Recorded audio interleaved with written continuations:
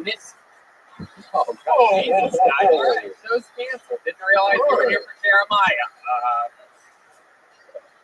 But we have the whole regime is here to fill in for these people. Ryan J. Bell has Kill Tony the book. It's your last chance to get it for the new year. Go to Amazon.com.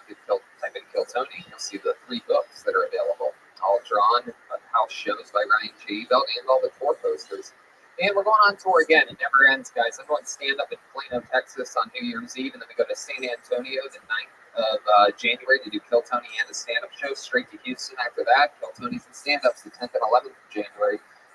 January 23rd, Kill Tony Calgary for the first time ever with 4 stand-up shows that are headlining on the 24th and 25th. Your favorite Kill Tony cast members. I'm doing stand-up on my own February 6th to the 8th at the Tempe Improv, one of the greatest clubs in the country. Then we do Kill Tony Vancouver February 21st. Kill Tony East return. Tickets aren't even on sale yet because they haven't given us a link. February 29th, Kill Tony East, La Jolla, March 5th, Ventura, California, March 12th, Kill Tony Boston, April 9th, wow, April 10th and 11th stand-up shows, and we're making our return to the Moon Tower Comedy Festival in Austin, Texas, April 25th. Man, my goodness. Football playoffs are happening. I came in 2nd place in my fantasy football league as of yesterday. 2nd place. Does that mean anything? Nothing. Right.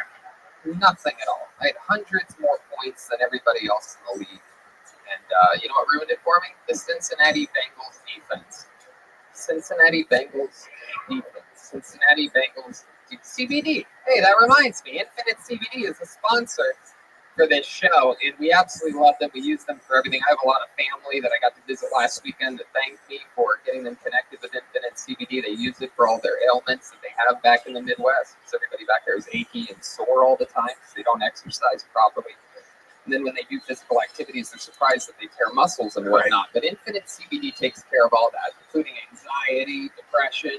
I use it to help me sleep at night. I'll take a couple, or if I have a hangover, they have it for the hangovers now. They have these little gummy bears also, like gummy bears. They have lotions if you have bad knees like myself, because I'm so overweight. Yeah. You got that. And the only guy I know that's growing a mustache on his actual nose. Right. It's very impressive. It's right across the nose, not below it at all. Well, my goodness. I know. It's all good. InfiniteCBD.com. Use the promo code Tony15, and only for the holidays up until Christmas, you save 30%. That's an unheard of deal. And so one more time, Infinite CBD, promo code Tony15, save 30%. Thank you, Infinite CBD. You guys ready to start tonight's show? That's it. We're in it now.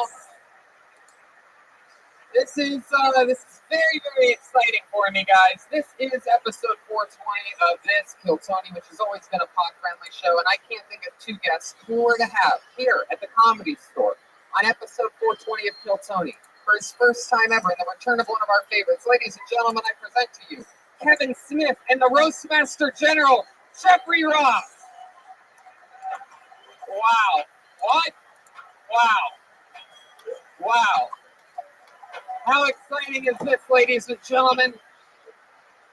A 420 with some of my favorite stone people of all time. Yeah. Ladies and gentlemen, his first time ever on Kill Tony, it's Kevin Smith, everybody. He's here.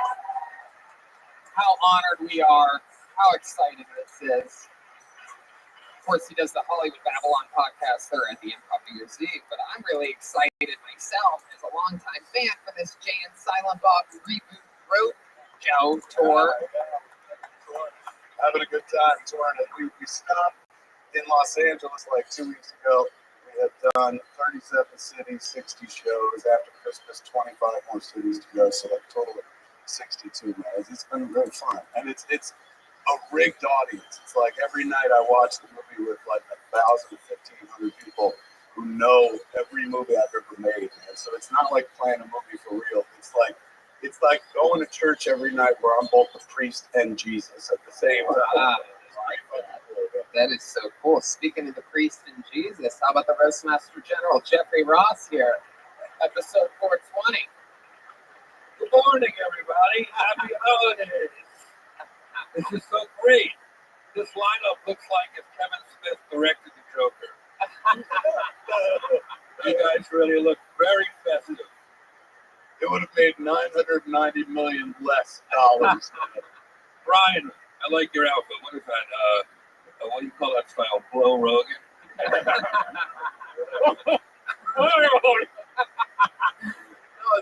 Every time you say ho ho ho, I think you're referring to your dating life. Oh, Right. I do like fat girls. Oh my God, Santa Claus is real. Santa Claus killed Jeffrey Epstein. Great to be here, you guys. I love this. And, I don't know how I got out of the house during the holidays. It's so nice. I promised myself I was going to take a break from the fucking Comedy Store, but when Tony calls me, he goes, "We got a hot show. I just wanted to come out." And thank you for inviting me. here we are, episode 420, ladies and gentlemen. 420 episodes. That's got to be 6 years. Yep, 6.5 years. Congratulations, guys. That is fucking amazing. Thank you very much.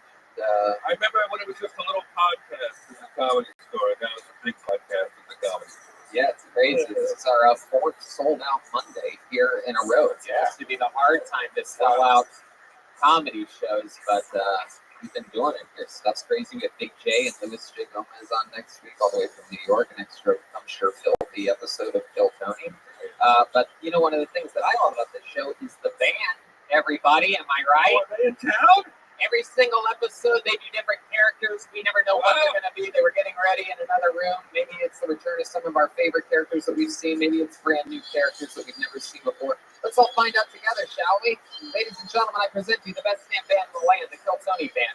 Joel Jimenez, Chroma Chris, and Jeremiah's sister, Jesse Johnson. Here we go. Oh, wow. Look at this. Wow. Oh my goodness. This is as exciting as it gets. This is, I believe, the Merry Christmas. this is the first time we've seen these guys, huh? Better believe it, Tony. Wow. These real Mormons? That's right. Wow. Look at you. Hey, how's it going? I'm Elder Thornberry.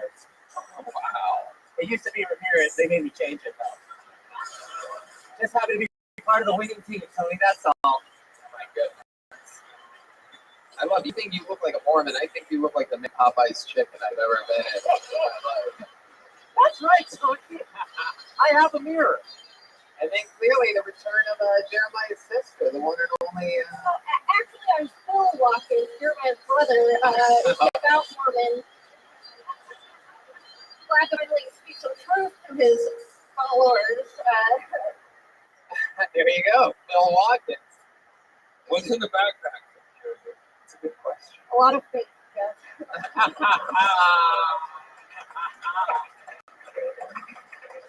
Chroma, what are we dealing with over there? How you doing tonight, guys? Hey, I'm doing great to be here, Tony. You're what? What's the name is Elder Fudd. It's a what? Elder Fudd. Don't you know that's another character from a totally different thing? It's Elder. Elder Fudd. Oh, Elder Fudd. Elder Fudd. All right. I'm happy to be here at 420. I'm getting high off of the love of Jesus Christ.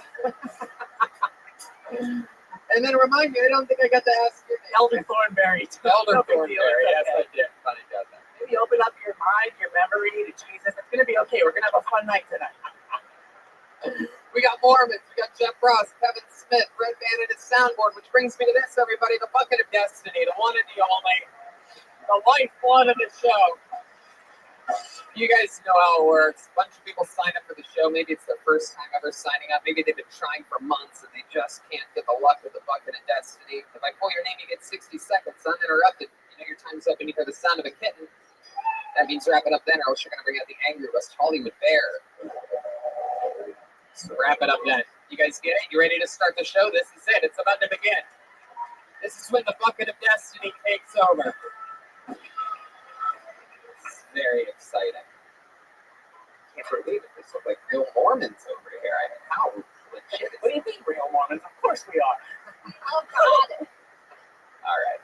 I pulled a name out. Your first comedian getting an uninterrupted 60 seconds tonight and then talking with us afterwards in an interview style portion of the show where you want to answer the questions honestly, give us something to work with about your life. Put your hands together for Michael King, everyone. Here we go. Michael King. The bucket has spoken. We're looking for movement coming out of the lobby.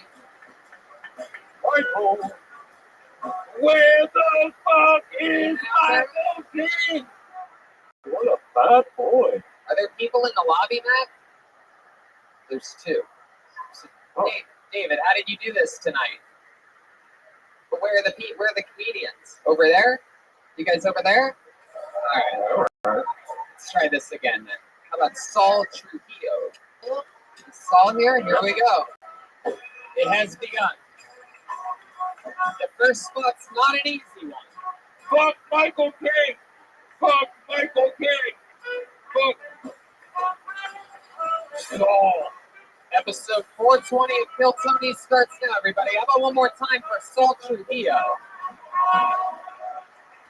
Hey. Hey, everyone, I feel like I live a tough life. I do. I feel like I live a tough life because every day of my life, I have to prove to strangers like yourself that I'm not the lady who killed Selena. Okay? Some of you have no idea what the fuck I'm talking about. You're like, I was born in 94. I don't listen to that music. All right. That's fine. And then I got this mullet because I thought it'd make things better. It's not. It's not by a lot. I got them here. I know. I'm not from the South. I'm from Stockton, California. So this is a cherry picking mullet. This is an agricultural mullet. All right. And mullets are pretty straightforward. You know, business in the front, party in the back. And when you have this face, it's very much missing child's poster in the front, and the guy who kidnapped that kid in the back. Like, I just want to see that kiss, Maria, please. That's it. Wow, look at that. What a way to start the show. Saul Trujillo. Giving us some of that Stockton slap tonight, huh? My goodness, look at you. One of the most beautiful lesbians I've ever seen in my entire life. Thank you very much. Welcome. Is this your first time on this show? Yeah, it's my first time on this show. Heck yeah. How long have you been doing stand-up? 9 years. 9 years? Yeah. Wow. How long have you been in Los Angeles? 6 months. 6 months. Just moved out of my car. Just got into a hostel. Into a hostel. Well, you outgrew that car? Outgrew the car, man. I have to confess, I've seen Saul in the belly room doing roast battles before, and he's been killing it.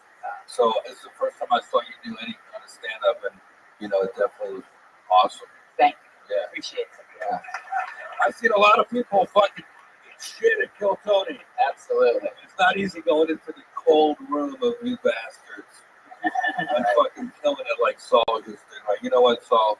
I got a little mushroom lollipop for you. Oh, hey, look at that. Yeah. I say I'm not going to eat it, but you know I'm going to eat it. No, I want you to have it. Enjoy. I'm going to have one too. We'll have it after the show. Thank you. All right. Wow. Very impressive, Saul. So tell us more about you. How do you survive? How do you pay for your hostel? I work at a coffee shop at the moment. Yeah, I got a job. Comic picked up with a job. Yeah, and even when living in my car, comics are pretty cool. Let me stay at their places, like crash, like when I'm going on the road.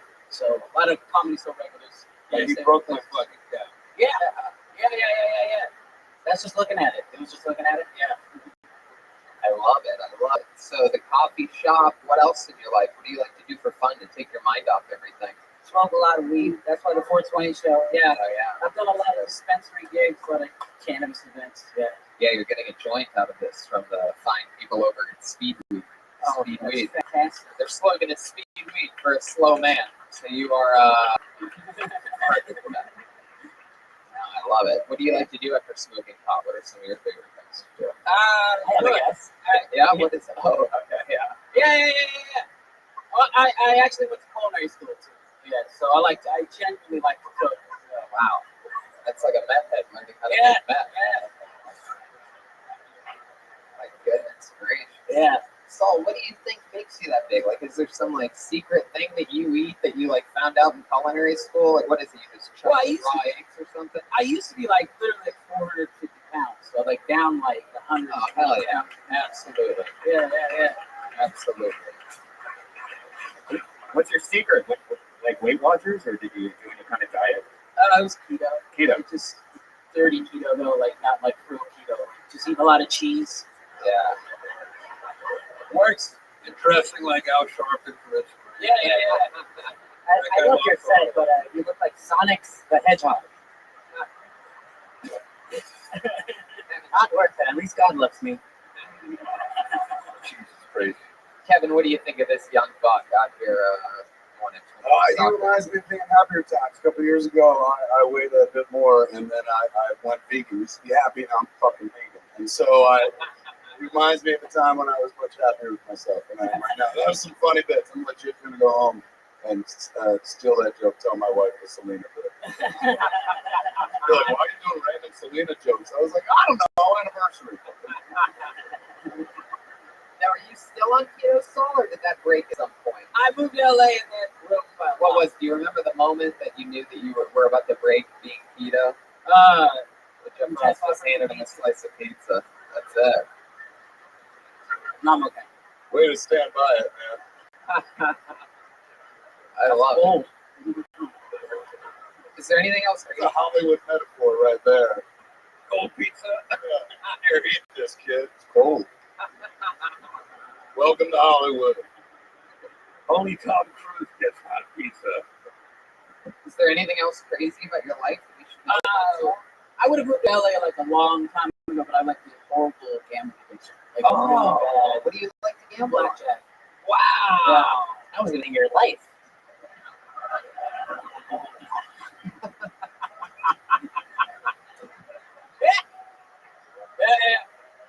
Wow, yes, you deserved it on that one. They chant Joelberg when he makes a good joke. The legend. So blackjack, when did this start? When I was 18, What happened there? I would just be addicted to spending my checks on. I just had an addictive personality. Yeah.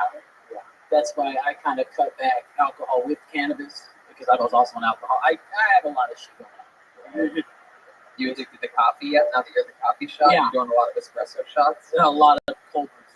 Oh. Which coffee shop? Because I'm thinking of going into that business. Alfred coffee. You guys are those? Yeah. The worst. Diarrhea coffee. I'm just kidding. I've never been there. I don't want to get you in trouble with your boss. I don't give a shit. Anyway, Just out of I curiosity. feel like you're going to play Kevin Smith in a movie one day.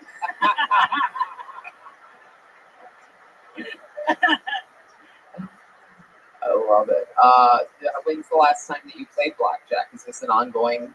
I probably 6 months ago, like when I first, like the first month of coming in LA, I broke. Yeah. Because I told myself I would for a while. And then what's the most you ever lost playing blackjack? 5,600. Wow. What do you think's affected your life more negatively, blackjack or Applejacks? Hungry Jacks. Applejacks, obviously. Saul, you absolutely killed tonight. No cooler way to start episode 420 than with a guy like you. Unbelievable. The bucket of destiny has spoken. Saul Trujillo. I dropped his name, but go to Saul Comedy. Word. SAUL Comedy. That's his social media. Hell yeah. How many of you like it when comedians do good on this show? How many of you like it when comedians do bad on this show? Ladies and gentlemen, I just pulled a piece of paper out of the bucket of destiny, and it is coming out in thick black Sharpie, everybody. And that only means one thing. I present to you Kill Tony Legend, the lady who started here and gets so lucky out of this bucket almost every other week. Make some noise for the one and only Aphrodite, everybody. Wow.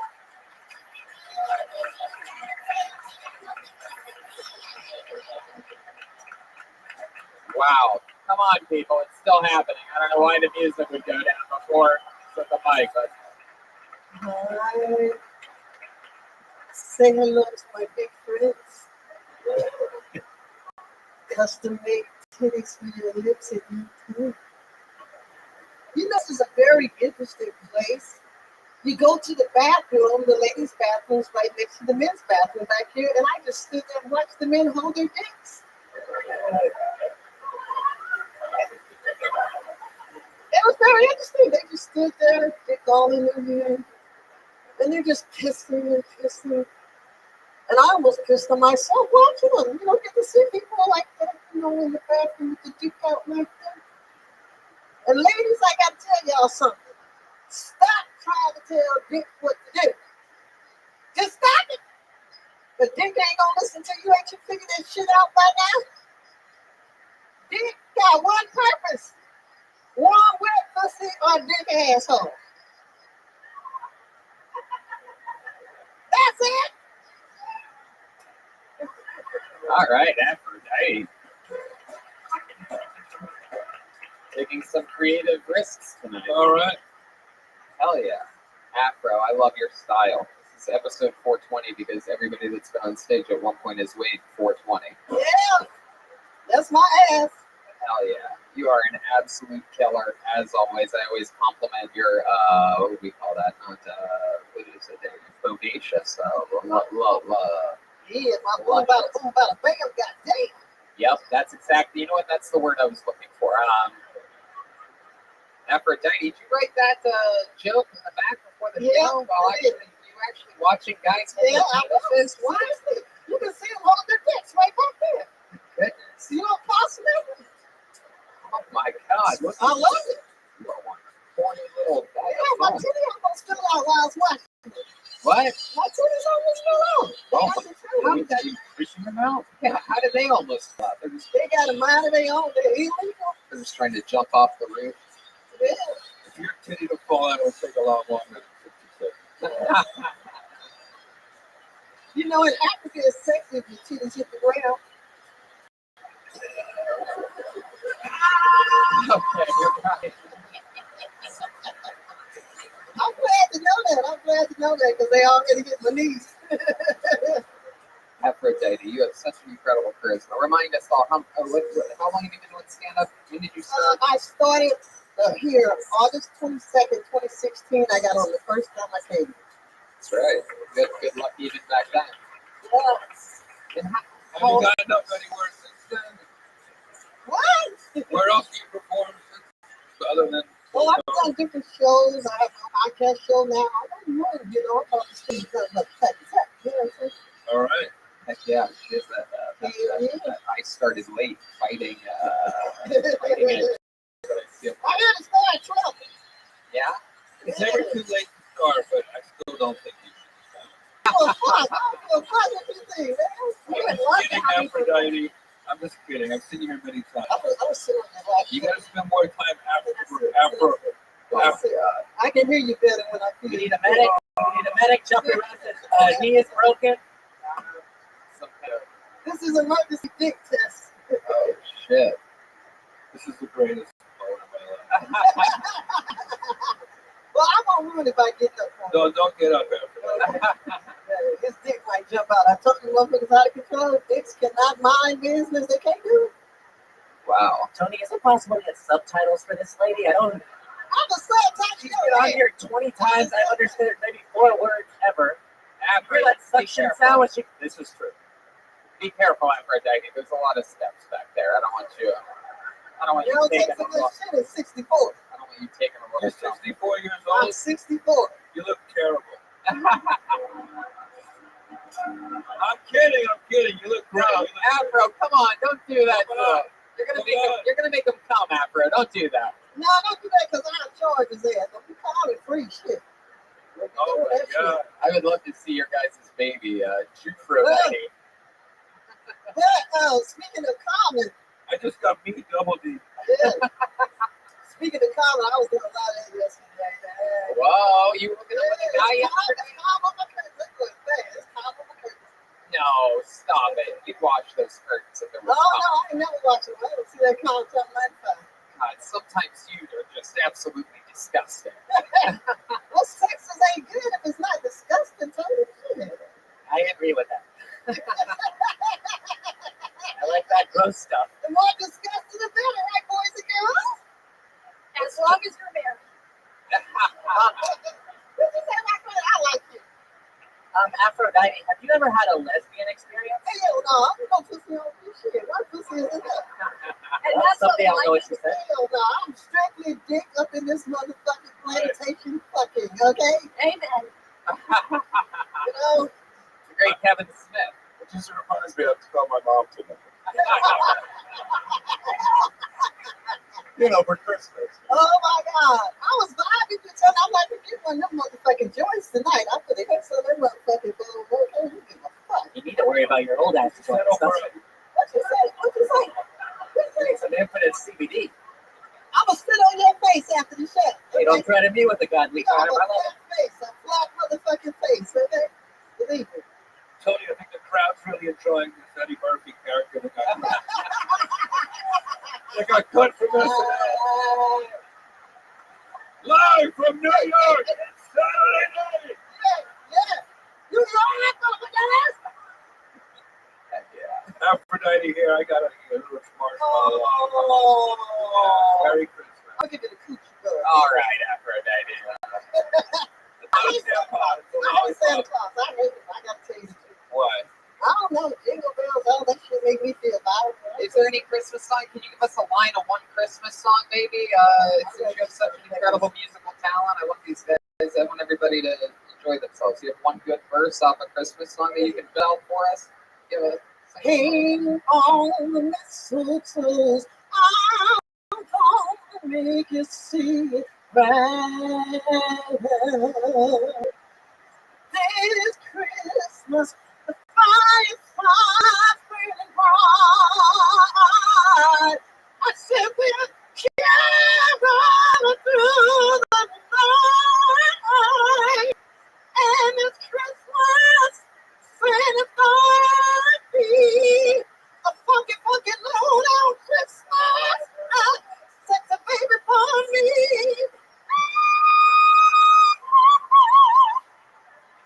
Wow, Aphrodite.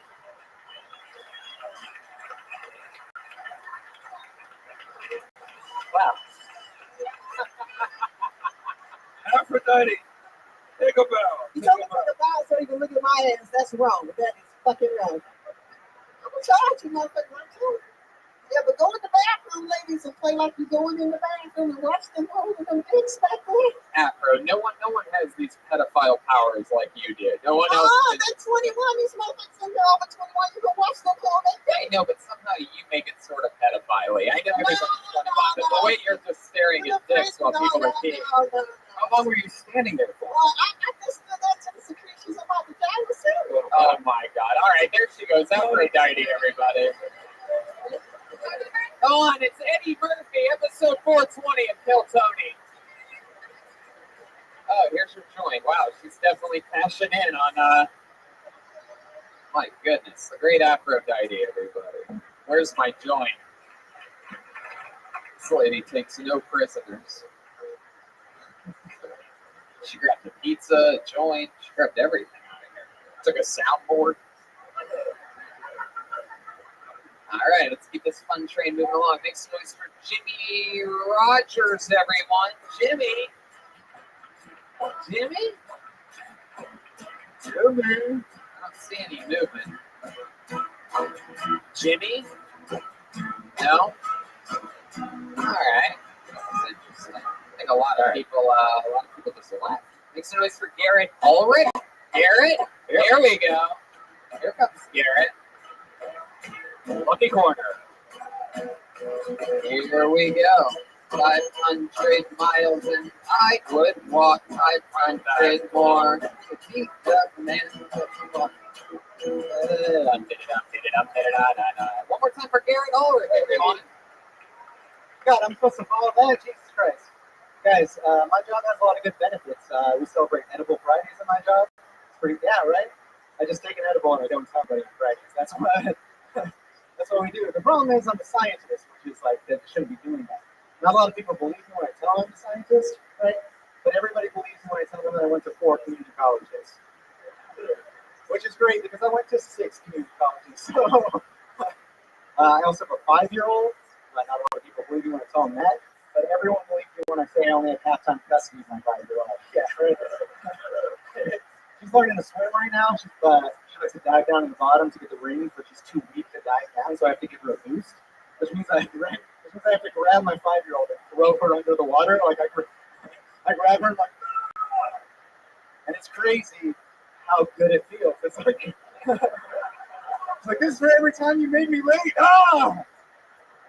Guys, you know number 1 dad mugs? I hate number 1 dad mugs, right? I don't need one. I just need one that says I'm better than your mom. That's all. Hell yeah. Wow. Garrett Ulrich. Welcome, Garrett. I saying that right? Ulrich or Ulrich? Ulrich, yeah, Ulrich. Yeah. Ulrich. Welcome, welcome. Great set, man. Thank you. All about you, right on normal things that are part of your life, your job, your 5-year-old, the whole thing. That's all I got. Of course, yeah, that's great. How long have you been doing stand-up? 4 years. 4 years. Yeah. All of it here in Los Angeles? No, I live in mostly Orange County, yeah. It's a trek for me to go here, so I don't think it's wrong. Right. Is there a reason why you live by the beach? You like beach things? No, it's because that's where my big mama lives and grandma lives. And life's expensive. I've never heard a white guy say baby mama. I think Aphrodite left some of her charisma on that microphone. I think she left a little more than that. I don't know. How do you look like Jay and Silent Bob at the same time? Hey, there it is. Schulberg is reaching max power back there. You've seen this before. The power of the Lord. So Garrett, welcome. Yeah, you're a real scientist. I am, yeah. I'm a Scientist. chemist. Had to make medical devices and treat brain aneurysms. And saving lives. Yeah. Like, Thank you. what's the deal? What do you think the deal is with scientists needing to have like crazy hair? Oh, Long hair is always every I'm the only one. I don't fit in my company at all. Everyone has like clean cut. I have a tie-dye lab coat. It's like I don't fit in at all. What do? They just test things on you to see if they This guy always seems like he just had a brain aneurysm. Let's test it on him. I was, yeah, no, I don't know. I love it. So you met your baby mama there in Huntington Beach? I did, yeah, in a sweaty bar when I already had a girlfriend. It was not a good. Oh my goodness. How many times did you guys hook up before she got pregnant? One. No, a lot. Just so much unprotected sex in my life. Yeah. Wow. I just had a lot. I bet that's what happens when you have like Matthew McConaughey's Passion of the Christ over here. You know what I mean? I just had another abortion recently. Oh, jeez. My goodness. The Mormons. I just thought. All right. I like to explain what abortion is to the. Oh, we know. I didn't believe you were a scientist because I don't believe in science. Ew. Wow. Phil Watkins laying the smackdown tonight over there.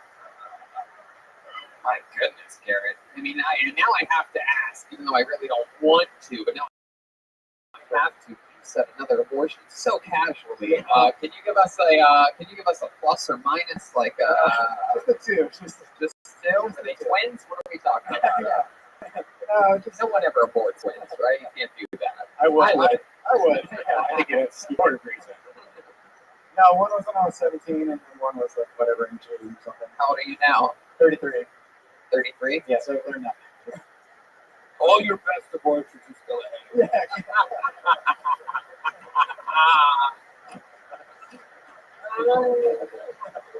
Oh my goodness gracious. What do you and the 5-year-old do together? You guys special? You guys have any special bonds? Yeah, we hang out for a lot of video games, listen to Frozen all the time, the typical dad shit, yeah. Tell her how she fucking dodged a bullet and shit.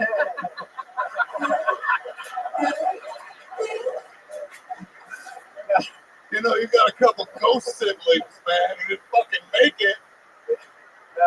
There was no chance, because I knew she didn't want to have an abortion because her mom, my baby mama's mom, told her, she said, what if you get rid of this baby and you're never able to have a baby again? How bad will you feel? And I was like, it's, yeah. This shit got deep and whack, man. I'd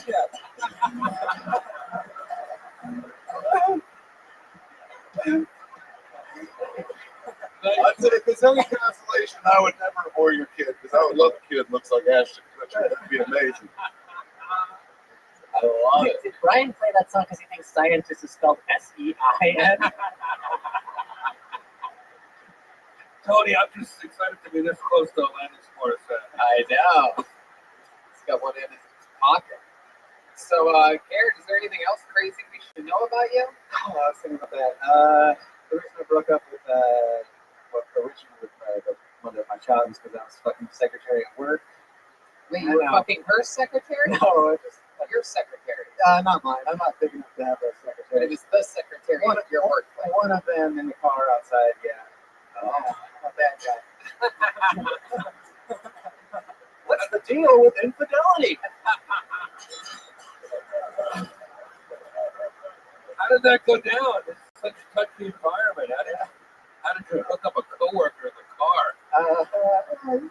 Find a way. It was pretty hot, actually. It was one of the best days of work ever. And then, We talking about backseat? You guys both went in the back seat, we drove down the road a little bit and just pulled over. We had to stop because people were walking by a couple times. So it was small coworkers, but yeah. Was your pillow talk like, I'm going to give you a big fat abortion, baby? Oh yeah, that's what I leave with. Yeah. Wow. Let me guess, you drink coffee too.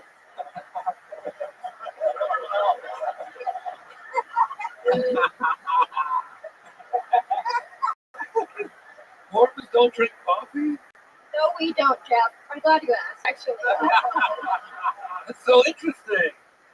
Yes, it's very interesting. There's a lot of interesting things about Mormonism. Like what? What's another one? I didn't know about the coffee thing either. No coffee, magical underwear. Am I leaving anything out? Mormon. I was gonna say it's just no hot drinks, but for some reason we still can't have cold brew. I don't get it. Free the Mormons.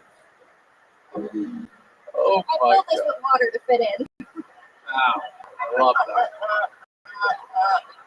We're also getting our own planet when you die. No more polygamy, though, that's it. And black people are okay. Oh wow, what a special treat. Hey. But no gays. Oh, still no gays? What's up with that? How do you explain that? Yeah, I just follow the rules. We don't explain it. It's because it's Adam and Steve. Yep.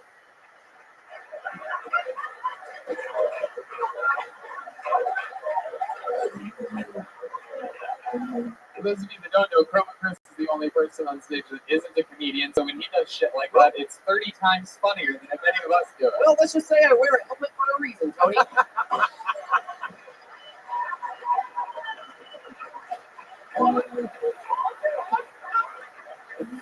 Wow. I feel bad for Garrett because this is the most laughs he's ever going to hear on it. Yeah, it's true. It's true. I'm teasing Garrett. You did great. Yeah, but I mean, I agree. It was a great set. In fact, your set is the only thing about you that isn't a massive abortion. So, thanks for signing up. Hopefully, you'll come back. We'll see you another minute. There he goes, Garrett Ulrich, everybody. We're doing it. We're having fun here. It's episode 420. Great Kevin Smith, the Roast Master General, some Mormons. It's exciting stuff. You guys having fun out there? Cool. It's Kevin. Tony, it's Kevin's first time here, right? What do you think of the show so far? I'm having a fucking blast. I was sitting there going, oh shit, like what great use of the medium. Every podcast I've ever done has something to do with fucking me, and this is focuses on other people. And you were a whip smart, fucking quick interviewer, man. In terms of, and this is just kissing ass because I'm on the show, but this is what a late night show should be. How you could get through so many questions and dig out interesting shit. We literally met a mass murderer a couple minutes ago, and you threw that out of him, man. Fucking thank you. Hey, that means a lot coming from you. Thank you for being here. Hey, as a vegan, abortion's not murder, only meat is murder. So I'm excited about this. I think it's been a long time since we've had a. No, that's not how it works. Oh, I'm sorry. We're on to the next one. You're Jimmy Rogers, right? You in the bathroom? All right, let's let the audience decide. I'm sorry, Jimmy. It's a weird show. It's hard to explain. It's a minute. Give the guy a break. It's a minute. Oh, I mean, it's fucking Christmas, Tony. It's Christmas. I mean,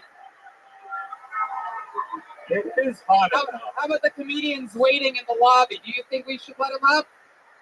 Oh, one guy said yes. All right. Looks like everybody's split. This is like an impeachment hearing live on Kill Tony right now.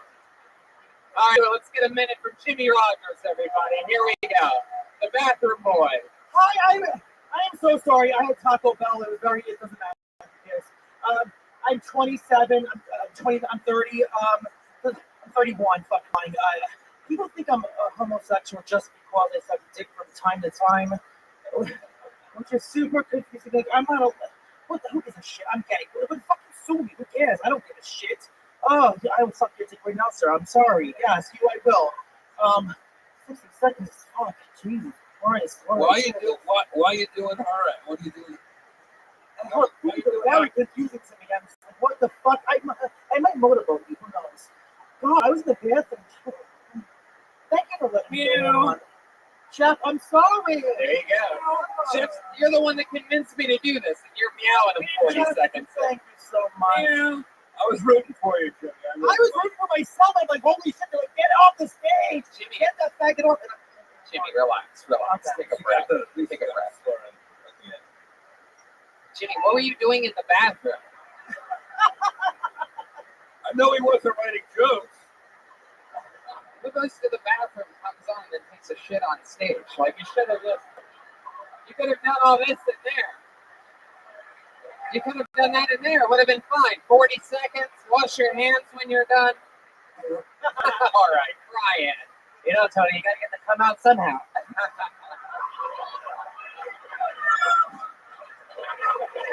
Look at that. Whoa. I'm happy I came on. I bet you are. Hey, by who? The bathroom attendant? I love it, Jimmy. I've always wanted to have the guy on the show that is the guy from Beetlejuice who was remodeling the house for the entire time. Where the fuck did you pull that from? I don't remember the movie. I think we're going to make this one mauve. Spray tan. I haven't seen the movie. It's you, bro. It's you. It's you. Get ahead of this. You find out who's remaking that movie eventually, and you call them. You say, "I'm the fucking guy. It's me. Look at my fanny pack. Please help me." Beetlejuice. Oh my god. I was really rooting for this guy, and then all that gay stuff. Well, Jeffrey's Adam and Steve, remember? I'm Phil, for the record. Phil, I'm sorry, shit. I don't know what's going on. If I'm gonna say all this anti-gay stuff, I'm Phil. I'm pretty sure he's filled too. Not anymore. He went to the bathroom, Tony. I love it. Jimmy. Shit on. I do. Okay.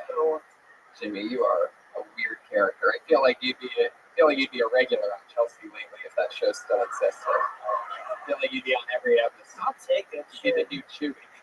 Please, Chelsea, you're watching this. Please, I love your style, though. Thanks, Jeff. I love the suede jacket and the fanny pack. It's working Thank for you. Safari shirt underneath. I love it. You're like a doctor's wife. I'll take that too. God. Oh, yeah. Jimmy, what's the gayest thing you've ever done? I'm asking the tough questions here tonight. God's watching. Gayest thing I've ever done. She's like, what the fuck is going on now? You're not wrong. The gayest thing I've ever done, I was a figure skater. Whoa, is that true? It's very true. Tanya Harding has nothing on me. Wow. I had the triple X at 11 years old. Are you serious? I swear to God, I'm a Can you still like jump and twirl around? I think I touch my toes from triple axel to triple XL.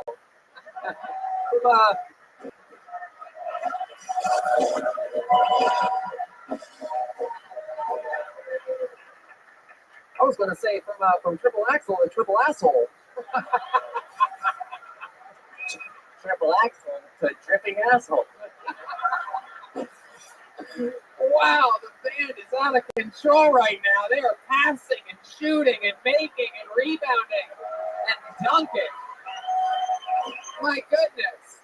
How many of you think we should never have Jeremiah on another episode again? That's it. I should have went home. What was I doing? What do you mean? I don't know. This is fun. I'm having so much fun. Merry Christmas. What would you be doing if you were at home? Watching porn. I don't know. Wow. Probably still shitting. Do I look fat though? I look fat. No, you look great. You look great. I'm like, Jesus, I lost 1 pound. Give me that shit. What, in the bathroom? I love it, Jimmy. Well, you ended up having the best of both worlds. You're the rare comedian that got to use the bathroom and get called up on stage. You can thank Jeff Ross and the Christmas spirits and all that for that. Congratulations, Jimmy. Oh, happy Hanukkah.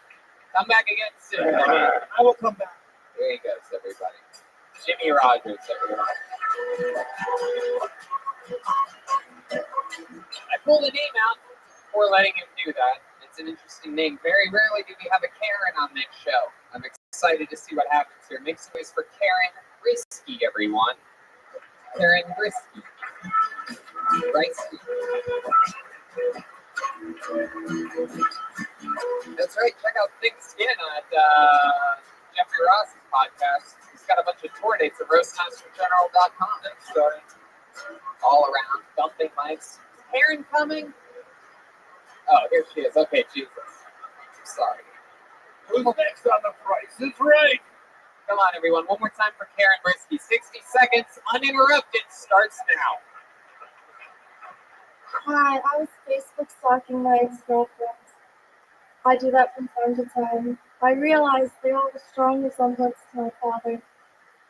Even the same mustache. I normally just date girls, but I have dated a dude or two in my life. And I dated this black. I didn't really date him, I was picking up. And my dad was kind of nervous about it because of racism. And he kept trying to say, like, don't do anything you don't want to do. But he didn't want to come out and directly say that. But I was like, Dad, why are you so nervous? Only white guys with me.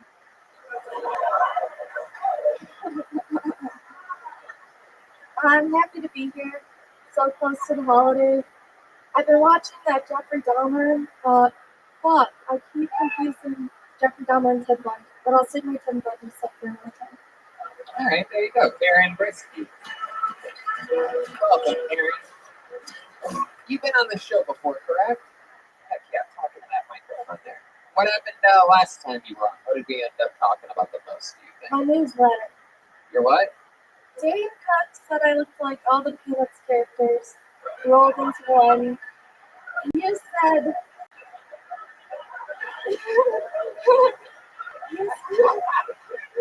You said that. I said? You said that I got my fashion sense from Rosalind Barn. It's true. I stand by that. This is a different outfit, right? I mean, that looks straight out of her closet. Yeah. What else was said? Well, I tried to get Dan Cook to subscribe to my newsletter, but he wouldn't. He wouldn't. Your what? Your newsletter? Yeah. I sent out. Who the fuck writes a newsletter? What's your newsletter about? Oh, well, it changes. Lately, it's been about comedy. Yeah. Yeah, What's the breaking news this week? breaking news this week. I guess I could talk about the.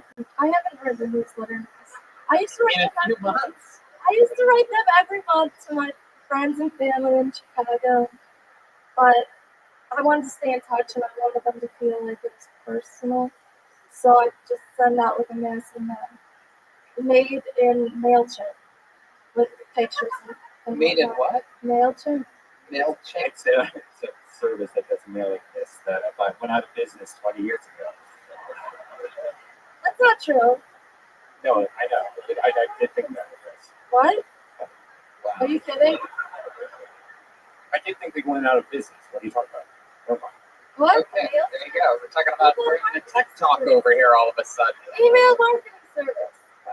It's current. My goodness, I thought Oh, MailChimp wow. was the guy that fucks Aphrodite. I'm way off. I don't know what we're talking about anymore. But can I not make that joke and be on SNL? I guess not. Probably not. There it is. There goes my lifelong dream. All right. Karen, tell us something about you that we didn't talk about last time. Because the newsletter, frankly, I could see why you stopped writing it a few months ago. I could see people weren't really responding well to it. I'm taking a bartending class. And- Bartending? Yeah. Is that what you want to do, bartend? The Well, I wanna personality like yours? You ever thought of taking a chicken tending class? Hey, welcome to my bar. Would you like a drink or something? You can chase it with this newsletter that I wrote.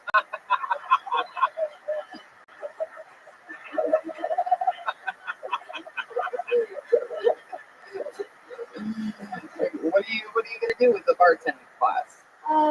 Hopefully meet people who can sell me stuff on Your top. clients are gonna drink themselves to death. They're going to never leave that bar. You're gonna have to sweep them up like it's showtime at the Apollo at the end of the night. I feel we called the Roseanne Bar. Hey! Somebody get a fire extinguisher. Chroma Chris. It's burning hot tonight. Wow. Look at this. This is what happens when Jeremiah's away. This is like the Lakers stepping it up with an injured LeBron James. Winning playoff games over here. Well, you know, when you got the power of God. That works every time. Jesus the peace sign, Phil? I give a big fat kiss. That's the only guy I love.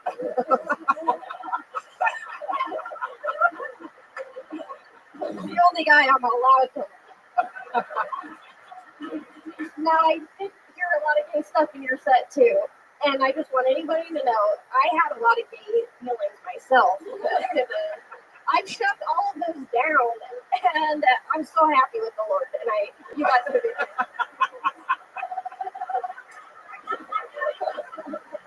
You can keep all your gay feelings in the backpack. And surprisingly enough, we also have newsletters.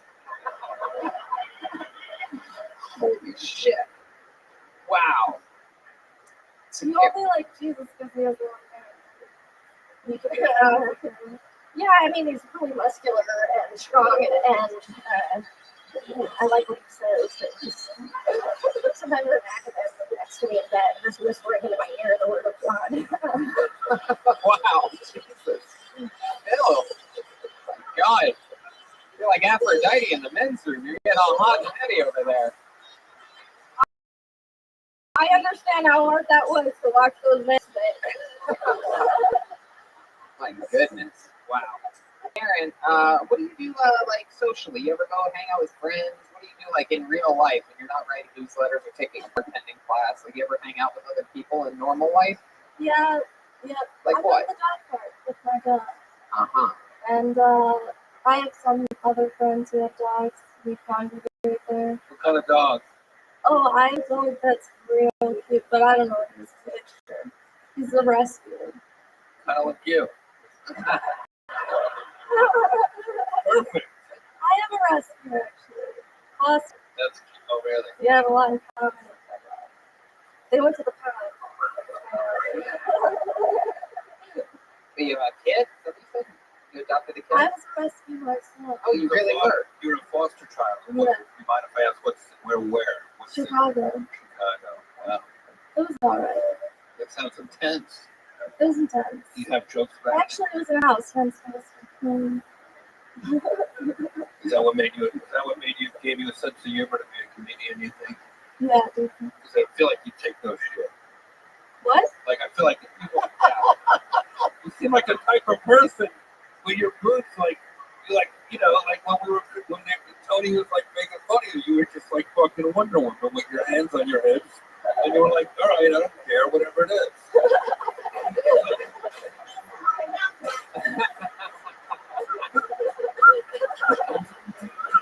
Oh my goodness. Wow. Kevin Smith, what do you think about Karen Britsky? I thought her set was funny in a Stephen Wright kind of way, but what I've noticed is your center of gravity keeps pulling you back and back and back. Yeah. You're going to be in the drum set very soon. Yeah. What's back there? What do you know that we don't, man? It's like you know the place is on fire and you're trying to get to the exit and chorus. Come up here, join us. Yeah. Last time I was here, you had a dildo on. So Oh, that's it. So that's why you're pulling back? that's why I feel called to him. Maybe it's Jesus.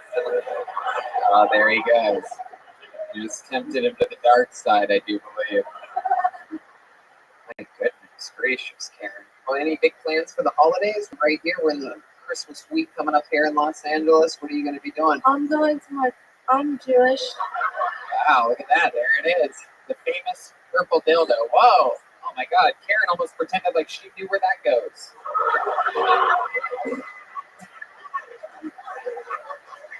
I guess you're not going to need that marshmallow lollipop I got.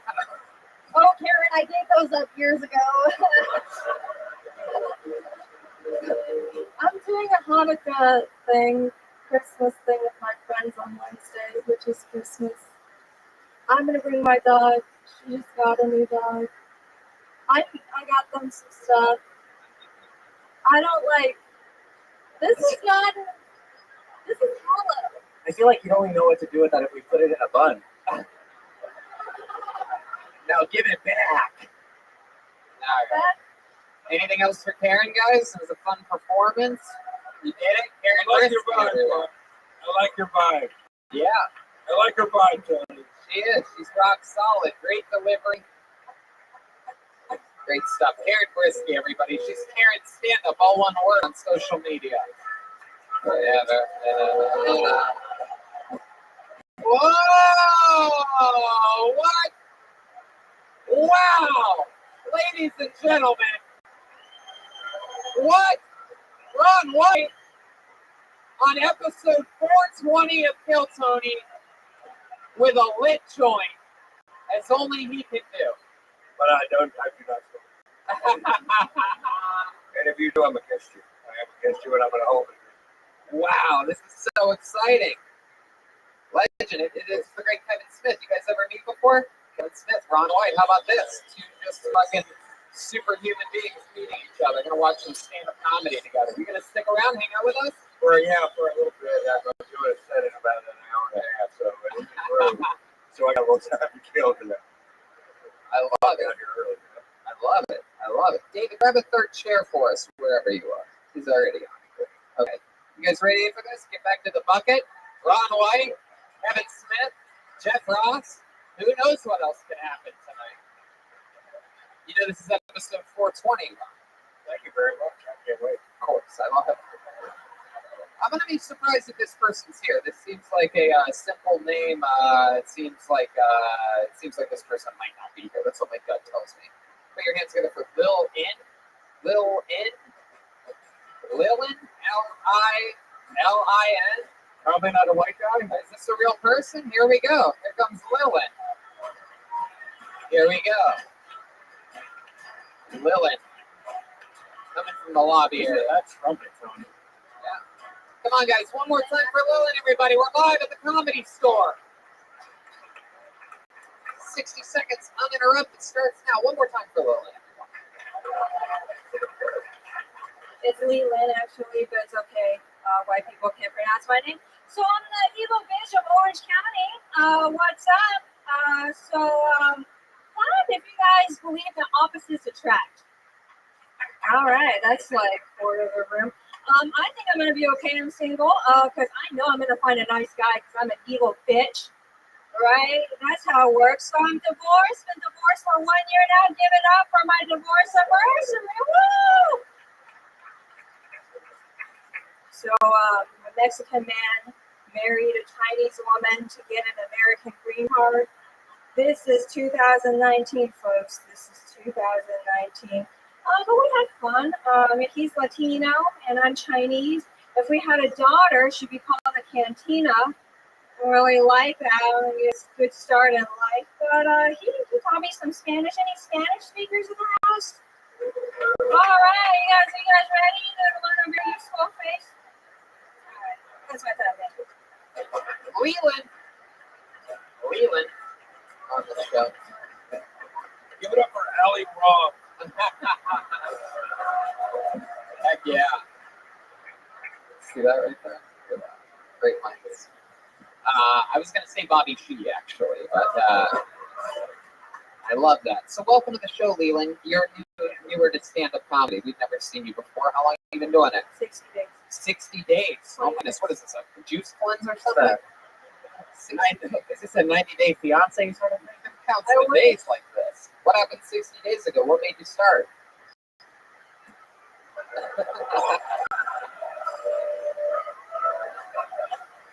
Tell us about it, Leland. So I got tired of dating these losers on dating apps, and my friends got tired of complaining. So I decided, let's set up a mic. I've reached that point in my life. Yeah. Yeah, and then you've been going to this evil bitch thing. Is that like your backbone? Is that Yes. that's your perspective? Genghis Khan DNA. So I'm rapist and pillager. Oh my goodness, I great. picked 2 fights with 2 comics outside.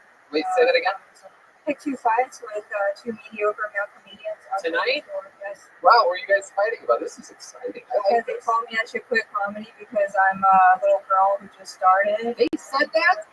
I never see these people say these things. I hear about this Check secondhand. my Not social always- media. Wait, what? Check my social media. Oh, well, now that you told us to check your social media, I agree with them. I think you should quit comedy. I was on your side there for a second. No, I'm kidding, Leland. I'm just joking. I'm just kidding. I think you mean your broccoli beef. Oh. Leland, how do you know these guys? How did that argument even start?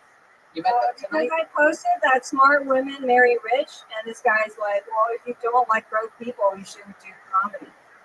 And I'm like, what the fuck does that have to do with anything? And then he's like, you're not in it for the art. You don't care about the craft. You only care about being rich and famous on Netflix and Comedy Central. Wow. My goodness, he still thinks you can get rich and famous on Comedy Central? That's incredible.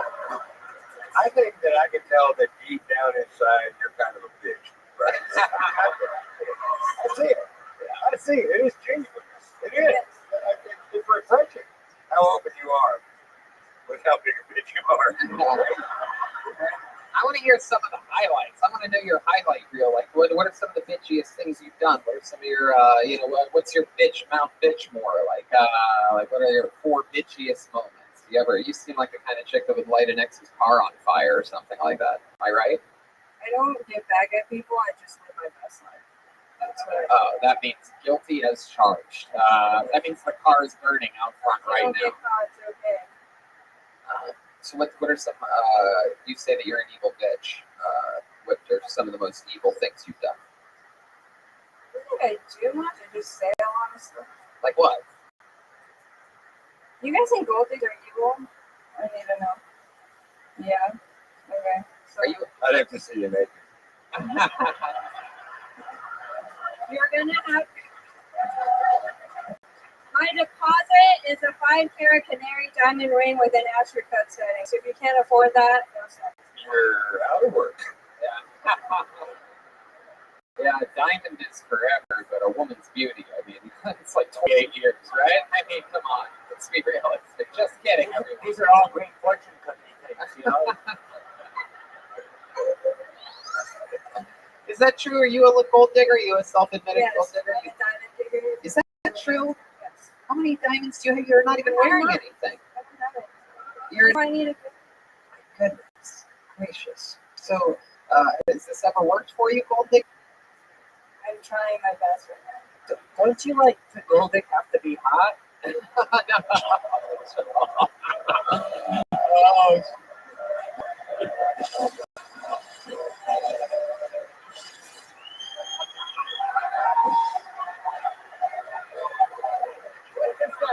what is that? What is he lighting on fire? This is not going. I'll tell you what it is. It's broken.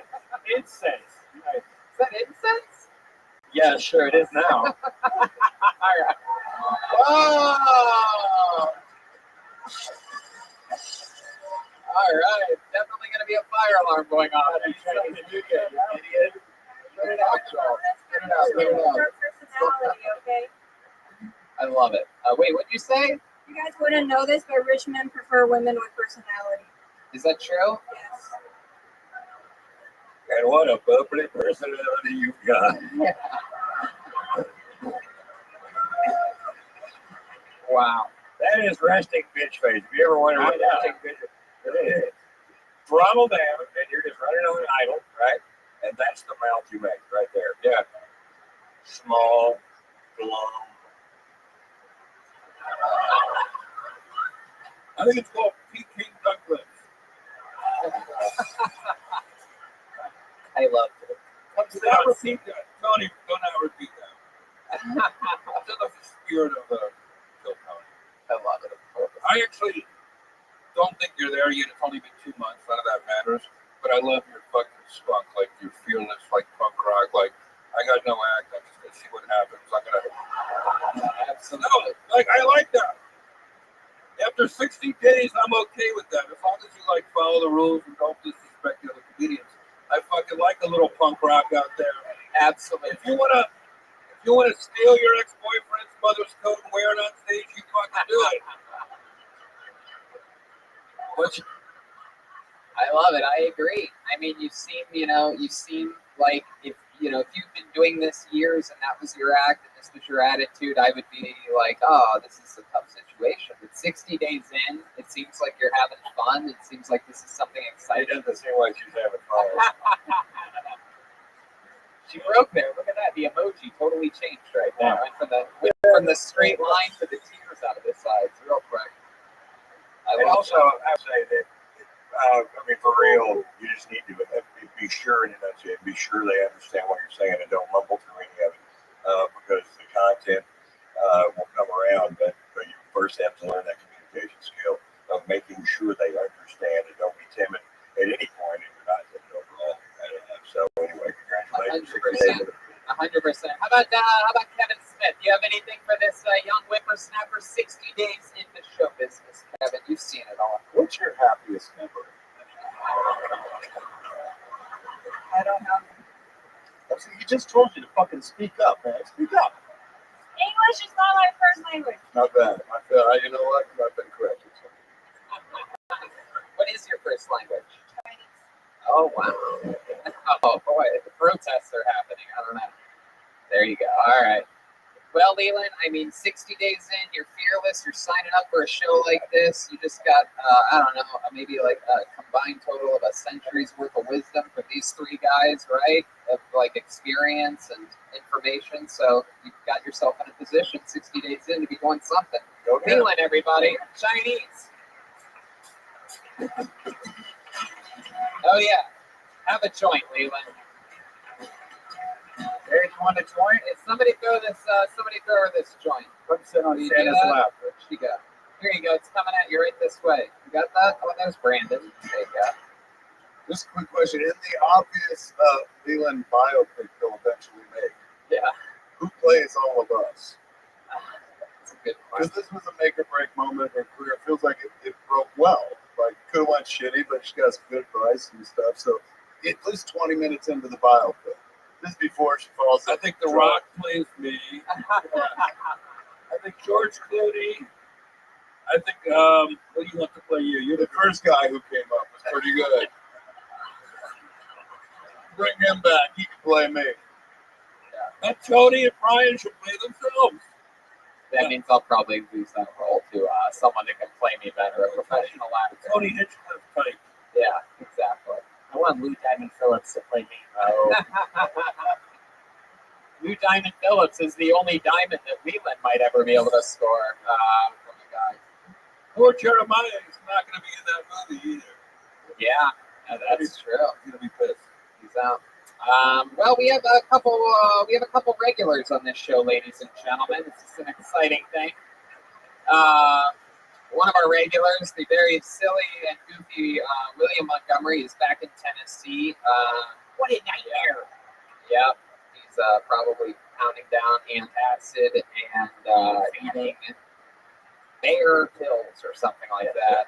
But our other regular is here, ladies and gentlemen. He's an unbelievable writer. These guys write a brand new minute every single week. They don't come out of the bucket. It's a hard position to do, and somehow they come through every week with a brand new minute in front of this live audience in the internet. One of my favorite comedians, the regular on Kill Tony. Make some noise for him. It's David Lucas, everybody. Here we go. Monster. David Lucas. Yeah. I believe if white people could give birth to dogs, y'all would.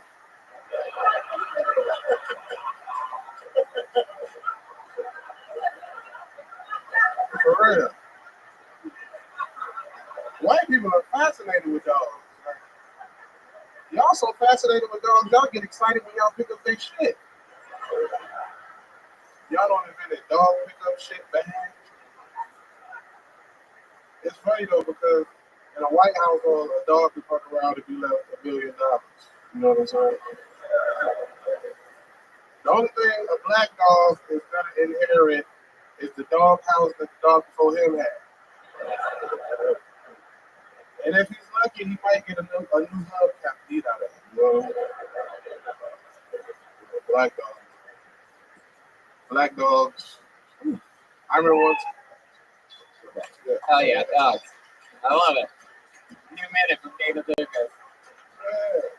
David, always smashing, notorious for roasting the panel. Take it easy on these guys. I want these guys to come back. Yeah, I wore like a Christmas wrap dildo.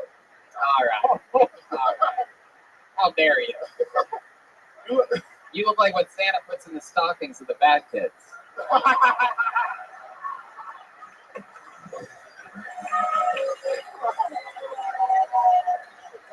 You look like you host a game show called Coming Out of the Closet. All right.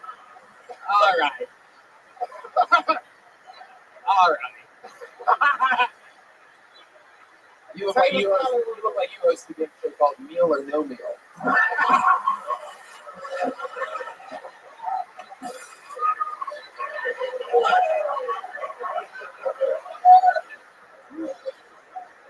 What are you staring at me for? What are we doing? We're done here. You look like you put a dildo in the chimney for Santa to land on. Why would I do that? Santa's wearing pants. He's not coming out butt first. He's coming feet first. We're referring to Tony when we talk about Santa coming out of a chimney. We talk about a different chimney. All right. Coming from a guy that looks like he's been stuck in a chimney for 3 months. Just making his own snow cones halfway through the middle of it.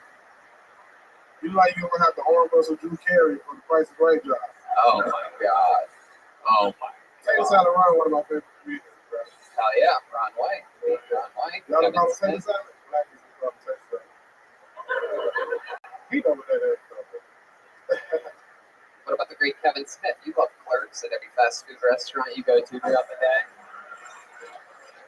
I fuck with Jay and Silent Bob, but that jacket looked like it belonged on me. I know he looked like he got some Dr. Doolittle. Some Nutty Professor juice. Still got a fat nigga clothes on. David, you're fucking crushing this Kill Tony show, bro. Yeah. I love it, man. You look like Paula D's son. Paula D's son. Does that mean I have to call you the N-word? Wow. Only during sex, motherfucker. Incredible, David Lucas. Yeah. My goodness, an unstoppable force. So how's life been going? We missed anything crazy in your life? Nah, man. A lot of dates coming up in 2020, bro. Eric Griffin taking me to the first line with him in Atlanta. So I'm doing that shit. Yeah. January 23rd through 25th. I just did the weekend with what's the white one name? He was up here and I said he looked sleepy. Adam Ray. Yeah. Ah, nice. You did a weekend with him? You don't remember his name? Christ, yeah. That's a way to get people to take you on the road right now. Fuck, man. I'm fucking up, man. Shit.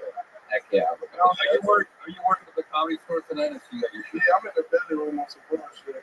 Yeah, speaking of belly room, there you are. You're perfect. That's you. Feel like the original right now.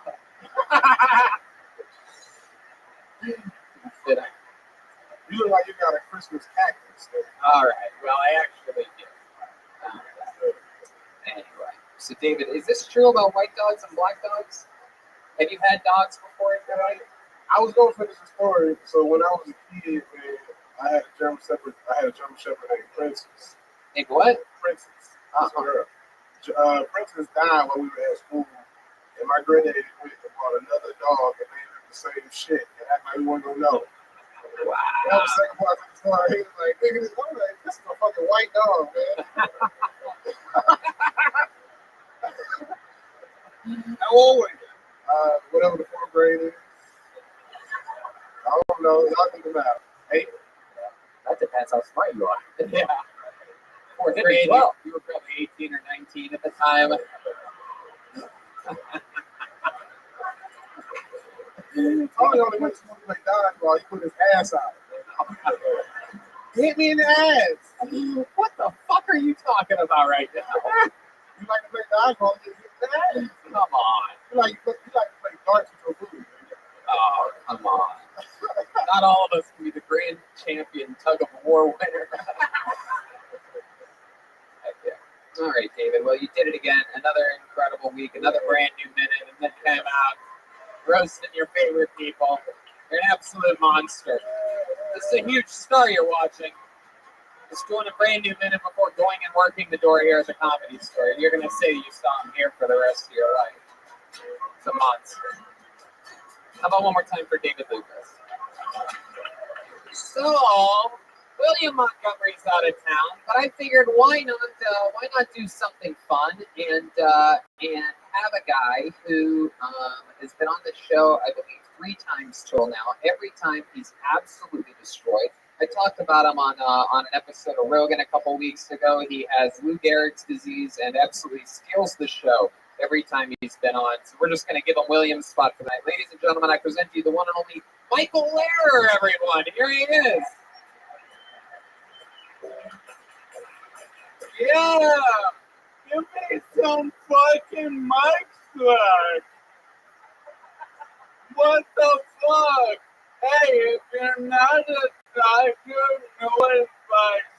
Oh, you should try the paleo diet. He's like a caveman, no legumes. Yeah, that's the problem. Legumes. If legumes cause this, my neurologist should blow his fucking brains out. Oh, have you tried CBD? It's like weed, but it won't get you high. Fuck that! Give me some crack cocaine! I want some crocodile! Some heroin! Spice me up! What's the worst that can happen?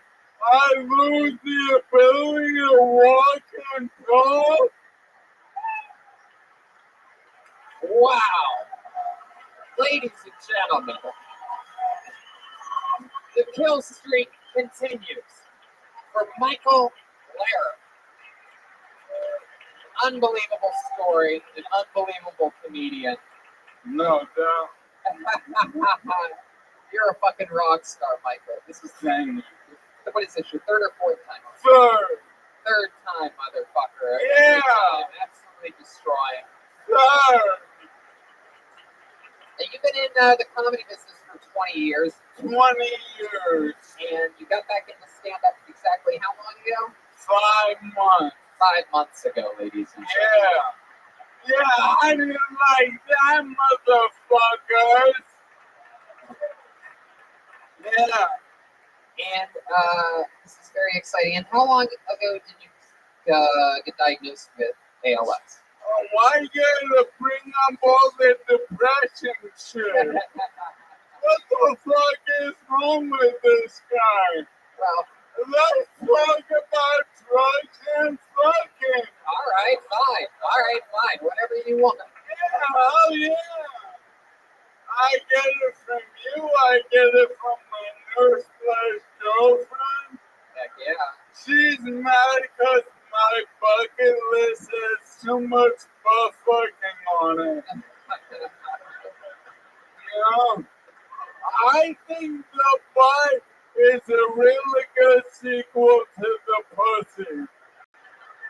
Like, the pussy is the Terminator, the butt is Terminator 2.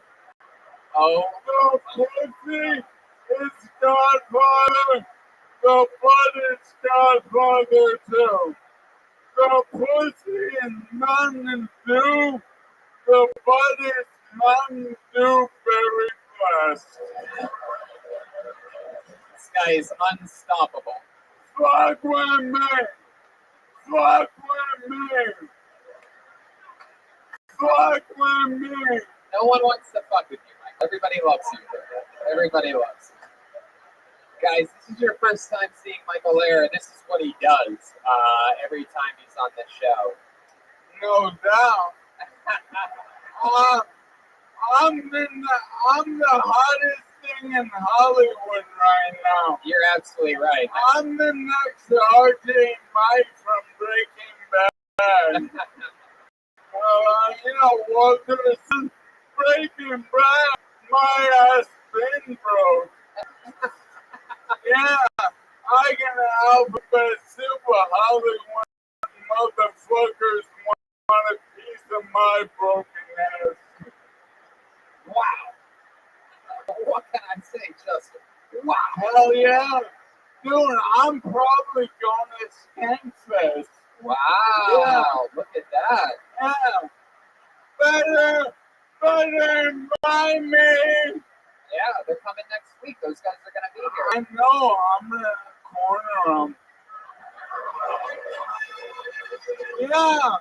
Hey, Puerto Rican rattlesnake.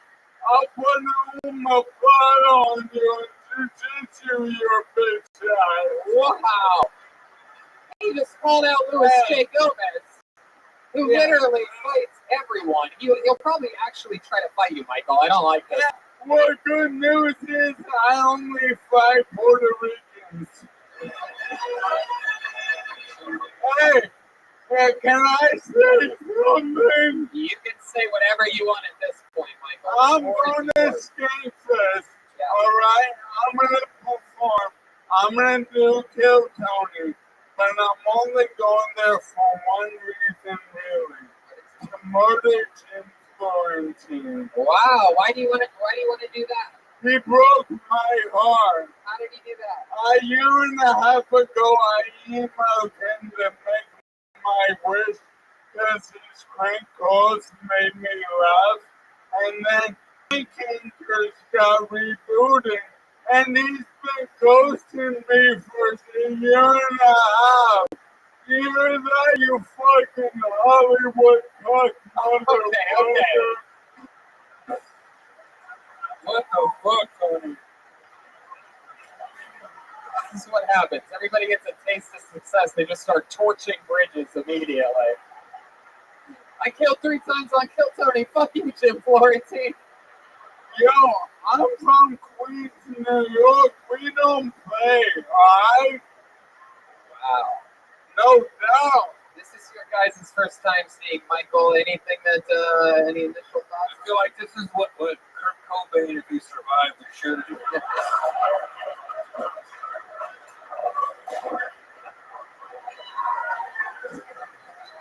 He's still breathing.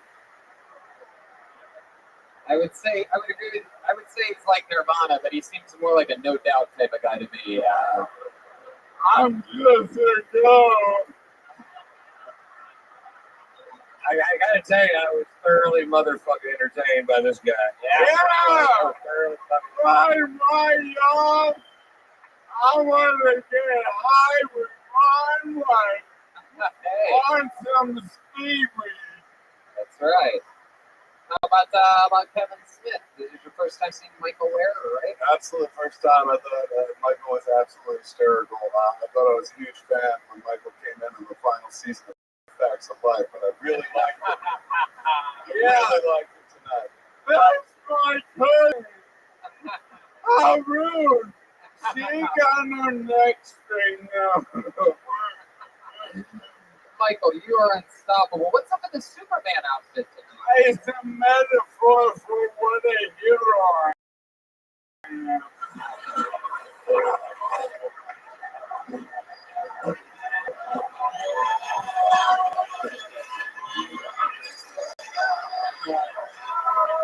Oh my God. Wow. Clearly, ALS does not affect one's ego whatsoever. I love it. I love it. It can get everything, but it cannot take down your fucking unstoppable confidence. Look at you. Look at this fucking guy just mugging the camera, soaking it in. Doing his best impression of the Rock over here. Just imagine if he didn't touch the kryptonite.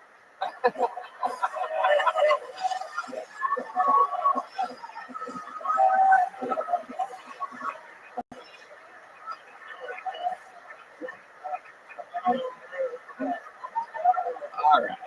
That's the best Mormon joke ever. Well, Michael, you're an absolute monster, and you know, it's just incredible, and I love your style. What do you say you come back next week and you can showcase for Louis J and Big J right in front of them? Fuck yeah. Let's do it. You won't need the corner. We'll put them on the hot spot. We'll see if they can turn you down in front of all these people. How about one more time for Michael Lehrer, everybody, huh? Standing ovation for the guy in the middle.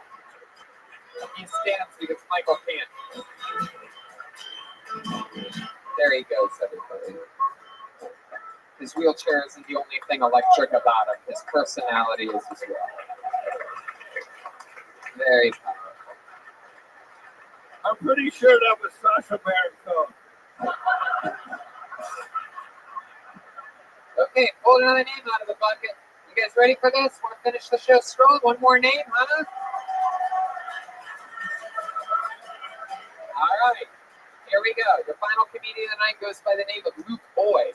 Luke Boy.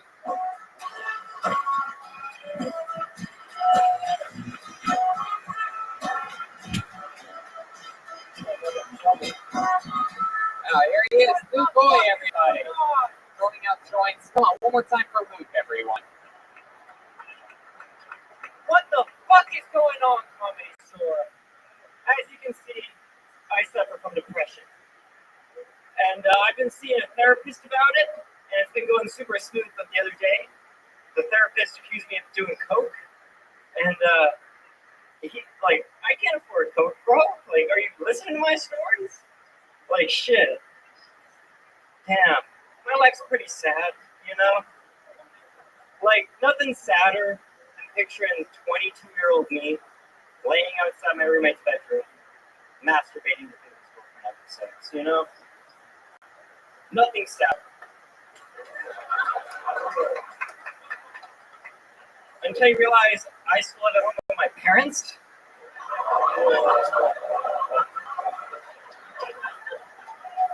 Dad was really laying it down last night. I'll tell you what. There he is, Luke Boy. I love it. Heck yeah. Absolutely. It's like they clone Tony, but it's not funny. This poor kid. 21, pal? 22. 22. Absolutely. This is like so fucking surreal. Yeah. I was listening to this like 3 years ago, just being like, man, like, Absolutely. I think just wanted to be a dentist. That's all you ever wanted. End up getting dragged to the North Pole and whatnot. So welcome. How long have you been doing stand-up? I've been doing stand-up for 6 months now. 6 months. Yeah. Heck yeah. It's nice to finally see another Mormon comic on stage. Phil Watkins. Just getting the Lord's name out there. Absolutely. Is that true? You still live with your parents? Unfortunately, yeah. Right. Where at? Huntington. Oh, wow. Huntington Beach energy coming in here tonight. I hear there's a lot of abortions down there. Yeah, there is. I was one of the failed ones, so. Yeah. You had to be here earlier on to get that one. I'm sorry. He's a guy that I knew I was missing something. But you know what? I just wanted to say that you went. You did great considering you went on after an exceptionally very funny show today. So if he really last, is that what you said, Tony? You said he's the last comedian. I mean, if this is how we're ending the fucking show, I mean, then we need to do something else. I don't think We either all need to tell a Christmas joke, or we need to just fucking beat the shit out of this guy.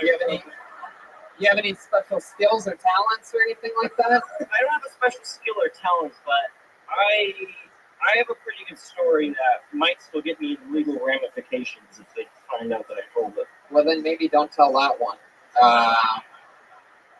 He doesn't listen to comedy at all, so. Imagine we all get subpoenaed into some bullshit because fucking, I don't know. Well, let me tell you this. When I was your age, I also had no skills whatsoever. And nobody can really appreciate how difficult stand-up comedy is until you try to do it with that material. But I didn't start doing stand-up until I was 29 years old. So you've got me by 7 years. And if you want to be true to your nature, with as good a stage presence you have after all 6 months, I think you can have fun. Why not you? Heck yeah. You could just be like Ron. You could be like Ron. That's Ron fucking White. Yeah. He's telling you that. You could be like that. You could be like Ron Whitest. No, you're not going to be, but I'm saying you could be. No, I know. It for sure won't work. Does it ever? Fuck no, it never. They're going to be performing the same sit-up like that. Yeah, absolutely. You just did. You just fucking Yeah, did. Yeah. I think you will be on your own blue collar tour because I think you're going to end up being a mailman. Yeah. You're like Larry the can't afford cable guy. I don't have cable at all, too. Not missing much these days. It's cable. You look like you watch everything on TikTok. It looks like he turns off to Disney Plus. I love it. Well, Anyway. I agree with Jeff. We're going to get you out of here because we can't end this show. I know like you this. gotta get. Hold on, I know. Tony, I know he's gotta get back online in Star Wars. Yeah. It's weird. He's the second funniest sitting comedian of the night. I know. If you had ALS, they'd be fucking giving you a standing ovation right now. It's been 10 minutes. Everybody's already trying to steal Michael Lair's act. All right, there he goes. Luke Hoy, everybody. I don't know. What do you think, Jeff? How do we end a big thing like this? What's your advice, Jeff? Episode 420? Think we should just... here you go. I think this is illegal to give a 22-year-old this, but says he's 20. So. What do you think the move is here? One more?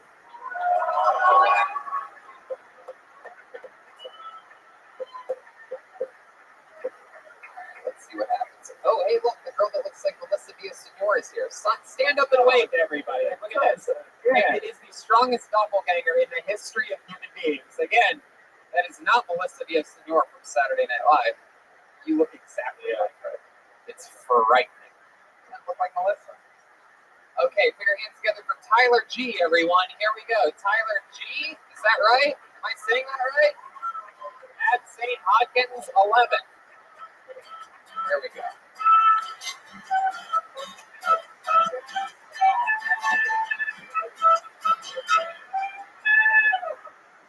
One more time for your final comedian of the night. This is Tyler G. Let me get a few elephants out of real quick. I don't go on marches with a bunch of dudes that look like me. Never owned a torch. Not a cop. Once you make felonies for that gig. I know some guys in Idaho right now telling his buddies, look at this baby ass motherfucker. Probably about to tell us he's one of those homosexuals or something. That's what they do with the LA shows.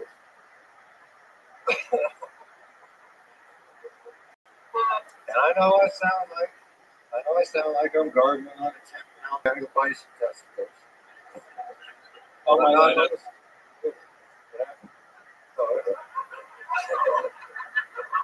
But no, not gay.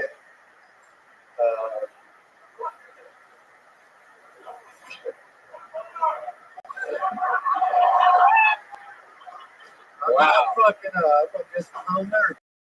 My goodness. Tyler, what a faggot you are. I know. I'm kidding.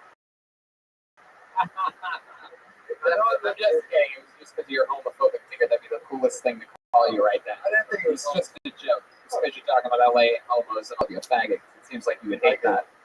No, I'm not gay. I know I look gay. I simply have Hitchcock syndrome.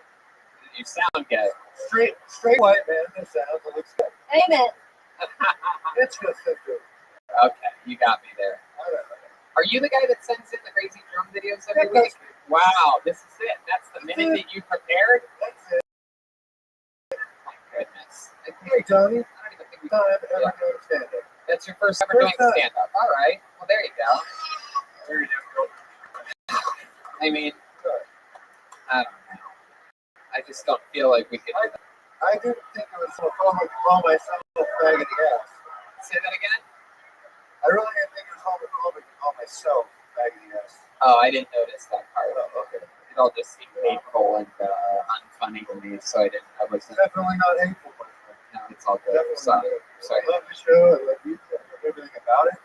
But that's cool. I hate your guts.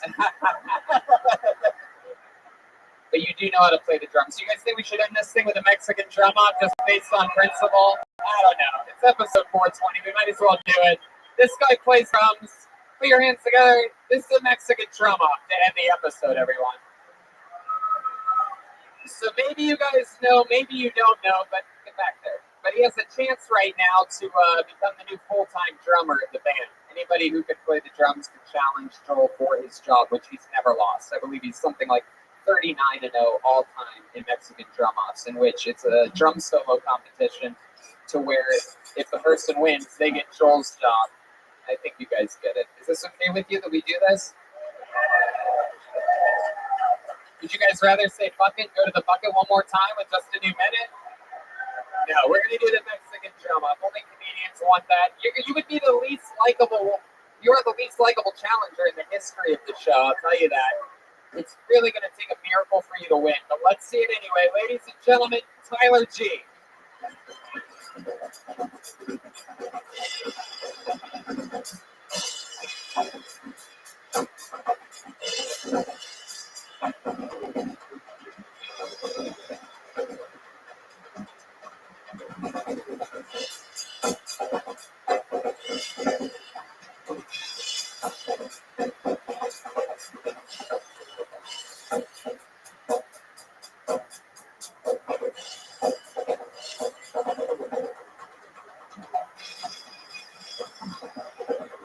Wow, it's going on for a while.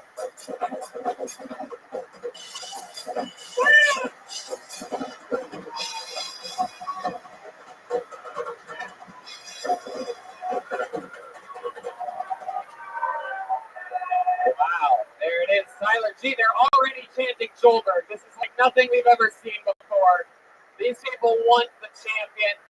No better way to end an episode than like this. I present to you undefeated all time. He said that he will kill himself on the stage before ever losing a Mexican drum off. I present to you the anchor of the band and the leader for the night, the one and only Joelberg Joel Jimenez, everybody. Here we go.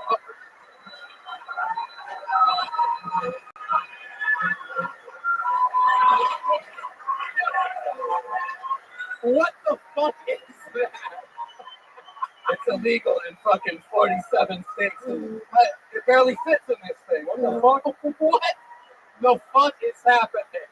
Let's just say this guy's mom's dead, or else I'd have to fuck her in front of him. All right. Oh my God. All right, here he is defending his throne, undefeated all time. I can't believe we even have to go through the ropes here. But here he is to bring us home, the one and only Joelberg Joel Jimenez, everybody. Here it is.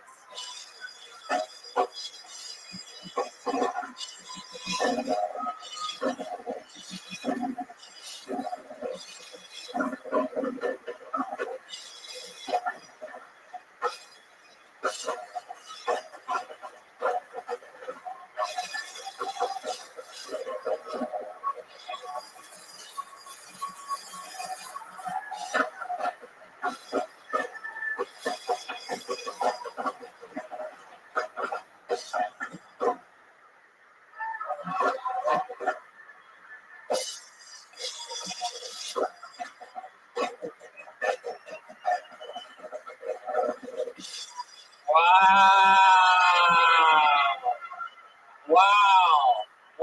This guy should fucking kill himself right now. What an idiot. These fucking losers. I swear to God, it's the best night of their fucking life because of me. Suck my dick. Go fuck yourself. Get the fuck off my stage. Wow, Joel Jimenez. Wow. My goodness. I have to ask, how many of you have Tyler G winning that drama? How many of you have Joel Jimenez retaining his title? Oh shit. Oh shit. He just did the front handspring. Ladies and gentlemen, how loud can this place get? His first time on this show. We're so honored to have the great Kevin Smith, everybody. We did it. It's all happened. The Hollywood Babylon happens New Year's Eve at the Improv. The Jay and Silent Bob Reboot Roadshow tour goes all around the country. They've already done dates, a lot more. Go find that. The Roastmaster General was here. Jeffrey Ross, ladies and gentlemen. He's on tour as always with Bumping Mics with David Thickskin podcast. Go to roastmastergeneral.com for tickets. And what a pleasant surprise on 420 to be joined by the great Ron White, everyone. One of the goats. Three of the goats. Three of the greatest all-time comedic entertainers of our fucking and many other generations. We're so happy that you guys are here for episode 420 of our very pod-friendly podcast. So, in honor. Thank you, guys. How about one more time for Joel Jimenez, the leader of the band, Ludwig's sponsored artist, an official Ludwig artist. Brought it home tonight. Mostly sorry on social media. Anything else, Joel? I hope that guy's dead. I love you guys. Peace. I mean, wow. When the brother's away, the sister will play. How about one more time for the great Jesse Johnson, Phil Watkins over there. Wow. Unbelievable performance tonight. Mind-blowing. You are at Jesse Johnson, all one word, on all social media platforms. Incredible performance tonight. Thank you so much. Anything else you want to say or plug? Vegas, I'll be back January 10th at the 30 at 12:30. There you go. One more question for Kevin. Yeah. Kevin, could there ever be a movie version of Kill Tony? Yeah, but the live element would be missing from it, so you would have to tour the movie. Like Rocky Horror? Yes, absolutely. So there would still be that live element to it, because as fun as it is up here, the audience kind of makes the show. Yeah. Well done, everybody. You guys made the show tonight. I agree. Thank you so much. How about one more hand for the great Chroma Chris over there, silent but deadly. Be sure to check out that Baby Boys album on Spotify. That's right, absolutely. And I want to give a shout out to somebody. I want you guys, the You Kill Tony listeners, to do me a favor. I told a guy that I was going to put him up last week, and I totally forgot about it. It got lost in my notes, but he was coming down from San Francisco. I told him the next time he comes to the Comedy Store, I'll put him up. He was here. He messaged me. I told him I'd put him up as a special guest treat, and I forgot. So go flood his social media. He's at Dave B Comedy, all one word. I told him I'd give him a shout out because I felt bad. He took a night off work in St. Fran, came down here, paid for a hotel, had to drive 6 hours back. Yeah, I fucked up. So make up for me. I never ask you listeners for anything. Go be a fan of Dave Comedy, Dave Pursuit from Kill Tony Mania episode. The rare Tony Hinchcliffe mistake. I know, stare at me, give me the evil looks. Fine, I get it, people. Anyway, go check out all those tour dates, and shout out to Jeremiah, who's also on tour. Go to jeremiahwatkins.com if you live in Chicago or Detroit. And yeah, we're coming to you. It never ends. So go to deathsquad.tv or tonyhinchcliffe.com for tickets for any of those stand-up shows. And don't forget to subscribe to our YouTube page, guys. Subscribe to it.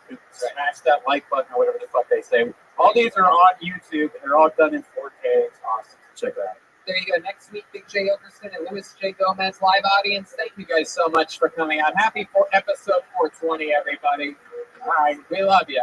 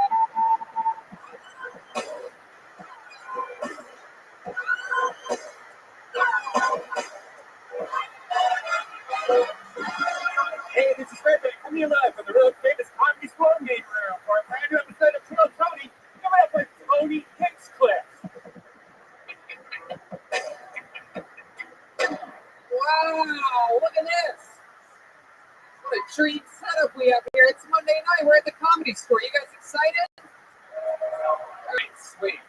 Beautiful. Heck yeah. The great Brian Redband's here. Hey, everybody. Great Ryan J. Ebelt already drawing tonight's episode. This is very exciting. He draws every episode. All those prints are available at RyanJEbelt.com. Bunch of the Kill Tony books have been selling out over the Christmas holiday here, and those are all available at Amazon Prime. Just type in Kill Tony, and the first thing that pops up is every version of the book. It's good to be here, back at home, always having fun. I have to fly to Texas tomorrow. Just release the final tickets for the 2 shows that I have in Plano tomorrow night. That's that. And then we go to Texas all together in 2 weeks. San Antonio, the 9th of January. Kill Tony and a stand-up show all in one night. And we did the same thing. Kill Tony and stand-up 2 nights in a row in Houston, Texas, January 10th and 11th. Calgary, Kill Tony, January 23rd, and then a weekend of stand-up shows, 4 shows, the 4th and 25th. I do stand-up alone in Tempe, Arizona, February 6th to the 8th. We do Kill Tony Vancouver the 21st of February. Kill Tony East, coming back to Swansea, Massachusetts, right in between Boston and Providence. And Venus de Milo, the second ever Kill Tony East. The beast of a show, always fun. That's awesome. That's right. And March 5th, La Jolla, California. March 12th, Ventura, Kill Tony number 2. We had a lot of fun there a few months ago. We're going back. And then Kill Tony Boston, April 9th, and then 10th and 11th stand-up shows. And then April 25th, Austin gets us again for Kill Tony Moon Tower. We're coming back. So there you go. You guys excited to be here? I am too. And the reason why is because of amazing Caveman coffee. I absolutely love it. It gives me all the energy I need. I'm also feeling great because we had some delicious Vito's pizza. Oh, yeah. It's the new thing. And some guys over at Vito's have great taste in comedy, big fans of the show, so they've been bringing pizza bites right down here on La Cienega, and they want us all over. It's undeniably the best pizza anywhere around. Go to www.vito.pizza and check everything out there. Jeremiah has dates coming up: Chicago, Detroit, Tahoe, Buffalo, Syracuse, and Albany. Go to JeremiahWatkins.com for tickets to that. You guys ready to start the show? Huh? You guys get it? It's a podcast.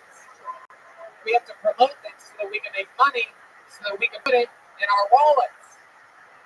Wallets are important, right, sir? Wow, what a proper gentleman. I fucking like your style. You have any idea what show you're at tonight? I love it. Well, welcome, welcome. We're going to have a blast. I'm going to check in with you periodically throughout the show to get your full report. You seem like a proper gentleman. You're well dressed. You're from England. England? Beautiful. Welcome to America, the greatest country on the planet. Our economy is booming here. Our economy is booming. That's why it's important the type of wallet that you have. I used to have one of those bulky old school wallets like you probably had in World War II and whatnot. But now I have a rich wallet. It's amazingly sleek. It's incredible. It's 2 metal plates bound together by a durable elastic band. The Rich looks nothing like a traditional wallet. It comes in titanium, carbon fiber, even options, and ensures there's an option for everyone. Your thoughts on this? I love your Rich wallet. Oh yeah, especially if you drive a lot. You don't realize just sitting on one of those big wallets what it does for your back. I have a little side pocket on my pants. It's great. It fits right in there. It's really thin and small. It makes you also like not throw everything in the, like I used to keep so much shit in my wallet. Like why am I keeping a Toys R Us gift card? Maybe in LA. They're not even a You're a pedophile. It has 30,000 5-star reviews, and it's a better way to carry your cash and cards. Also, it was used as a foreign object. It's store paid. We did a wrestling event here, and it was used in the main event. It knocked out the referee cold. Chris Burns hit the referee with a Rich wallet, knocked him out cold. He was unconscious. And then the referee was out, so Chris's team won because the referee was knocked out. It was unbelievable. All it was you could do with a Rich wallet, you can use it as a weapon. You get 10% off today with free worldwide shipping and returns by going to rich.com/KillTony. That's rich.com/KillTony and use code KillTony, link in description. There's a lifetime warranty. If you love it, free returns if you don't. Again, KillTony is your code, rich.com. You guys ready to start tonight's episode? We're live. This is it. Comedy Store. That's the final ad read. It's a real live podcast. This one's guaranteed to be fucking electric, ladies and gentlemen. 2 of our truly of our favorite guests of all time. These guys are New York brothers. Always exciting, edgy, fucking electric fun when they're here. Make some noise for them. It's the guys. It's the Legion of Skanks. Big J. Okerson and Louis J. Gomez. Skankfest, Netflix, Comedy Central. the greatest comedy festival on the planet. These guys have it all going on. Our friends, welcome back. How are you? Thanks for having us back. We're so excited about this. I can tell this crowd feels amped.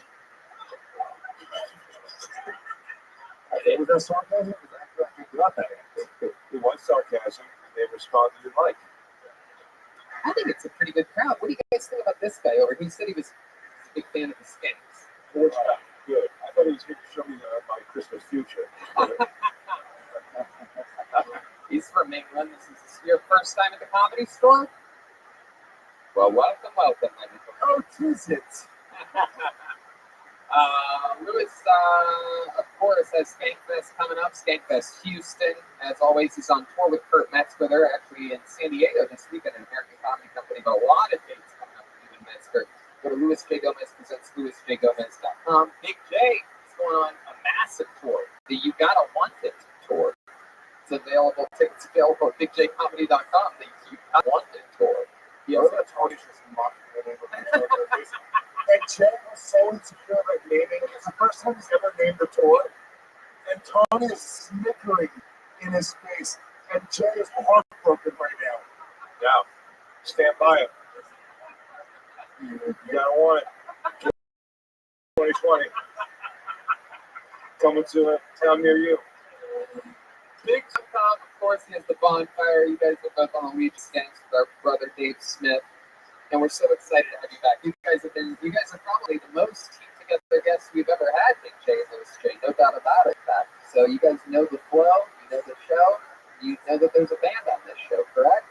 Yes, indeed. Actually, last time we were in New York all together, and we had, of course, you two on. The band became you two. It was unbelievable.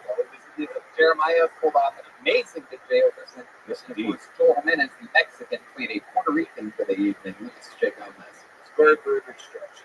Yeah, it was a lot of fun. Let's find out what they all are tonight, ladies and gentlemen. Every single episode they commit to be different characters. We never know what they're going to be. They're in a separate dressing room. It could be anything. Maybe they're them again. Maybe they're famous characters from the past. Maybe it's brand new characters we've never seen before. Let's see what they are tonight. It's the best damn band in the land. It's the Kill Tony band. Jeremiah Watkins, Chroma Chris, and Gilbert Joe Jimenez. Uh-oh. Oh my goodness. Wow. Wow. This is very impressive. I would have guessed mimes, but they're not moving like mimes. All right. Well, what are you, sir? Welcome to the show. You have a lot of swagger to you. White man talking into the microphone. Okay, what? On Kill Tony on a Monday night, feeling good inside, feeling good around the town. Louis J, Big J, lots of J, smoke a J. How you doing today? Are you My name is Pino, like the breeze. How you doing? Pino? Pino, like the breeze. Okay, Pino. Nice to meet you. Welcome to the show. And you guys are poets? Is that right? All right. And then over here we have Chroma Chris, who appears to have a linked sausage for a mustache tonight. At least I can grow one, Tony. It's Slicky Ricky over here on the balcony. Oh my goodness, really a lighting change for that one? Wow, what is it? Slicky Ricky? Slicky Ricky and Slicky Ricky. And then back here we have, I don't even know what this is. It's like a French lady tourist or something like that. Her name's Julio. Oh, wow. I'm here to smoke grass and grab ass. Okie dokie. This is the first time we've ever had poets on. It's the band. So, that's not how poets act. They don't smoke grass and grab ass. You're Puerto Rican. Yeah, but it did rhyme. all right. Well, we have poets tonight. It's an interesting character that I never thought we'd ever see on the show. But you guys look the part. And we have Big J Lewis, Red Band Soundboard, which brings me to this, the Bucket of Destiny, everybody. That's what these people all care about. It's magical. Everybody signs up before the show. Sometimes it's audience members. It's mostly comedians that just hoping and praying that their name gets pulled out so they can perform 60 seconds uninterrupted on this stage in front of a sold-out main room here at the Mecca at the Comedy Store.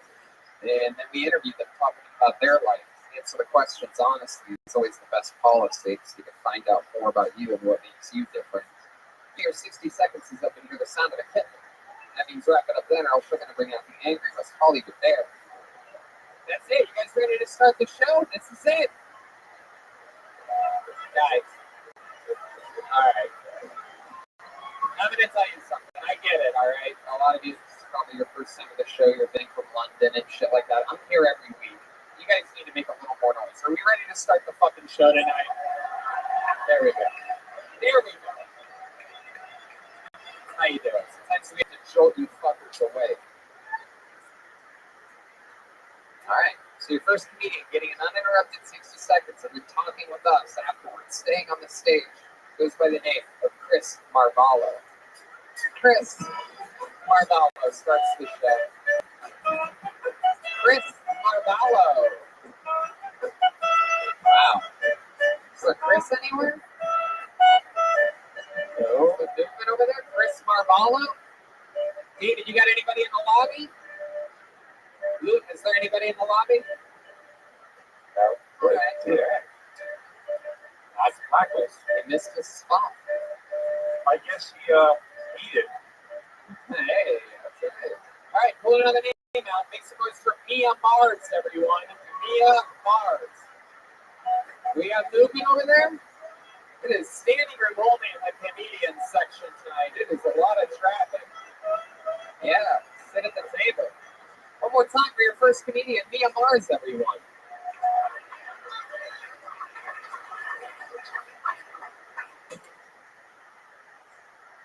Why does everybody think I'm a cutter? I'm not. I burn myself with cigarettes like an adult. It's gonna get darker, doesn't it? Also, why does every guy I hook up with on Tinder want me to roleplay as a dead body? Starting to think it's me.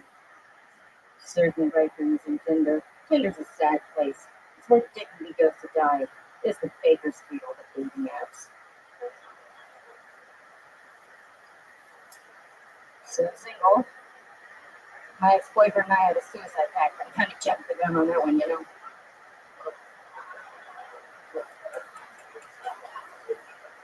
I'm Mia Mars, thank you very much. All right, Mia Mars. Welcome, welcome. You've been on this show before, I remember, because of your face. Yes. She looks like the girl from Coraline. Sweet Coraline. All right. By the way, no beatniks. Beatniks. Beatniks. That's the word? This girl gets us. Wow. All right, very good. So, welcome back. Remind us, how long have you been doing stand-up again? Seriously, for about 3 years. How about unserious? Oh God, I dipped around 20? 21? 20 years? No, I was 21 years old. So. Don't make us do that. You want us to do No, that? I'm 28. So like, I guess 7 years ago. 28 years old. What have you been doing with your life? How? Coal mines? The audience, so they know what the fuck I'm talking about. Are you the president of the United States? Look right Why'd at you age so horribly? Clueless. Why? Son of a bitch. That's what we're all asking. Have you been stirring a witch's brew for a few years or something? Are you born inside of a hot topic? Did you piss off a genie? What's I the think I answer? look like Grandpa Munster. Is Tim Burton your father? Anyway, you're a cigarette smoker? Oh yeah, Yeah. What kind of cigarettes? Menthol's Candy Crush. Oh shit, she got black teeth. Yeah. Is that true? Have you ever looked at one? Yeah, they're awesome. Girls who don't smoke menthol cigarettes. Well, how do you think you get them? I gotta be on a comedic level. If you said, why do people think I'm a cutter?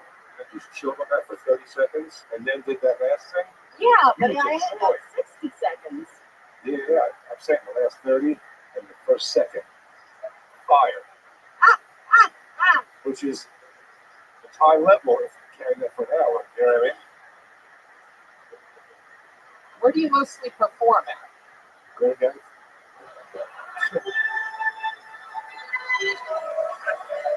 Whoa, strong shoulder chant coming from the middle there. Listen to that. These are some real fans here tonight. Hi, Dad. So, what do you do for work? Lately I've been book selling. Book selling. Yeah, What year are you in? Book selling? I like to read. Also, why do you laugh at me? You don't possess the street.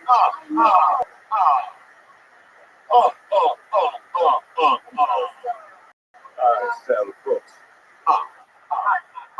One, I love to speak with my potter. One cut. Two cuts. Three cuts. You're going the wrong direction. Four cuts. That'll do it. How long have you been selling books for? A couple months now, actually. A couple months. What kind of books? Spells and shit? You go to Goodwill, you go to Albert Closet. Satanic Bible. So you go to those stores and you buy books and then you resell them? Yeah. Wow. So you like turn them and burn them online, basically. No, I prefer the You must be making hundreds of thousands of cents. You can make money muling books from one store to the other. I think you can do any other product that you have success selling it. Books. Do what other people don't. So Louis J. Gomez is not going to have you. So when you're selling these books, you're selling them online. I've been getting into it more lately, but I prefer. I don't like technology, really. So how do you sell these books? I just go to other bookstores. Totally. You go to other bookstores? Yeah, I pretty much just slap them between one bookstore to another, and then some other fucker buys them, and then yeah. We try to sell them anvils and big hammers. It seems like a heavy load to be carrying around. Oh yeah, I have no furniture. I just have books. Is that true? Kind of, yeah. How many books do you think you have? Oh fuck me. No one wants to do that. You'd be surprised. Oh, pile of books. Surprised.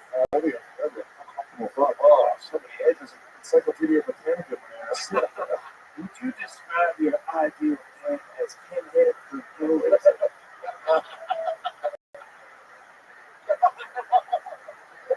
What is your current life situation?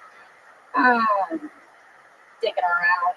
I don't know. Can't get over the ex. Every time I want to get over them, shows up. Yeah. Oh, I thought he killed himself. That was. No. That was a good one, by the way. That was a good one. You say his name in the mirror 3 times. How long were you with this guy for? Like 9 months, something like that. I don't know. It was kind of perfect. Why was he perfect? Tell us. Look out at the audience. Keep facing us. I too. Oh, all right. You talk. You answer me, but look at them. Like you're performing on a live podcast or something. Oh, Tell the world why was he the perfect man? That way, he and I were really into serial killers, and we would just talk about that for hours and hours and hours. Is that true? Oh yeah. who's your favorite? So Sam, wait, national and international? Ooh, oh, that's a great question. Let's go international. What are you thinking? International, the chessboard. Maybe a bad swoop? The chessboard killer. Chessboard killer. A lot of people that are obsessed with serial killers end up committing murders themselves. Is this something you've ever thought of doing? Have you ever thought about killing anybody? I'll answer for you. Thought Yes, about he has. animals? 100% yes, he has. These black people are so into the front row.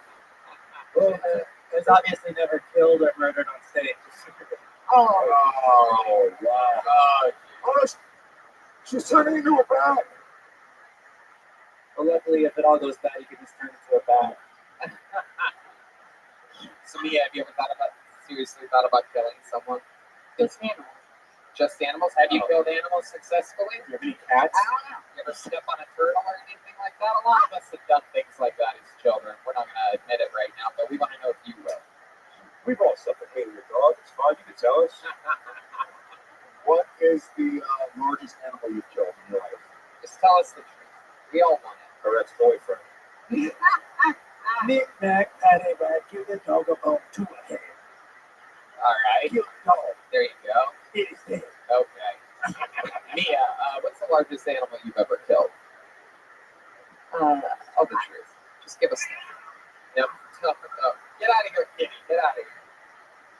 Probably just a giant bug. Oh, really? That's it? Bug with your That's cats. a fur. That's my little. Oh, you're such a pussy. I am. I'm really a softy at heart. This is all. It's been Well, nasty. God, holy shit, I was gonna say. It certainly looks like it. Oh, there's no way I won't look like that. All right, Mia. Well, way to get the show started today. Very compelling interview. Don't go telling anybody. This was Mia Mars, everyone. Thank you. She's on social media at Mia fucking Mars, all one word. And the show's begun. That's an interesting one. All right, there you go. A little extended cut on that one comedian there. Pulled her the name out of the book. It makes noise for John Botelho. John Botelho. Is this John? Here he comes. We got the beat. Hey, yeah, we got the beat. We got the beat. Here we go. John Botelho, everybody. Come on, one more time for John. You clap. I was at a party this weekend. I was eating on a tray of brownies. As I was in my third corner piece, I heard the host of the evening say, "Wow, those wheat brownies are going quick." And I said, "What wheat brownies?" She said, "The ones they're eating, they have sprinkles on them. Everyone knows that means there's wheat in them." I said, "Everyone doesn't know that." Like 45 minutes went by. I wasn't high yet, but I was still very hungry. So I ate 5 more. Yeah, then they definitely did start to hit. I know this because I tried to convince all my friends that Harry Potter is based on a true story. But the next morning when I woke up, they all had completely taken effect. I know this because I melted my mattress overnight. I did what anything I would do. Reached for my phone, and I Googled, "Can a human being become a mattress?" Nice.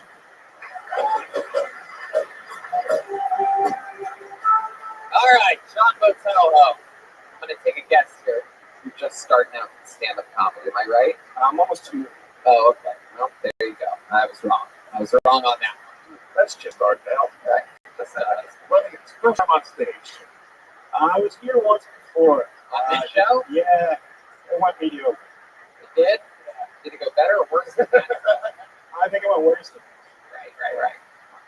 What did we find out about you? What did we talk about? What's the first thing that popped in your head when I just asked you that question? I was like living out of my van the last time I was here. That's pretty typical. What else? I must have found out something more interesting. You just living in a van, right? I dealt with food addiction stuff for a long time. Food addiction? Yeah. Oh, that's hilarious. Oh, no, I totally get it. I'll tell you what, dude. I'll say this for both guys. We're both odd-shaped men who chose to wear gray pants. And that makes us both brave. Yeah, I agree. I wore gray pants tonight, too. It was a decision. We did it, man. We did it. We nailed it. Happy New Year, bro. This guy's going to kill this whole place at some point. I don't want part of it. That's right. That'll be nice. Gray pants, dude. Absolutely. When it comes to putting on pants like that, you gotta want them. You gotta want it. That's why I was sitting near you. So, how long ago that you were on the show, if you had to guess, ballpark? Like September, probably. What's changed in your life since then? I moved into an apartment. Oh, there you go. Yeah. How many roommates do you have? I have one. One roommate? Yeah. What does he do? I don't know, something to do with it. What do you do? I walk dogs and catering, a little bit of everything. Walk dogs and catering. Looks like you do a little more catering than walking dogs. You look like hipster Bob's Big Boy. You look like you walk through.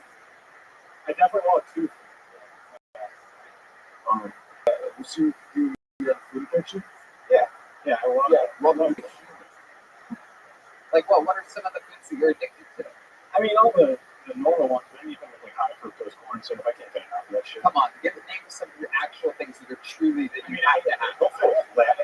Last pizza and McDonald's on the walk here today. Oh my god. You're wrong. Someone else has the pizza right now. I want to watch it fall apart. Come on. It's like putting heroin in front of a drug addict. It's great. Yeah. Don't stand you it. It'll make me feel bad. What's that? Like, you get like a jelly donut and little chocolate jacket. Yeah. Do you remember a specific time that you really ate too much? Did you ever put yourself in what you thought may have been near like a diabetic coma or anything like that? Yeah, for sure. Yo, dude, snort this pizza. Yeah. There you go. Snort the whole thing. This is so sad. Alright. There you go. Oh, you forgot to tie off. Another vegetable one, please. We came on that pizza right before the show started. It was a thing we were going to do it because somebody did on the show. That's just extra salt, bro. I feel you. I'll see you at the meetings. Some of that high fructose corn syrup. Sir. So, all right, John. What else about you? Have any hobbies or fun skills or talents or anything like that? I have a journalism degree. I covered professional sports for a while. Oh wow. Do a bunch of things that are almost like exercising. Yeah. I write about things for pretty good shit. What ended up happening with that? There's not a lot of money in it. I know the newspaper industry's dying. Right? Something probably should explain that to me before I try selling books. I got a partner for you. What's your love life like, John? I'm dating. Yeah, who are you dating? It's a girl. Yeah. Is that her right there? Coconut cream pie. And I love her. Where'd you, love pizza. where'd you meet this girl at? That's amazing Vito's Pizza on La Cienega. Where'd you meet the girl at? I met her on Facebook dating. Yeah, you came bottom of the barrel. Facebook dating. Dude, it's like your fucking fingers are all wet. Shit, Yeah, it's crazy. You gotta do not food for the guest ever again. You can take a mental note of that since we do hundreds of episodes of this show. I mean, we all thought he was going to fist it in one shot. None of us saw it going dainty. One dainty bite, dude. Just an addict. Shut the fuck up, bro. Yeah. What are you doing? Pump a pizza, bro? Ride the night? Can't fix it tonight. Start tomorrow fresh, man. Tomorrow's New Year's Eve. You're going to start on Wednesday. God, I see you, dude. What are you going to have fucking sore pizza? Diet's starting tomorrow. Hell yeah, dude. If you have that tissue shoved up your butt, you'll get higher. Thank you, Gilberto Jimenez. Leaving what will be an eternal grief spot on the tablecloth that we take around the world with us. But all right, thank you. Yeah, Tom Grisman is also a cultural menace. So, John, I'm going to be honest with you. I've never even heard of Facebook dating before. Yeah. Like, this is all new to me. What is meeting someone on that like? Is that like being in an aquarium that only has 2 catfish in it? I don't know. It just popped up one day, and it's like the other ones. I think it connects you based on things you already like. So you just have Right. to talk And you about and her both were like McDonald's, pizza. Short walks. We go old people on Facebook still. Did you try all the other ones, like all the tenders and stuff first? Or Chicken tenders, buffalo tenders. You couldn't find his true love on Postmates or Uber Eats. Yeah. So, And then 4 days to show up on a Vespa and a bag of delicious food. what are some hobbies that you guys shared that made you meet her?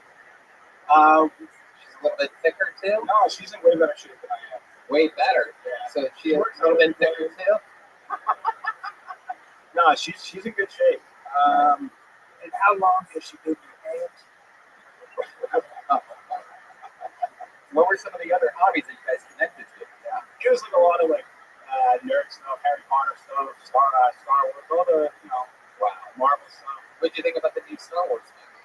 I enjoyed it. I bet you did. Well, How about the Mandalorian? You a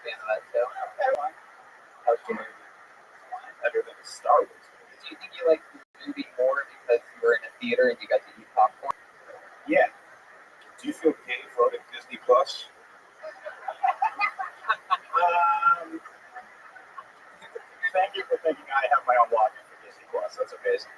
Is your girlfriend more successful than you? Yeah, she's got a real job. Yeah. What does she do?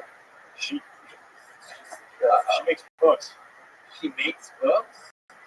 Yeah, she's in the serial killer. Sponsored by Rothschild. You mean she's an author? Why are there this many people that have like jobs that don't matter?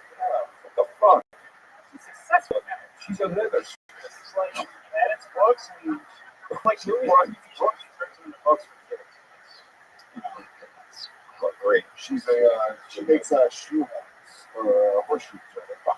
Well, John, fun times. I'm sure that you're pacing, and I'm sure you're more comfortable than you were last time you were on the show.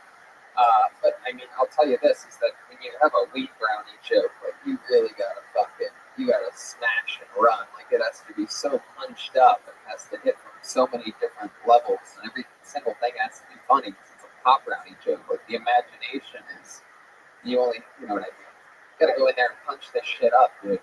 Yeah, it's like a 4 or 5 minute joke when I try to get down to one. Well, I'm glad that you chose the least funny minute of the joke. So I'm glad that you come out here and just run your setup. That was all that's like big punchlines in the joke. Holy shit, a 5-minute story. If there's anyone that knows how to stretch out material, it's this fucking guy. John Botello, everyone. There we go. So right up pizza. I'm sure that's a joke I made 6.5 years ago on this show, but what are you gonna do? No, I'm talking about stretching out material. Such like an old hacky roast joke. Look at this guy stretching out his material. Alright, we're having fun. Let's see what happens next. Make some noise for St. Julian. Wow, St. Julian's here over the holiday season. Who would have guessed? An actual saint, perhaps. Anything can happen here on Phil Tony. Just trying to get out of that table. Let him out, humans. These comedians get so mad that their name didn't get picked that they will purposefully slow another comedian down on their way to the stage. Is having fun out there? Ladies and gentlemen, it's St. Julian. How did nobody warn me how fucking scary downtown Los Angeles is? I've lived here for 7 years, and every time I go there, I'm fucking terrified. There are just homeless people everywhere. You know, when you go to like a place like a downtown area, you want to go see a fountain. The fountain was coming out of a homeless woman's ass. I'm like, this is horrible. It's just people everywhere. There's an emergency vehicle. Then I came right up the street to West Hollywood, and everything's fine. I don't see homeless people here. And if I do, they're so well dressed, I just think they're so funny. And when the emergency vehicles go by, they go, woo, woo, woo, woo. Man, I love West Hollywood.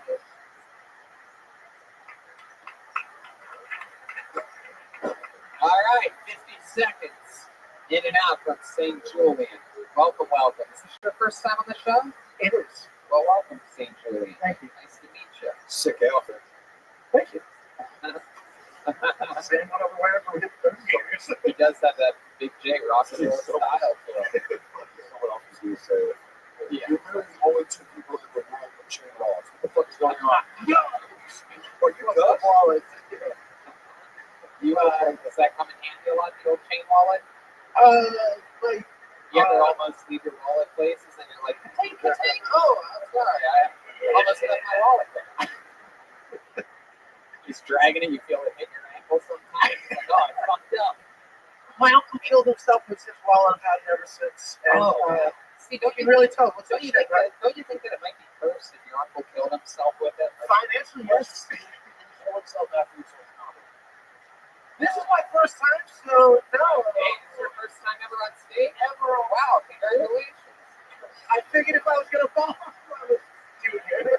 So far, everything someone said to just bust his balls a little bit is the answer. I was like, my uncle died, he died on the wallet, so it means something to me a lot. And everyone's like, nice jokes, jerk.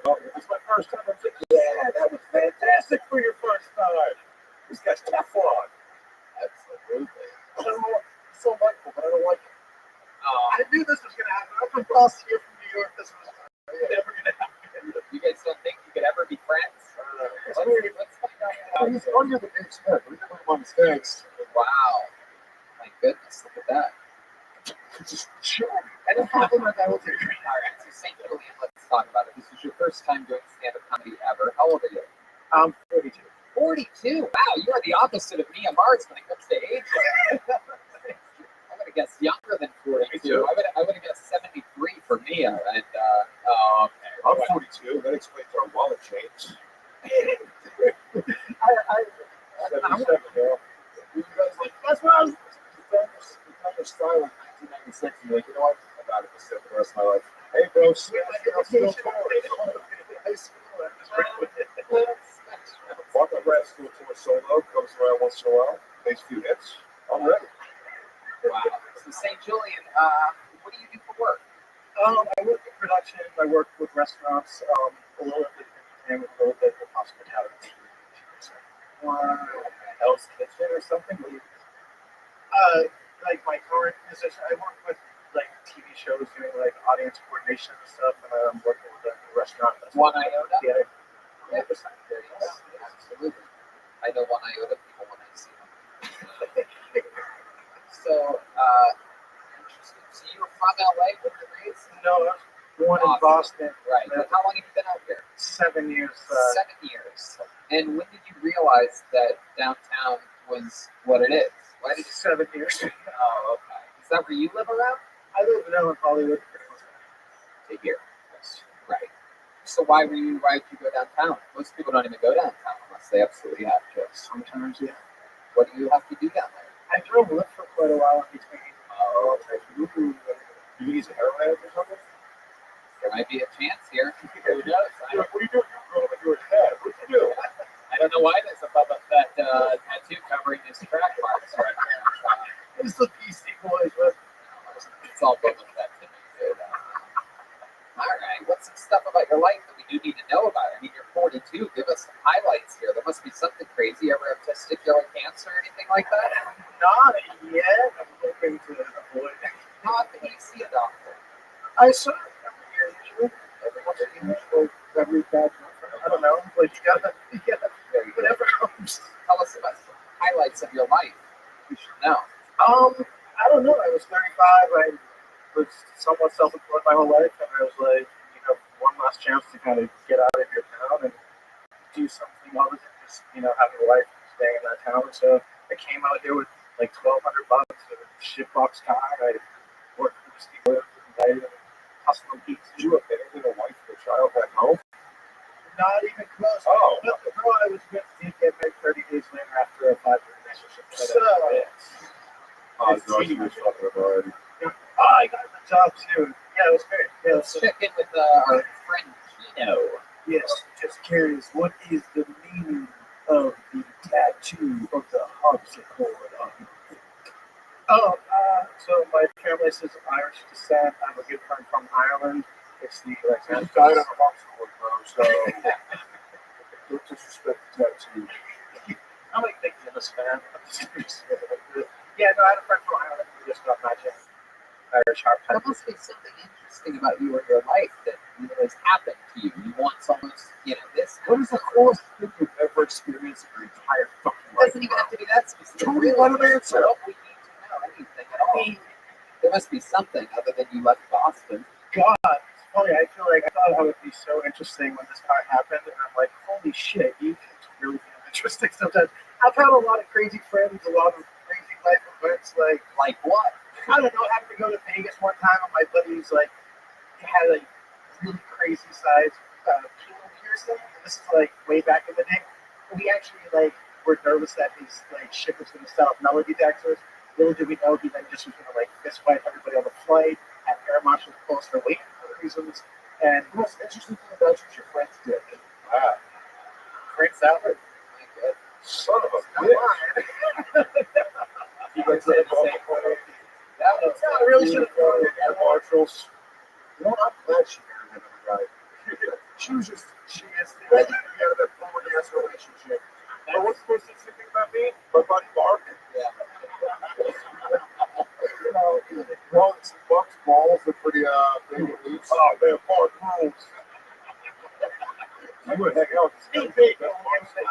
Good dude. Yes. I'll tell you, Mark is up there telling someone right now, he would crush it. Mark can't be here. He's living life. seeing somebody? Yeah, kind of. What does that mean exactly? You're just hooking up sometimes? Oh, yeah. Is it like booty calls, or what do you mean? Oh, God, my roommate should answer this shit. I don't know. This is Your weird. roommate? Yeah, he knows the situation better than I do. I don't know. Your situation? Is your roommate welcome?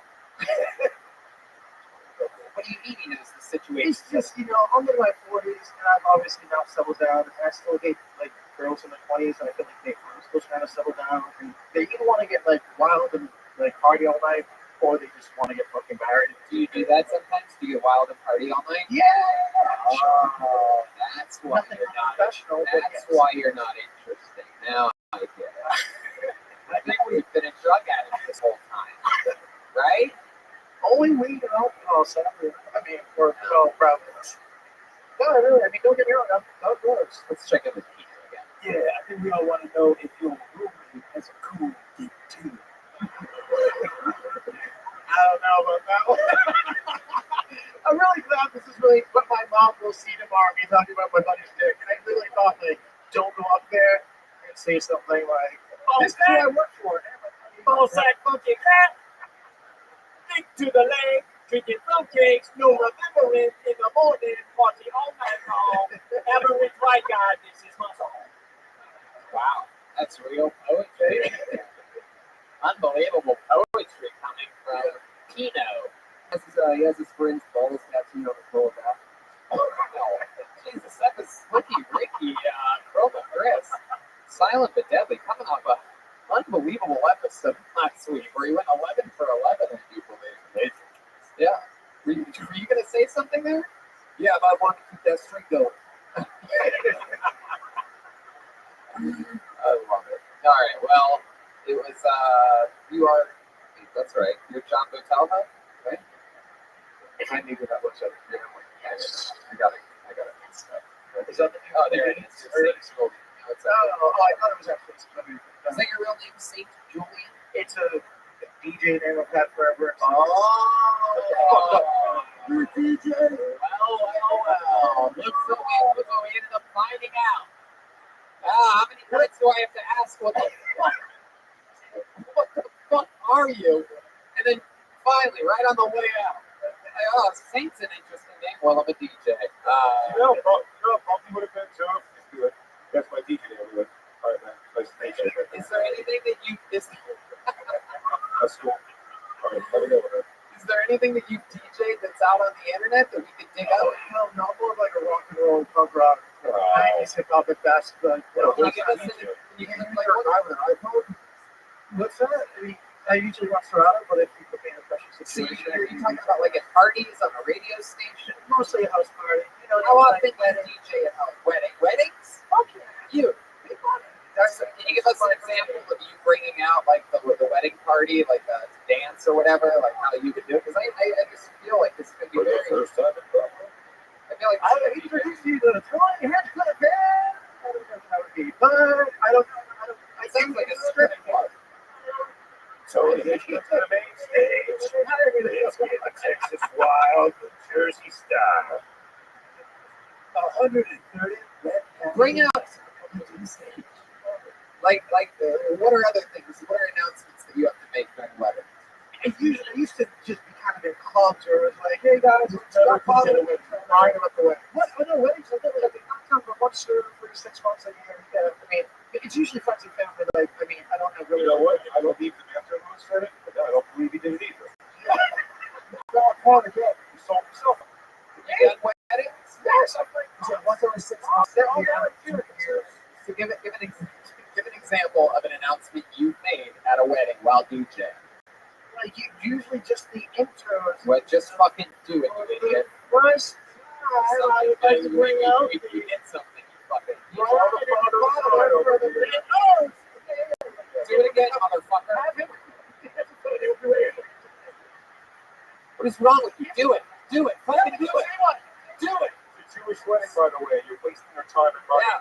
Who is this guy? Who paid for it? What do you mean give you a line? Give it up for the bride and groom. Say what? Why would you do Everybody, let's give it up for the bride and groom. It's the last marriage of 2019. Walking up hill. Walking and choppy at best. He's a liar. Was that a fly? We gotta move on. He's lying. I agree. It's not even give you a Give it up for the boy. Hey, bro. And you would give me a whatever. It's fine. It doesn't matter. Just admit that you never did get away. Like probably like 20, 30. You're a fucking liar. St. Julian. There he goes, everybody. We're gonna give it to DJ St. Julian. Oh my God! His social media handle is DJ St. Julian. You gotta be fucking kidding me. I asked him, anything interesting about your life? Any special skills or talents? What do you do when you're not working? And then in the end, I read DJ St. Julian. Well, I guess I'm just not that interesting, Tony. I do nothing.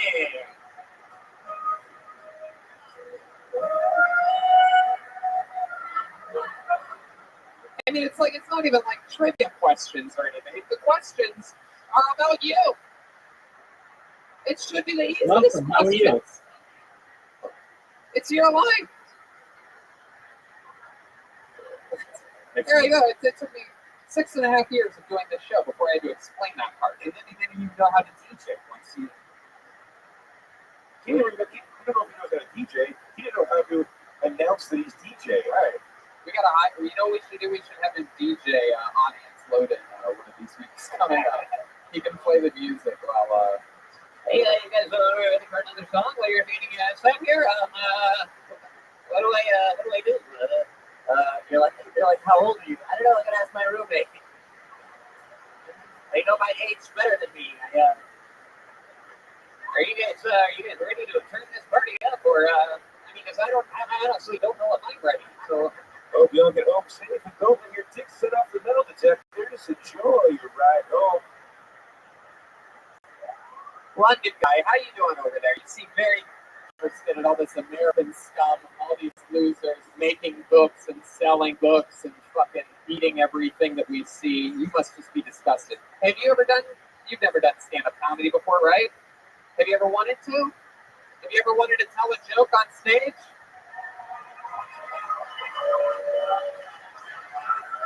I think they want it. You want to come? Hey, come on! Yeah, let's have some fucking fun. He's going this way. Yeah, he's got this shit. Crowd surf him! Crowd surf him! Fuck yeah, it's about to go down. We just flipped the script on this fucking room right now. This guy's had my attention since I sat down here. A very charismatic individual. Where does this whole thing, dude? I have the Comedy Stores up on their insurance. This is.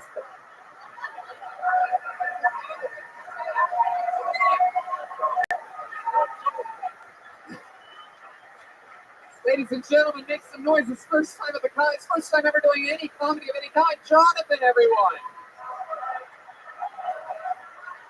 Don't fuck around with me. What's that? What'd you say? Don't fuck around with me. We're not fucking around with you. You seem like a great gentleman. You have any English jokes or anything about your life that you think these people would find interesting?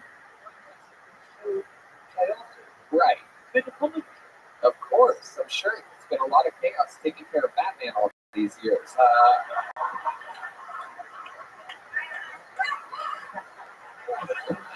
I didn't know Marvel Redenbacher was English. Wow, this is. Yeah, it sure did. You're goddamn right. You don't see teeth like this in it written a lot. When you get to my age, No, I like your style, Jonathan. Are you trying to roast me, motherfucker? Are you roasting me right now? You busting my balls? You trying to take shots at the throne right now, Jonathan? I like your style. What have you been doing your whole life? Tell us something interesting about you. You're at the Mecca at the Comedy Store right now. it's all really exciting. I had 1 week is all right. And I put something on the table. One week Fire Island. We're going to put that microphone right up to the tip of your mouth. There you go. You can hold it. All right. So you went to Fire Island 1 week. And I was actually going to all summer, and then someone put something on a table. Yeah. What does that mean? Looks all right to me. It looked all white. Sleep. Sleep. Weak. Did you do cocaine, Jonathan? What? Me? Wow. Not to say I'm English. Of course not. Oh, Wow. Dude, now is this your family that you're on here with? yeah. Who are these cokeheads? all three of them? Keep it fast. Those are all three your daughters? Wait, what? I did the whole fucking up. You did the whole line of cocaine. I know. Seems like you're still feeling it a little bit. Slightly more than that. Whoa, look at you, you dirty bastard. His daughters know he was such a cokehead? What? He's going to be the DJ guy. There are other things to do. Let's get it up. Now, you're the only person that I would actually believe if you told me that you made and sold books, but it happened even. We're all today. What was that, Jonathan? I read podcasts. You read hardbacks. Absolutely. Of course, definitely. Yeah. Ever since the Bible. That's what he goes back to the hardbacks. All of these hardbacks are really good. I love it, Jonathan. What did you do for work? You're retired now, right? Yeah. What did you do for work? I've done some ran Jurassic Park.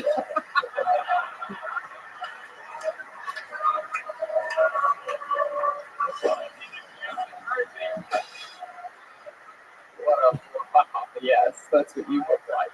Bartles and James. I did a waitress. I did sausage and pound. Chimney sweet. What? What? Chimney sweet. Chimney sweet. You think sweet? Anyway. Wow. Is it strange if I ask how old you are? What? Would you be willing to tell us your age? Yes, of course. 71. 71 years old. Yeah, absolutely killing the game. I love it. You look fantastic. You have such a cool swagger and charisma about you. I'm a guy that can rock the glasses straight that keeps them on your head. You wear that well. Heck yeah, rockin'.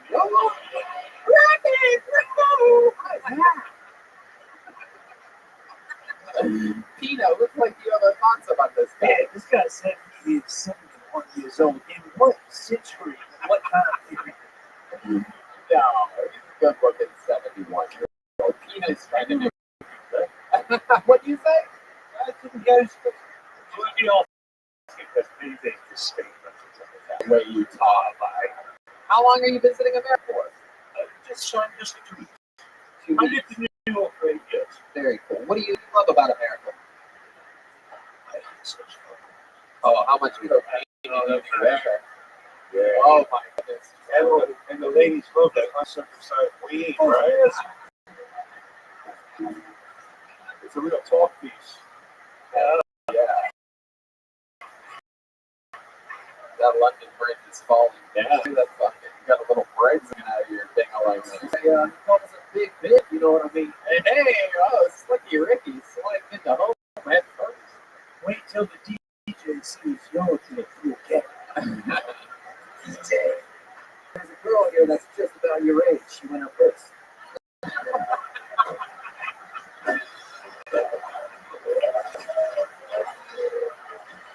Chroma Chris has been on fire for weeks now.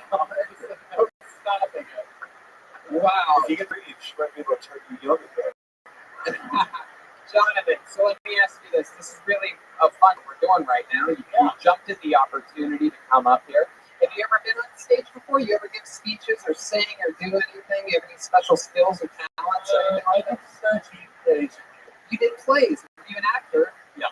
Wow. Would you mind giving us one of your scenes? Could you do a line? Could you face out that way to the audience and do a little... No, I work by it, so I can't remember a damn thing. You can't remember a damn thing. I remember all my t-shirts. My t-shirt hammered. You doesn't walk in the bikini. She's hammered. That's just an act. What us the best joke you remember from your younger days. The best joke. If you lose your memory, There you go. You got a school right behind you. thank you very Yes, much. indeed. Thank you. Indeed. Actually, they were very nice to me on the way in. Yes. They were? They were very nice and helpful for me for coming in yesterday. We are all the door guys. It was Here. right. I like the type. All the They thought you were the ghost that haunts this place. Keep in mind, sir, that was an ethnic who got you that chair. And it's true. He's Mexican, or as you call him, servant. What? Servant. You mean call a kitchen guy? Pino. Jonathan, have you ever done any kind of improvisation when you were acting? Improv. Well, that's what made you be willing to maybe do a scene with me? Would you like to do a scene with Pino? No, Why don't you move your Roll back mountain. Roll back mountain. Roll. No, come on. I'm not gonna let Jonathan fuck the shit out of Pino on this thing. Relax, Louis. All plays are game. Alright, so let's have a little scene here. And Jeremiah, slap us.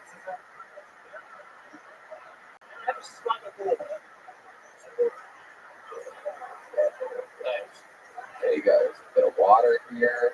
Absolutely. That's right. And Jeremiah, you want to set the scene a little bit for us? Sure, can we get a suggestion of a location? A location suggestion. This is the first time we've ever seen real improv. Aphrodite yelled the ghetto.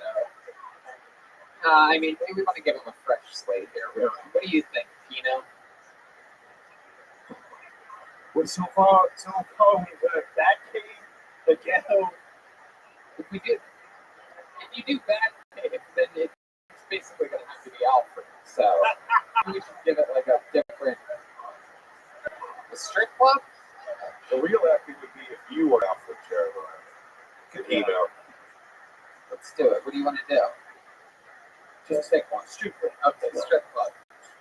Strip club. You're in a strip club, Jonathan. You're in a strip club with Pino. You gonna give him any drink? You can't hear. I'm trying to think of a stripper. I'm the stripper. No. See, how do you want to do this? I don't know. You know how improv works. Aphrodite, shut the fuck up. Jesus Christ. Oh God. That piercing fucking voice.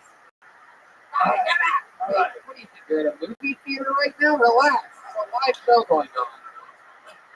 Jesus Christ, Aphrodite. You're out of fucking control. All right, let's give strip club a shot. All right, strip club. This is exactly why I don't let Jeremiah pitch events on the show, but here we are. We're doing it anyway. Thanks for the encouragement right before the scene All right, starts. there you go. There you go. It's been a scene on this show for 5 minutes already, but let's do it. Let's plow it home. Let's do this. If it doesn't work out, I'm gonna let Jonathan suck our cock and we'll get out of it. No, I'm kidding, Jonathan. I'm kidding. These are all dirty American jokes. All right, taking over. It's Pino and Jonathan, everybody.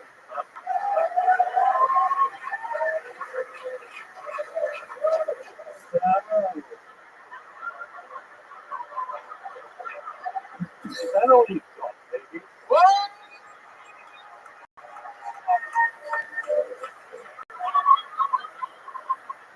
What's your name, big boy? Yeah. I suppose you think that's good. Oh. I loved it. That was beautiful. That all worked out.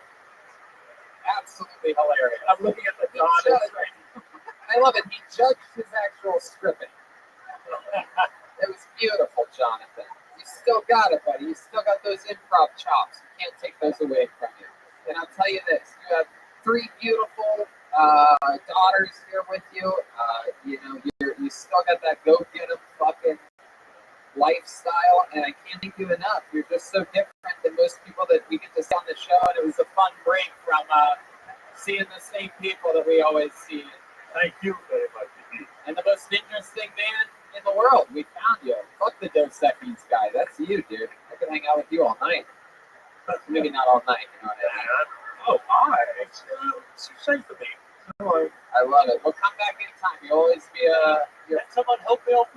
absolutely then. Well, definitely. Absolutely. How about one more time for Johnny, ladies and gentlemen? Come on. What are we doing here? Absolutely beautiful. How sweet is this man? Oh my goodness. Yeah, that segment went terrible. I'd never be able to pitch anything again.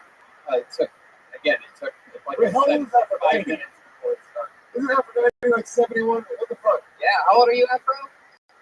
Oh, 64. Sir, Afro was fucking close. No, come on. Afro will work something around the guy. Oh, come on. So kill him. There he is, Jonathan. Adorable. For those of you that just listen to the podcast, you really miss out sometimes. I mean, this is the sweet. Look at that. How cool is that? Jonathan, you just performed at the world famous comedy store and everybody loved you. You can't beat that. All right. So before we get back to the bucket, I want to tell you we have regulars on this show, and everyone's here tonight. So it's about to be it's about to get a little bit wild in here. This first regular, you know him, you love him. He's been one of the longest standing regulars in the show's entire history. He has a very unorthodox style of not telling the truth on stage, being very silly. He's very good at it. Very, very good at it. Ladies and gentlemen, I present to you the first regular during a brand new minute. Make some noise for the one and only William Montgomery, everybody. Wow, look at this guy. He's back, everyone. William Montgomery. Give it up for Larry Montgomery, my dad. Why'd you fuck that up? You piece of shit. No, but seriously, you all excited about Stargate Atlanta Season 5 coming out tomorrow? I would like to first and foremost thank Richard and Stephen Charmones of Fantastic Sam's in Memphis, Tennessee. They not only gave me hell of a haircut, but also hell of a life lesson. There will always be a bomb in the bomb maker's home. They're big fans of the movie Speed. I would also like to give a moment of silence to Kathy, the owl lady of Barnum and Bailey's. She taught me how to fly last week. Sadly, 3 nights ago, she jumped off the roof of her house trying to fly and died. All right. Another. That says William Montgomery as it gets. Make some noise for William, everybody. A new minute. Now, let me just. If I could say one thing, the man who was up here, he literally is related to me. A couple of Christmases ago, he touched my penis. No, he didn't, William. No, he does this. I'm sorry, guys. He does this every week. He comes up here and he lies. That man lives in England. He did not touch your penis, William, and he's not related to you. We will always say this. We know your parents. I was on Abbey Road 3 years ago with that man in a taxi. He started touching my penis. I had to tell him, It's my day. Why would you say it like that? because I grew up next to Abbey Road in some apartments. What? We never knew this about you. My rent was $650 quid. Oh my God. Oh my God. They don't even have quid in England. Which equals out to, what are those suckers that have the Tootsie Rolls in the middle? They were called Tootsie Pops. Tootsie Pops, yeah, $650 quid comes out to 3 Tootsie Pops. Oh, wait, what? All right. William, you are much, believe it or not, this is your first time seeing William. Let me tell you, this is the fucking cleanest cut William Montgomery we've ever seen. I know a lot of you are thinking, who is this trucker pig? But this is the best version of him we've ever seen. So it's the wedding. Just picture maybe a cutscene, me and a red man literally in a cab of an 18-wheeler, just going through the parking lots, finding women, prostitutes, poisoning them, cutting them with our knives. Red man looking at me, asking me, William, hold on, the map now. Where are we? Where's Wow. my map? Red Band, don't fuck this up. This is the best set I fucking had. William, so welcome Can back. I get something off my chest? That looks like the only place where you don't have something hidden. Literally, I don't know if it was 2 or 3 months ago, I was with Red Band in the bathroom of a Wendy's. We were swapping pills, swapping, you name it, we were swapping it. Why are you talking about this right now? So, William, you just went home. Can you tell us some real things that happened in your real life? Can you get real with us for a second? You were just home with Larry and Francis Montgomery, who we know, who have been on this show. Very sweet parents you have. You don't know how this demon seed came to be, but they're just lovely, honest humans. They said, Hold on, sir. Is your birthday March 6th? wait a second. Yes, it's March 6th. He didn't say yes, William. He actually didn't say at all. No, that was fun. I got 2 pairs of Levi's jeans. I don't know if y'all wear the 505s. I'm currently a 36-32. Are you really? 36-32. Why'd you fucking put that on? William, can I be honest with you? It does seem like you are gaining weight in the middle area of your body and your face, like at a very fast rate. Have you noticed this? Have you ever heard of the cookie? It has one of the delicacies. It's called a cream. In the middle of it, it has cookie outer sides. Do y'all know that cookie fig Newtons? I've been eating fig Newtons like it's my fucking job. Ew. I forgot how to fucking swim. Tony? Oh my God. Tony, when William was in Memphis, me and David Lucas Craig called him on the podcast, and we practiced mom. It's really good for that. Wow. What happened there? Before I get into that, it is so nice looking at y'all. Y'all are so sweet. Looking at invite me to the Scam Fest South. Thank y'all so much. It's a big announcement. William, they didn't invite you. They literally didn't invite you. That didn't happen at any point of this show. Last year you had an opportunity. Perfect. Last year you had an opportunity to get flown out to Skankfest. Louis J gave you a chance, and you got beat by a handicapped Asian man. Remember that?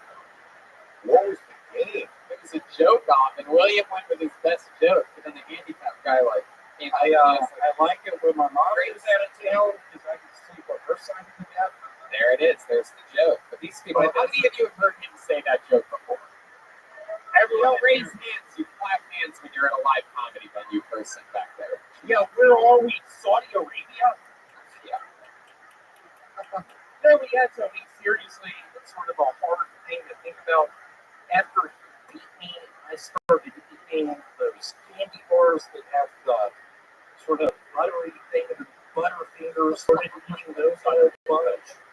Now I know you're fucking with us. Started eating a bunch of Nestle Crunches. Started drinking some water, but What just happened? All right, William. Steve Lee, cut the mic. Jeremiah, what are you doing exactly? is this back on? Yeah. Oh, it's oh, that's that Just much. trying to figure this out. The whole reason. When I was back home in Memphis, I had a bit of an identity crisis, if you want to call it that. I played something called the Ouija board. I was talking to my deceased grandmother, Eve Vance. She was telling me, start using a learn how to swim, learn how to read. So get into a technical college. Okie dokie, William. We're gonna end it there. Did you listen to anything that your aunt told you on the Ouija board? I did. I now chew a brand of bubble gum called Big Leaf. Okay, William. We love you. That was another minute a long interview we got through. Thanks to William Montgomery, everybody. He's back. We didn't have him on last week. He went back home. We found out nothing about his trip back home. Maybe we'll hear more about that now. It's very strong. The more weight he gains, the more his taps on the back deeply affect me.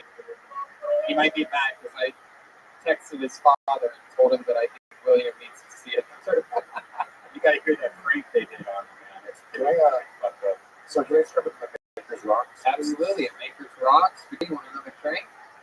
Sure. A drink with it. Is that a dirty martini? Extra dirty martini. Extra dirty. Hey, you gotta want it. You gotta want it. 2020, you gotta want it. No one knows that you're in it. That's right. Tell a friend. Speak while you're in the bathroom. BigJComedy.com that you gotta want it for. So it's a dirty martini at Maker's Rocks, and yeah, you got that. That's all happening. All right, we have another regular on this show. I don't know if I even had a chance to warn you guys about the power that's about to be on this stage. This guy makes fun of the panelists sometimes. He definitely makes fun of me every goddamn time he comes on. We always get into a little scuffle up here. But on top of his roasting style during the interview part, he's one of the best damn joke writers anywhere around here or the Comedy Store on any level whatsoever. He always has a brand new banger every single week. That's a lot of pressure I'm putting on him. This is a rough introduction, but I believe in him so much, I feel like I can still say it and he'll still come through. Make some noise for the great David Lucas, everybody. Here we go.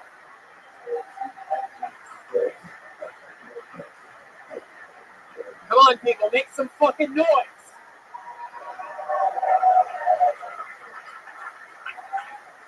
Yeah, let's see what kind of crowd we got tonight. Jesus' mom was Me Too. Like, for real, she didn't ask to be pregnant. For real. She was asleep one night and a nigga named Holy Spirit was like, you gonna have a baby. She was like, oh my God, what's his name gonna be? She was like, Jesus. Like, for real, he was a Me Too baby. Had Jesus been born in 2020, nobody would respect his miracles because he was a Me Too baby. Like, fuck that woman of war, that's a Me Too baby. They want to have him. Window abortion clinics in Jerusalem. So, yeah. And what kind of daddy was Joseph? You think got to raise a baby that a spirit impregnated the bitch. You know? I don't know if anybody's making no diapers. Yeah.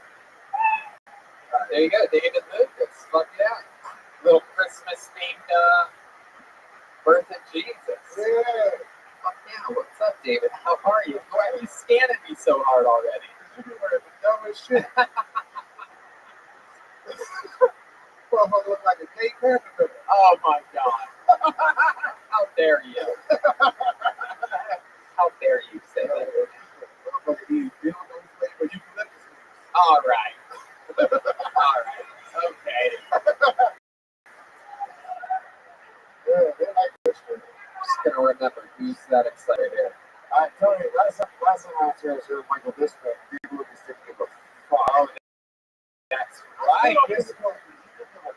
Literally, I've never been more concerned that one of the guests was going to fight another human on this show. And you just kept going harder. I mean, we almost called the white people, and I was lost with my mind. And this motherfucker was a cross-eyed. He doesn't care. But you look like an Armenian demon. You look like Black Nick Okerson. You look like Nick Okerson. I don't know if I got to rub it in 3 times. Slick outfit, dude. Slick outfit. you're like, No, I should have like emo bouncer looking ass. We're dressed exactly the same. You look like a 1980s bad guy. This is a black guy that has teal suits and rides a skateboard. You look like you take pictures out the oven with no oven. You look like you're in a gang and you still read comic books under a blanket with a flashlight. Hold on, repeat that. Woo! Repeat that out of here. You look like you got caught in the drive-by with some magic markers. You look like the guy from Camp Dawn, and you know which one I mean. Wow. You like to hang out with Andrew Dice Clay, right? Oh, they don't get that way. It's like a compliment. Oh yeah, we would have let you hang out with Dave Chappelle. That was fun. That was fun. Hell yeah. I didn't want to go after. No, come on, relax, David. David never knows when it ends. By the way, one of my favorite moments. We had Schultz on. The great Andrew Schultz was here a few weeks ago, and they're going back and forth. He gets Andrew, and Andrew gets him, and back and forth, and then Andrew gets him, and Andrew's thinking about a good high five, and Andrew's a punch, and then David just keeps scanning. And this motherfucker looks like, Andrew's like, Jesus, oh my God. He doesn't stop. Hey, speaking of these motherfuckers, I'm gonna be at Skankfest Southwest, y'all. Is that true? Wow. Part of the New Dynasty Showcase, top 10 dirty, young, killer motherfuckers that are going to take over the comedy scene. He was one of the top 10 of the country. Wow, look at that. That's huge. And also another Kill Tony on Ali McCoskey is part of that list. Hey, absolutely. I love me some Ali McCoskey, our pride and joy. She is opening up for me tomorrow night, actually, in New Year's Eve show in Texas. So we're flying together for one night. William Montgomery just killed himself. Yeah. What a nightmare. What a nightmare. My goodness, great. What's going on? Poor William. I got a lot riding on this, guys. This is my best set I've ever had. Don't fuck this up right there. Alright, well, anything else crazy happening in your life, David? Since the last time we've seen you? My birthday was past Saturday. Oh, wow. Look at that. Another excuse for you to eat cake on a random day. Look at that. What do you want for your birthday? What? What do you want for your birthday? What do I want for my birthday? Well, it's in June, but I know what it is. what are you going to get me? Chocolate dildo. I literally was going to say, what type of dildo are you going to get me for my birthday? And there you go. Or a stripper pole. Okay, I already have a stripper pole, but You making a liberty for cheese platform? that's it. No, I actually stripper pole is a giant dildo. I got so broken in with so many dildos that I just attached the stripper pole from the wall vertically, and then I put it horizontally, and now I just run backwards with my pants. I bet your back pocket's too. What the fuck is that supposed to mean? Hold on, what are you doing? What the fuck is that supposed to mean? I mean, you steady. If your back pockets can touch, nigga, they ain't got no space in between. Well, I bet your back pockets are so far away they use them to measure first downs on football field. Son of a bitch. It's 10 yards if you're wondering. Why you up there clapping like a fucking circus person? I don't like that shit. You can lean back like a black person. You gonna run out the room? You laughing a little too hard, my nigga. Wow. That's a great job. Come on. So, David, fucking angry asshole. What's wrong with you? You're happy birthday. You're killing. We like you. You invited you to our festival. Why are you so angry? I ain't angry, man. You're fucking demeanor. Demeanor. His demeanor. You're like an unsuccessful Patrice O'Neal. Shoot, you're gonna die. Relax. You were like a, let's see what this is. You were like an 80s coke dealer. All right. I look like a 2019 coke dealer. And you're about to be a 2020 coke dealer. Oh, yeah. I love it. Well, this is the type of fun we're going to definitely be having in Skankfest Houston coming up at the end of March. Yeah. Take it to that. Let's get this that Monday. We might kill Tony. All 3 days? No, I don't. 2 days. Oh, yeah. All right. Yeah. Let's get it today in the air. You can do 17 shows for us? Oh, here's some good 17 shows. Oh, he literally just tried that. He knows we're not doing free. You're so shady. You're exactly as shady as you look, which is a lot. That's a lot. How about one more time for the great David Lucas, everybody? David motherfucking Lucas. There he goes. He did it again. Unbelievable. What do you think? Back to the bucket, huh? Alright, jeez. Doesn't seem like you guys are really into it this much. We got this fucking softball player here on her phone. Look at this chick. What's going on, lady? How are you? That clean up? Am I right? You play softball, right? Absolutely not. Hell yeah. Alright. I'm gonna think about that tomorrow, though. Shouldn't be on your phone in the front row of a live show, especially the #1 live podcast rest of the world. All right, I pulled a name out. Make some noise for Abraham McNulty. Minolicon? Abraham? Really, any Abraham? If your first name's Abraham, you're next. Abraham Minolicon? How about a hand for the band, everybody? Killing it tonight. Here's Abraham Minolicon.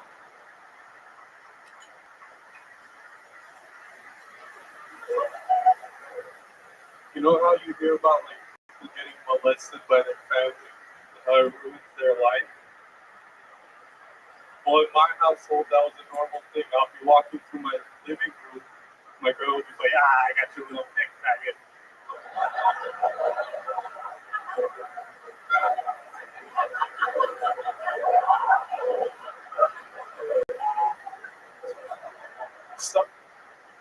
Sometimes I walk through the living room acting like I didn't know what was about to happen.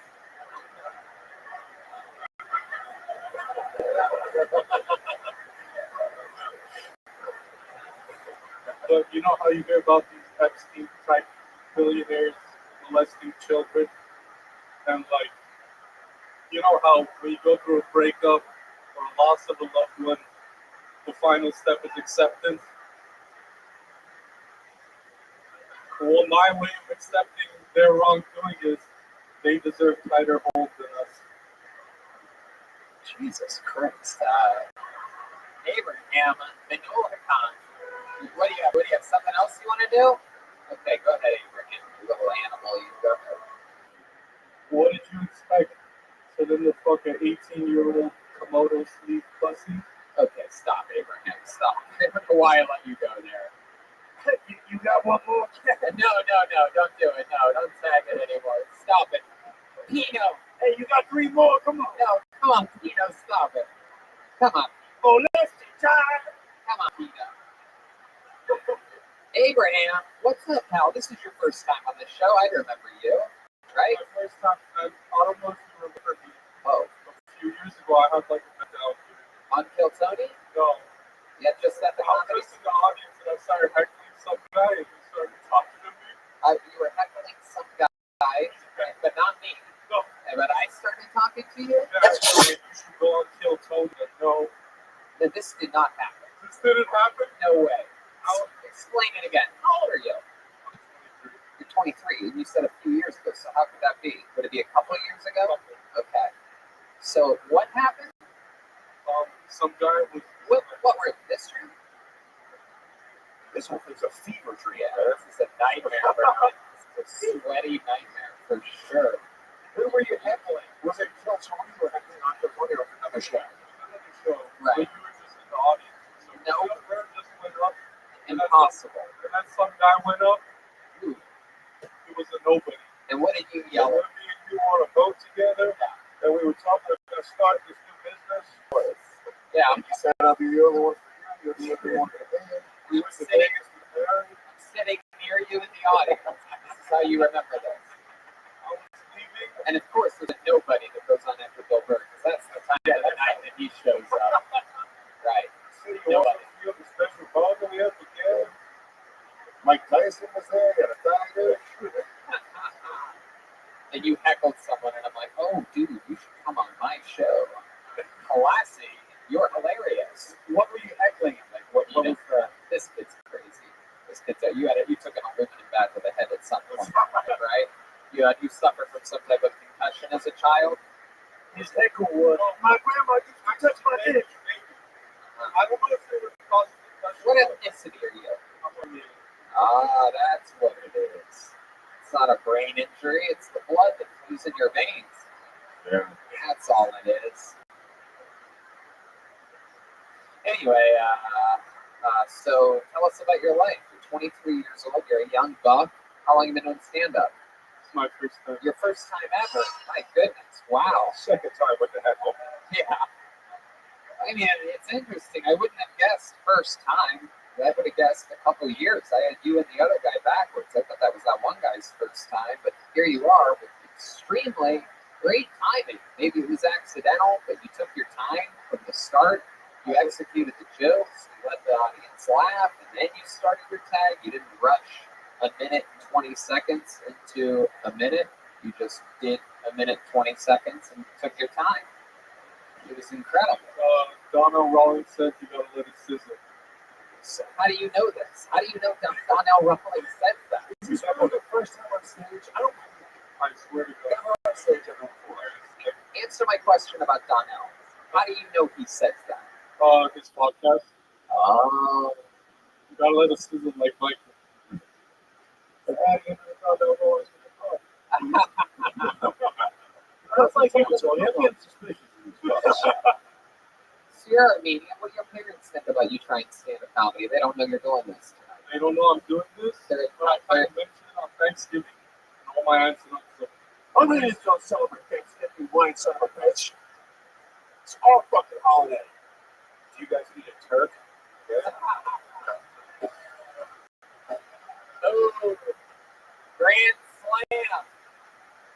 You gotta want it. 2020. Don't go see you either. Son of a bitch, I just said it again. I forgot it for a second. That's perfect. Son of a bitch. Oh, what some people say it and get the answer to that. They're like, what is wrong with you? You pussy, you stupid.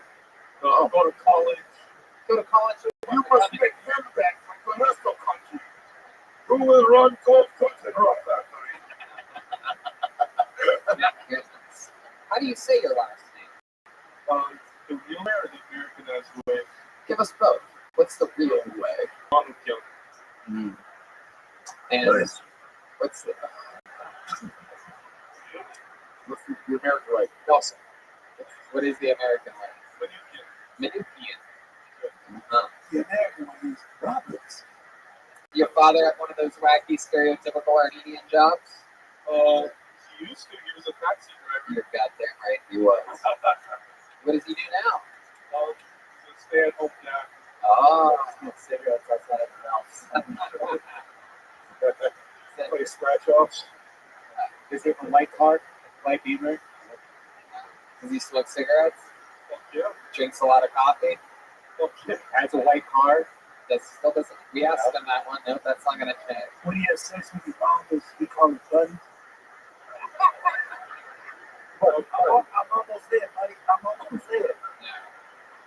Well, Abraham, I mean, I'll tell you, it was really good for a first time, especially. I mean, I'm really impressed. You took your time. Always remember to do that. It was interesting. It was sort of a believable. The awkwardness really played into your favor by telling us that your grandmother or whoever molested your aunt, whatever you said.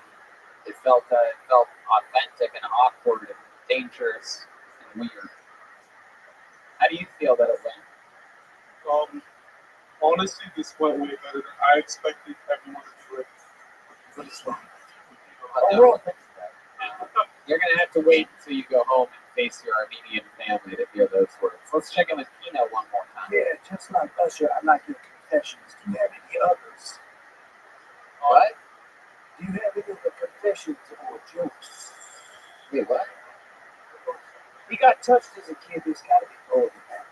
Well, I guess we're just going to have to. All right. It's like it's a love thing. Now we're getting somewhere. Fucking cat. Got the thing. Yeah, your grandmother loves baby dick. Your grandma's got a shallow pussy. Whatever. Okie dokie.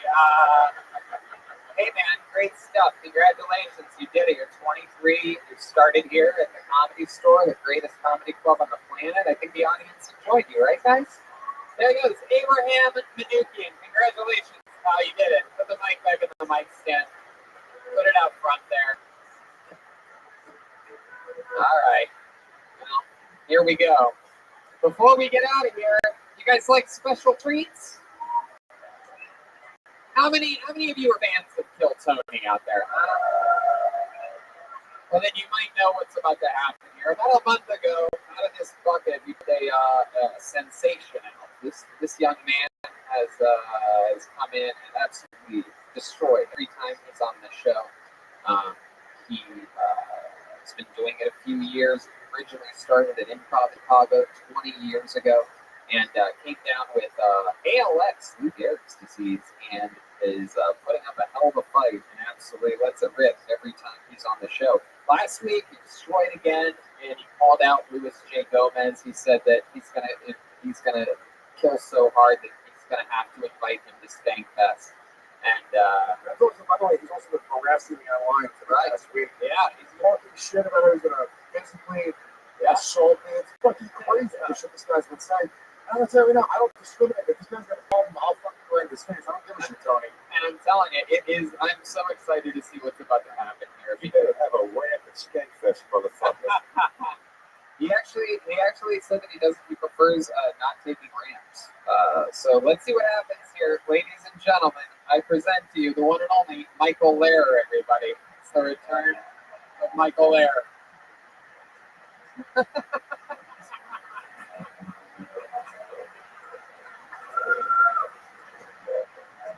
Holy shit. He's crawling from the back. This is his first time on the actual stage of the Comedy Store. He is left. He's been on the side of the stage every other week. He's been on the show. I hope the He's show holding up. He's saying "fuck you" to Luis J. Gomez right now. Luis, don't touch him. No, don't touch him, Luis. No, Luis, no. Where the fuck is David Deary with this chair? Come on. Wow. This is incredible. Michael Lair, ladies and gentlemen. David, help him up. Come on. Get in there, David.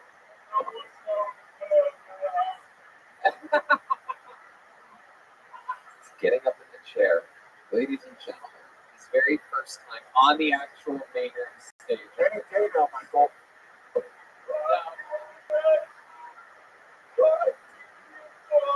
I'll tell you now, I'm putting that chair a lot faster than he is. 2 minutes though again? No, it's stop. It's not a contest, Lewis. Thank God. No. Ladies and gentlemen, make some fucking noise. It's Michael Lair.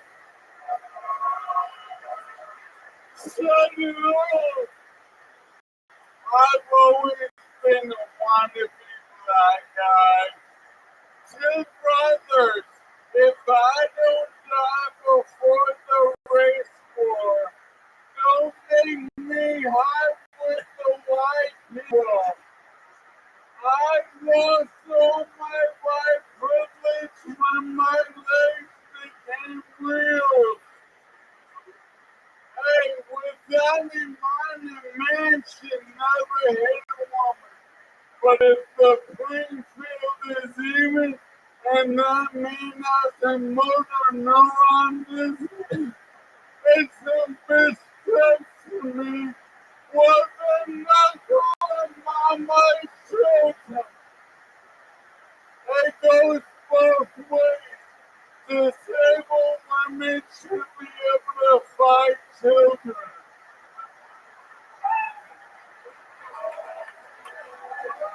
Wow. Michael Lair. Oh, Louis J. He's giving you 2 thumbs down. Just grab that microphone, Michael. What do you think about Louis J. giving you thumbs down right now? Hey man, I thought, it was okay if the joke writing was all right. The delivery was a little slow, yes.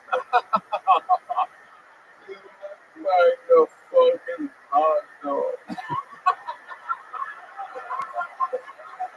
He's right. Put the glasses back on. My folks don't wear glasses. Both of you look like you're doing cosplay repo man. Repo man.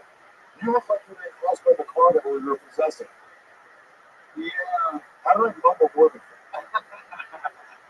man, you look like the guy from the cartel that infiltrates the highway patrol. I was impressed he picks wordy comebacks. Really, guy? That's great. You look like you're gonna be in that gay corner of the monkey play. They told me. I don't spend enough time in this town for that, but I tell you, you don't talk like fucking Frank J like that. What is that? William is a bike chain and there's a block that. Okay, what is that? I'm the best and the outsiders on your ass. A bike chain. Are you trying to fucking go, dude? I will fight you, Michael. I don't give a shit. I would not have brought a bike chain if I didn't think this shit was gonna pop off.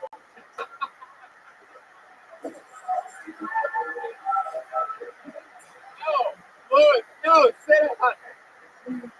Louis just, the first thing he does is, wait, oh! Oh my God, what's about to happen? Let's fucking go, Louis, I need you to, I need to drive. Come on, buddy. You think I'm afraid of you? I sent you online. I get it. Dude, I will fight you tonight. On Tony. oh! This is so, Louis is dead. What a bad day to wear gray pants. Oh my God. Assaulted at the comedy store. I was assaulted at the comedy store. I don't know. How's that your potato? I don't know if Luis Gomez just caught Lou Gehrig's disease from that punch. It's incredible. That's how it happens. That's how it spreads. Luis Those triggers. I just want to say, boom. Hey, I love that, Michael. That's so cool. Oh yeah, look at that. Wait, where are you going? Luis? Oh. Be careful. What's happening? Man, He's exiting the stage to come back on. yeah, man. Put these on so you don't look like a hot dog and food blockers. It is true. You know, Louis J., you do look like a hot dog. It is sort of shocking. Tony, I don't come here to be disrespected, to be physically assaulted by whatever the fuck he is. To talk over the chair, to piss my pants. Oh my God. Oh my God. No. The hot dog is boiling over here. God damn it.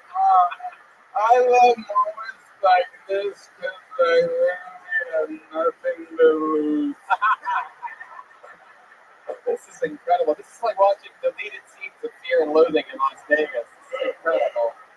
Yeah, backstage is the cool if I blow my brains out. No, don't do it. But you do have a great room. Yes, we do. Absolutely. I love it, Michael. Oh, Jesus. There you go. How loud the sound can get for everyone that hates that. Yeah. It's so nice to be up here without my nurse/girlfriend. That's right. You left your nurse/girlfriend down there tonight. We had you chambered up backstage. We wanted to bring you up. We wanted to get good. You How does fighting. really? Yeah. What are you guys fighting about? Well, it's like she's never heard of romance, man. Like, she always sanitizes her hands before she nuts me off. Of course, she nuts you off. I've never even heard of such terminology. You are one hip dude. Oh, that is one cool tone. My goodness. So what's the deal? What do you want to do? You want to go to Skankfest? Is that what you said? Yeah. Houston? I applied forever ago, and obviously I'm on the clock. So, I mean, that was fucking wrong. Do you think this is the way to go? Like, insult me everything and punch me in the face like Kill Tony? Yeah, that might be the last time I get to punch someone in the face. So, it was worth it. So Luke, Alright, listen, I will go to Skankfest, but first you have to do the dance the floss on stage right now. If you do floss, I'll come you gotta get the whole of the Skankfest fucking Hold on, just wait now. Come on.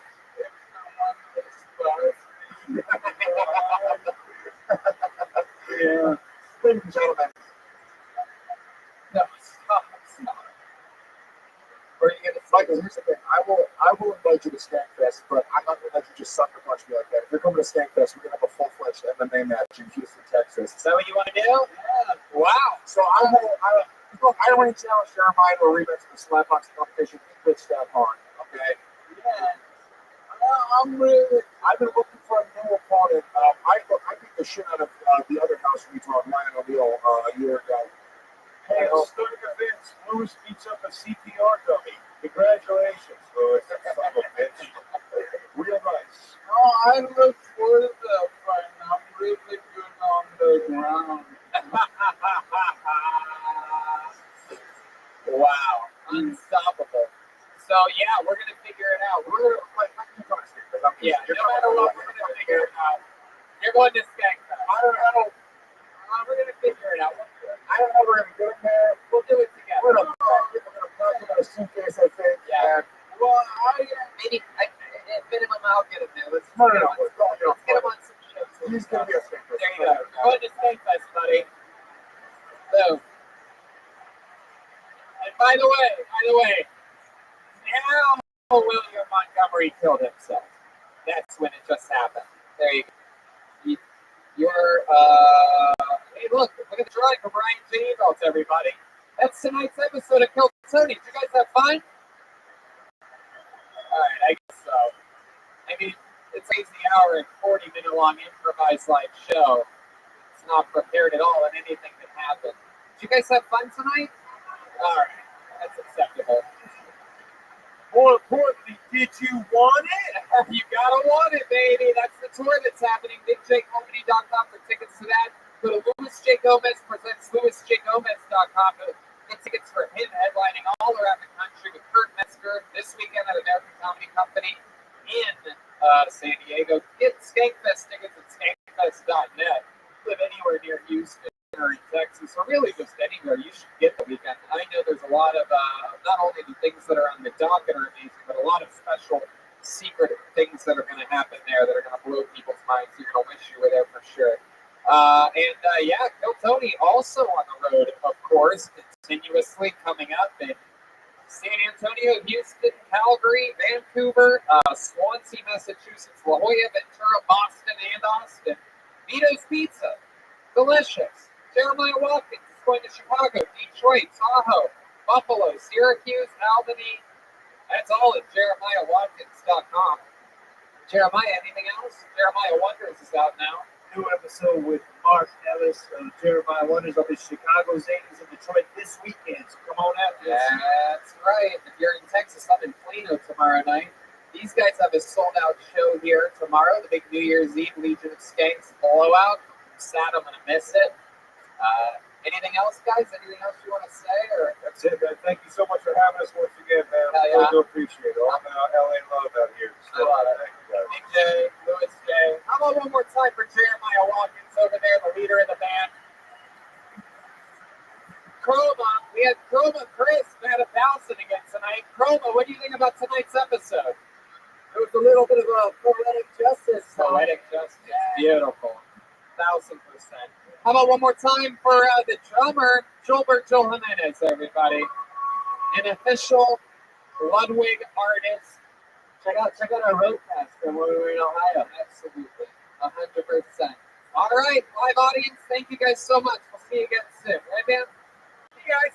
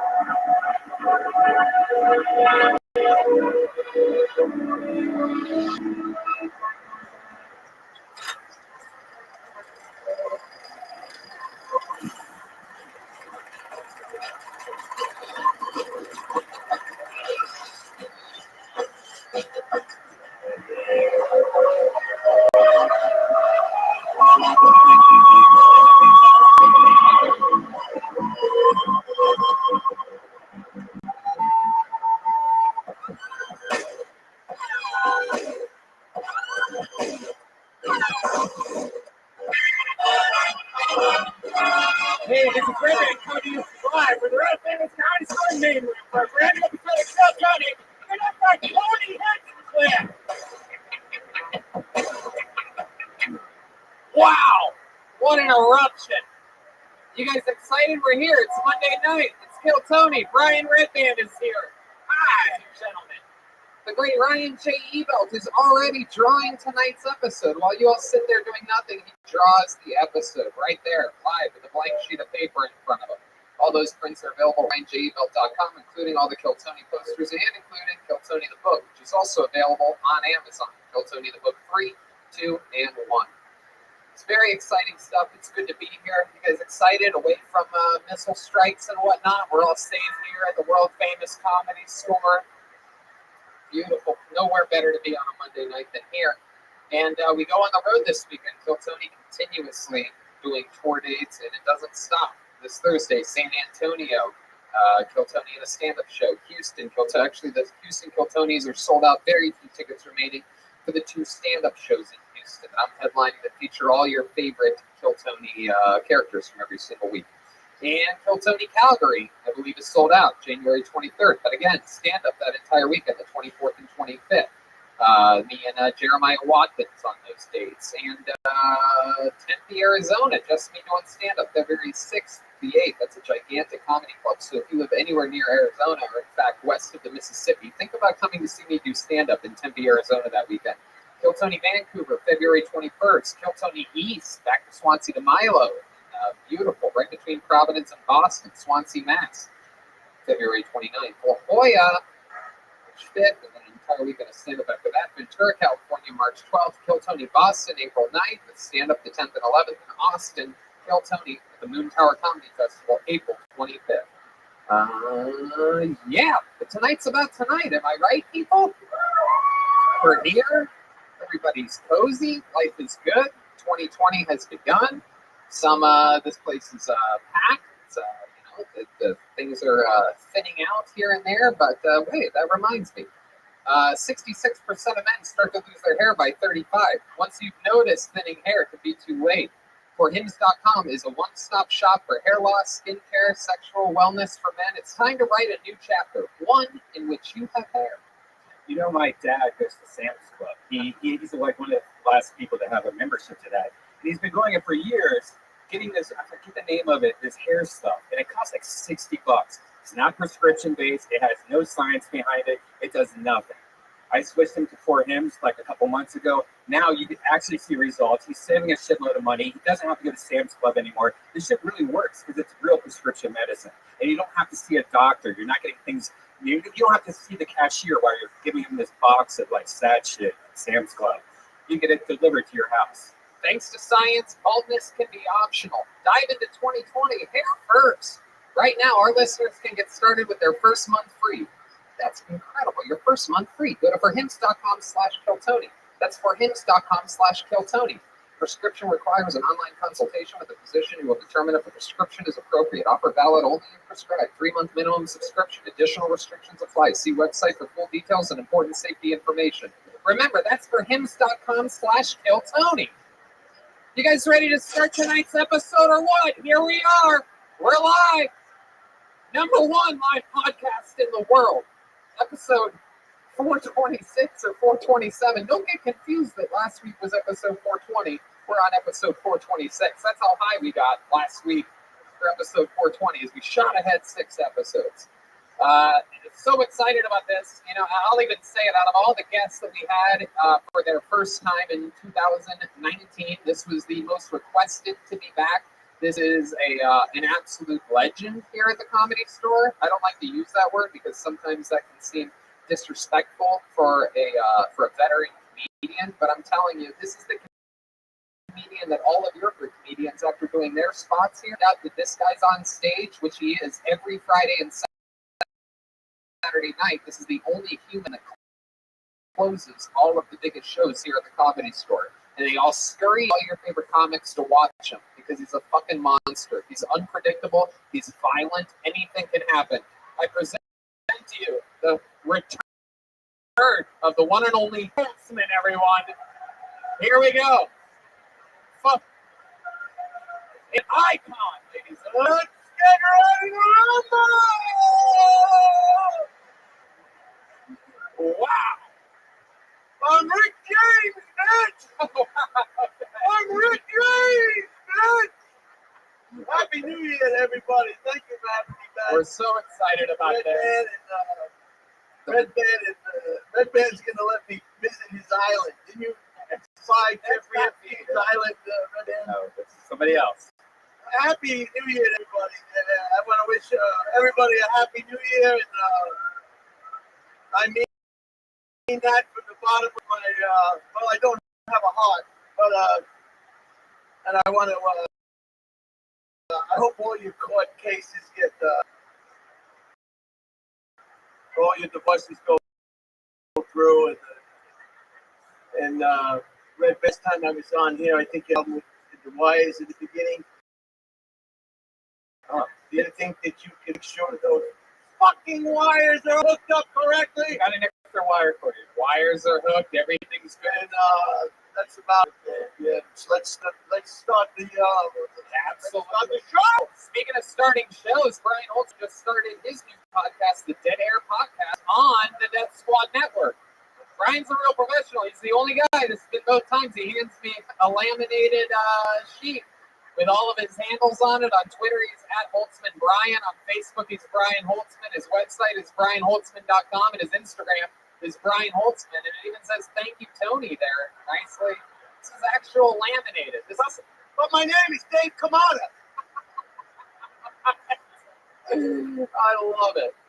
Well, Brian, you may remember that we have a big wacky band on this show. Every single episode, they commit to different characters. How many of you are fans of this show? Well, then you guys know what it is. Sometimes it's the return of famous characters that we've seen before. A lot of times on these home court shows, it's the debut of brand new characters we've never seen before. We never know what's going to happen. We're separated by an entire separate green room in the back. We never know what they're going to be. They took a long time getting ready tonight, so I'm excited to see this. Ladies and gentlemen, I present to you the best damn band in the land, the Kill Tony Band. Jeremiah Watkins, Chroma Chris, and Joel Jimenez. Oh!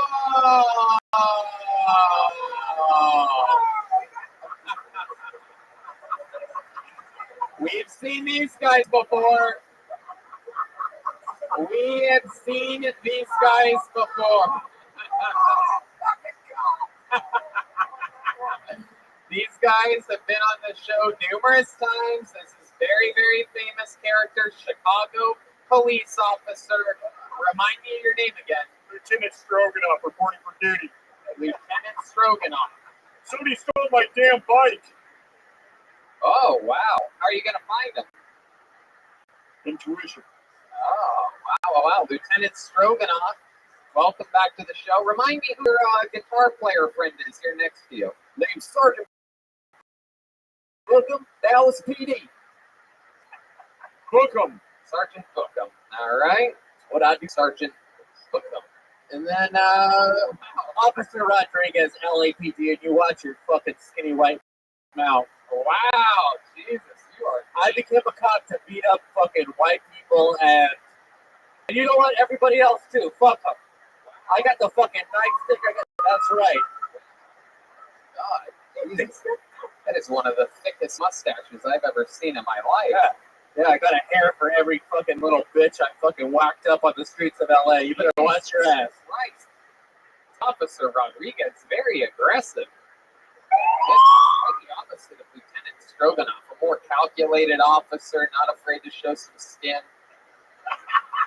All right, so I'm excited about this. It's the return of the police officers. We got Brian Holtzman and Brian Redband. It's the first episode of 2020, ladies and gentlemen. This is it. And can I just say, the last time I was on this show, and I don't have anything derogatory to say, but we had every person of every, we had trannies, we had homosexuals, we had, you know, can we have some people this time that's just regular fucking people? People with their original genitalia, people with their original breath, original nose, people that had their whole body. My goodness. All right. I like it. We're starting it out this way, which brings me to this. It's the bucket of destiny, everybody. As Brian said, anything can happen. We get people of all different shapes and sizes and things like that. Yes.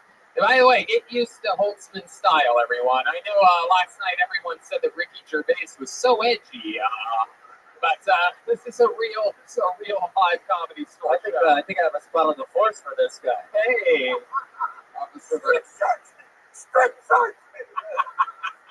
So I pull your name out of the bucket, which a bunch of people signed up. If you don't know, anybody can sign up. Maybe it's one of the veteran comedians that have been doing it a few months or years. Maybe it's someone's very first time that traveled from somewhere to give it a shot. Anything can happen. But pull your name out of the bucket, you get 60 seconds uninterrupted. You know your time is up and you hear the sound of a kitten. That means wrap it up then, or else you're going to bring out the angry West Hollywood Bear. Wow, sounds furious tonight. Sounds furious. And then we interview you. I talk with you about your life. You just have to answer the questions honestly, and we'll all get through it together. We'll all figure it out together. All right, you guys ready to start the show?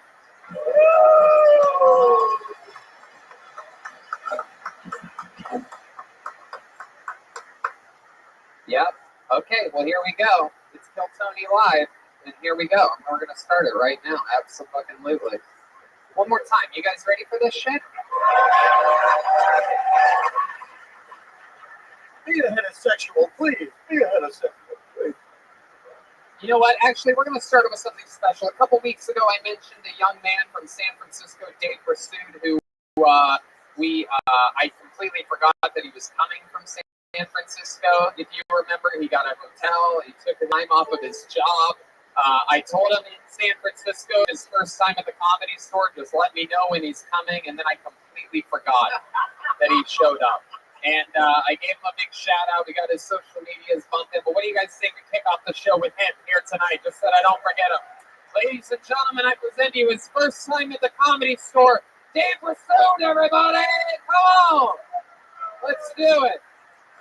Live from the world famous. Yeah. Come on, one more time for Dave, everybody. It's good. I got cops here. I'm going to tell you a story about when I used to be a paramedic. We got called in on a drug bust one time. Turned out to be a potential overdose. Cops are talking out by the squad cars, right? I can see them in the back of the from the back of the ambulance, and they're talking. They're going, "He sends us an 8-ball. What's an 8-ball? He sends us an 8-ball. What's an 8-ball from the back of the ambulance?" I'm like, 3.5 grams. And the cops are like, "Thanks, Dave." My partner freaked out. He's like, "Dude, what are you doing?" He says, "You're going to get in trouble." I'm like, "What are they going to do? Arrest me for knowing measurements?" And just so you know, there's 454 grams in a pound, 200 or 448 in a dealer's pound, 112 and a quarter pound, 28 pounds, 14 and a half, 7 and a quarter, 3 and a half and an 8. Okay, thank you. This guy likes it. And I firmly believe that if it hadn't been for the drugs in the United States, nobody would know the metric system. Because nobody knows in here how many kilometers it is to the dispenser, but every one of you knows how much it's supposed to weigh when you get there, right? All right, that's my time. Oh, yeah, Dave Pursued, everyone. Welcome, Dave. Grab that microphone. Heck yeah. I love it. You get a mathematician come in his pants during that set at one point. I fucked up. A little nervous tonight, man. I know, that's what happens. This fucking, you get on this red lacquer stage, shit fucking hits you like a ton of bricks, all these lights, all these... Why are you nervous? You hiding something? Hey, opposite smoking weed. So welcome to the show, Dave. You drove a long time to get here, right? Yeah, I came down from the Bay Area again. Yep. So I came down and got a hotel, and tonight I'm actually going to use it, so it's okay. That's good. What the fuck does that mean? Well, it's because I forgot him last time, so did you drive back right after the show last time? Yeah. Got you. Just Yeah. furious, right? You were so angry at me. I very rarely ever feel bad for anybody on anything, but this one really got me because I specifically told you, and I take great pride in being a man of my word on this show. Yeah, you said you had me, and then at the end of the show, I'm sitting there, everybody's walking off. I'm like, what the fuck? Are you serious? Yeah. So, and then I was going to say some nasty shit to you, and then I'm like, I just went, wow, really, dude? I and could you tell. went, oh my God. So Right. it's cool. Yeah, I wrote back, and then we took care of it, and I felt terrible, though. No, and he sent me, like, Tony sent me an email, right? The next day, and it was totally heartfelt and everything. And I'm like, okay, cool. Because he goes, come back on the show. The first email he sent, I'm like, oh fuck, man, I feel like Charlie Brown and he's Lucy pulling the ball away from me. And but then he sent the second one, and he said, I'm going to call out to social media. I've had Thank you. 400 people. 400 new followers, and even Michael Lear with ALS. Yeah. Michael Lear goes like this. He's like, dude. He goes, I've got an incurable disease, but what happened to you sucks. He's so funny. I mean, that fucking guy laughs already tonight. Yeah, He actually passed away last week, so it's actually glad that you gave him a little shout out. Very exciting stuff, Dave. So remind me, how long you been doing stand-up? The last 3 years real serious, but 9 years just dipping around in it. Heck yeah, dipping around. Chill. And you were a paramedic, or? I was a paramedic on a specialized trauma rescue team. I got in an accident. I was out of that, and What was the accident? somebody crashed into the ambulance. Wow. Were you driving? Were you on your way to a No, I was in the back with a patient, and I got thrown into the cabinets up front, and this little old lady was in the ambulance with me, and I'm like, ma'am, are you okay? She goes, I'm fine. How are you? You got thrown right past me. And I'm like, Jesus. So that was Christ. it. What happened to the patient? She was fine. She was strapped in. Oh my She was strapped in. God. I was in the back of the ambulance. I went flying up to the cabinets up front, so that messed me up. God, what do you call it? An ambulance gets into an accident. Fucking Ghostbusters? I know we had 3 ambulances show up, one for me, one for her, and one for the supervisor. So we, it's You just five hate, ambulances. you just hate to see first responders get fucked up. Yeah. It goes against everything we believe in. Sure. But you're talking like this is the first time that you ever got fucked over. Like This is Tony. the first time that you Like ever Tony. got fucked over by somebody. Little does he know that I was the guy that crashed the ambulance that day. Hit and run. I wrote him a nice email, though. It was very heartfelt. Wow, it was great. I mean, I had all kinds of people that reached out. They said, hey, we're supporting you. We'll be watching tonight, all that kind of stuff. And then one guy's like, oh, hey, you faggot. I'm like, Right. really? Welcome to the internet, Dave. You think that's bad? You should see my everything. I'm like, you suck one dick, and this is Right. That's what I say. That's the same thing. You suck 47 dicks, and this is what happens. no, but it was really cool. I mean, it's been great. There's a lot of people reached out. It was really cool. I appreciate you having me back. Of course. Well, thanks for getting this show kick-started off tonight. I love it. Is there anything else we should know about you, Dave? Any fun facts about you or your life? But I told you after the accident recovery and everything, I swam from Alcatraz to shore, and then you asked if I did anything else, and I left it out. We did this thing after the accident. My daughter and I swam from Alcatraz to shore 1.5 miles. She's a swimmer. So. That's how my father got to this country. Yeah. And then I did Statue of Liberty to New Jersey as well. So we did The that. Statue of Liberty to New Jersey. Oh, yeah. I'm a professional bragger. Well, did you climb Mount Everest today? What haven't you fucking done, man? You get thrown out of an ambulance, and now you want to, it's okay. I used to pick up patients like you, man. All right. Wait, what did he say? Call me crazy. That's what he said. Oh. We got a 5150 in progress. Uh-oh. All right, Dave. Well, I mean, you did a good job. You got us started here. A lot of math in that set, but we got through it, and that's like a brand for you because I remember the grand. All right, thank you guys. There you go, Dave. We're sued, everybody. There you go. Hey, you got a CD. Whoa! Look at that. Wow. What did you get? We got CD. Brian Holtzman appears to be giving away CDs and $2 bills tonight, everybody. Hey. How exciting And is this? it's not a comedy CD, right? That's like a normal CD. What did you get? New Rolls. New Rolls. That's New Rolls. This is a private CD collection that I'm giving out for the new year. New Rolls. New Rolls. Singing from the ball cage. My goodness. Heck yeah.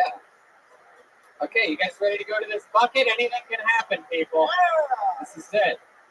Thank you, Lieutenant Stroganoff, for resetting the mic stand. They had to be done, right? Oh. And your first comedian pulled out of the bucket tonight goes by the name of Adam Crocetti.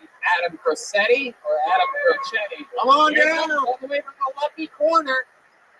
Unbelievable. At least once an episode. If I was signing up for this show, I would sit at that table every goddamn time. There is something magical about that. All right. Here he comes, Adam Crocetti.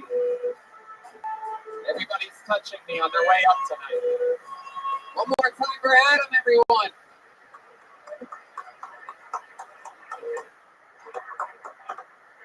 Damn you, Holtzman. I'm returning, mistake. Look like a game show host from hell. God damn you, Stroganoff. Bastard gave me a ticket out front. Was masturbating with my truck. Said you can't park in the comedy store parking lot. You gotta earn that shit. I'm gonna masturbate in your truck in this parking lot. You get your name on the wall, god damn it. Chopping it up with Tony the other day out front. I was worried about going on the goddamn show. I want to get sued up on the fucking Kill Tony show. Because I always hear him ask the question, how many of you guys like it when comedians do good on the show? Nobody fucking claps. It's an asshole audience. I don't trust this crowd. Fuck yeah. Way to burn bridges with everybody during that set. That was incredible. Just absolutely as bad as it gets. I mean, I couldn't think, if I were to strategically write, like, okay, you want to really be bad tonight? Here's what you do. You start with Holtzman, and then go to Jeremiah's character, make fun of that character, say that he gave you a ticket or something else that doesn't make any fucking sense. And then talk about hanging out with me or something like that. That's what I would say. I would say don't do any jokes. Whatever you do, don't do jokes. Just come out and fucking try to just be an asshole. How do you feel that went? I feel terrible, Tony. You feel terrible too. Holtzman says that he feels terrible too. I don't even know if you're going to get one of these CDs tonight. This is incredible. You get a laser disc for that performance. Back to the future too. Adam, don't try. Don't try. But it looks like we have found the marathon bomber, Tony. It is incredible. Adam, so you're as bad as it gets. Tell us your story. Have you been doing stand-up at all? Have you ever done stand-up? Yeah, we were Chicago. Chicago.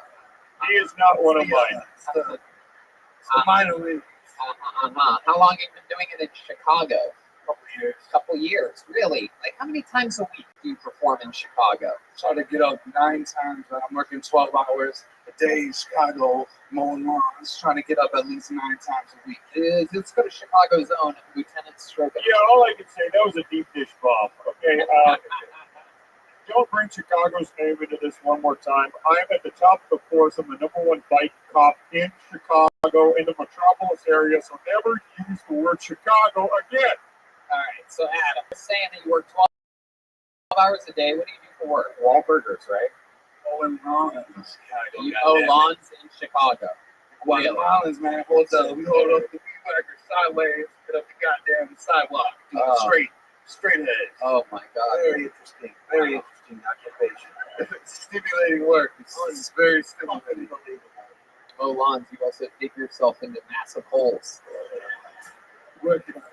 Wow. So nine times a week. You've been doing it 3 years, and you still. Also a couple years. Let's say 2. Oh, okay. I don't want to claim 3. I feel like 3. Let's say It should be. let's say none. Let's say you've never done stand-up. Let's just say that. Really. Let's say this is your first time ever, and it'll be easier for everybody to Be digest. honest. You're not supposed to lie when you come up here. Come on, try it out. I'm working well with it. All right. So this is really interesting because you're so bad. You want to do a joke? You want to do like you have like one short joke that you compiled out of all of your sets? Yeah, let's work. Let's do one short joke. Look out there. Stop looking at us. And do one short joke. I just got back from dinner with my dad earlier. Jericho is the name. He's a Vietnam vet. Bastard hunts deers with a bow and arrow. On a crossbow. He's not a pussy. Bastard comes to the dinner table without a shirt on. Got the chain tangled up in the chest there. He's a real man. The bigger dick that everybody in this room. Bastard's half black, half German too. But Vietnam, dude likes to tell a lot of stories. Not so many battle stories. My dad likes to talk about fucking. All the fucking he did in Vietnam. One great thing you had to be worried about in the whore huts in Vietnam.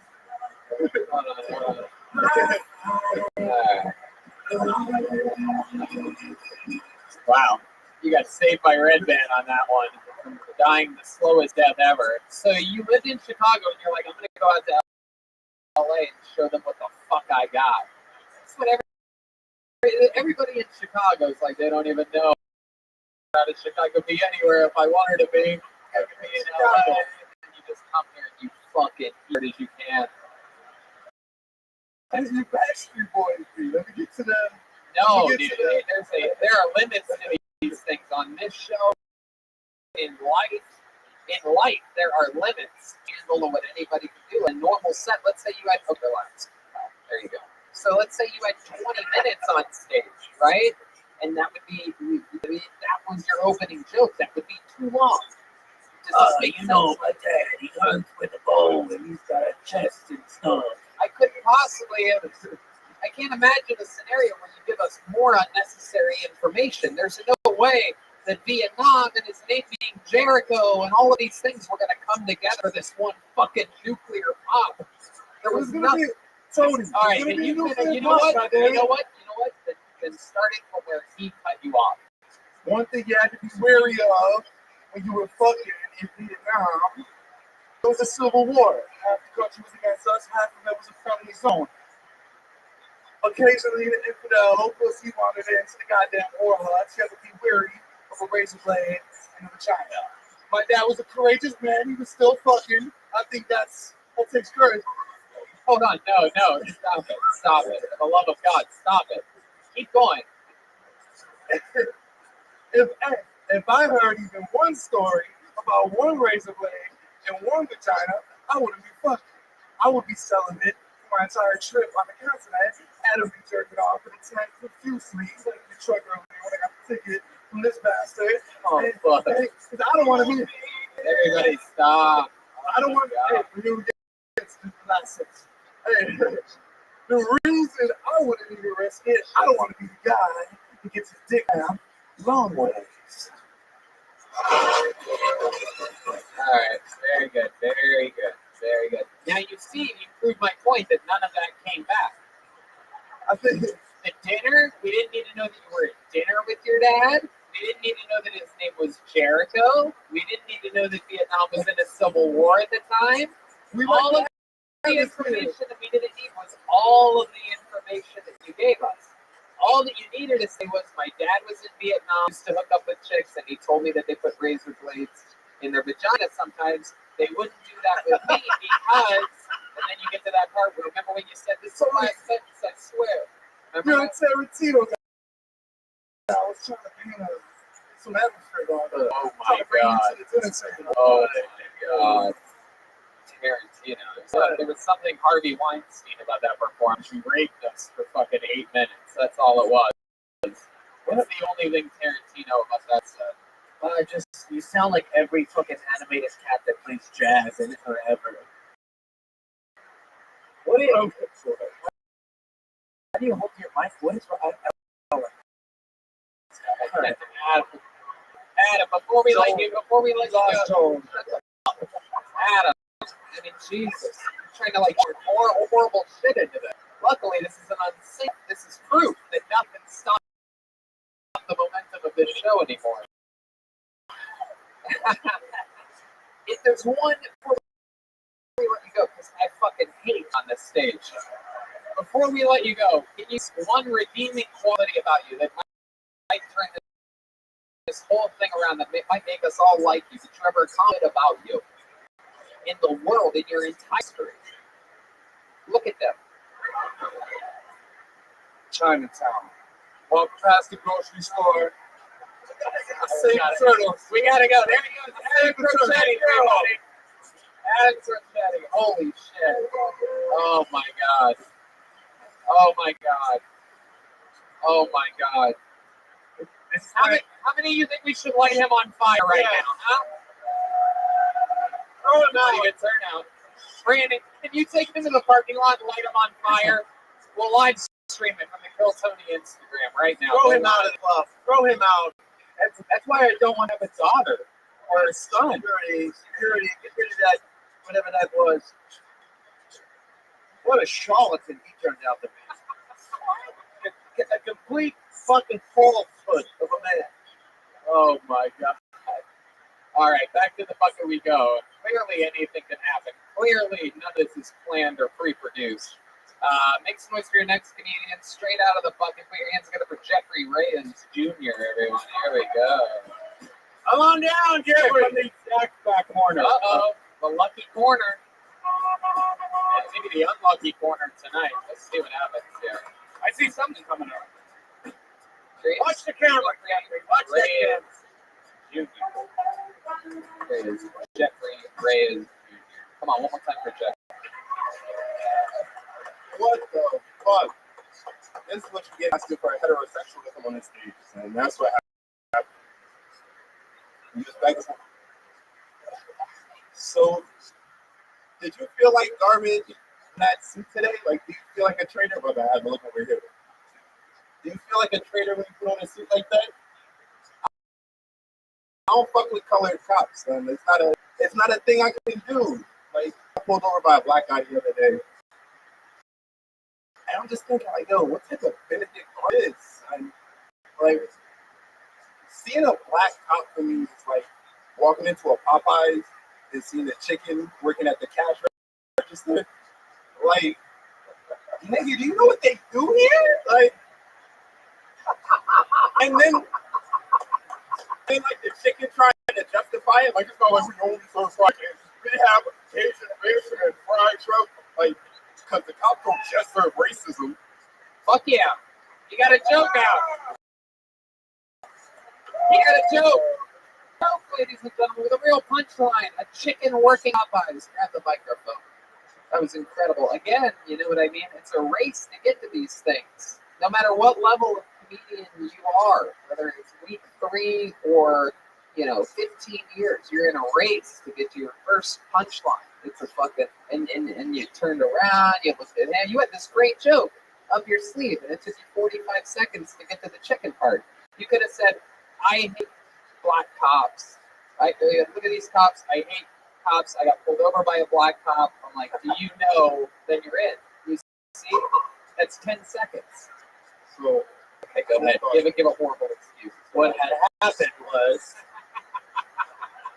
you know the color guys too well.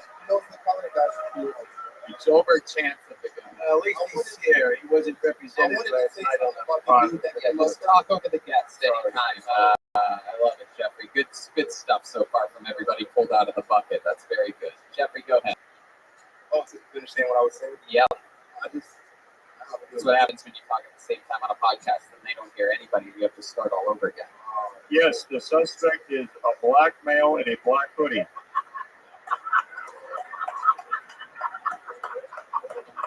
So I was just going to say, I thought I should talk about the dude that came up earlier. I want to say something about that. We didn't have to. We all wanted to move on swiftly. Acknowledging that would be the wrong maneuver. I just thought that whole thing was I want to acknowledge what Lieutenant Stroganoff just said a moment ago. You are a black man in a black hoodie. It's not a hoodie? It's a half hoodie. Looks like a hoodie. It's a transvestite hoodie. You're not sure which one it is. It's the old, We call that a black and mild. the old uncircumcised turtleneck we got going on over here. Jeffrey, how long you been doing stand-up? Year and 4 months now. Year and 4 months. Heck yeah. Anyone tell you to not chew gum on stage yet? No. Well, then congratulations. Wait. Holtzman's got his hand out. Whoa! Look at that! Brian Holtzman, a comedy martyr. I only got 8. Hey now!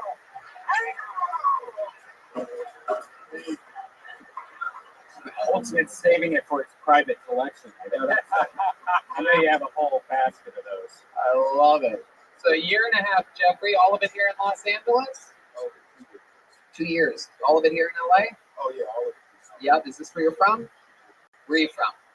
I'm from Camden, New Jersey. Camden, New Jersey. Oh, I'm sorry. Heck yeah.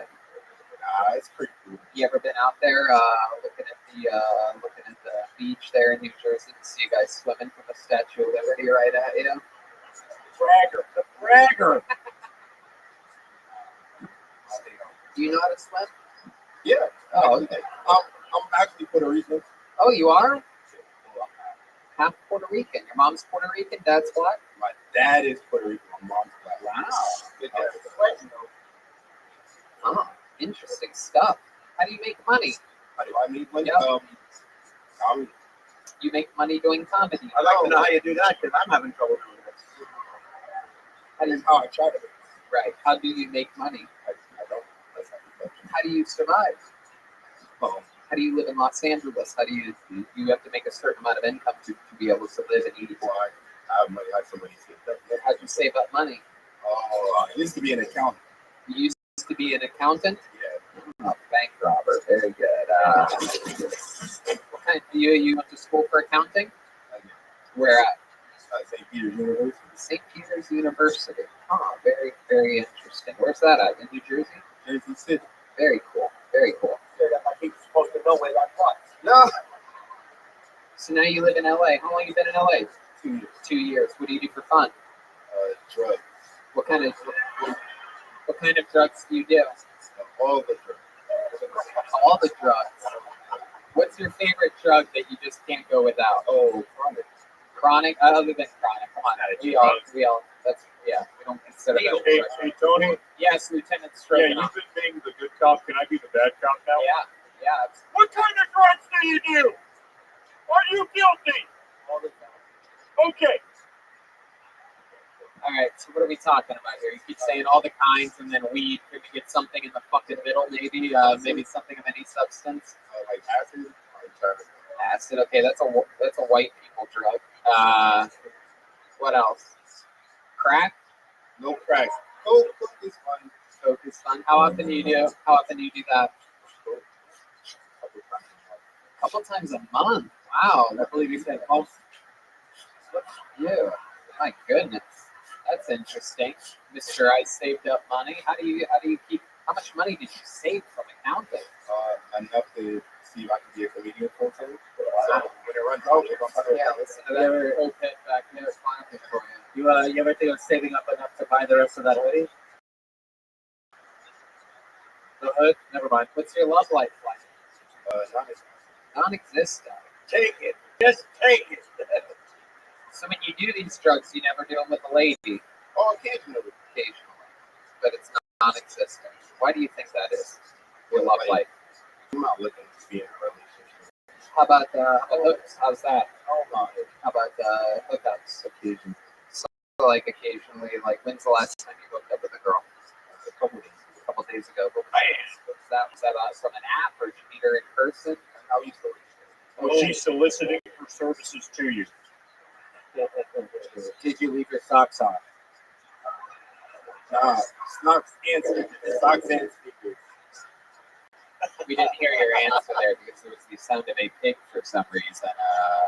Because we know what she looks like. Okay, very good. Oh.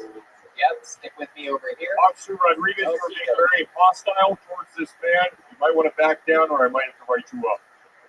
Okay, so back to you, Jeffrey. So this chick, you worked with her as an accountant? Yeah. Uh-huh. and you guys hook up on the regular. It's like, But the accounting you did, that was back in Jersey or out here?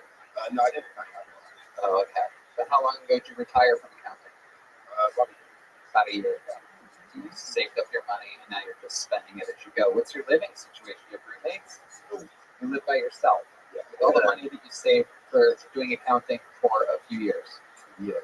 Okay. And you do cocaine twice a month. You live by yourself, you're doing blow. Sounds like a good roommate to me. Stealing all the shit in the house. Lieutenant Stroganoff? Yeah. Are you aware that you're being recorded right now? You are treating this like an interrogation with just one word answers. We would like to get a little bit more from you, if that's okay. I don't feel like fully comfortable in this situation if I'm being completely honest. Okay, Why- then we're getting somewhere. Why don't you feel comfortable? Oh, my police uniform really covered me. So I can tell. These are uniforms. Yeah. The black button up shirt I got at the Goodwill, you idiot. Me too. Me too. Jeffrey was trying to talk with you here tonight. oh my God. Good attempt. Jeffrey Reyes Jr., everybody, your third comedian tonight. Hey, you got a $2 bill. What CD did you get? Little Elephant Joe. A little Elephant Joe. Ah, very nice. Everybody has a little Ella Fitzgerald in their lives. Let's keep this fun train just moving along. Let's not slow down momentum at all. Make some noise for Matt Jones or Malt Jones, perhaps? Matt Jones. Here we Come go. on now. Come on now. You're the next one. He's got a hoodie. He's got a hoodie. Matt Jones, I do believe it is. Yeah. And for Matt, everybody, come on. Yeah, that's. So I like living in Los Angeles. I'm seeing probably most of you guys are from here. My favorite part about LA is we don't have seasons, so nobody realizes how old they're getting. Like cougars, like tap out like everywhere else, but they don't tap out in Los Angeles. It's like I'm 81 years old. I got frontal lobe dimensional. Suck your dick. Like I'll show you my new tramp stamp. It's of a Model T Ford. so they tap out everywhere else. It's like the metric in the Midwest is just those mom jeans get like higher and higher and higher to where eventually it just turns into a denim snuggie. Like at the end of their life, they just zip it up, and it's like, oh, Cheryl's stuff. I need a coffin. You know, been dating a lot. I'm on all the apps. I'm on a really gross one called Plenty of Fish. You guys ever heard of that? All the women on there, they put like a little disclaimer that says they don't like creepers. Okay, that's it. Thanks. Finish it. Yeah. Like, no creepers. If you're a creeper, please don't contact me. Do you think creepy guys actually abide by that? Like some guy's just on his keyboard and he's flustered like, fuck. Well, if she doesn't want me smoking cigarettes on her window ledge, yeah. There I'm you, fogging up a glass of my breath. there you go. Fuck yeah, Matt Jones, everybody. Absolutely. Absolutely. Welcome to the show, Matt. You've been on here before, right? No, I actually never have. Wow. I feel like I've seen you around for a while now. Yeah, just never done the show. My goodness. You've been signing up for a long time? Oh, like 2 months. Oh, okay. Look at you. You're adorable. Yeah, thank you. Look at you. You're like a little. Yeah, I'm trying to shed that with a leather jacket. Yeah, I guess so. Could be a hoodie. Could be a. They trying to be a badass, you know, looking like a manager for Poison.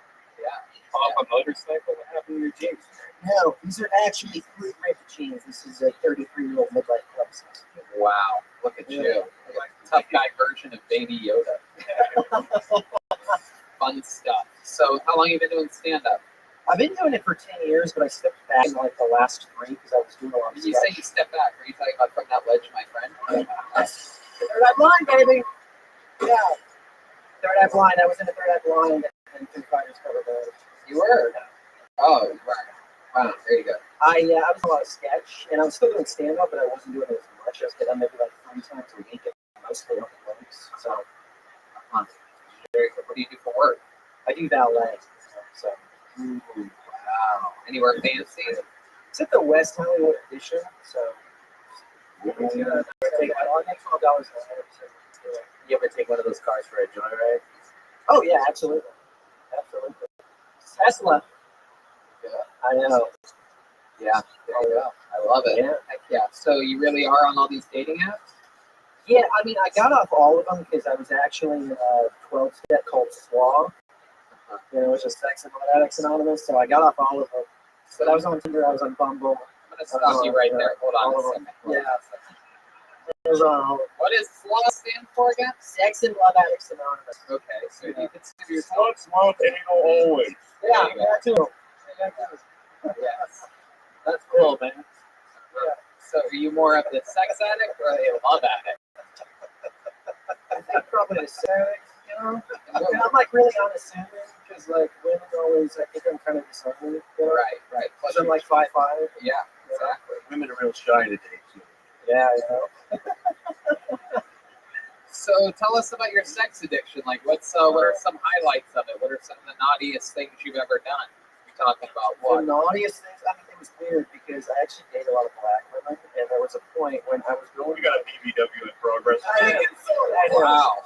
I do, you know. So it's sort of like I like women that are like way bigger than me. You know, Is that true? Aphrodite, yes, come up here for a second, will you? My goodness, I just can't help myself. I have some questions for you. I want you to, this is the real life Aphrodite, ladies and gentlemen. Here she is.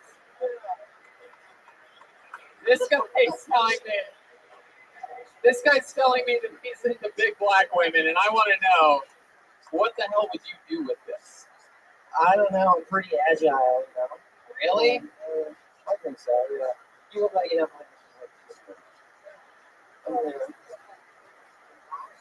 And really? Why? Because I'm so skinny? You're with a big black woman. Like, would you let her get on top of you? Yeah. Really? Lay down. Let her get on top of you. Let's see what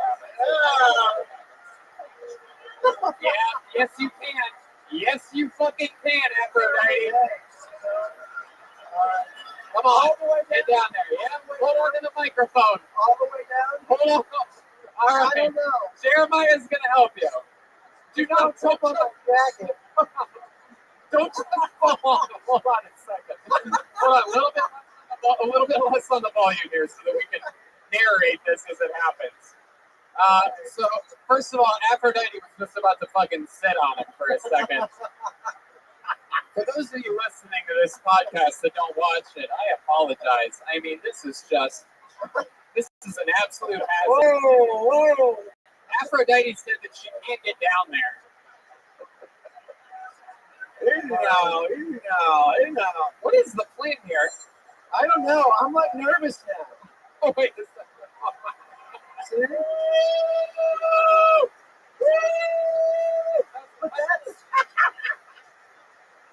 There's a black woman assaulting a white man right now. Wow. We have a code blue and a code black. This is unbelievable. There's blood coming out of Matt's ears right now. Wow, that was a lot. I didn't realize it would be more gifts for Aphrodite than it was for Matt when I came up with this idea. How do you lay down in bed, Aphrodite? You just lay there waiting for three guys to help you? Yeah. I don't know. I think that's what I did a while back. When I go to sleep, it's like sleeping on top of Mount Everest. It really is because my ass hikes me way in the air, and then I just kind of lay back on a pillow and look down from the mountain. Hey. All right, so hand the microphone back to Matt for a second. I want to see. So let's say Aphrodite invited you over for some, she makes delicious fried chicken and she invites over comedians. And I have to say that so that I don't sound racist. I couldn't just say if Aphrodite invited you over for chicken, and then I have to say she makes it for comedians. She invites them over, and then she's like, "Hey, I want to show you something in my bedroom." And you can be like, "What would you say to that? What would be your first move?" I think whenever I was in the prime of my thing, I would be like, yeah. But now I have a little bit. No. I'm talking about back then. Back then? You're talking about now? Yeah. I don't know. I got a lot of recovery under my belt. No, I'm talking about back then. Back then. Oh, yeah. So what would you do? What would be your first move? Whenever I went over there? You were eating chicken? Yes, if you were eating chicken. She invited you. I actually have a thing where I get grossed out if you're eating before. Oh, Yeah, that's like this would never work out with That's like a Aphrodite. weird thing because your stomach's full and everything like that, and I get like bad gas. Aphrodite always just ate something. Aphrodite. I can't deal with this. I have to have the plant test shit, fucking the big dick. I can't deal with this. I can't deal with this shit. Oh, I'm right here. Oh, this is my Dracula clinic right here. I have a lot. Might be in the neck, baby. Shit. I also have a lot of recovery under my belt. Oh, but see, I wouldn't want to get back in the police car, you know what I'm saying? Wow. All right. Well, It's not my fault. Matt, what's the biggest black woman you've ever been with? If you had to guess the weight of the I mean, not like huge, but I'd say like, I mean, I weigh like 130, so maybe like, maybe like 190.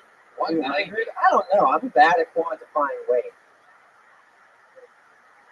Half of her ass weighs 190. Maybe like 200 then. 200. Yeah, I mean, it wasn't strictly that. Like, it wasn't just like, it wasn't like a porno where it's like a white trash guy like in a trailer on a waterbed, but it was like, you know, like, I like bigger women. You know, I like women that are bigger than me. So it's like almost every woman, you know. All right. Well, I mean, maybe like, I guess. All right. This whole thing. This whole thing. I think the blood stopped going to your head after Aphrodite sat on you. But this was fun. This was a fun experiment. How about one more time for Matt Jones? The great Aphrodite, everybody. Ooh. Aphrodite got a princess. So Andy Griffin, way to go. And Matt Jones got Andy Griffin.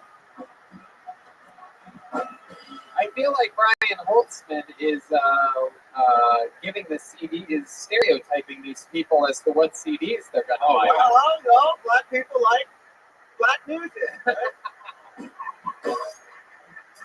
That is true. Black people like black music. And he gave Matt Jones fucking Andy Griffith's CD. Just as white as it gets. Shit. Yeah. You know, I was at a Chick-fil-A the other day, and they tried to baptize me in line. Oh, no, you don't have to laugh if you don't want it. All right, pull another game out. You guys having fun out there? All right, let's see what happens. Clearly anything can happen. Make noise for Jason Rodriguez, everyone. Jason Rodriguez. I thought the law and the law won. Jason Rodriguez. I'm not seeing any movement here. We got anybody in the lobby? No. On to the next one. Make some noise for Andrew Mercado, everyone. Andrew Mercado. I fought the law and the law won. I fought the law and the law won. Here he comes, Andrew Mercado. Hey guys, I'm developing a character as a civil rights leader and fast food chain restaurant owner. And his name is Martin Luther Burger King Jr. I like silly names. I don't know. I heard a silly name on the radio the other day, and they were talking about Netflix producers. This is the actual name that I heard on the radio. I want you guys to listen to this. His name is Tommy Schlummy. That's someone's real name. Like someone grew up with that name. They didn't even have to make fun of him in the playground. They just had to say his name out loud, and everyone just laughed. That was it. It's crazy. Could you imagine like pitching a show to this guy? He's a Netflix producer. You go to his office. He's like, "Hey, you know me? I'm Tommy Schlummy. Here are my associates: Anna Banana, Fee Fi Mo Manna, and Go Anna. We get along so well. I don't get it. Stupid." Hey guys, I feel like they could call small churches glory holes also. Right. Fuck yeah, Andrew Mercado, I love it. Welcome, welcome. Absolutely. I love it. This is your first time on Kill Tony. Yeah, it's fun. I'd remember a fucking skull like that if I'd seen a skull. Welcome to the show, Andrew. Very funny set. Probably the set of the night so far. Lieutenant Stroganoff. A school shooter is on site. There you go. There you go. A school. Keep your distance. Adult school shooter. A night school shooter is on. Like a trade school shooter, perhaps. So, Andrew, welcome. Indeed. How long have you been doing stand-up comedy? It's been off and on for 5 years now. Look at their cheek. What's that audience? Look? Oh, everybody's been here. Just step back between Lieutenant Stroganoff and Brian. This way everybody can see you. See you. Duncan Trussell with Down syndrome is here tonight. Wow. She's throwing Duncan out of the bus. Goddamn roast. Yeah, crazy. A couple months till he's a guest. So welcome, Andrew. How old are you? I'm 32. 32. And how long do you say you've been doing this again? I'm doing this off and on 5 years. A lot more recently though. Right. Yeah. And what do you do for work? Right now I'm just I'm subbing and Ubering, so I'm just doing a few things. Substitute teacher. Yeah. Oh, I thought you meant sandwiches. what? I thought he meant sandwiches. Sandwiches. Wow. Iceberg. What kind of shampoo do you use? What kind of shampoo do I use? I just use regular shampoo. I have a good frame. I like the way your clothing hangs off your body. Thank you. I feel like those are two unrelated thoughts. That's cool though. I appreciate that compliment. Very good looking guy. How many weeks till you become the Riddler? What's it? How long is substitute teacher for? A few years. A few years. Yeah. Do kids ever make fun of you or call you anything weird? Oh, dude, kids are terrible. Like what? The What worst. stands out to you? What's something that really hurt your feelings? Okay, there's one thing that I get pretty commonly. It doesn't matter which school I'm in. So it's that. Really? Shaggy, yeah. Kids are that into Scooby? Crazy. They all know it. It's insane. Is that one of your? Oh, It's not really a roast, but I heard most of the kids go, "Yeah, that's the guy, officer." And I would have got away with it too. What? Wait, what? Comic Chris? What did you say? It was Scooby-Doo reference. Oh, I know nothing about Scooby Doo, and I don't regret that at all. I didn't grow up with Scooby. Yeah, I was always sort of like that shit's lame. Like it's just What like was your cartoon? oh, I'm one of those older kids. You know what I mean? I'm a Ghostbusters, Teenage Mutant, Real Ghostbusters.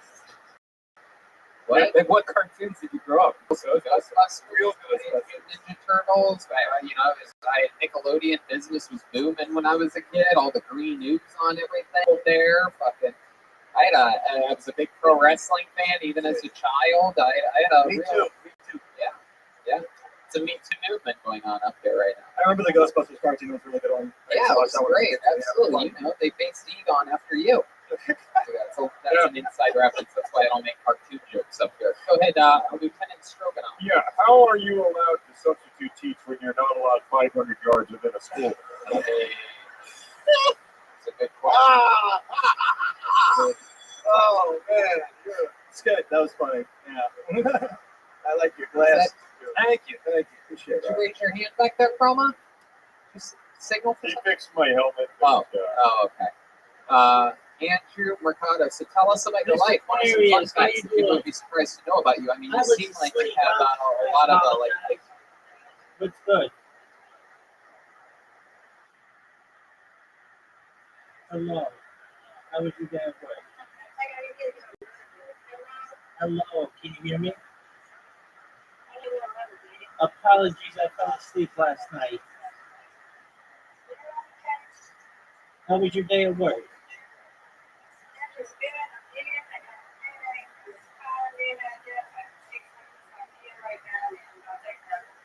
All right.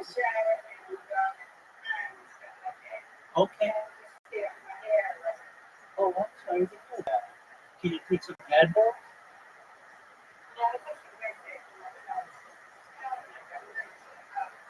Okay, I gotcha.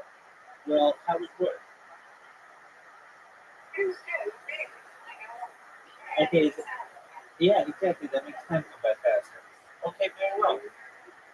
And did you have you got one more day? Is that correct? And then you got Friday off, correct? Excellent. Do you have physical therapy on Friday? Okay, how what's your arm?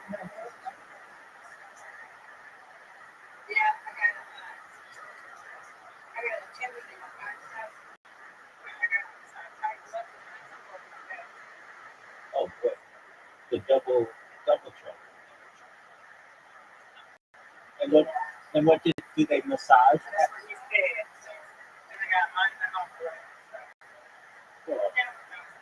Do they massage your? Do they massage your arm and back? Okay, I got you. And how is it increasing?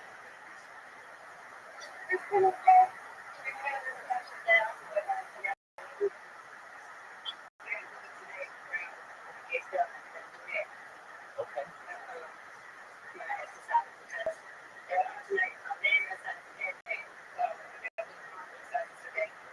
Okay.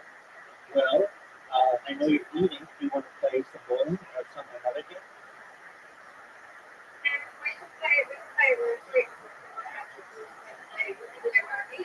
Excellent. All right. I'll send you an invitation. You should have that invitation. Okay.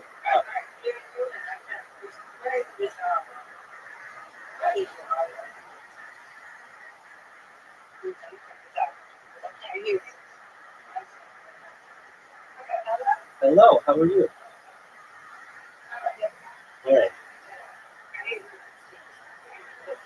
That's all right. You've got an invitation whenever you're ready.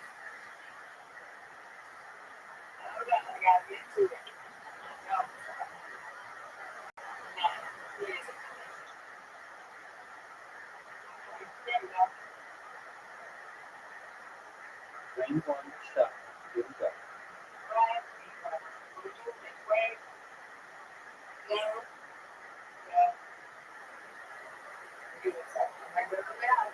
That's okay. That's okay. You got 7 off the bat. Oh, that's perfect. That's perfect. You can use the one that is making noise. There you go.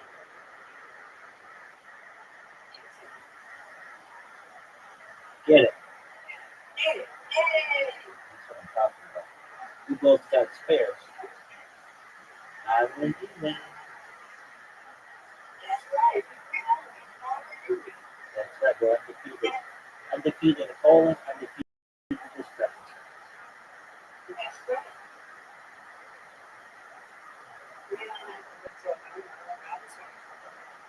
There you go.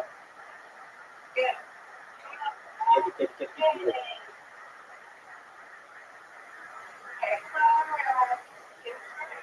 I'm trying. All but one again. But I'm okay. That's okay. I can get it. Get it. That's true spare.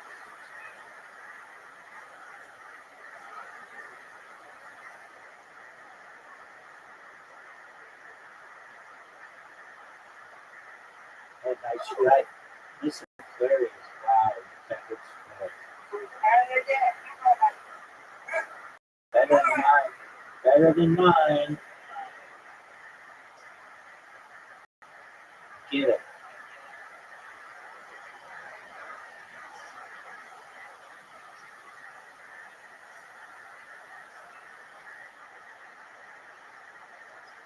Give it nice and slow. All the one. You can get that. You got the big lead. You're gonna get it.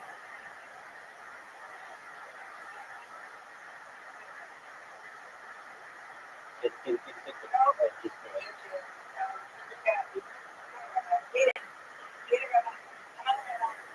Got it.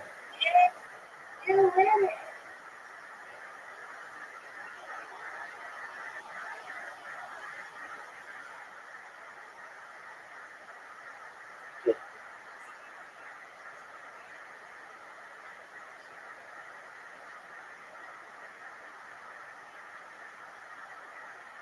Get.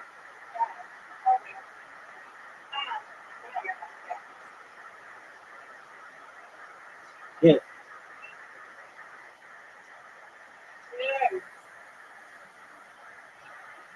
Get it. Oh, this is going to be a record. This is a record. Get it. That's okay. That's the most I've ever got. 114. Wow, Miss Aquarius. 114. You win, I win. We all win. That's a big score.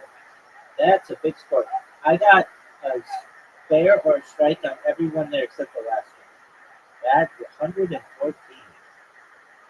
That is good. All right, here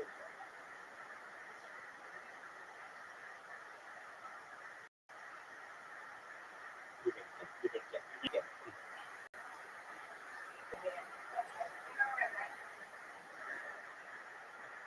Get it.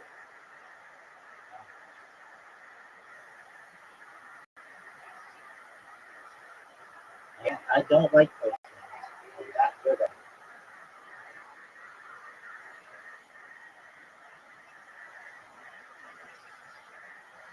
Get it.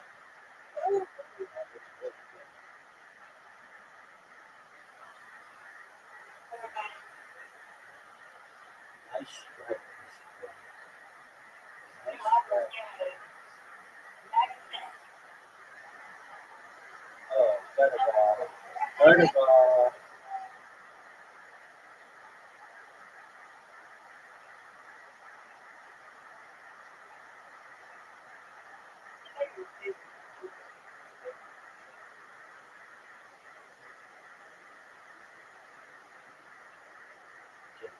Get it.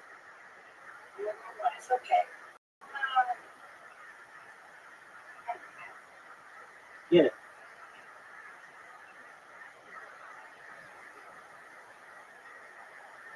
Oh, terrible. I go from 114 to that.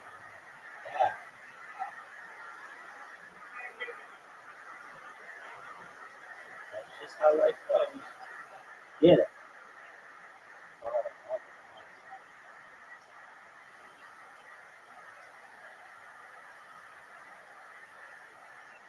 Get it. Perfect. That was beautiful. Nice and slow. Right on the line. Really well.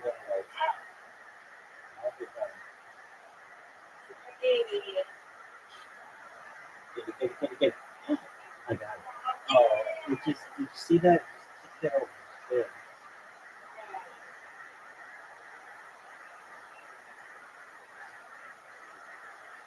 Oh, that's good. That's good. This very is picking up a big speed.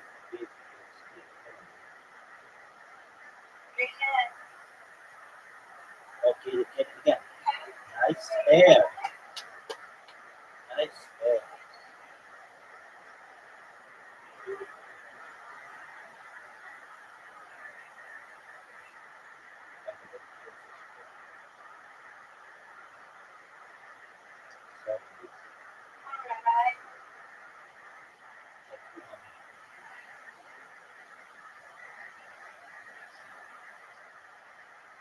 Get it. That's two.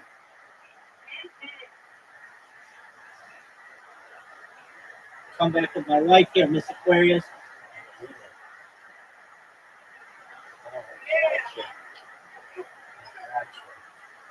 Right, what a comeback. Oh, we made it. Okay, sounds good, Miss Aquarius. Wow, good games. You enjoy your meal and your nap, and we'll talk later, okay? Take care, Miss Aquarius. It was very Pictures on your walls with yarn attaching, like sort of like Oh my God. you have like conspiracy theories or something like that. I'm the complete opposite of that. I'm I don't know. Like if I'm talking to somebody who's a conspiracy theorist, I'm usually really skeptical about what they're telling me. Sure. So what are things that you're into or passionate about? I like alti weird sad music and I like that. I don't know. I just like weird absurd shit. Do you play sad music or you just? Not really. No. I saw somebody around here wearing a Daniel Johnston T-shirt. It was a host, and I was like, I identified with that. So shit, I was gonna say it was. You're into sad music. What else? I don't know. It's just the first thing that came to mind. I'm not really sure why. I remember this guy we charged him. Hold on a second. Go ahead. Yes. I remember this guy we charged him last year for using the word space-time continuum too many times in a conversation. All right, there you go. Glad you finally got that out of your system. Glad you really needed to get that one out of there, Joel. I saw you leaning towards your microphone. They don't let me carry here at the Comedy Store, and you're all lucky. My God. Okay, we have an officer who's got AWOL. It's flying off the handle right now. Stop. Wow. So you're into sad music. What else about you? I don't know why that was the first thing. I know, very So, bizarre Very answer. strange. I know. I like film. I like video games. Stuff like that. Yeah. I like comedy a lot. Right. You're just naming genres of things. Very interesting. Who doesn't like those things? It's a renaissance, man. You want to name something specific within those genres that I'm into? Yeah. Okay, gotcha. Really, anything of any? Some of my favorite comics are always Phil, Pete Holmes. I like Mark Maron. Wow, People look like at that. you. My goodness, you're a real. Peter Chin. Who? Jesus. Oh, Peter Chin. I don't know Peter Chin. No. My God. Your dating profile photos, what are they?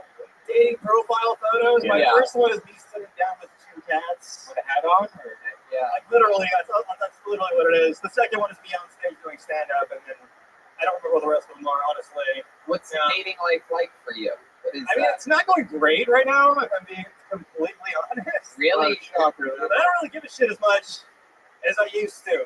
Like the last person I dated was, I don't know, it was a good 8 months ago, to be honest. Like that's You bury the body.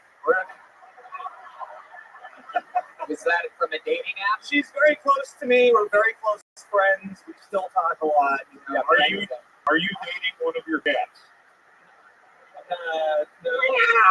She put you in the friend zone. You guys don't hang out anymore. I mean, I guess, but like we legitimately dated for like 5 months, so it's not like Right. we fucked. You fucked. Is that what you're gonna do? I don't know. Did you tell her you loved her in those 5 months?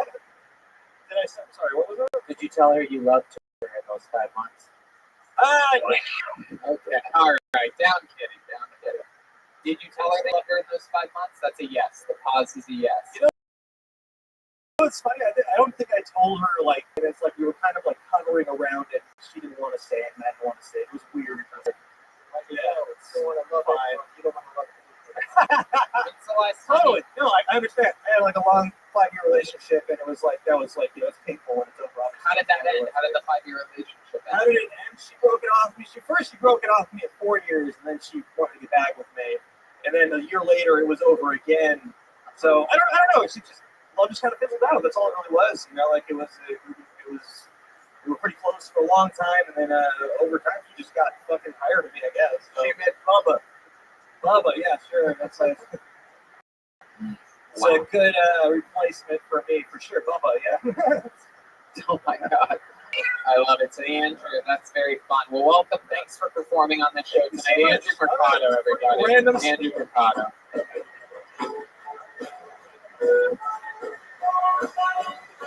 Wow, $2 bill, a button, and what CD did you get? Oh, Joey McIntyre. Wow, sexy. Very exciting. Sexy. Some good old sad music for you to listen to. It's sex music. All right. I feel like that guy actually owns a CD player still, so that's exciting. Hold on to me now. Next for your next comedian, Dan Veer. Dan Veer. Here he comes. It takes a while for these people to get out of these seats sometimes. Which would step back from that ledge, my friend. Which would you step back from that ledge, my friend? Here comes Dan, everybody. It's a big boy. Come on, one more time for Dan Veer, everybody.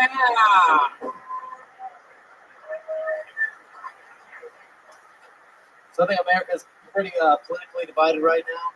And I think what better way to unite America than just create a new TV show from the makers of C-SPAN and MTV? Just real world, presidential edition. Can you imagine just like Trump's trashing the place, Obama's trying to clean it up? Because when no one else cares, Obama cares.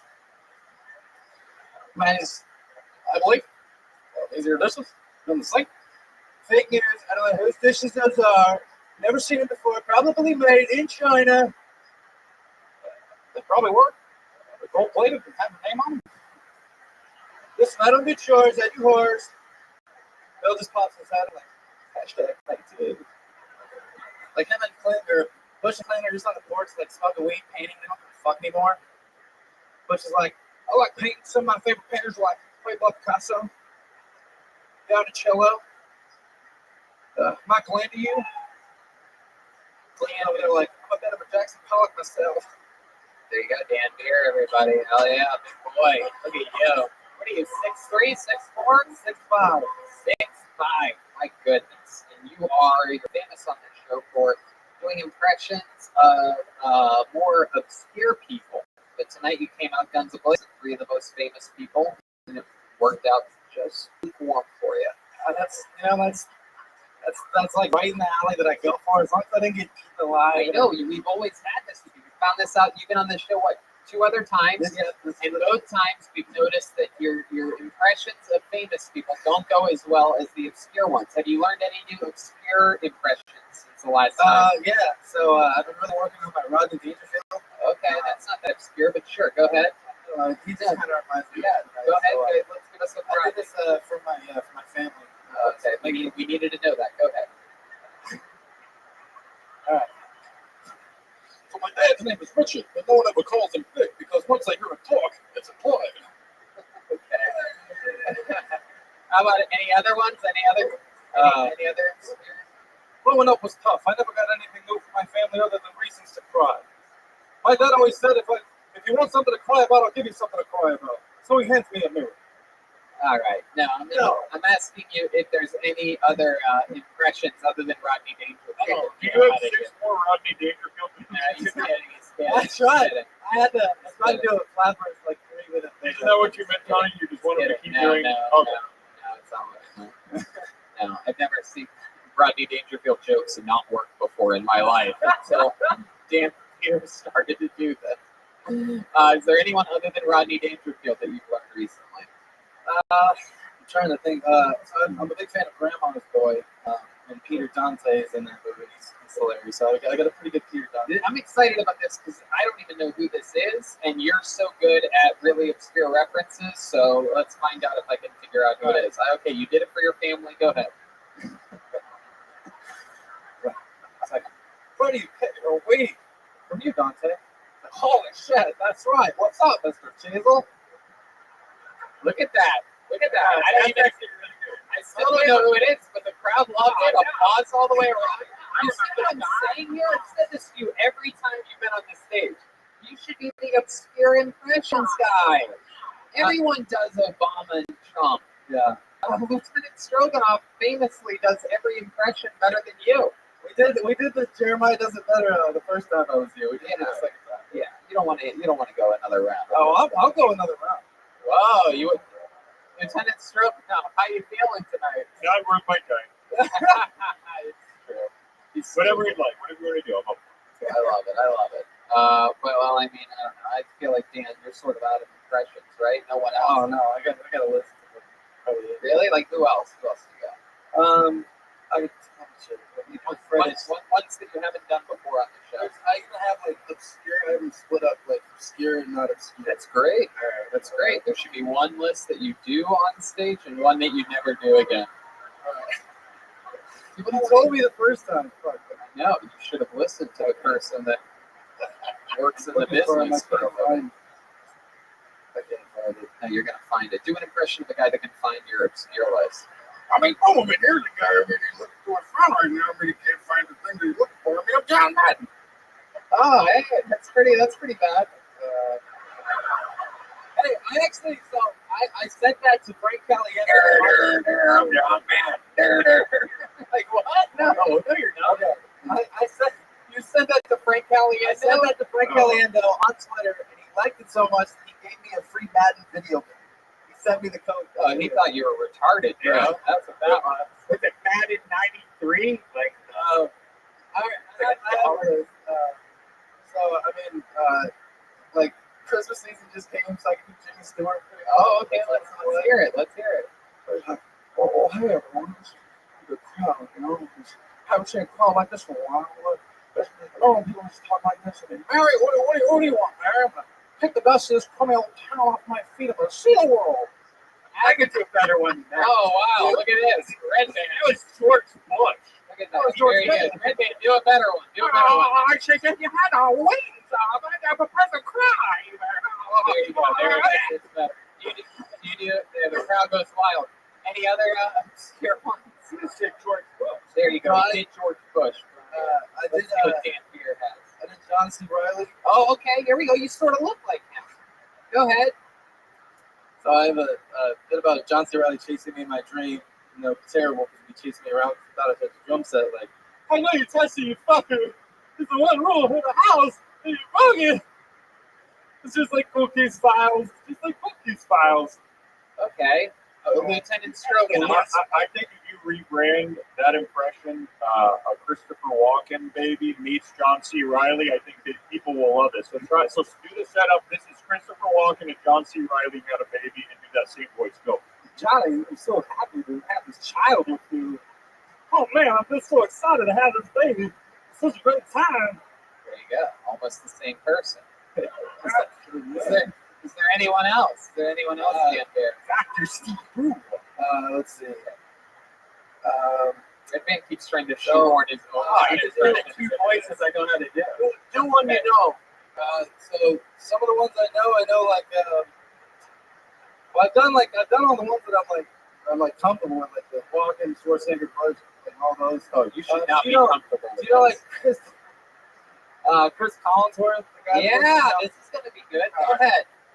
I mean, if you just look at Tony Romo and watch the way this guy throws the football, I mean, I just slide in every night and just tell you guys a bunch of facts that you don't really need to know. That's an absolute dog shit. Yeah, Incredible. No, I'm kidding. No, I actually like that one. You should do that and send that to Chris Collinsworth and see what video game he sends you. All right, there you go. Stan Beer, everybody. Obscure impressions. I like it. I'm telling you, and I'm telling you this for the third time, only obscure. Fuck those other people. What CD did you get? Best of Roy Rogers. This is great. I just love the CD part of this. This is unbelievable. I want to give back this year. I've always been a taker. Any other 2020 resolutions that you're working on? Yeah, I'm gonna try not to masturbate in the parking lot of Ralph's. Oh, why is that? Scaring the kids. Postman is dressed like if Santa Claus went to a coke dealer. Want some of that snow. Anyway, we have regulars on this show, ladies and gentlemen. Every single week they write and perform a brand new minute. It's one of the most prestigious positions that you can have in basically all the comedy nowadays. If you're starting out or on any level whatsoever before becoming, basically a paid regular here or an employee here, a lot of the greats nowadays come through this incredible system of getting notes, having to write and perform a brand new minute every single week. They get a fan base, they get agents and managers. It's a really big deal to be a regular on this show. I believe this guy holds one of the records for being the longest standing regular ever in the history of the show. Very unorthodox style. A lot of people love him, a lot of people hate him. Ladies and gentlemen, make some noise for one of my favorites. It's William Montgomery. Here he is. Here he is. Live in the flesh. The one, the only, the big red machine, William Montgomery. Let's give it up for Jimmy Buffett in Atlanta. I don't know where I'm going to go when the volcano blows.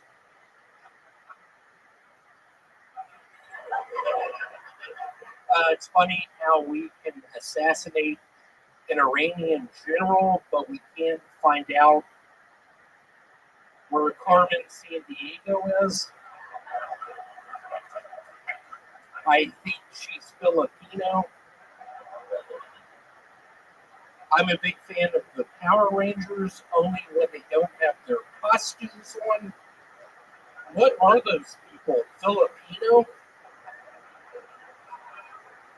They look Asian, but they have Hispanic names. I don't get it. I've been going to a bunch of gay bars recently. I'm looking for my father. Wow. William Montgomery showing the difference. Yeah. crowd goes wild, and you know that's not easy to do. If you've been Can I let y'all in on a little secret? Oh yes, it's not about to be a secret anymore. There is a product on our market called bubble gum. It's something you chew. You can blow bubbles. I was with my cousin Taylor 2 years ago, and he gave me a piece. And I was like, Taylor, what is this stuff? I'm hungry. What do I keep chewing it? I don't get it. He was like, William, put your tongue in it, try and blow a bubble. I did. It got all over my face. Wow, that is impressive. Who the fuck threw that? Wait, what happened? What did they throw? Oh, someone's throwing gum at you. Oh wow, look at that. Do you know Let's that guy? give it up for Robert Martinez. He looks Asian, Wow. but he's Filipino, I guess. William, did you just find out this week of what Filipino people are? I did. I've been working still at the storage unit place. Somebody got a 10 by 20. It's a high price item at the storage unit place. They burned me, if you want to call it that. How did they do that? How did they Got the dollar special, moved out in 5 days. I put my name on the line. My boss said, William, why are you allowing this to happen? Why did you let it happen? I was Red Man, I think that's a fun song. Do you actually want to put on No, it's okay. You don't need to take requests right now. It's okay. Jimmy Buffett's Volcano? Why would he do that? What would happen if he played that song exactly? What do you think would Red happen? Man, can you put on Volcano? Is there something that you have planned for this? There is. Okay, here he goes. Oh, he's bouncing around a little bit. Uh-oh, what's he gonna do? He's looking at the audience. Perhaps planning some of those famous winks that he gives out or something? Nope, not much. Just stalling for time. Really? My guess is he has less than nothing planned for this. Oh. I don't know. Oh, he's singing. I don't know. Oh, he's singing. I don't know where I'm gonna go when the volcano blows. Oh, wow. I don't know. Oh, my goodness. I don't Someone know. did karaoke with Filipino people this I weekend. don't know where I'm gonna go when the volcano blows. All right, okie dokie. William, always fun. Is there anything else we need to know about you before we let you Look at my arm, Tony. Yeah, you got blood work taken. I know. I Got again, blood work taken today by an Armenian lady. Oh, wow. I don't trust them. They look Hispanic, but they speak in an Eastern European dialect. I don't know if you've seen Speed 2. Very similar to the bad guys in Speed. Tony, here's my point. Yeah. Truly, Yeah. heart to heart and Holtzman, me and you've been a crusader. You've been just a guy behind my back. 3 years ago, I got Me Too. They found out I was kissing bitches in the Chili's parking lot. I had sex with a couple of girls who were passed out. I don't give a shit. Wait, what? anymore. What? What do you mean you had sex with people that were passed out? There was some Filipino Oh, bitch. my goodness. Oh, my goodness. William Montgomery. I opened up her butthole. I put my penis inside of it. My God. I was chewing bubble gum. My cousin Taylor. I see what's going on here. You're just going through all My cousin Taylor was present. He had a taser gun. He tasered me. I didn't give a shit. I was living on the edge at that time. There you go. Literally and figuratively, I was climbing mountains. Absolutely. I'll pay for the next day. Hey, look at that. I think Holtzman just offered to buy you a prostitute. How do you feel, William? Y'all don't repeat this. I just pray to God she's African American. Oh, why is that? Why do you pray that she's African? I grew up in Memphis loving 3-6 Mafia, there was an artist, female artist named LaChat, who I was really into. I was watching her videos with my other cousin Andrew. We were all on the internet. We were all on, you name it, we were on it. We were on Poplar Avenue. We were in our. All right. Okay, William. William, are you okay? Tony, I'm just so worried about on the 16th, my doctor's appointment for my blood test. I know, and you're not allowed to cancel it either. You're not allowed to cancel it, and you have to go through with it. If you don't go through with it, we're not having you back on the show until you get a physical. Don't repeat this, Tony. William, you don't repeat this. I've been texting with your father about your health. You're the only person I've ever seen gain 5 pounds every week. So I think there's something wrong with you. And so does your father, and so does actually everybody close to you. How many of you are concerned about William's health? Come on, people, make some fucking noise. And don't think I can reverse it? Yes, you can. And how do some of the other comedians feel that got a better response in your set tonight? Hey, Jeremiah, can you say that a tad bit slower, please? I have something called, what is that thing called? Diverticulitis. Diverticulitis, lupus. Let's get my neck on this one. What is that thing called where you have an inner ear problem? Tendinitis. Vertigo. I've had vertigo. Chlamydia. What is it? Chlamydia. All right, there he goes. William Montgomery, everybody. On to the next one we go. Another fun appearance by William Montgomery. There he is. Jim Neighbors CD. Look at that. Very exciting. Oh, he's just hugging a stranger on his way out. Very good. We have another regular on the show, ladies and gentlemen. He is a roast guru. He notoriously makes fun of everyone every time he comes on the show. He is an unbelievable joke writer. Probably one of the most, he's just unbelievable. You guys know him. You love him. Make some noise for our other regular, the one and only David Lucas, everybody. Here he is. Here he comes, David Lucas. Here he is, live in the flesh. Hell yeah. Yeah. My baby mama is a result of taking one for the team. You know how they go out with your homeboys, the fact they always get the ugly bitch. I'm like, man, I'm cuter than all y'all niggas. She was a big girl, so we had sex raw dog. And I'm like, she fat. Ain't no way she got AIDS.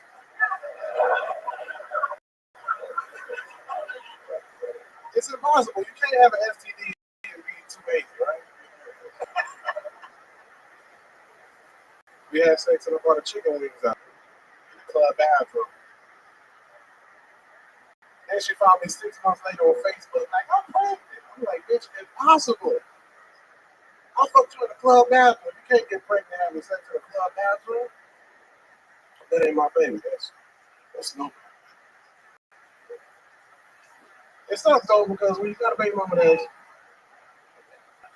go ahead. There you go, David Lucas, everybody, finishing, getting out there, talking about his real life, talking about his baby mama. Oh yeah, I got the great Holtzman on here. Yeah.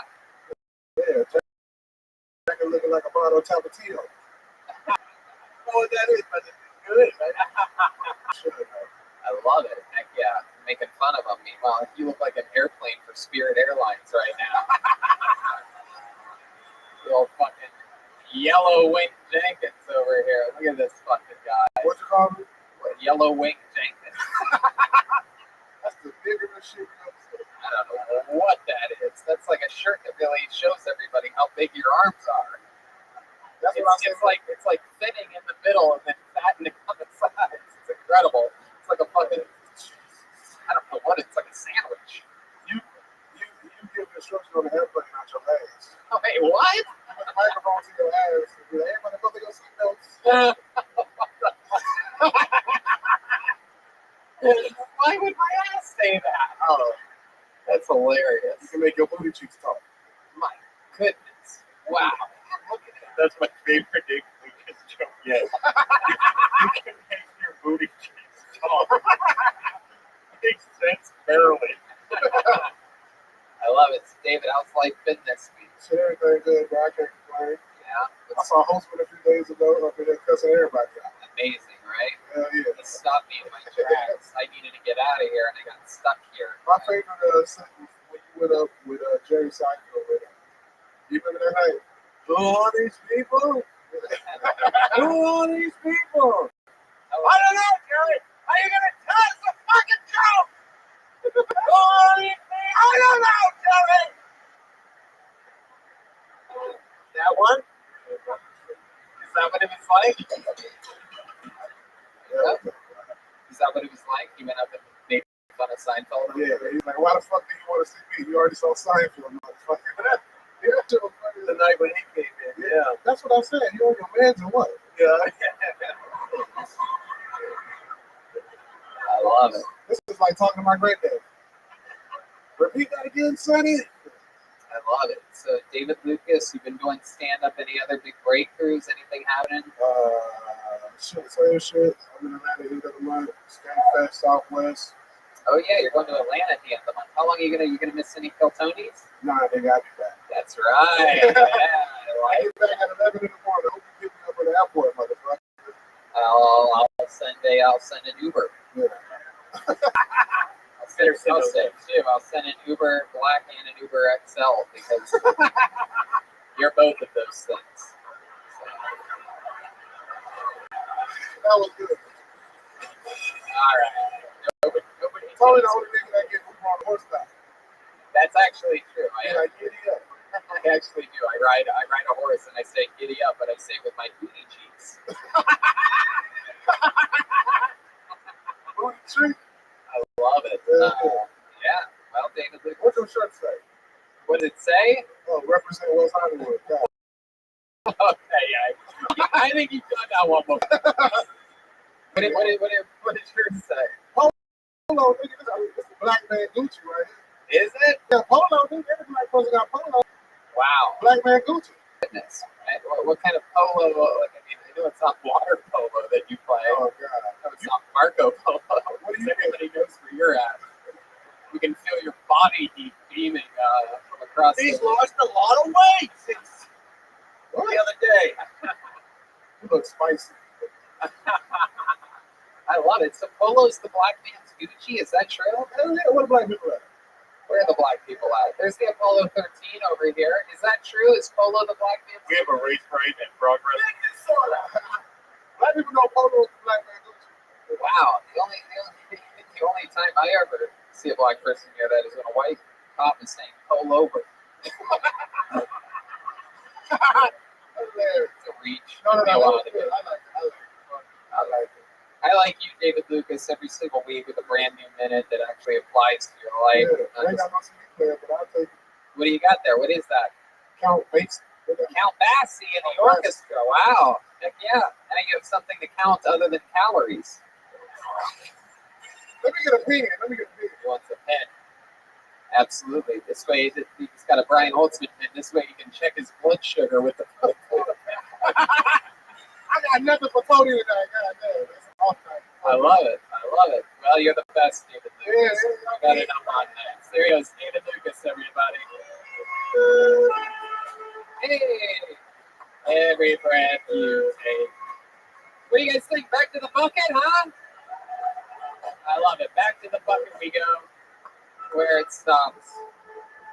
Who gives a fuck? You know what I'm saying? Jeez. All right, this looks like a fun one. Put your hands together for You Chaw Me, everybody. You Chaw Me. Uh-oh, she's very excited right at the front. She cannot believe it. There she is. Come on. Come on, good and loud for You Chaw Me, everybody. It's their first time on the show. Can anybody punch me right now? Thank you. Okay, thank you. Any single here? I'm single. You guys ever go to any single party? Have you guys ever been to any buffet? Don't you think they're the same? They're exactly the same, right? You go to a buffet, you pay the entrance, and everyone's told, or you can eat. You go to single party, pay the entrance, and you've been told, Or you can eat. I really love the idea because that makes life easy and simple and very to the point. People go to the single party either looking for love or looking for girls. If you go to the single party, I'm gonna give you a very good tips. You are welcome. Forever and ever. Forever, okay. I have 10 hours tips for you. First, please bring a cup of water or anyway, like alcohol, it doesn't matter. Why? Because during the 2 hours single party, you are gonna be the queen of the party. Doesn't look pretty or ugly or whatever, because you're gonna get so easy. First, one guy walk to you, talk to you, and then 2 more, 3 more, 4 more, 5 or 6 more, all walk to you. And they ask a question at the same time. You got super busy. Yes, I'm from China. No! Okay. You taught me. Okay. Oh no, I have 9 hours left. Oh shit, you go a long time. Thank you. My goodness. Brian's ready to offer you the ice house, though. I'll say that. All right, very good. There you go. Way to really ease into it, Red Band. Red Band. There you go. I love it. You taught me. This is your first time on Kill Tony. Yellow Band. Oh, okay. There you go. Yeah, it's my first time, and also this is my 5th time for the stand-up comedy. 5th time doing stand-up comedy ever. Yes. Hell yeah. I love it. Heck yeah. I'm sorry, can I have the napkin? Oh, she wants that Sorry, napkin. because She's going to use it as one of those flu masks or something that they wear. Thank you. Oh, Jesus. Wow. She's just going to cover her face when she laughs. He's going to add it to his collection. He has his collection. There you go. Absolutely. You chop me straight into the pocket. I'm still in the dream. Like, I still need somebody punch me. Sorry, can I punch you? No, don't punch him. Don't punch him. Don't. No, don't. You chop me. Just relax a little bit. Just let things happen to you. Now, Brian, I think we have a live Me Too happening on that stage. That's her name, Me Too? Yeah, that's her cousin's name. There you go. Very good. I'll just wait for that fucking sound effect to be over. There you go. Okie dokie. All right. Very good. Wow.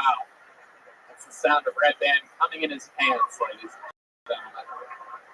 Utah Me. First time ever on Kill Tony. Very exciting stuff. I love you in the movie Parasite. You were fantastic. Congratulations on your big Golden Globe, Best Foreign Film. Which film? Very good. So, how long have you been in America? 4 years. 4 years. And you are from China? Oh, yeah. You're from China. What part of China? Southern China. Southern China.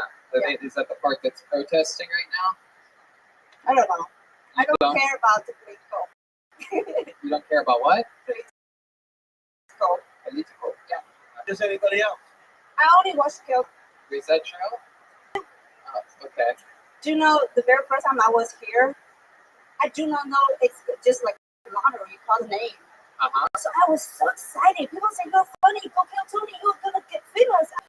Okay, I took a picture. I was sitting there and asked the how long this show gonna be? They said, until 2 a.m. I said, that's so exciting. And I took selfie and I said, hello, I'm here to Kill Tony, please support me.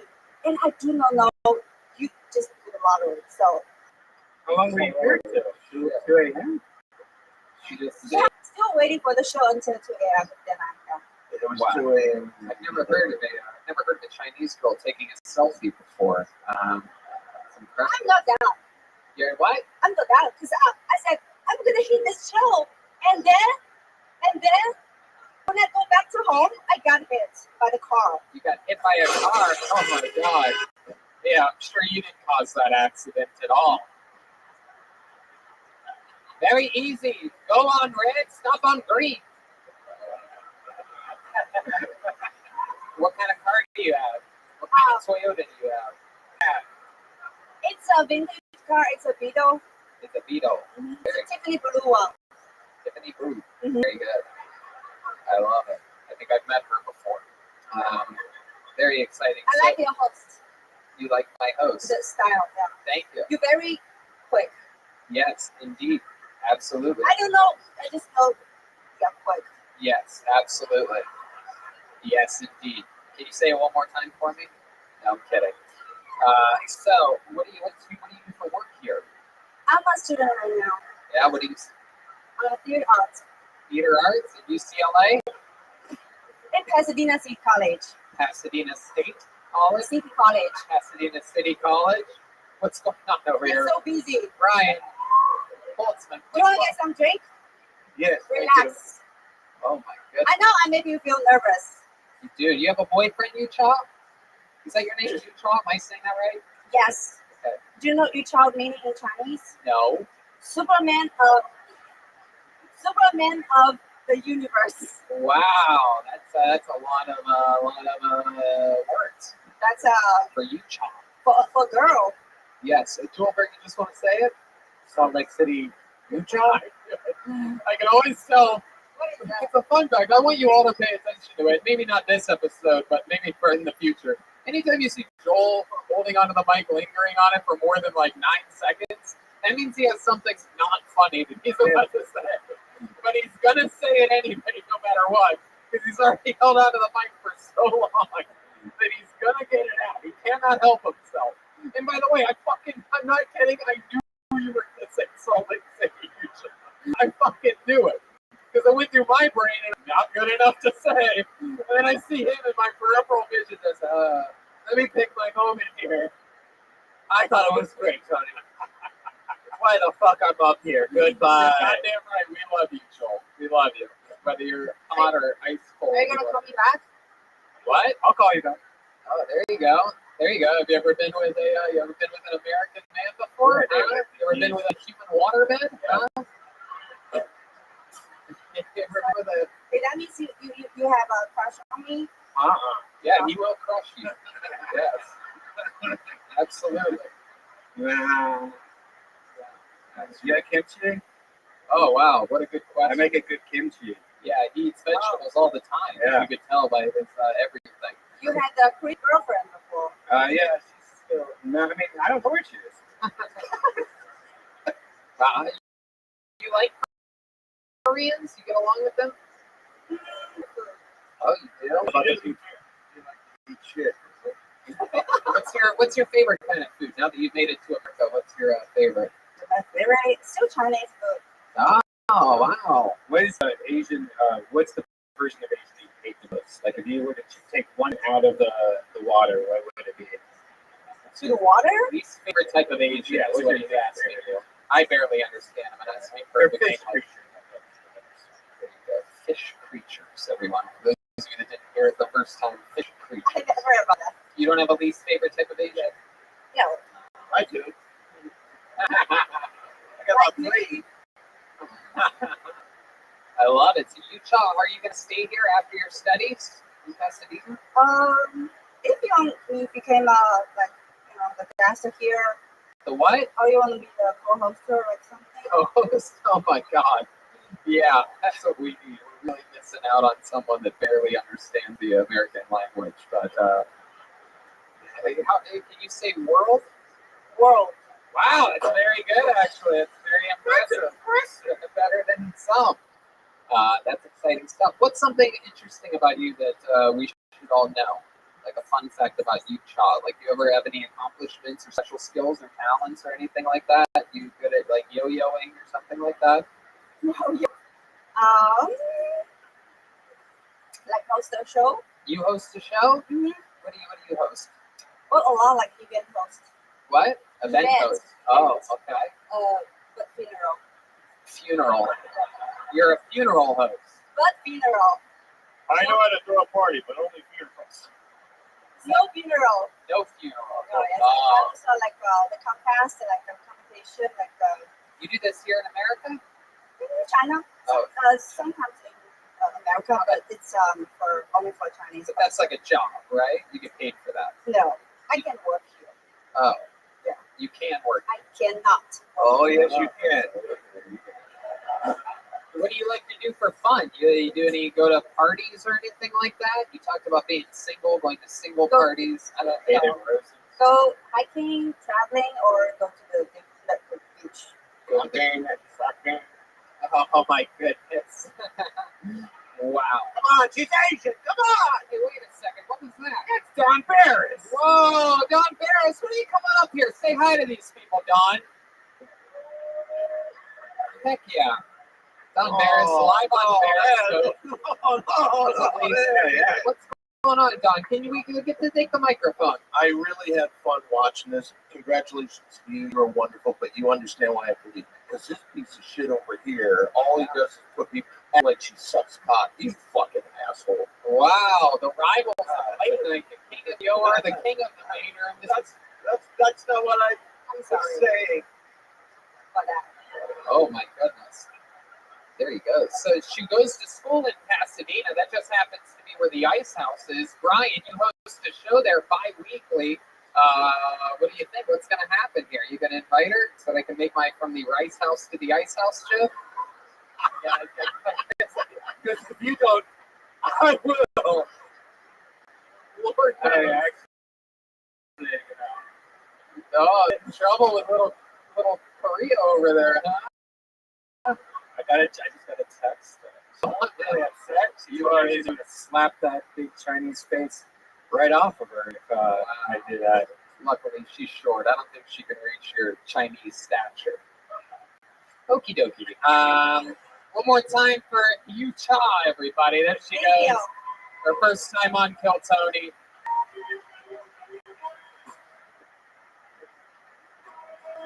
All right. Very exciting stuff going on here.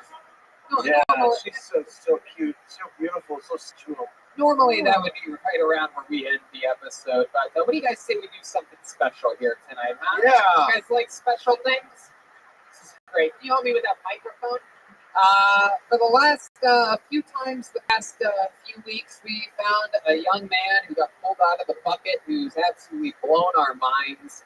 He absolutely crushes every time he's been near or on this stage in any way, shape, or form. We love him. We fell in love with him here on this show, and he's going to perform another brand new minute. And ladies and gentlemen, he's taken Kill Tony over by storm, and he's here for you once again. He came down with Lou Gehrig's disease a few years ago. He's been doing stand-up for only a few months. He's an improv, former Chicago improv player turned stand-up comedian that we find hysterical. Ladies and gentlemen, I present to you once again Michael Lehrer, everybody. Here he is. Wow. Here he is, live in the flesh. Come on, people, make some noise for Michael Lehrer, everybody. Set it off! Man, I'm a traveling comedian now. I love fun. Airports are like yoga pants conventions. It's a fun lover's paradise. Every lady looks like Spider-Woman from the waist down. I never leave home without my nurse/girlfriend. I'm real lucky because my disease causing me to cough and choke a lot. So holy moly do I come my brain down. I even let guys go down on me now. Mostly Uber drivers, some Lyft. But you know what? Half the reason I'm in a wheelchair is because my dick's so heavy.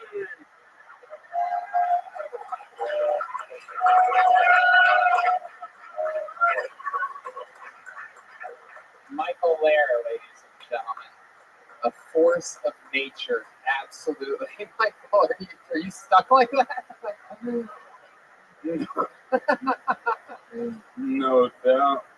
It's so good to have you back on the show. One more time for Michael Lehrer, ladies and gentlemen. Yeah. No doubt, no doubt. No doubt, no doubt. One of his many catchphrases. The people absolutely love you, Michael. How's life been going for you? Fantastic. My son just moved here to live with me. He's 21 years old. I wasn't then when he was born or for the first 21 years. But now I'm going to make it up to him for the next 3 months. There he is. How about you stand up? Think about the great Paul and Blair, I do believe. Yeah. Years old. Tony's gonna go from Paul Lair to Paul Bear. There you go. Tony, Yes, Mike Paul Becker. Tony, his last name isn't there. Oh, really? Yeah, wicked fun, dude. It's he. I wasn't there when he was born. He doesn't have my last name. Well, you know what? At least karma hasn't come back around in any way to punish you for that. Agree. Agree. Agree. I agree. And you know what? That's real mean. And I'm already in a bad mood because of my nurse/girlfriend. Oh, yeah? What did she do this week? We're fighting again. She doesn't think the nicknames I have for her are affectionate. Oh, yeah? What are the nicknames? Mind Hunter. Hunter. Yeah, because she's always trying to guess what I'm fucking thinking. Or spell viral. Because I can't get blinded without her opening her fucking mouth. Wait, you can't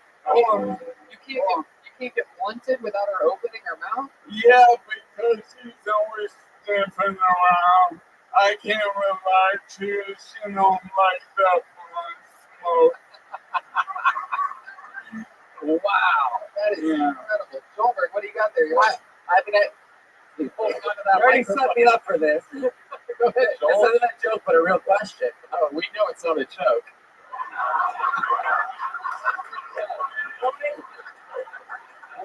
You said she won't give you the ass. I'm just wondering why not. It's like she should just give it up at this point. You know, you don't have so much to live. It's like, Oh no, it's because not because of her ass, it's because of my gigantic cock. Oh, I feel you.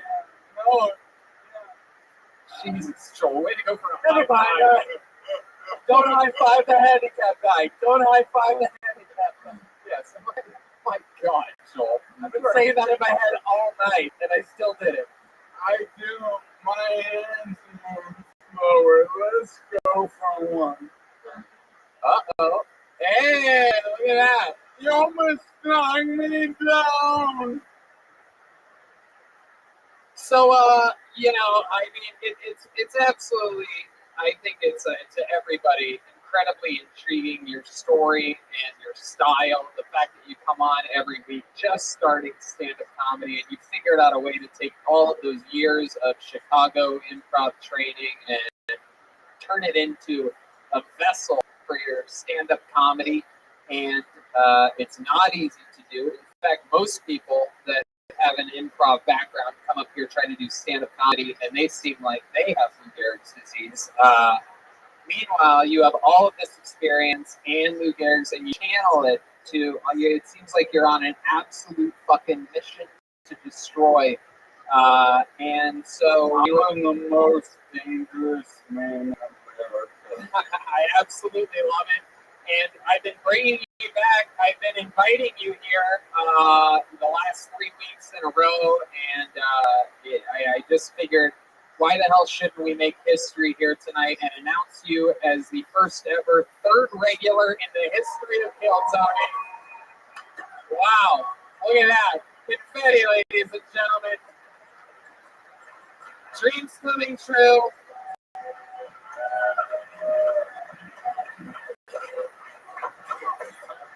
So, Michael, what do you think? A new minute every single week? You're going to join us every week until the fucking,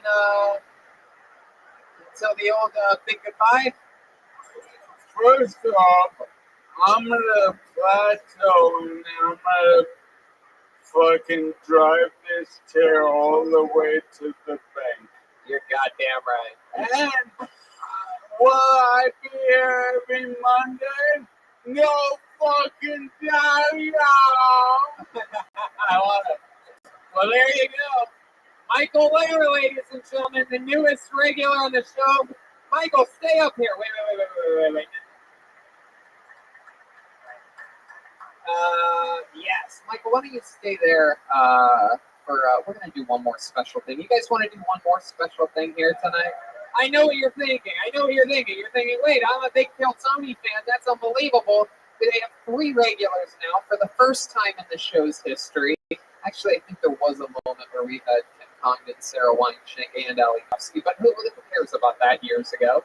This is exciting. Now it's happening now with 3 destroyers of the universe. But and you must be thinking, wait, why would I just heard the exit music for the show? What could possibly be more just as interesting, if not more interesting, than Michael Lair becoming a new regular? Well, my friends, I have a surprise for our friend Joel Jimenez tonight. Joel, are you here? Well, it just so happens that Joel has a favorite band in the world, and that band is called Black Flag, everybody. That's Joel's favorite band. And it just so happens that the drummer from Black Flag is here tonight.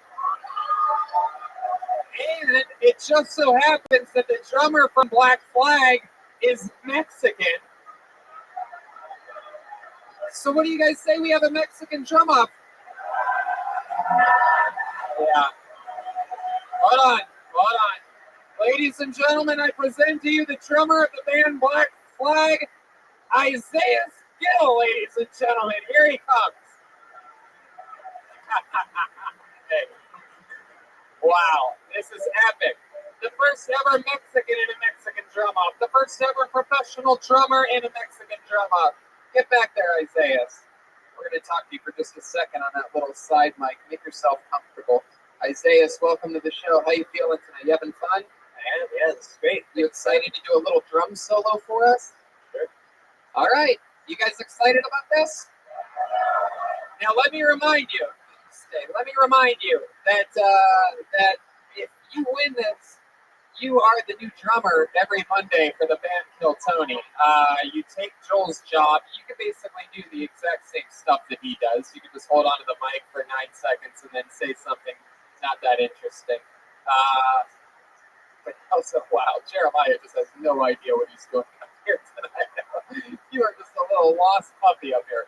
There's one camera there and one there. You don't want to block both of them. Just sit back here. Ryan told me to move. Yes, so get out of the fucking way. Just stand anywhere.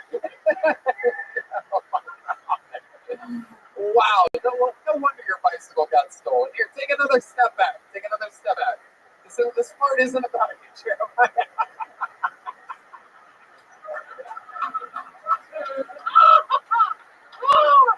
All right.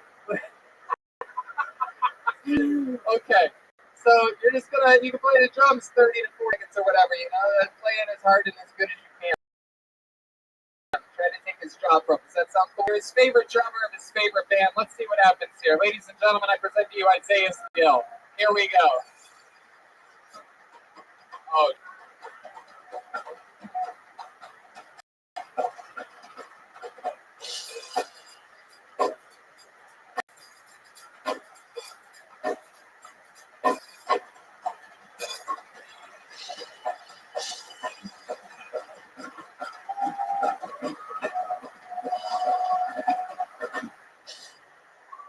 Wow, ladies and gentlemen, he's getting put to the ringer tonight.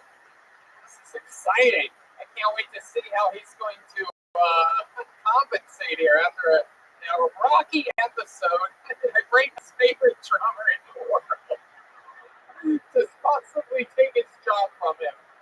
But I will tell you this, he's undefeated all time. He has said numerous times that he will die on this stage before before ever losing a Mexican drum off. Let's see what happens. He's going up against his favorite drummer. I present to you undefeated, the one and only Joel Jimenez. Wow! Oh my God! He's got the luchador mask of Modelo, the purple dildo. He's got a new dildo. What is that? It's a new dildo. What the fuck, man? Oh my God! He just deep-throated a dildo. He threw his can of Modelo. There's a luchador mask on the ground. He's bringing out the troops again. Jeremiah blocking every camera somehow. He's taking off the purple dildo. He's got one dildo around his neck. He's wearing the gold singlet that we saw for the first time just 2 weeks ago. He's furious. Ladies and gentlemen, I present to you the reigning, defending, undefeated drummer of Kill Tony, Joel.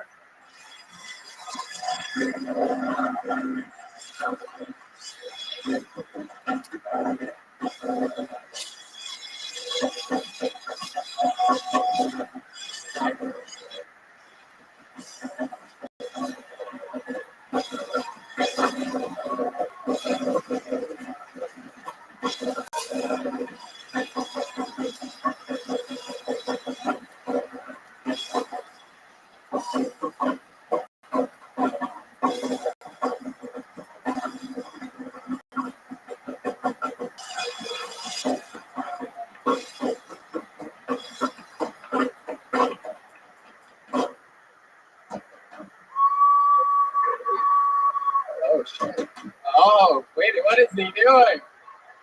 What is he doing? He's beating a drum. He's got one stick in his mouth. Oh, shit, it's getting weird up here. He's moving microphones. He's in his bare feet. There's confetti everywhere. He's beating the drum. It seems like he has... Oh, wait. Oh, my God. What is he doing? Oh, wait. Oh, Jesus. Fucking... He wants the lights on. He wants all the lights on. Danny, light. He wants all the lights. Let's see what happens here. Oh! The crowd goes wild. Oh my God. He overextended a backflip. That is mind-boggling. He literally did almost die up here defending his job. You think I'm fucking playing around in this bitch?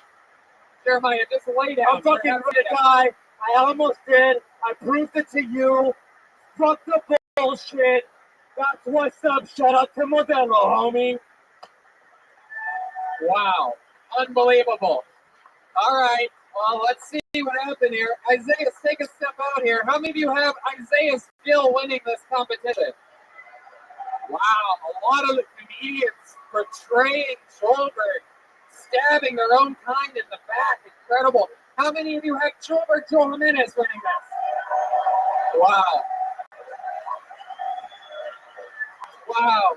Tonight he beat his own favorite drummer. Ladies and gentlemen, and still the drummer of Kill Tony, it's Joel Jimenez. Thank you so much, Isaiah Still. How about a hand for the great Isaiah Still, everybody? Come on. Wow, what an episode. Mind-boggling. Look at this amazing drawing from the great Ryan J. Evelts, everyone. While you sat there doing nothing, he drew that. How loud can this place get for the one and only Brian Holtzman, everybody?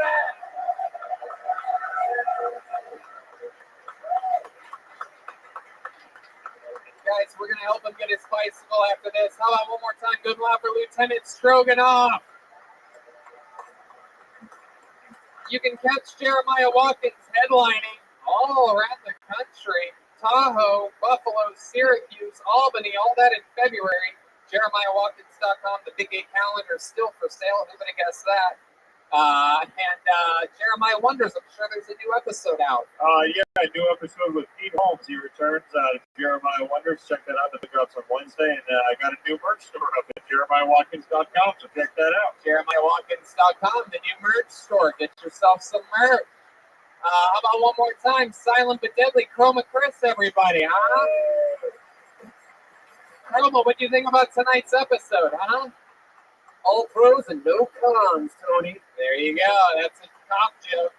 How about one more time? He almost died up here. Joel Jimenez, huh? Come on. Man, he's an official sponsored artist by Ludwig. You guys gotta change my name to fucking Joel the Giant Killer, Joelberg Jimenez. All right, there you go. I think I broke down his. Why does it look like Joel has my nose and a leg pop? Because I do.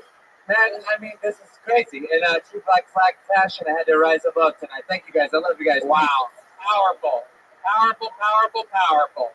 The fun train never ends. It just keeps going. San Antonio, Houston, Calgary, Vancouver, Swansea, La Jolla, Ventura, Boston, and Austin. Red Band? Hey guys, check out DespotTV at Brian Holtzman's new podcast. And David Lucas and William Montgomery's new podcast. So check it out. That's right. And make sure you follow Brian Holtzman on Twitter at Holtzman Brian, Facebook, Brian Holtzman, website, BrianHoltzman.com, and Instagram, Brian Holtzman. Thank you, Tony. We love you guys. Good night, everybody. Thank you so much.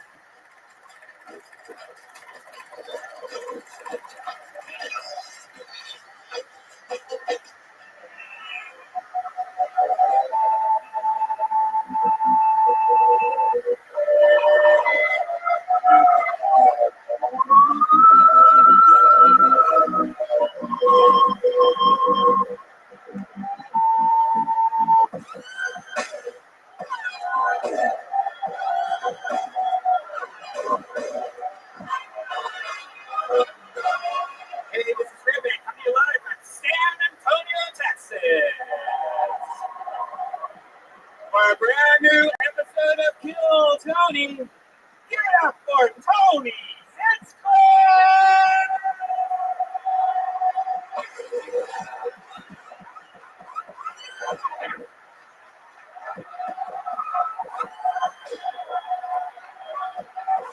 San Antonio, come on, make some fucking noise!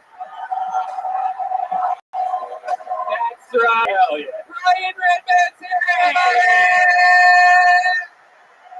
Complete chaos. Down to the wire. Things are crazy. You guys ready to have a great fucking night tonight or what? Goddamn motherfucking right. This is why we come to Texas all the time. Everything's bigger in Texas, even Kill Tony. Giddy up. This episode brought to you by Chevy Silverado and Dodge Ram, motherfuckers. Hell yeah. So excited about this. We always have fun. A lot of crazy things happen here in Texas, and we've always had fun every episode that we're here. The fun train continues tomorrow in Houston.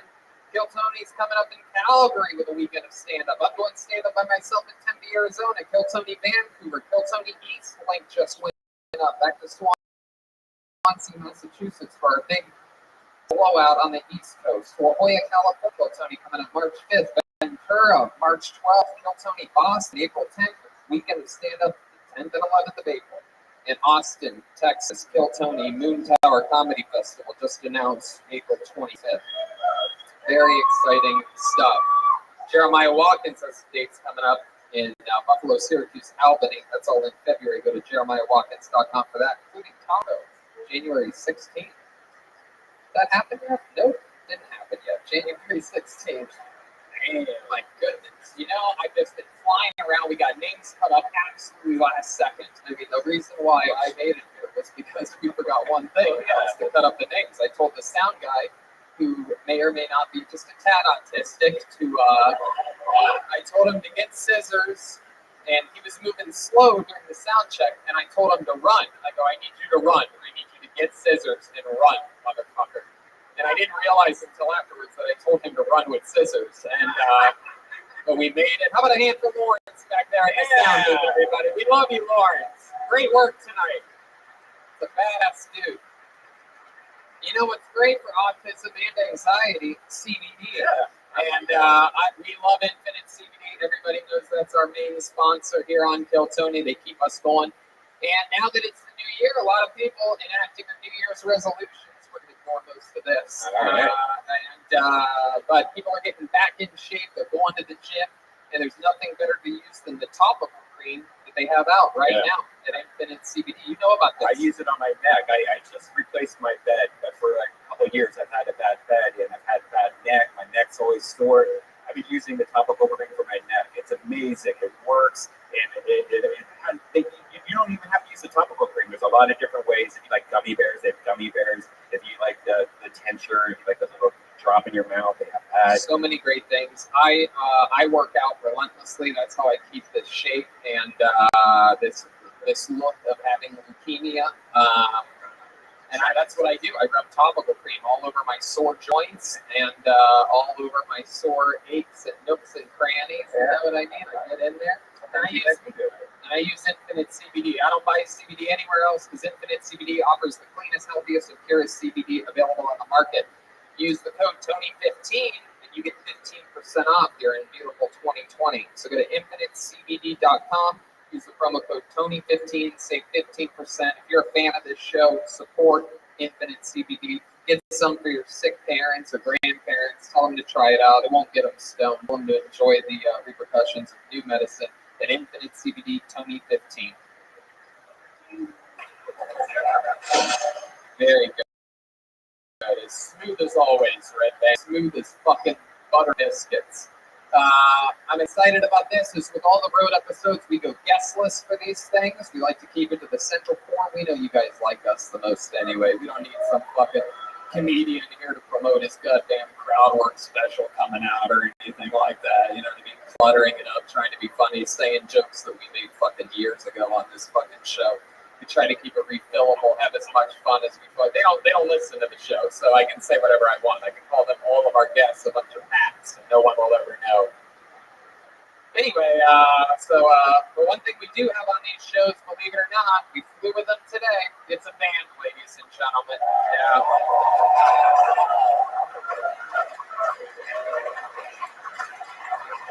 Having a stare down with this fucking cool lesbian lady with the silver hair over here. She's not smiling.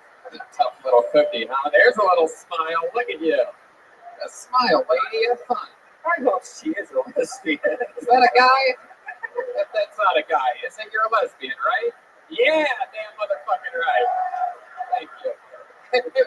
All these Texas people patting her on the back like, sorry about that. It's all good. I live in Los Angeles. I know a fucking lesbian when I see one. Just like to make sure you're all right. You know what I mean? I don't like that fucking lesbian staring at you guys give me, that cold as ice. I know lesbians hate me, by the way. I'm like lesbian kryptonite for some reason. Because they think you're one of them. No, it's there you go. I mean, there you go. Yes. There you go. Very good. Absolutely. That's one way of doing it. So we have a band on the show. Every single episode, they commit to being different characters. We never know what they're going to be. They got packed tight in this little itsy bitsy bathroom in this very tiny green room we have. So they've been in there for a few minutes getting ready. Let's all find out what they are tonight together, shall we? Sometimes it's the return of famous characters that we've seen before. Sometimes it's brand new characters that we've never seen. Let's find out what they are tonight. Ladies and gentlemen, I present to you the best damn band in the land, the Kill Tony Band. Jeremiah Watkins and Gilberto Jimenez.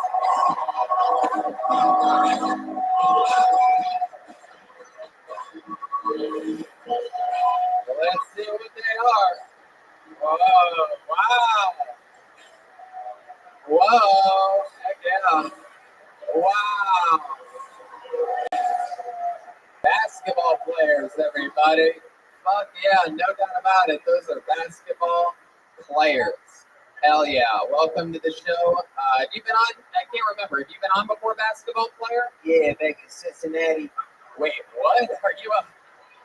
You're Back in Cincinnati, bitch. Oh, wait a second. So Yeah. you guys both are sort of like, And we street ballers, dog. oh, all right. Yo, my name T-Switch. That's my boy Rim Job back there. I'm gonna write this down. Okay. T-switch and rim job. Is that correct? Yeah. T-switch and rim job. We play for the PPB, people playing basketball. Yeah. It's the only league that allows karate. Well, I'm glad you're here in San Antonio because no one needs more new, better basketball players than the Spurs. Am I right, people?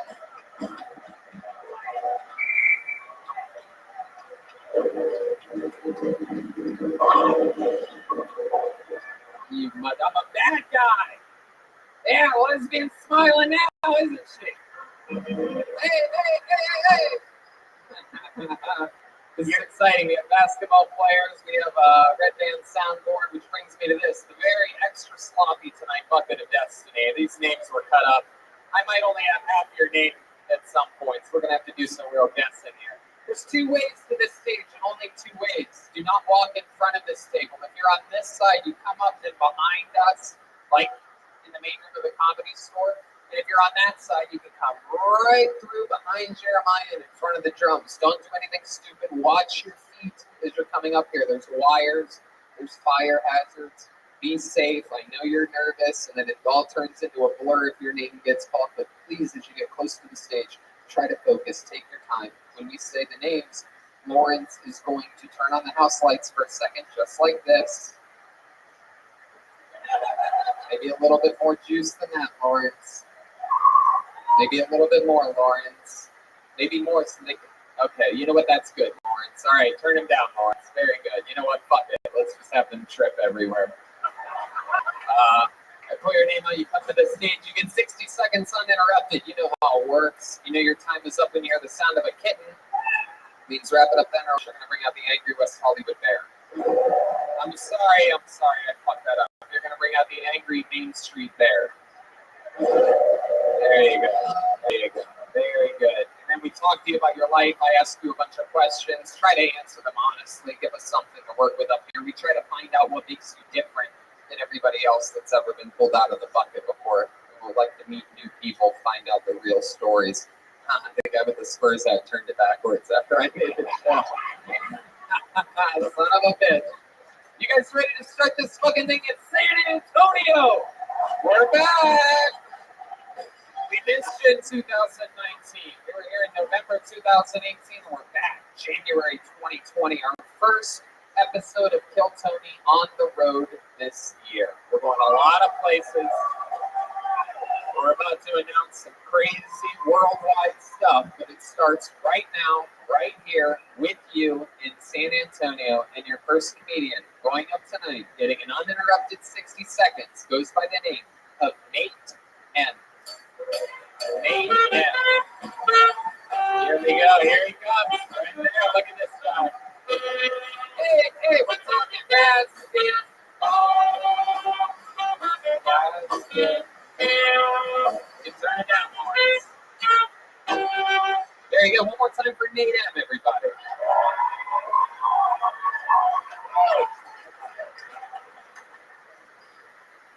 So does anybody else want to give a fuck about global warming? Like, what other situation are you complaining about more t-shirt and flip-flop weather? I think we all love that, right? You know, they always come back with, oh, no, you're not looking at it close enough. The polar ice caps, they're melting, and the ocean's rising. So, I love the ocean. The ocean's great. Nobody teaching pussies how to swim? And then they go into the. Well, no, you don't understand. California, it might go underwater. I'm not careful. What a shame. You know, from where I'm from, one last one. Where I'm from, most people agree the best Jew is the dead Jew. And his name is Jesus Christ. Good Christian joke, Andy. Good Christian joke right there.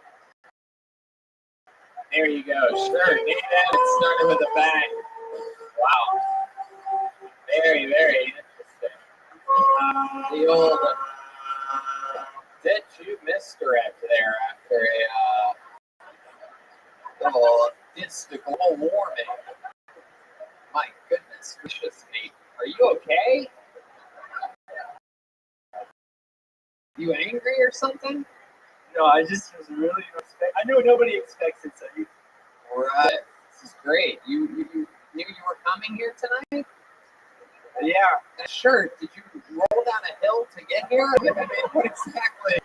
It was wadded up on the ground next to my basket, but I just had done the laundry a little bit, so. Did you say basket?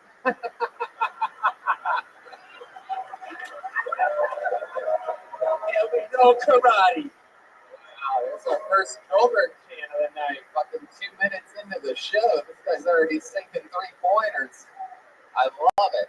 Heck yeah, that shirt is a divine. I mean, I very rarely do I ever see anyone in a moment like this that they prepare for, right? And that shirt has more wrinkles than the fucking Golden Girls, dude. It's incredible. I've never seen anything like this before. Do you do your own laundry? Who does your laundry for you? Tell the truth, Nate. I can tell you're loading up a lie right into this fucking rifle that you call a brain right now. Do you chew your shirt before you wear it, or is that a chewable shirt? Yeah. Who does your laundry, Nate? Well, it's your mother, isn't it? When it gets done, she does my laundry. My wife does it like 3 out of every 4 times probably. So your wife. The fourth time it doesn't get done. Oh, hell yeah. You ever go with the old knuckle sandwich for that, Nate? You seem like the kind of guy that has some old school beliefs, right? Fuck global warming, dead Jews, beating your wife. Am I close on this one? Sounds about right to me. Right? You ever hit your wife? Tell the truth, Nate. It's consensually most of the time. Yes. Yo, that's a technical, dog. So this is your first time doing stand-up comedy? Yeah, it is. Yeah, it is. Absolutely. How old are you? 23. 23. Look at you, you young buck. Absolutely. What do you do for work? He's a boat sailor. Okay. All right. Start this. Nate, what do you do for work? I serve at a movie theater that does dinner. You work at the Alamo Draft House. I didn't. I think you're not allowed to say that. Is that what you're saying? They kind of. I don't know if they'd like what I said. Right. After that set, you are absolutely correct. They would not like that at all. My goodness gracious, Nate. How long have you been working there at the theater? About 3 months. Okay, 3 months. What did you do before that? I worked in Natural Bridge Caverns. All right, what's that? It's a camp. I actually worked at the zip line. So I did the zip line off. Yeah, you look like a zip line guy. Awesome. Put that shirt on a fucking zip line. Let it fucking soak in the sun a little bit, that fucking thing. What do you do? Where do you keep that? Inside of like a condom or something like that? Like, it just looks compact. Compacted, Nate. What does your wife do for work? She serves too, but she just got a job over at Oracle. At Oracle? The computer company. Yeah. Good. Wow. The major character. That would be crazy if he was working for the Oracle. That would be pretty nuts. That's a big job. How long have you two been married for? You're 23. She's 23 too. She's 21. Look at you. How long have you guys been married? You fucking weirdos. Married at 21 and 23. Jesus Christ. I can already see how she does. You know, this ain't gonna last long. My God. We got married in June. You got married in June. How long have you guys known each other? How long have you been together? How long have you been prematurely ejaculating all over? And how long have you been using that shirt to clean it up? There you go. There you go, baby. That's how it's done. Well, alley-oop. Yep, go ahead. Yeah, we've been together since March of 2017. Mm-hmm. Right? Yeah, I'll do the math on that. That seems like a lot. Known each other a couple years. March 2017. What's your birthday? Here's his May 1st, 98. May 1st, 98. So you started dating her when she was 18? Yes. Oh, suspicious as fuck, isn't it? Suspicious as fuck.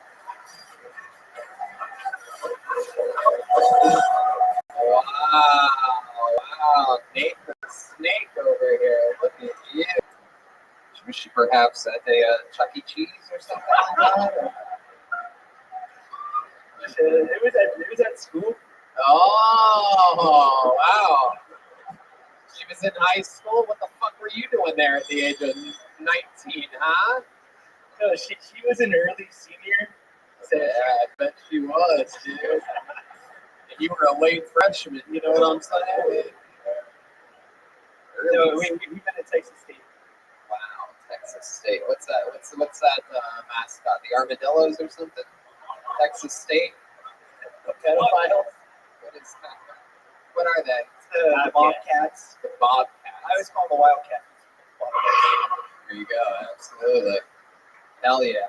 So there you are. So you were 19 and she was 17, right?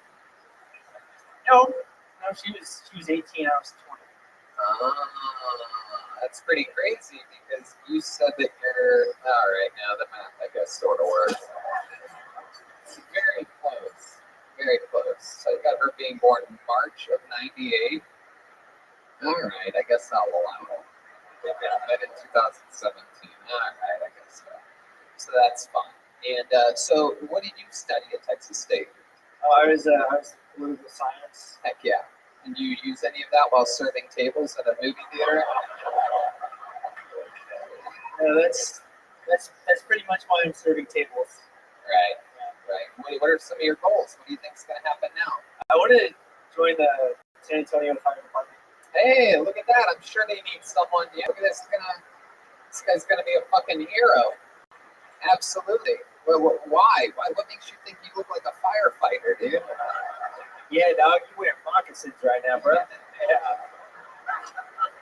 What are you gonna do? Fill in for the Dalmatian or something like that? You're just gonna clean the pole?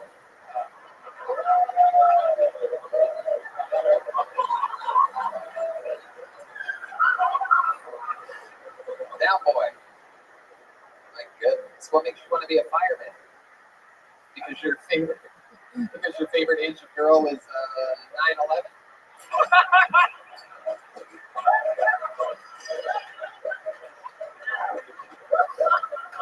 Yeah, I guess I'm gonna be a firefighter, so have a good time with the boys. And Jesus Christ. I've never seen such a young pedophile before in my life. You're like King Joffrey Epstein.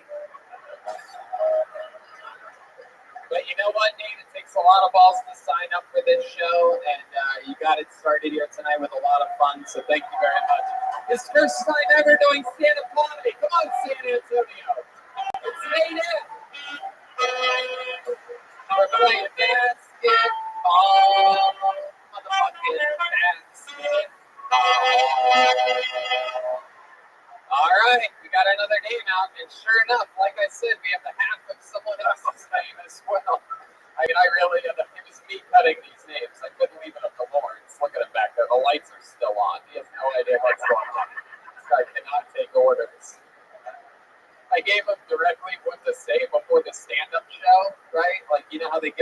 announcements before a stand-up show, and we run a pretty tight ship. We do this all the time. In a lot of places, they'll say, before we start the show, give it up for your headliner, Tony Antoine, we're missing that. People clap, and they go, also, you're Brian Redband from Joe Rogan. They clap. It's this long, horrible process. So I told them exactly what to say, right? Cell phones off, no recording. This is before the stand-up show, not this part. You're allowed to take pictures and take moments of this if you want. But anyway, this is for the stand-up show.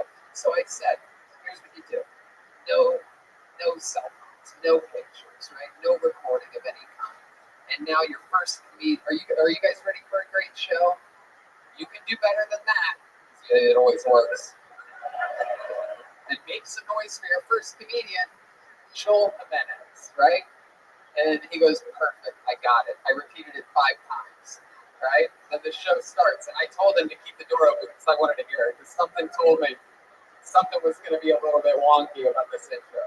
There's no recording of any kind, no cell phones of any kind. Are you guys ready to start the show? Come on, you can do better than that.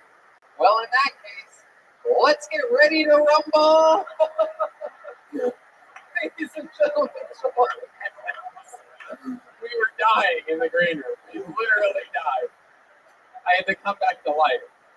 I pulled another name out. You guys having fun yet? Here we go. Your next comedian goes by the name of Ishmael Ali. Ishmael Ali. Dreams of coming true. Here we go. Here comes Ishmael, everybody, right there. He's got it. It's a serious man. You can go lights down for him. One more time for Ishmael Ali.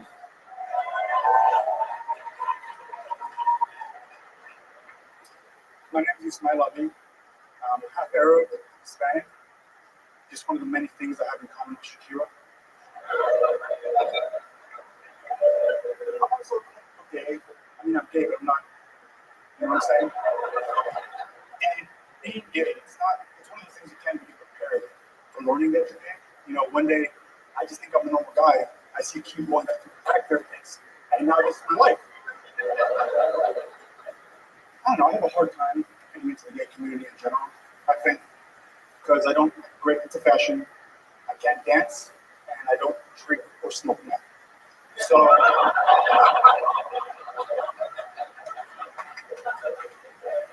had an ex-boyfriend who actually did the last, he's a skinny white boy, he's a recovering addict. You could tell, you could see his bones, skinny, dry, round. I think he was a Portuguese, though, because he wanted to go see me. Fuck yeah, Ishmael Ali, everyone. Very good. Awesome. Great job, man. Way to do it. How long have you been on stand-up for? 2 months. Just a few months. Fuck yeah. Look at you coming out, guns blazing, talking about real life shit, talking about stuff only you can talk about. Half Hispanic, half gay, Shakira work. I fucked that up. That wasn't even supposed to be. Half Hispanic, half Arab, you're gay, everything worked. Whole minute. I would have guessed longer than a few months. That's a solid performance. Absolutely. You're from Texas, born and raised? Yep, San Antonio, actually. San Antonio's very own. Absolutely. Hell yeah. My goodness. It must be hard being you've known you're gay for a long time? Since I was 15. Since you were 15. How old are you now? That's your pizza head, I think.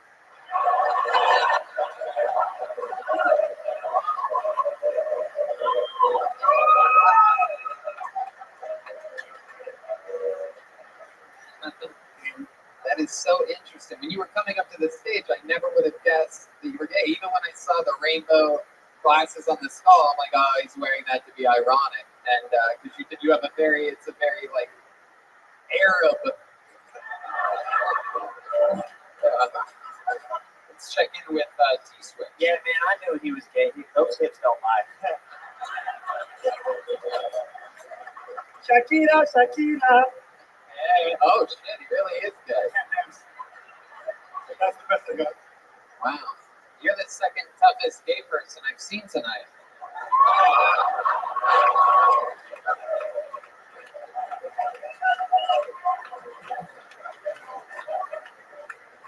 I love it.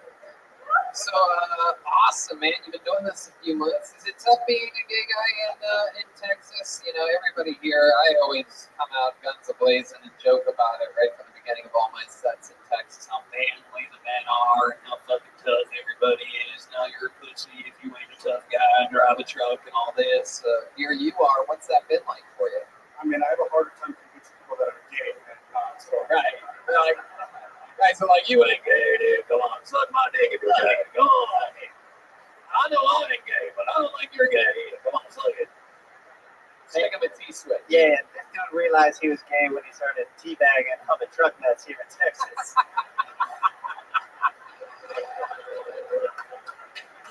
Oh my God. T-switch. All right. I don't think the act outs are going to translate to Really need it. Available on video. Oh my God. Have to zoom in on that one. You're licking the truck nuts. Okay, T-switch. My God.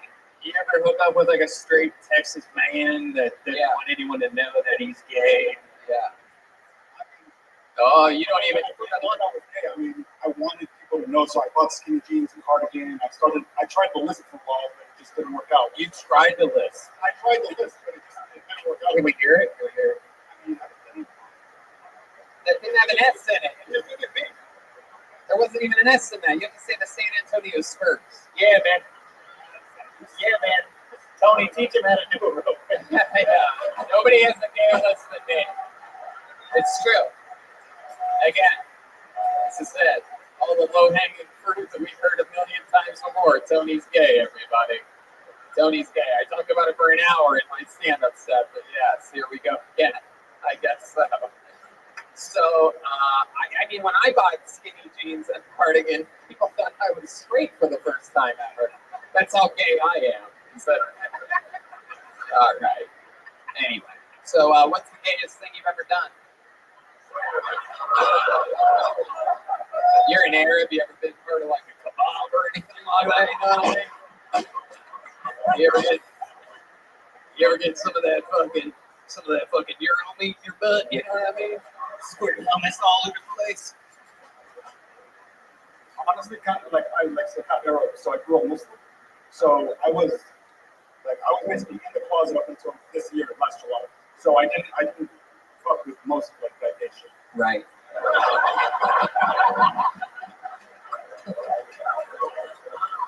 Wow. So Muslim, so that means when you're getting butt fucked, you have to face east or something like that? Yeah.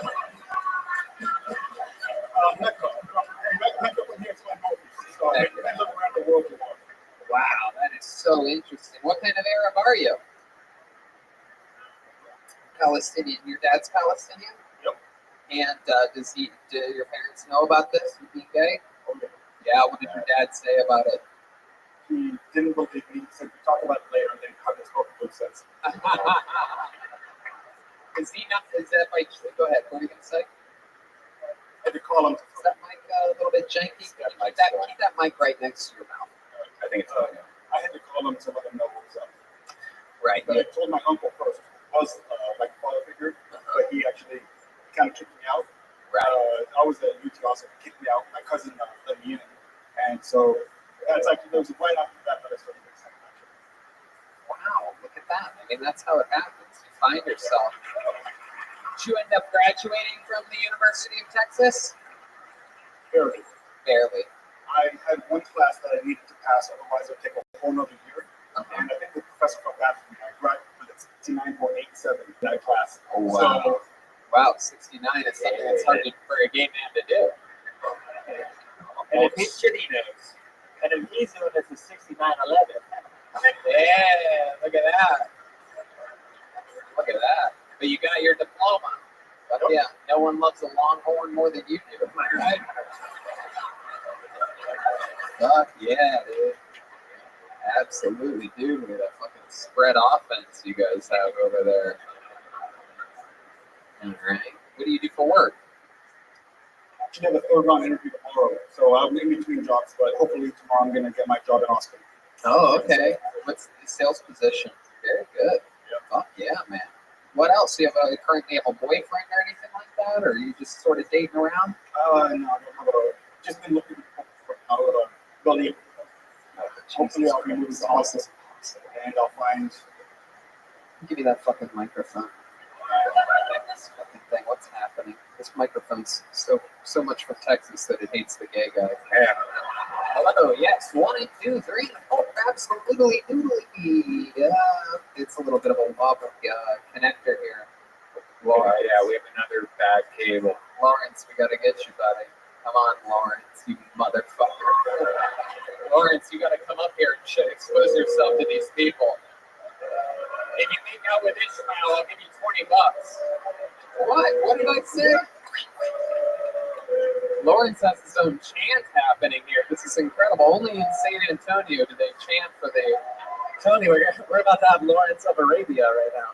Hey, Lawrence and Arabia all at once. He's got a stack of cables. Here he is. Lawrence, everybody. Here he is.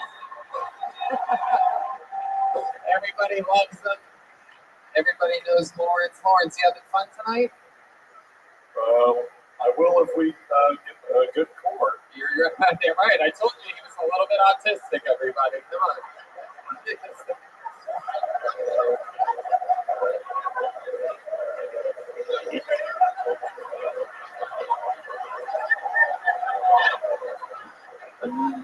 Lawrence, you are a fucking legend, bro. You are an instant legend. Do you know that? No. You know what? Let's try a little experiment because I feel like it's going to work if everybody just holds it by that part. So why don't you just stay close, and we'll just have everybody hold it by that part. I've been around long enough to know that you just have to. Oh shit, Lawrence, how do you feel knowing that there's a gay man that close to you? You know what they say about the.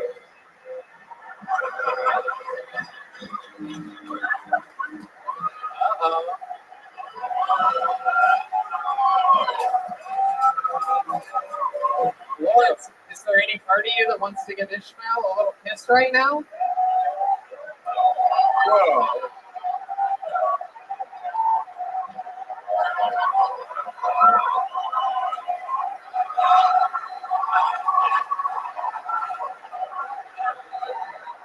This guy's losing his mind. Hold on, let's see what Lawrence is about to say. there's a part of me that wants to give you a kiss. Whoa!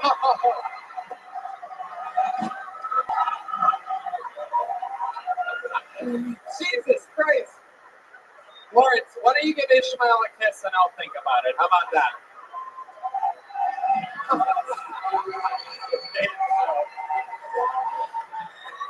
All right. I thought about it. It's not happening, Lawrence. Yo, how is the kiss on the cheek somehow gayer than open mouth? And now give him a beheading. Hey, look at that. Absolutely. My goodness. Yo, is this how autism spreads? The spectrum is like a rainbow. Wait, what? Oh my God. That is incredible. Lawrence is killing. Can we get Lawrence a raise here tonight, huh? All right, Lawrence, I'm just going to have everybody hold it by that part. I think we have it pretty much fixed. Let's not even wobble at the bottom part. Just hold on to that black part. We know you totally love that, Ishmael. Aesthetically as I do. Yeah, just hold on to the handle part there, Ishmael. All right, I think we fixed. Yeah. Lawrence, great job. How about another hand for Lawrence, everybody? Stay close. If we need you again, get ready to come up here, all right? Surprisingly, not the first creepy butler we've ever had on the show. Yeah. You right. Definitely not. Ishmael, I mean, you are unbelievable, dude. You are a diverse, very special creature, very rare in these parts of Texas. I love that you're owning it. I love that you're out. If your uncle and your father don't respect your decisions, just know that here in San Antonio, over the years, things have advanced, and these people seem to be very welcoming to a person of your type. And it's an evolved time that we live in. And you should be very proud, because there might be a half Palestinian, half Hispanic kid out there listening right now that feels gay, that's afraid to come out and chase his dreams. And here you are doing it in the heart of Texas. So if you can do it here, you can do it anywhere. Ishmael Ali, everybody. What a show so far. Very exciting. Hispanic, Arab, and gay. That's as much diversity as I would expect in an entire episode of San Antonio Kill Tony, all with one human. Wow, it's an Old Navy commercial.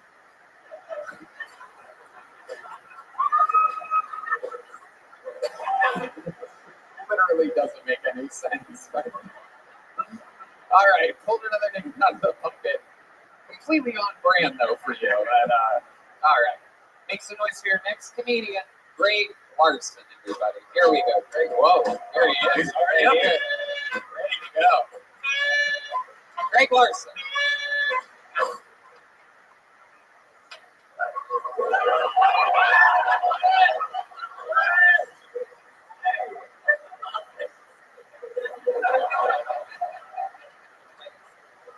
We're good? Okay.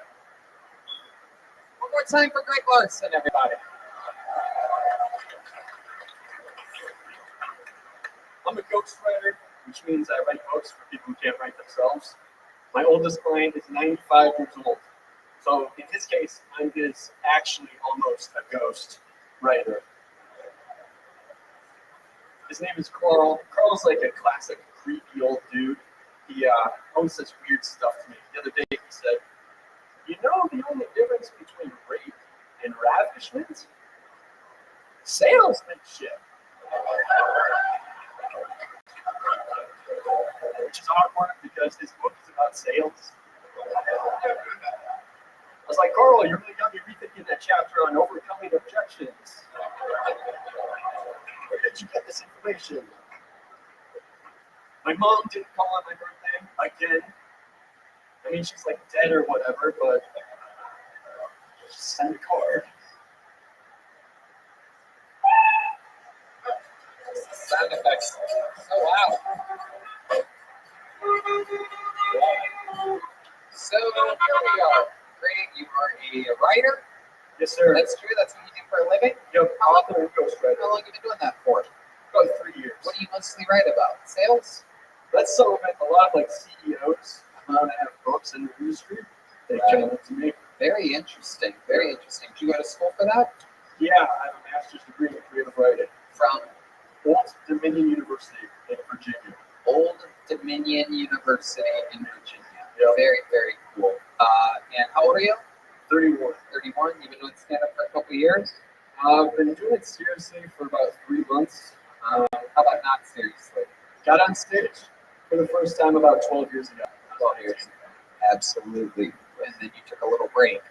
Yeah, I think I got like embarrassed with bombing so often. Right. And just stepped away from it for like 10 years. Absolutely. Here you are. This is your, so you've been doing it a couple months here in San Antonio? I live in Austin, so I do open mics there. Very cool. It's a pretty big scene there in Austin. I don't think a lot of people know that Austin might be the third, fourth, or fifth biggest comedy scene in the country. That wasn't a joke. It's like a few people trying to get like ahead of the joke. Oh, like no, that's a real one, guys. Greg, interesting. How'd your mom die? She starved herself. So she had a long mystery illness for a long time, and she decided that she was just going to end it by stopping eating. Wow. Yeah. My goodness. I know one lady in this room that will never stop eating. It's a eating pussy joke. Now that you didn't like that one, you don't like, no, thumbs down. It wasn't food, it was eating pussy. All right, forget it. Do you ever write your own books, or do you only? Yeah, I basically do ghostwriting to support my own writing. My second memoir is coming out next spring. You ever ghostwrite something and go, man, I should have kept that for myself. I should have that without me. No. Yeah, you can't. It's somebody else's work. Right, you can't really do that because it wouldn't get published if it was under your thing, because it's just the fast way of doing it, and a much easier way to make money is having someone else pay you because they want that recognition. A lot of people don't know this, but I made a lot of my first money in show business, writing jokes for very famous comedians, and it was an unbelievable opportunity. I think it's a lot harder than people think, You know, you have to be very, very good at it. But once you get your legs underneath, you have a little bit of money, you could write something really good that is really good. Yeah, and you have to imitate somebody else's voice too. Exactly. Which is fun, but incredibly challenging. Yeah, the whole book sounds really, really hard, but these people just love it. You talk to them and you get updates from them, like, hey, here's what I'm thinking that you would say. Well, I do phone interviews with them, so Right. like I transcribe those interviews, so like I'm able to get like some of their voice in that. Right. But yeah, it takes a lot of work to nail down most people's voices. Interesting. You have what's your love life like? I just met somebody actually last week. Wow, is it Ishmael Ali? I wouldn't complain. No, I met her through I do couch surfing, so like I host people from around the world. They like to crash on my couch and get a place to stay. So like competitively or like and yeah, she's coming up from Costa Rica and she just like, have you met her before? I'd never met her before. She just like sent me a request like, hey, I need a place to crash. And usually it's a very platonic situation, but like we just connected. We kept talking. Yeah. Dude, you're about to get catfished like a motherfucker, yeah. bro. What are you gonna do when she can't even fit on your couch? I met her last week, and that's when we got. I don't know. It's that fiance show. You met her. Yes. Yeah. She's about to steal your identity, bro. Yeah. That's what's going on here. She had a good butt. Yeah. Yeah. Yeah. Did she have a big butt? Yeah. Costa Rican ass. Yeah. People know the famous Costa Rican big butt. Has anyone ever come up to you from the back and said they love you as the host of Hot Ones? Turn around. Yeah, there he is. I get to see shit and you guys don't.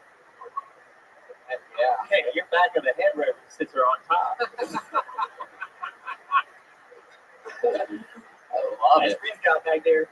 So you met her last week. She came up from Costa Rica. She stayed on your couch, but she didn't even end up staying on your couch, did she? She made it to the bedroom, didn't she? No, because there's a weird vibe. Like there's this, I don't know. There's this unspoken like power dynamic there that I didn't want to like take advantage of.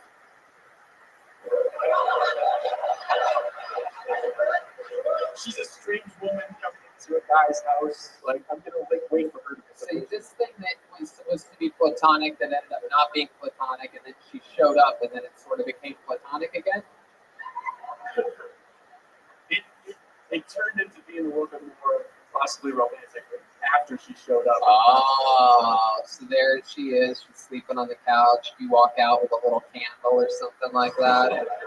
Right? How'd this go down? When was the moment you realized that? We went out dancing to we went to a silent disco. Oh, wait.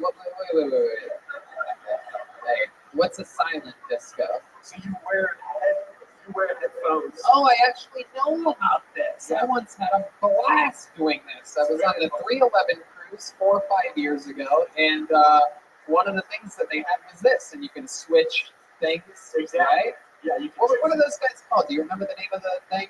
Is it just called a silent disco? Yeah, I didn't catch it. Oh, okay. I didn't know if it was like a famous DJ that did it. It's really cool. So I know it sounds crazy, but we ended up having like the time of our lives. So they give you these headphones, and it's either red or green or something like that. And basically, you can see the songs that everybody else is listening to, and you're gonna want to.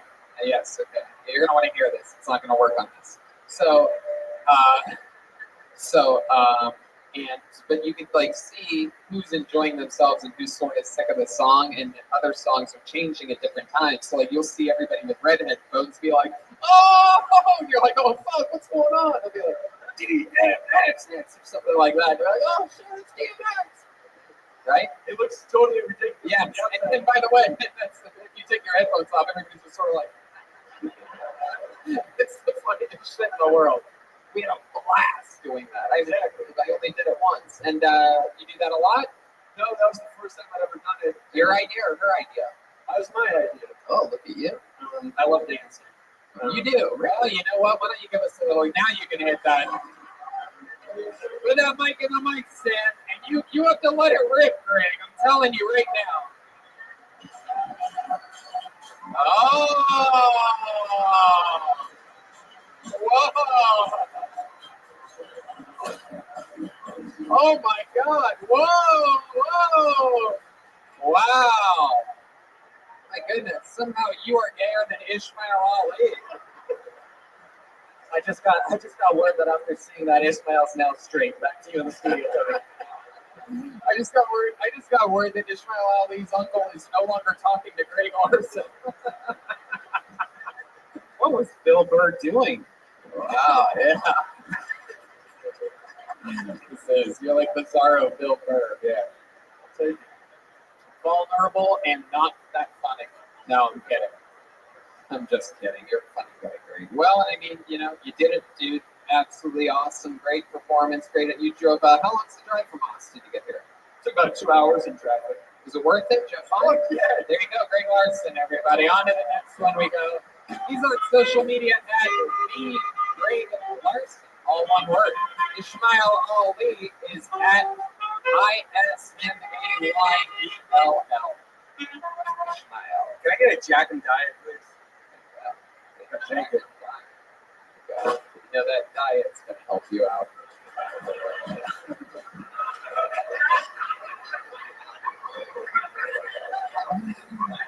Ooh, he's so concerned for his health. Oh, yo, same team, dog, same team. All right, next one is here. Next comedian, Justin Tretchen, everyone. Justin Tretchen. Here he comes.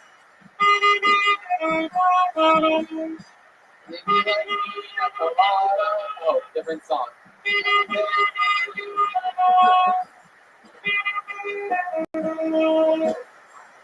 I believe I can touch the sky. One more time for Justin Tretchen, everybody.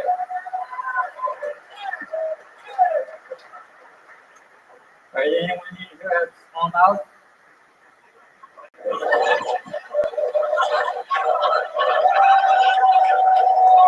No one has a small mouth. Are you kidding me? I'm the only one that has trouble eating bananas. Get the fuck out of here. Dude, I can't go in from the top. It's too good for me, right? I gotta go in from the side, lumberjack style, like one corner of the club, Like I can't. Dude, shit, serious. A cop told me I had a small mouth. I got pulled over by a cop, and so I do the pen test, and then he points it at me and goes, "Can you open your mouth?" And I go, "No, I can't open. I can't open wider." And wow, very impressive. Small mouth. Justin Tretchen. Am I saying that right? Tretchen? Teachin. Oh, okay. Teachin. Very good. I know my friend wrote it down, so he could be a fucking idiot. I don't even. He could have fucked it up. I don't even know what you're saying. Your mouth is so small. I can barely understand you. I also have a speech impediment. Yeah. No, you do. Yeah. Absolutely. I can confirm that. A lot of people don't know I am a speech professional. So let's check it with T-Switch. Yeah, we're looking for a shooting guard on our team. So if you want to join Rim Job, T-Switch, we love that middle mouth as an addition. Hey. I fucking love you. Oh my goodness. Do you eat everything through a straw? I absolutely fucking hate straws. I'm one of those people that hate straws. Yeah, absolutely. I can't imagine what Ishmael would want to do with that tight mouth. You know what I'm saying? I just can't even imagine. You either want to fuck it or fly an airplane into it. I'm not sure. You don't know. It depends on how he's feeling that day. Either half Mexican or half Arab. You know what I mean? My goodness gracious. What do you do for work with such a tiny mouth? Whisper.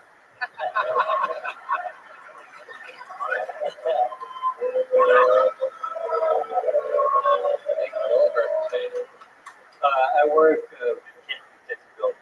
Oh, wow. Someone you can really relate to. They have small mouths and speech impediments as well. Yeah.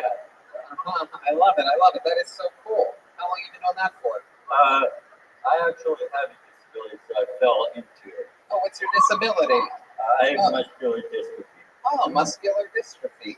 Actually, the reason why I got the test is because I had a DUI. Right. Like, I have a disability, I can't do the test when they do. So I had to do the pen test for a fucking long time. Remind us all one time exactly how muscular dystrophy works, because we have a new regular on the show, Michael Lair, and it's Lou Gehrig's disease, ALS, and we've learned a lot about that as of late. Oh, some of you know. I'm interested to know a little bit more about muscular dystrophy. It makes your mouth shrink. That's the first sign. Then what happens?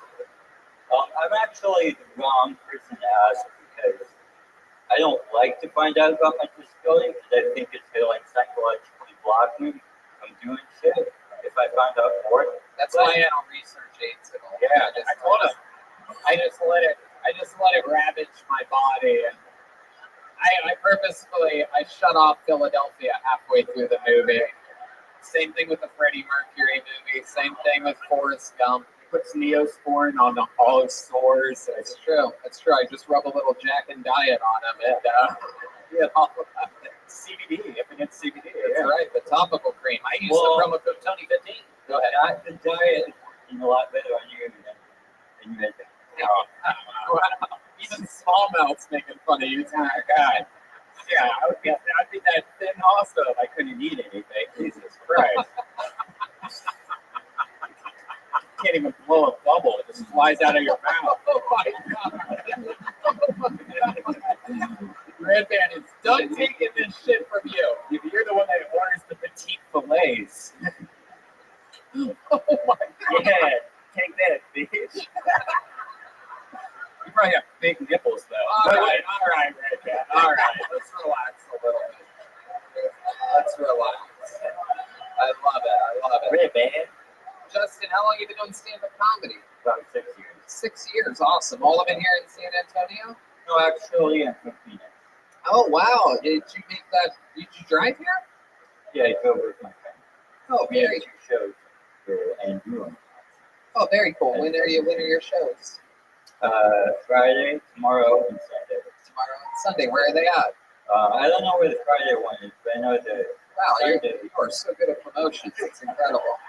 You don't even know where you drove all the way here. You're like, who gives a fuck? I'll show up. All my friend coordinator, but I know I'm at the secret group on Sunday. Oh, in Houston. Yeah. Oh, well, when do you go to Houston? Friday. Sunday. Fuck. So what are you doing here on Saturday? What? Today's Thursday. Yeah, I know today. But you were here. I'm starting to learn a lot about muscular dystrophy right now. He's actually really smart, but the thoughts can't make it out. Like a tunnel, like a smaller. So it's Thursday, and then you have a show tomorrow here, and then Sunday you're at the secret group in Houston. Yeah. We're at the secret group in Houston tomorrow and Saturday. Did you know that? Yeah, you guys just sold out, right? Yeah. So. But technically, you could sign up and stand in the other room, listen, and keep an ear out, or keep a small mouth out, whatever you want. Or listen to hear if your name gets called. All right. Okay. It's possible. I mean, if you're going to be in Houston, my point is you could be there and, hang out, maybe have a drink or something like that. You know what I mean? You just got awarded what we call the bronze ticket, where you're allowed to sign up even though it's still sold out and hang out with us possibly after the show. Yeah, that's true. That's true. Yeah. Anything else crazy we need to know about you, Justin? Anything else about your life? Any facts about you that you think makes you different? Any special skills or talents or anything like that?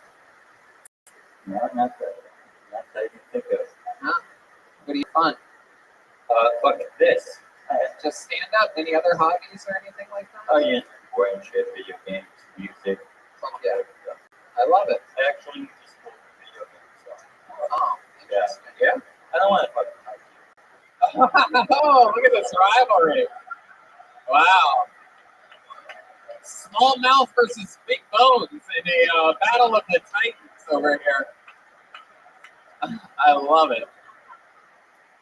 You put the diss in muscular dystrophy, dude. I love your style. Oh, Hold it. oh no, that's just his mouth. Yeah. That wasn't the mic table that time. I love it. Justin, so much fun. So cool, man. Thanks for coming on. Justin Trejan, everybody. Trenton, teaching. Justin teaching. Yeah, I love it. Fuck yeah, Justin. Rock and roll. Muscular dystrophy isn't contagious, is it? That's so stupid. What a bunch of morons over here. Yeah, let's see what this one is up. It's a blank one. Some of these people have signed up on different pages. Oh, this looks like a fun name. This looks like a made-up name if I've ever seen one before. I'll be really surprised if this is this person's real name. It sounds like something I'd use in a joke. Make some noise for Leroy Jenkins, everybody. Leroy Jenkins. Is this real? Is this Leroy?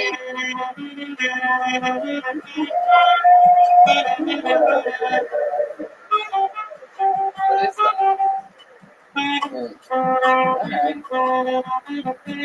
It's Leroy Jenkins. Wow, come on, Leroy. There you go. There he is, Leroy Jenkins, everybody. Make some noise for Leroy, everyone. God damn. What an audience tonight. Hi. So, any single people in the crowd? Let me see your hand. Of course you are, you fucking faggots. Oh, I'm sorry. So, any of my niggas out there? Yeah! Yeah! Oh, yeah. I see you in the fucking crowd. Alright? Any bloods, any crips? Alright, no. It's cool, it's cool. I'm drunk as fuck. I'm pretty sure most of you are. Alright? Why the fuck you laughing, man? Why the fuck you laughing? Wow. Leroy Jenkins.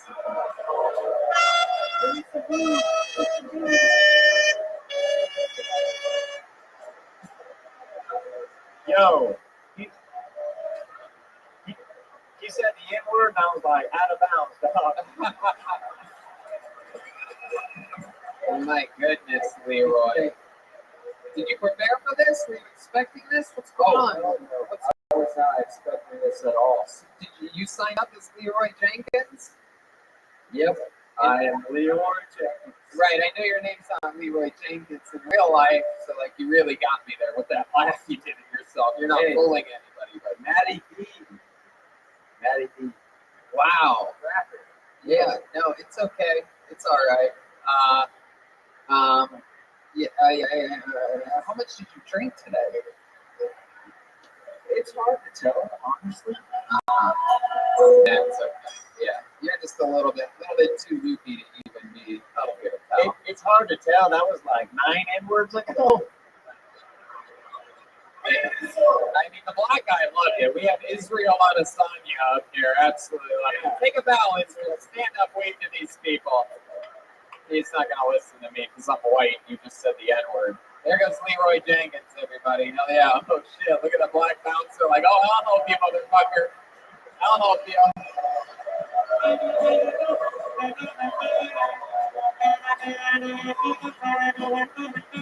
Wow.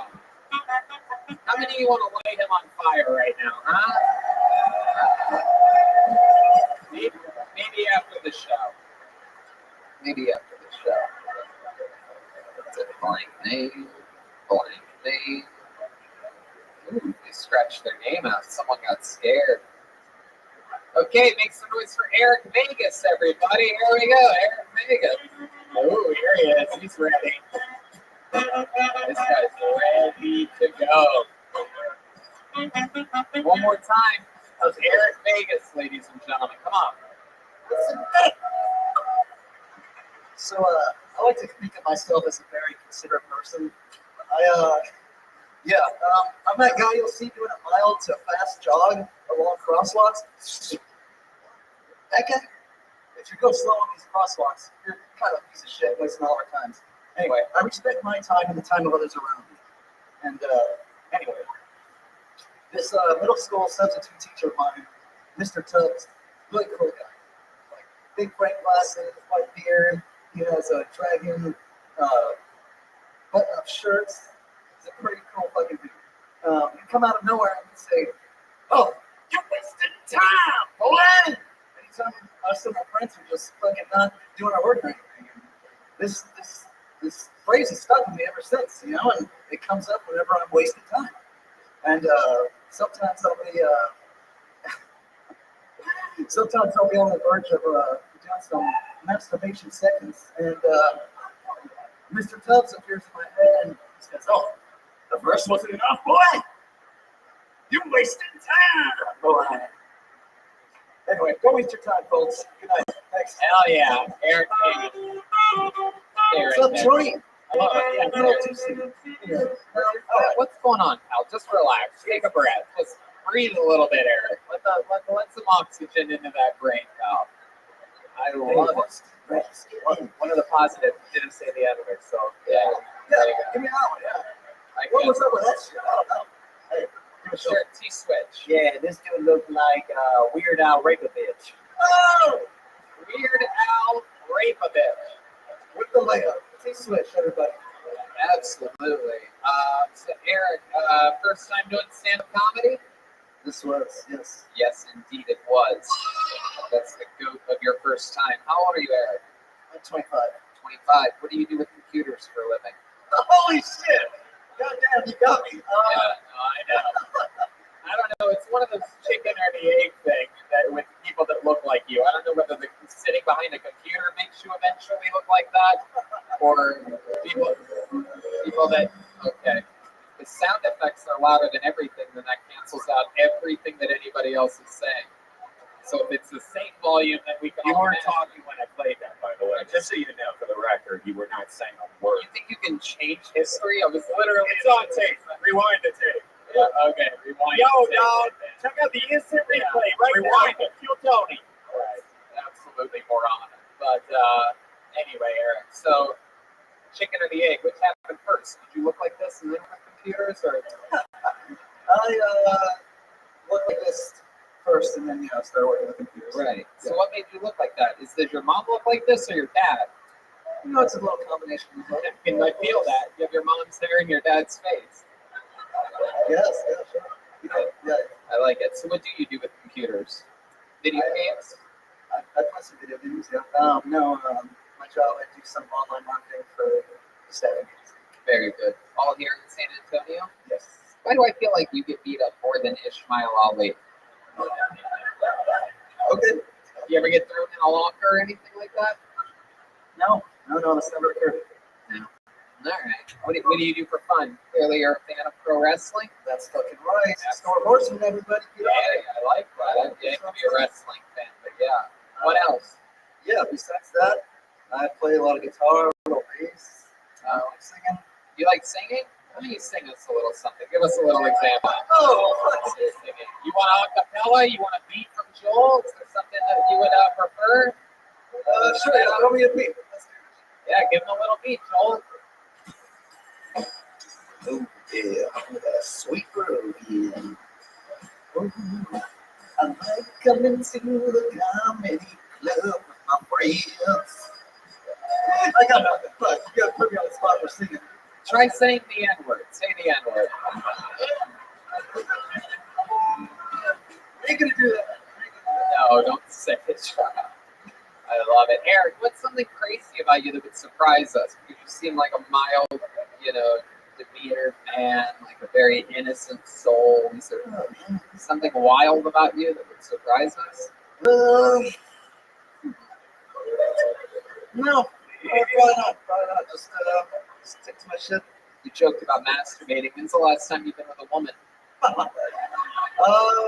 Yeah, my girlfriend didn't come to the show tonight, unfortunately, because we saw you and Joe Rogan in Houston. And unfortunately, she didn't like your set, man. Oh, she did. What did she have? Let me guess. She has she's had a lot of abortions or something like that. It's always one or the other. Right now, with the current set list that I have, I can tell you either she's had a lot of abortions or at least one. That's really all it takes for a woman to get upset if I say it. Or she has someone that's like has a serious mental handicap in her family, pretty close, cerebral palsy. Right? None of the above? No, she just has a shitty sense of humor. She likes, That might be the case right now. She's pretty funny person. really? Okay. Why do I feel like she looks just like you, but with tits? That's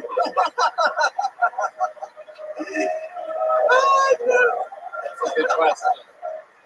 She doesn't have curly hair. Remember when Garth was the chick that looks just like him at the PMB? All right, back to you, Tony. Thank you. Hey, yes, T-Split. yeah, when were you diagnosed with System of a Down syndrome? Oh, God. What are you, the Saudi prince, man? Jesus fucking Christ. Oh, God. Anyway. But they love it. Way to play to the live crowd, I guess. Yo, but you didn't really answer Tony's question, though, because he asked you the last time you, like, played down low, and then you, like, brought it back with, like, that your girlfriend just doesn't like him. I don't see how... Is there something that she said specifically about my set in Houston that I performed? I performed 30 minutes in the arena that the Houston Rockets play in. And I can't imagine it going any better than it did because I tightened up every nook and fucking cranny and destroyed 360 degrees in the middle of a basketball arena. So I'm interested to hear if she gave you any exact notes about what she didn't like. You were there. I couldn't have possibly have killed any harder. So you tell me what she didn't like. She didn't pinpoint. Yeah, you know the answer. You're just censoring it right now. She just said you drove all the way from Houston to be here, right? No, from San Antonio. From San Antonio. You guys drove to Houston for that. Just the two of you. And she said, "I'm not coming out tonight. I don't like Tony Hinchcliffe." I asked her the other day, "Hey, you want to go see the Hinchcliffe?" And she said, "I didn't really like your set." That was it. That was the extent of it. You loved it. You saw me literally a month ago, and you're like, "I have to see his full hour." Yeah, of course. He called her Tony in bed one time. She's like, I don't like that Tony guy. That's all it Did is. she specifically say, if you get called, you better tell him I didn't like his shit either? Did she tell you to send the message? To tell Tony specifically? Never mind. No, she did not. What did she do for work? She is a GIS analyst. You know what? Let's call her right now. I want to ask her about this. I'm going to ask her about this. I'm going to ask her what the fuck she didn't like about my set in Houston, Texas. You serious, Tony? All right, you guys want this? Let's do this. I don't know if she'll answer. Oh, she's going to answer. I'm gonna put her in speaker. You're damn right you put her on speaker. You put the phone right up to the bottom of that thing. Or if Black Guy's going to answer.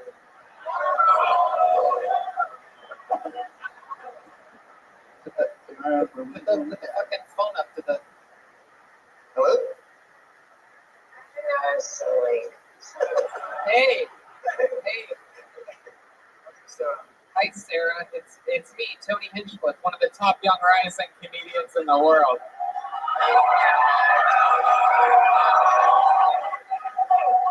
So, Sarah, I just got word from my new best friend in the world, Eric Vegas, that you didn't like my set in Houston, and I find it really hard to believe that you didn't like me.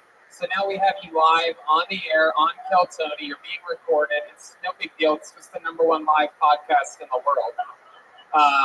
So now my question is, can you give me some notes or pointers on how to be the type of comedian that you would like more? What didn't you like about my set at that sold-out arena in Houston, Texas?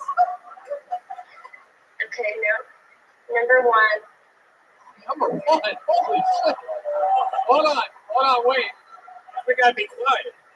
Everybody shut the fuck up. All right, number one. Go ahead, number one. That's all I got. Oh, wait. Sweetheart Sarah, we didn't hear you. The crowd went crazy after you said number one. What did you say? Number one, what? Number one, be funnier. Funnier. She said be funnier. Okay, well, that's a bad note. You have any? What's number two? Pretty much number one. Specifically, like what? Can you give me any specific notes? Because the rest of the audience was having a great time that night in Houston, so I'd love to know specifically how I can make a computer nerd's girlfriend happier with my set. I like to make all ranges of people happy, so I'm wondering if you can give me a specific note, because it can't possibly be any funnier. I'm one of the top young rising comedians in the world. You could maybe not refer to me as a computer nerd's girlfriend for starters. That'll definitely make me happier. That one stung a little bit, didn't it? All right, come on. Can you give me just think about it. Give me one specific note on what you would have liked more from me that night. Maybe a bit more memorable too. What? Be a bit more memorable. All right, lady, you're crazy. This lady's crazy. Yo, memorable. Yo, Tony, he said before we hopped on the call that she's a GIS analyst. How long your girlfriend been analyzing jizz, dog?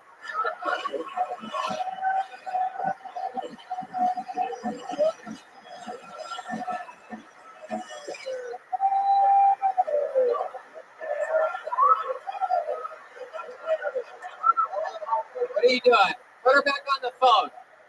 Hold on. You're in live. Sarah, are you there?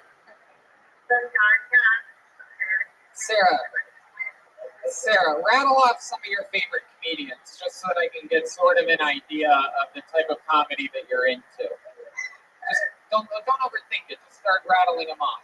I know Amy Schumer has to be one of them. Was hilarious.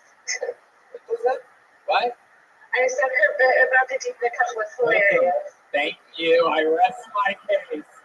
I rest my fucking case. Amy Schumer fan. Jesus Christ. Is she a little bit thick, your girl? In all the right areas. What? All the right areas. In all the right areas. You know what that means.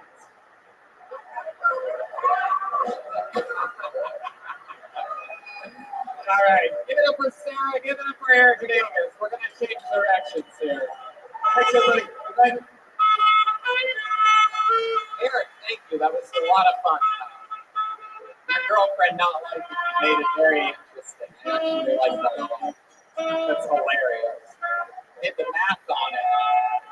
You see me do the fucking math? It's Amy Schumer fans say anything. Very rare. Your odds of finding an Amy Schumer fan in Texas are the same odds of finding a half Mexican, half Arab gay man. So her bit about, she lost me at her bit about.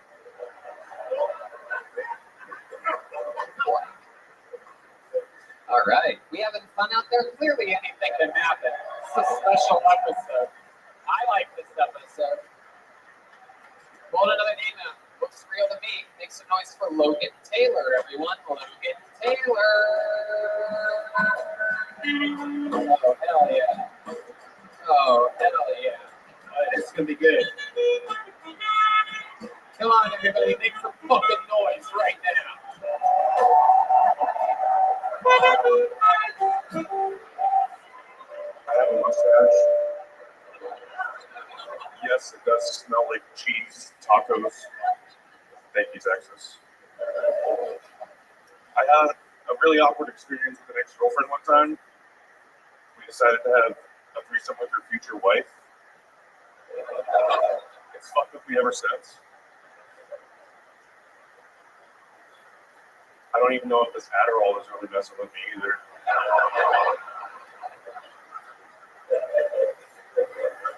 I might have a drinking problem. This whole state has a drinking problem.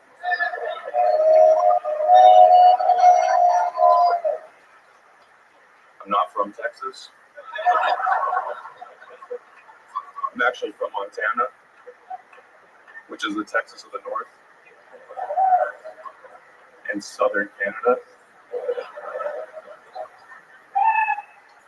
Thank you. Absolutely. I love it, man. Great delivery, great look, great performance, everything right down the barrel. Incredible. Thank you. How are you, man? Feel good. You feel good after that? Dude, those Adderalls are fucking with me. Wow.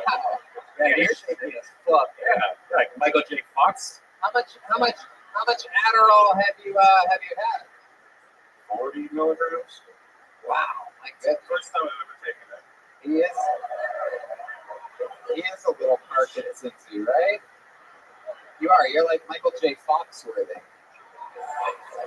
Comedian, shaky comedian with a mustache. Yeah, this dude's like Teddy Roosevelt with Parkinson's. Huh? This guy looks like Yosemite spam. It's pretty fucking wild. This dude looks like multiple characters from the board game Guess Who. That is mind-boggling. You are an extreme character. So you had some alcohol tonight, some Adderall. Yep. Hell yeah. What made you take the Adderall? My friends gave it to me. Do you do it often? Do you do Adderall a lot? Literally the first time I've ever taken it. Literally the first time you've ever done it. Do you do other uppers ever? Cocaine. You do that? Wow, a lot of cocaine fans in Israel. That was a very special clock you did there in Israel Adesanya. Style bender. Look at that. That is a sturdy mustache you have hanging from that.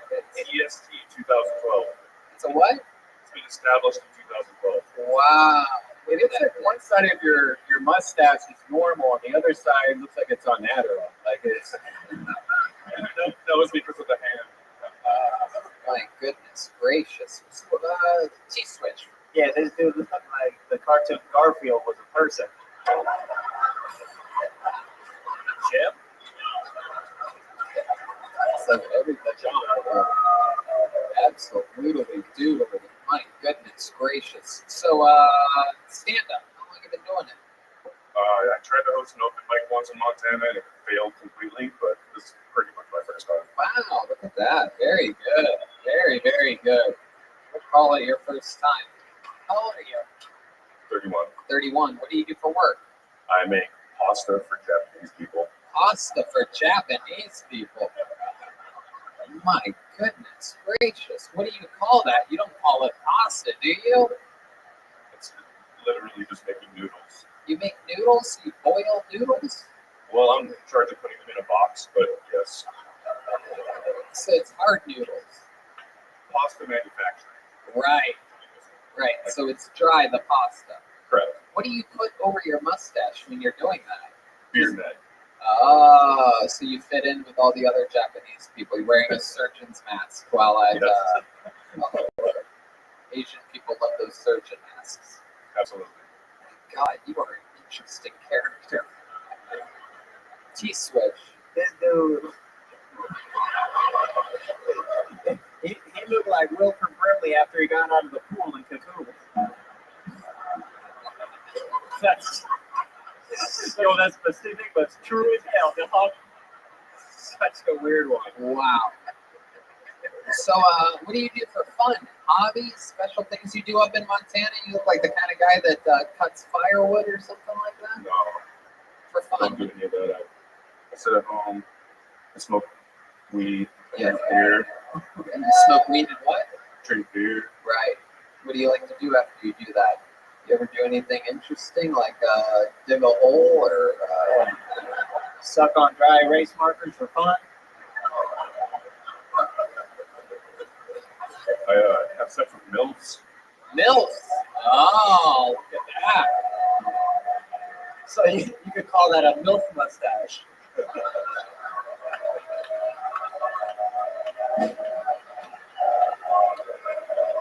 Powerful George. My goodness, how many MILFs have you been with? Oh, just two. Just 2. You're allowed up to 5. Look at that. Are these your friends' moms? Where are you finding these moms at? They're all from work.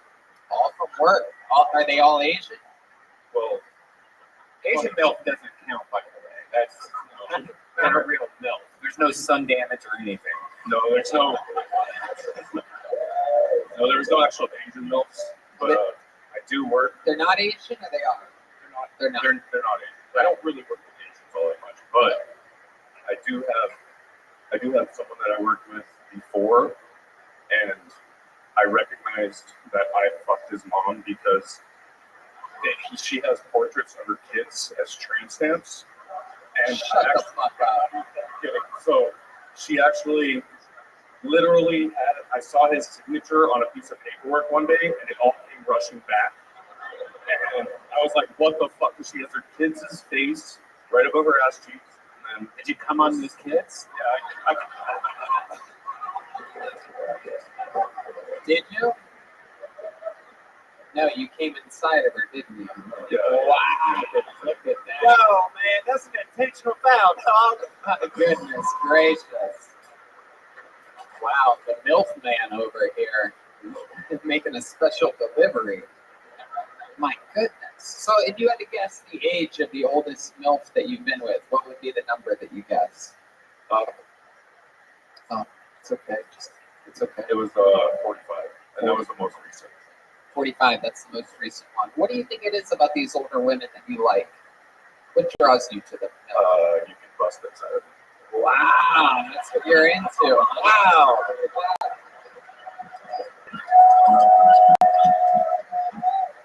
This dude go hard in the fourth quarter.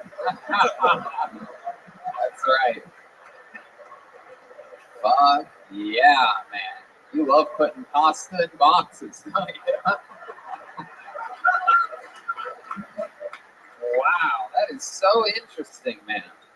Well, I mean, your first time on stage, fun interview, fun set, you have a great look.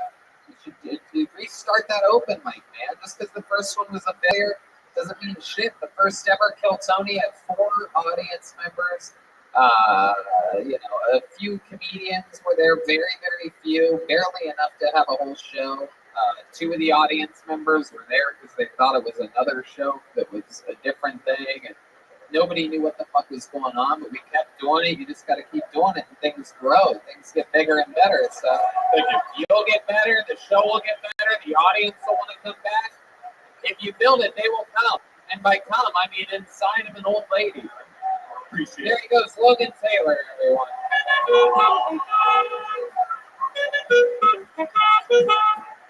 Oh, this guy's getting a standing O from some people over there. Oh, that's a milk. Is that Team Montana?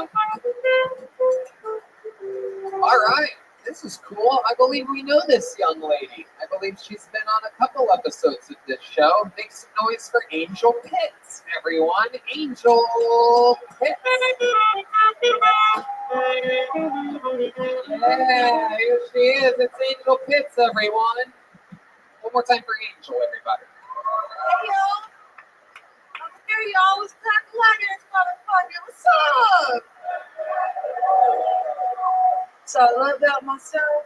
I'm mixed, all right? I ain't black enough for black people. I ain't white enough for you folks. And I'm a disgrace to Asians all over because they don't like the interracial shit. But I'm real cool with my mom, right? Like, it is close. She called me and she says, hey, baby, how you doing? And I'm like, well, you got with a black guy, so it's kind of hard for me to do my hair and shit. But I'm going to keep it moving, though. Help me get the bitches. I'm married to a woman. And I think the real reason why I never had a real boyfriend is God built me like a football player. I never heard no man say, damn, Mom. You looking good with them broad-ass shoulders on you? Boom. Angel Pitts. Hit that microphone. You're going to need that. There you go. What's up? Is this your second or third time on Kill Tony? Second time ever. I remember you being on before. Can't forget girl like Angel Hits. Yeah. So What's up? What's up? You're exactly what I love about this show. Is someone that gets better since the last time we saw you. You're talking about your real life, real stuff. Again, that only you can talk about. Everything's about you. That's beautiful. How long ago was it last time? Was that November 2018 here in San Antonio? No, actually, it was Hollywood 82 weeks ago in 2018. You say 82 weeks ago? I love that. shit, I know it. You're goddamn right. Yeah. Actually, Jeremiah and his buddy, they were like British soldiers, and I was like super happy, and I was like, damn, this is lit. Yeah, you were at the world famous comedy store. Absolutely. I was super happy because I saw your stand-up years ago, and I was like, damn, I love that guy, and then I went to LA and saw you. I was fucking stoked. Right, you saw my stand-up. You weren't like, no, go without me, Houston boy, fucking computer nerd. You weren't like Sarah at all. Right, you have a good sense of humor. I do. You're goddamn motherfucking right you do. It's funny. Angel, you said you're mixed with what? Cabbage Patch Kid?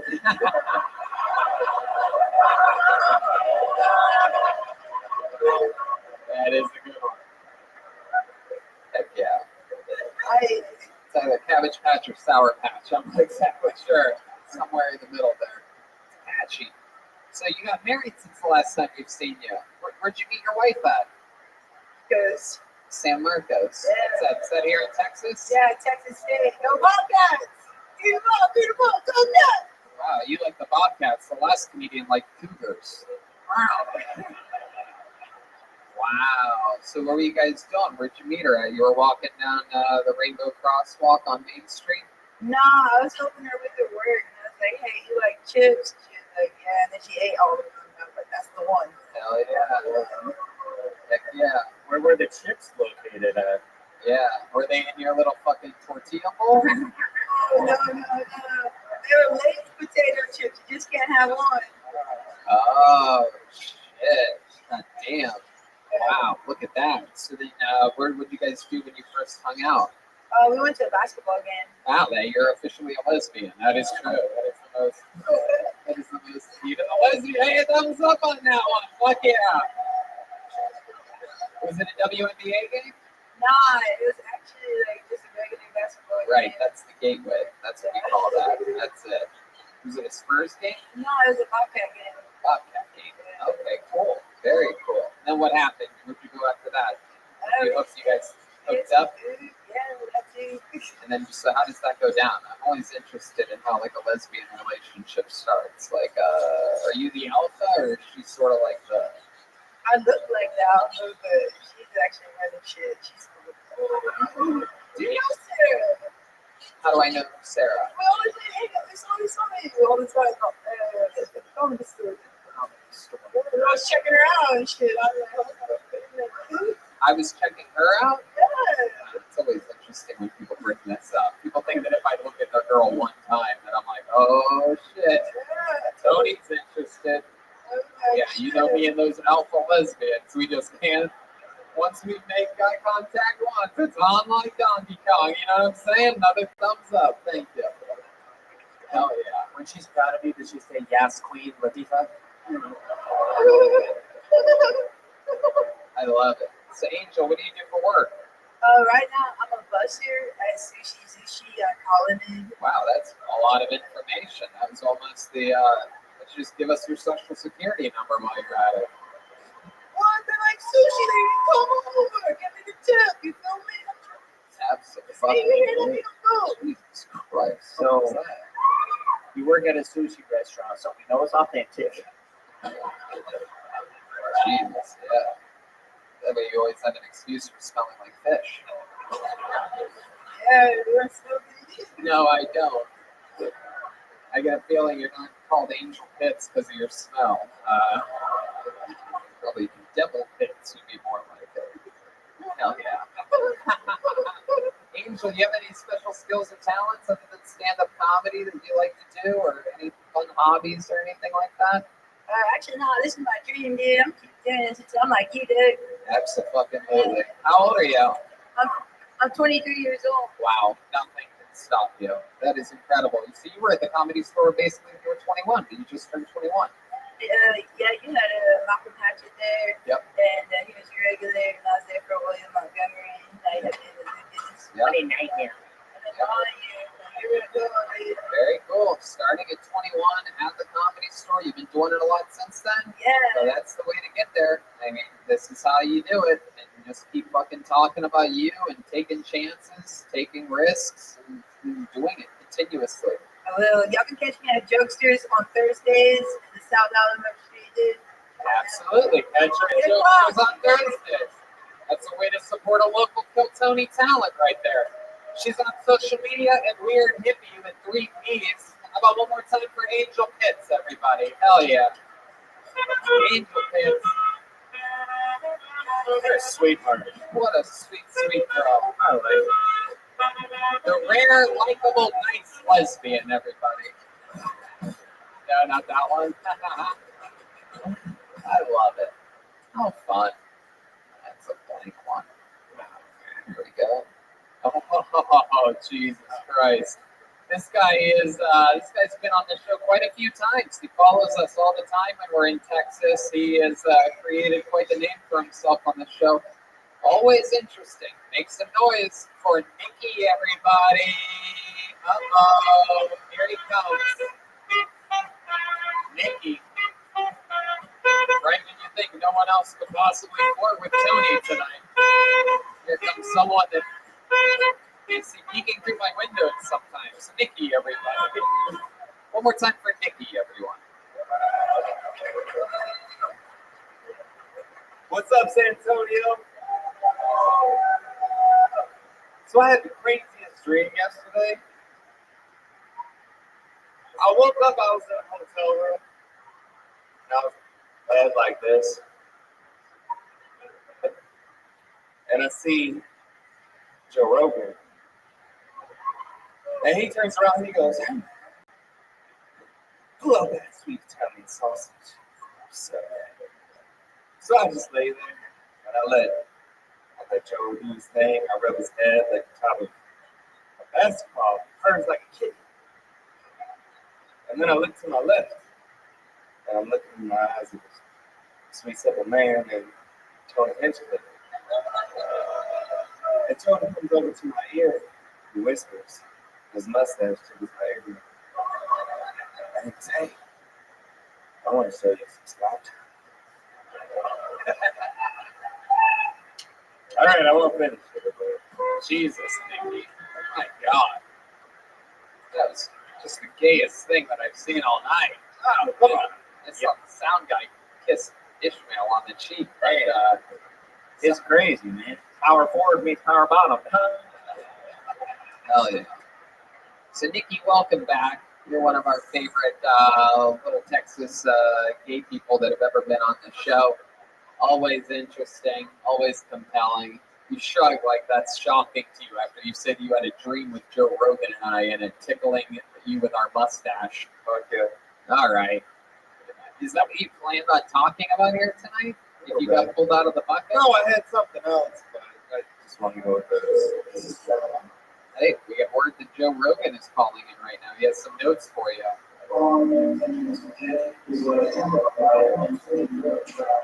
Oh, wow. Look at that. It's actual Joe Rogan. Joe, what did you think about his performance here tonight, Joe? Oh, wow. Okay. Is there anything you'd like to say to Joe Rogan? He's on the fucking thing right now. Joe, just doing the podcast with you. Well, let's see what Joe has to say about this. Oh, wow. Look at that, Joe. My goodness. I think that's a no, Nikki. Well, wow. So what's been going on in life, Nikki? You have a boyfriend or something like that? What's shaking? Yeah, you know that. We're doing good.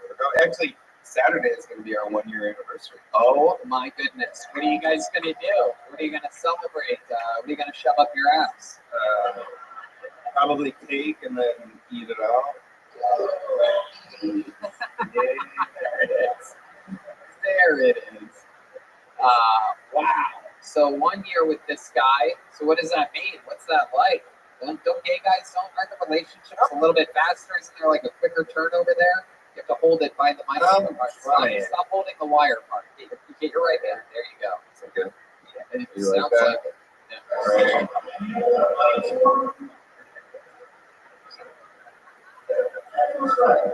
All right, Joe. Settle down, Joe. All right. So Nikki, what else has been going on since the last time you've been on the show? What else has been going on? So recently I had to pull my gun on somebody. Wow. And a pistol? Like a fucking, yeah. What is it? 1911 6 hour. Wow. I would have guessed an AK-47. I don't know. Gay gun jokes as fast as you can come up with. Anybody do better? 357 Magnum condom. Hey, that's good. That's a good one. I like it. What kind of gun was it, Nikki? It's a Tommy gun. Oh my God. It's an assault rifle. yes. What was it? It's a 6 hour. I shot my leg. What happened? Yeah, tell us why you pulled the gun out. Well, this is crazy. I was coming home from. You seem like you don't ever pull out at all anytime. Never, but in this case I did. So I was coming home from dinner after work. I had dinner with my boyfriend, and I was coming home. And I live in Dallas, and I have an alleyway behind my condominium buildings. And there was a car that was stopped, and I'm like, what the fuck is this guy doing? I'm laying on the horn. I was actually on the phone with my mom. There's this fucking asshole in front of me, and you could tell that he was like reaching over and doing something. But normally when you have somebody, leave or some shit like that. So I was like, I'm gonna get the fuck out of the car and confront this person. So I grabbed my gun. Make the story a little bit more. All right, fuck. Right, so I grabbed the gun and knocked the fuck out. He jumps out of the car, happened to be a black dude in Timberlands, and he was fucking serious. So I had that fucking thing out, drawn. Oh my God! Look how gay you hold your gun. Put your hand out of here.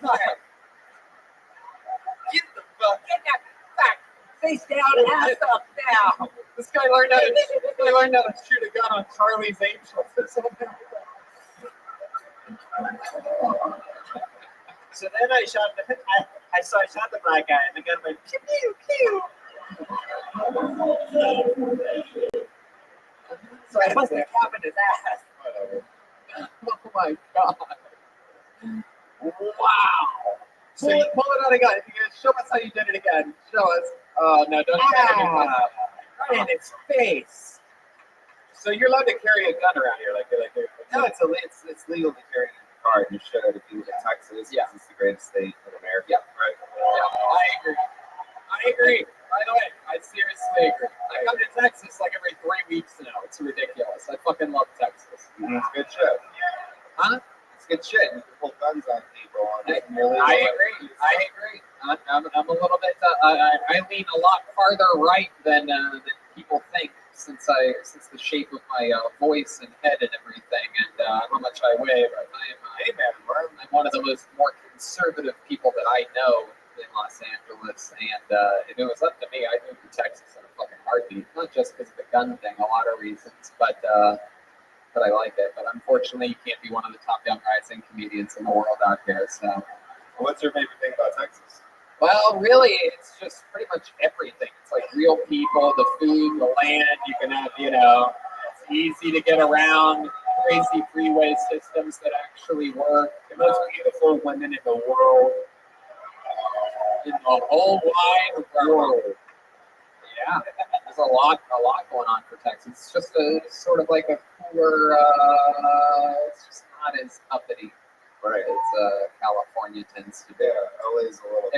Not everybody thinks that the fucking world is ending. Not everybody's crying and watching Saturday Night Live and fucking. Very few Amy Schumer fans out here.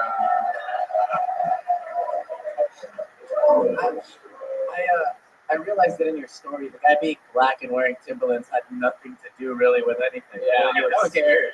Well, no, because if he was like a shrimp eating dude, I'd be like, I'd like the gun's still right here, but he was ready. I find it interesting. It's one of the things you can always tell. Like gay guys are so interesting, right? Because you said Timberlands before he even stepped out of the car, so that means you knocked on the window and you're like, "What kind of shoes do you wear?"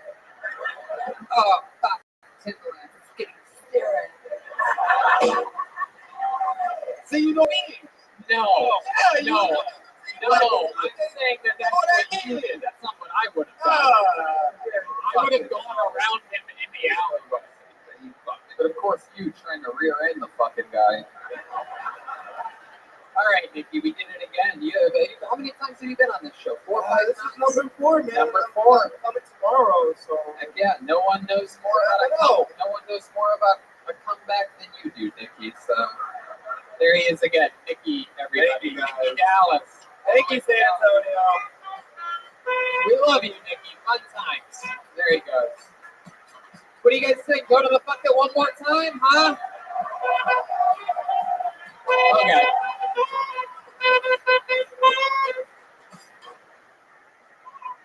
Lady. Somebody pull a gun on that lady. Oh shit. Lady, you're unbearable. Stop yelling shit, especially during people's sets. It's disruptive. Makes me not like Texas as much as I do. See that? That's how you get them to fucking shape up. Oh my god, everybody's gonna. All right, hold another name out. Make some noise for Victoria Thompson, ladies and gentlemen. Here we go. Victoria Thompson. Basketball. We're playing basketball. We're playing basketball. Here she comes. Victoria Thompson, everyone. Come on in, Victoria. Here she is, your final comedian of the night, Victoria Thompson. How about them Cowboys? Texans? So,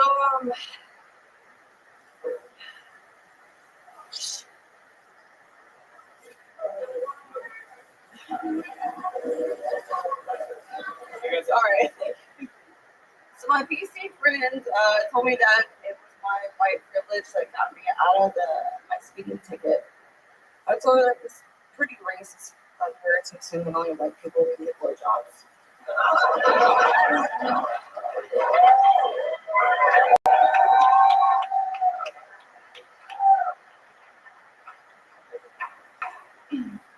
So Instagram is a great name for a drug dealer who 3D prints cocaine.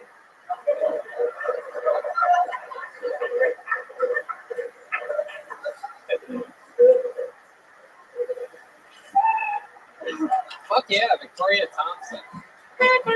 Shoving about 20 seconds worth of material into a minute. Real tight squeeze you got there, Victoria. Way to make them want it. Way to leave them wanting more. Victoria, how's it going? We met you in Washington, D.C., is that correct? I remember that. Absolutely. It was like this guy right here with the ball cap. Our guy, Creepy Creeper. The prophet. Marcus is here. Yeah. So, Victoria, how's life been going? I like it. It's okay. It's all right. Just commit to it. It'll work. All right, thank you. Yep. But don't shake it around as much as you can. Just leave it right there, right in front of your fucking face. Yeah, you're not trying to get out of a ticket. Yeah.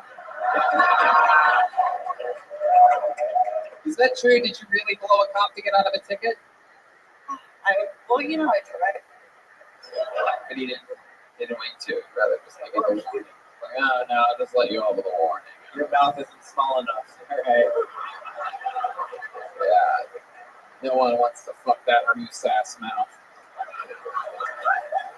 So Victoria, how's life going? Where do you live? North Carolina. North Carolina. So what, you come here, you flew here for this? For Kill Tony? Wow, your first time flying and it was for Kill Tony. Look at that. The bucket of destiny has a rhythm to it. Did you have fun flying? Oh, Was it scary? It was so at first like super scary, but I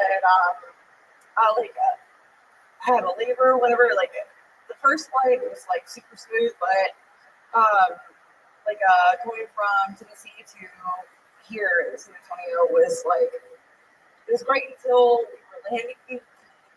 What happened while you were landing? Turbulence from the fucking movies. Like Now you're okay. That's all very common in Victoria. It's just a little bit of wind. There's a lot that goes on when you're in something that weighs many tons flying through the air at a fast rate.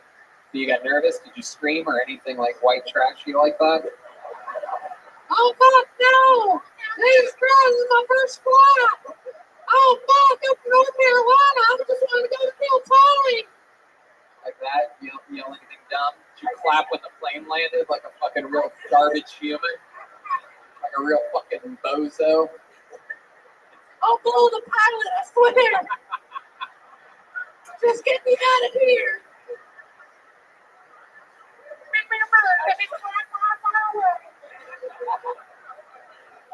Actually played it cool, like I knew what the fuck I was doing, and like this poor lady who was sitting next to me, she like grabbed my hand.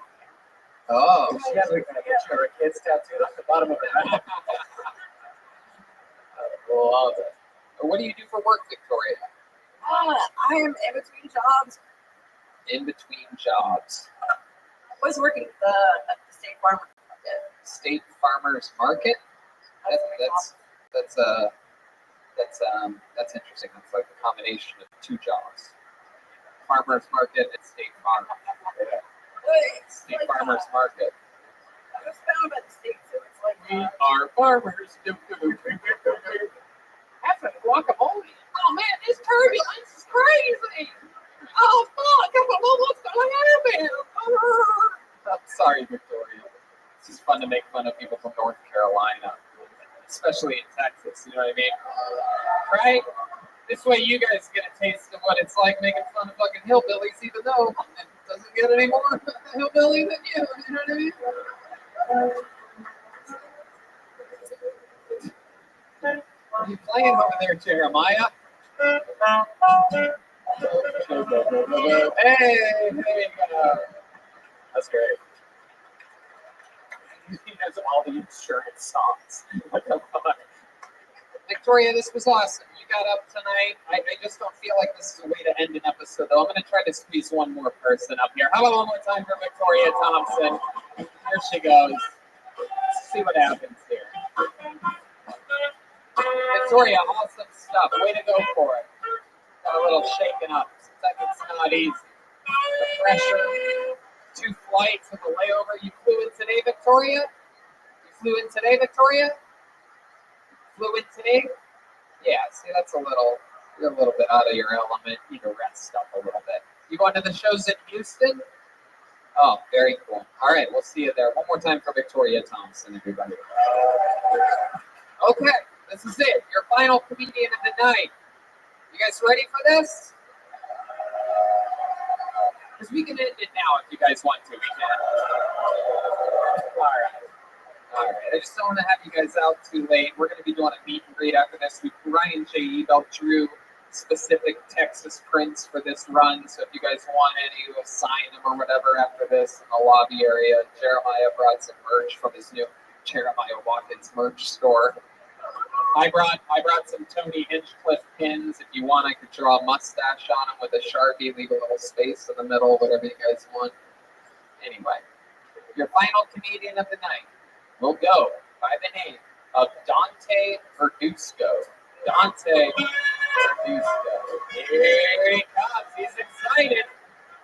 Arm up in the air. Jeremiah, make some room for him. There we go. Come on, people. This is it. Dante Verduzco. Do you guys think it's weird for me to talk with lines before I masturbate? could you help me convince the people at Starbucks? It's bad enough they got my name wrong. I said, call me Daddy, Daddy. Now, truth be told, I don't like caffeinated drinks. They remind me too much of my parents. Yeah, you know, like once they hit you, you can't really go to sleep.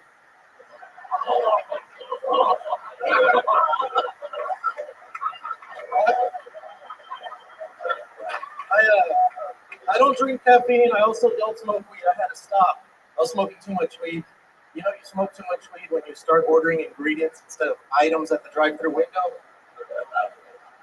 Like, let me get the chicken with the rice and the beans and the cheese and the tortilla. They're like, sir, we can't help you with that. Well, why not? This is a free country. Customers always right. Sir, this is a Wells Fargo motor bank. We're going to have to ask you to put your shirt back on. I got one more. Sure, if you want to, go ahead, Dante. Absolutely. In all seriousness, my nephew goes to school not too far from here. And every day he gets bullied, he gets picked on, he gets his lunch stolen. And I don't even want to imagine what happens to him, you know, after I drop him off. Dante Verdisco, you hold on to that microphone, Dante. Look at that. The crowd loves you, Dante. Wow. Dante.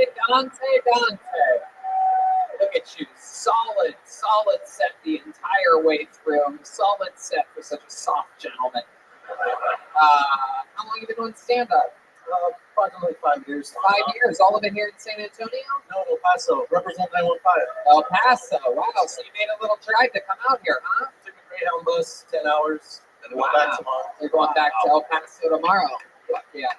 My goodness gracious. El Paso. It wasn't my first time on the Greyhound. First time on a Greyhound. It wasn't, just in case people were what was the turbulence like? Oh my God! Oh, thank God the old lady grabbed my hand. Anyway, so 10 hours on a Greyhound. My goodness gracious! Wow. So now you know what it was like for your parents who landed in El Paso and we're just like, this is good enough. El Paso. You ever seen El Paso before, Joel? No. It's more Mexican than Mexico. That sounds nice. Literally. Let's see you drink the water there. Take it easy, Esteban Curry. Wait, what'd you call him? He's trying to fucking roast me, this fuck. What'd you call him? I was on your side, you fuck. Look at this. These Mexicans, different gangs. That's what happens. Flour and corn tortilla. That's right. That's right. Two different worlds. Yeah. One's hot, one's mild. One's home, one's away. Hey, I love it. So El Paso, Texas, 5 years you've been doing stand-up there. Yeah. And you came here all the way for this, for Kill Tony. That's incredible. 10 hours means you traveled farther than the lady from North Carolina did. That is mind-boggling. It's great. A brown man on a Greyhound. Incredible. Wow, what do you do for work in El Paso? I'm a teacher by trade, but my license expired, so right now I'm just a landlord, property management. Hell yeah, absolutely. What kind of teaching do you do? Social studies, geography, history. Very good. Very good. Fuck yeah. And your license expired. What do you have to do to get that back? 2 years, gotta just reapply. I don't think I want to teach social studies anymore. I think I want to teach ESL. What's ESL? English as a second language, like. Oh, yeah, absolutely. Yeah, or special education. Yeah, special education. Absolutely. You can look at some of the old tiny mouth Jenkins over there. I love it. What do you do for fun? Any hobbies or anything like that we should know about? I like to read, play guitar, I speak Italian. Do you speak Italian? Yeah, I have jokes about it, but can you say something in Italian that something romantic or something like that for the ladies out there? Yeah, sure. Dal finestre alle pareti, finché il sudore gocciole basso mie palle e tutti questi feministi. Wow, look at that. God damn. Oh my God. Wow, this wetback just made Herman have a wet front. That's incredible. Wow, look at that. Yeah, T-switch. Yeah, his Italian roughly translates to I came in my pants the first time I saw you. My goodness gracious. What did you say to her? What did you say in English? I said to the windows, to the walls, to the sweatshirts down my aisle. Wow, look at that. My goodness. Little John from a big lawn. Wow. Dante, is there anything else crazy about your life that we should know about before we let you go? Yeah, I taught myself how to read. That's about it. But that's it. I love it. Well, man, what a way to close an episode. You're an absolute monster. Next time you make it to a Kill Tony, wherever it is, wherever it may be, hit us up on your way in, and we'll give you a minute on us. How about that? Dante Vernusco, ladies and gentlemen. What a way to end an episode. Did you guys have fun tonight? All right. Well, we're gonna be slinging posters, signing them, taking pictures with you. Make sure you form a decent line. For those of you listening all around the world, don't forget Calgary, Tempe, Vancouver, Kiltony East, La Jolla, Ventura, Boston, and Austin, all coming up soon. Nitro Caveman Coffee, Infinite CBD. Thank you for everything. How about a hand for the one and only Jeremiah Watkins? To switch. He's got a new episode of Jeremiah Wonders out with the great Pete Holmes. He's got those dates that I mentioned earlier. He's going to Buffalo, Syracuse, and Albany in the month of February. JeremiahWatkins.com. Also, Tahoe coming up on the 16th. Anything else, Jeremiah? Yeah, follow me on social media at Jeremiah Stand Up and check out my YouTube page at youtube.com/Jeremiah Watkins. Happy Texas. Absolutely. Guys, you know him. You love him. The one and only Ludwig's very own Gilbert Torres. Can I give a shout out to Yoni Levin from Best Barbecue Show and 2M Smokehouse? They brought us a bunch of delicious food today. It was Hell yeah. Say it again. Get that plug out there clean. You guys all need to try this fucking barbecue. I know you all have your favorite place, but this guy, Best Barbecue? Yeah, Best Barbecue on Instagram. And you have to spell out barbecue. Best Barbecue, all one word. And he brought it from 2M Smokehouse. And his name's Yoni Levin, so thanks a lot. And 2M Smokehouse is in Austin, is that right? Yes. No. Here. Wow, unbelievable. Get the corn. Yeah, get everything, the corn, the potato salad, the pickles, fucking the brisket, the meats, the sausage, everything was incredible. We thank you so much for that. And we thank you guys. Thanks for coming out. We'll see you again next time, right, man? Guys, thanks a lot. I love you. Good night.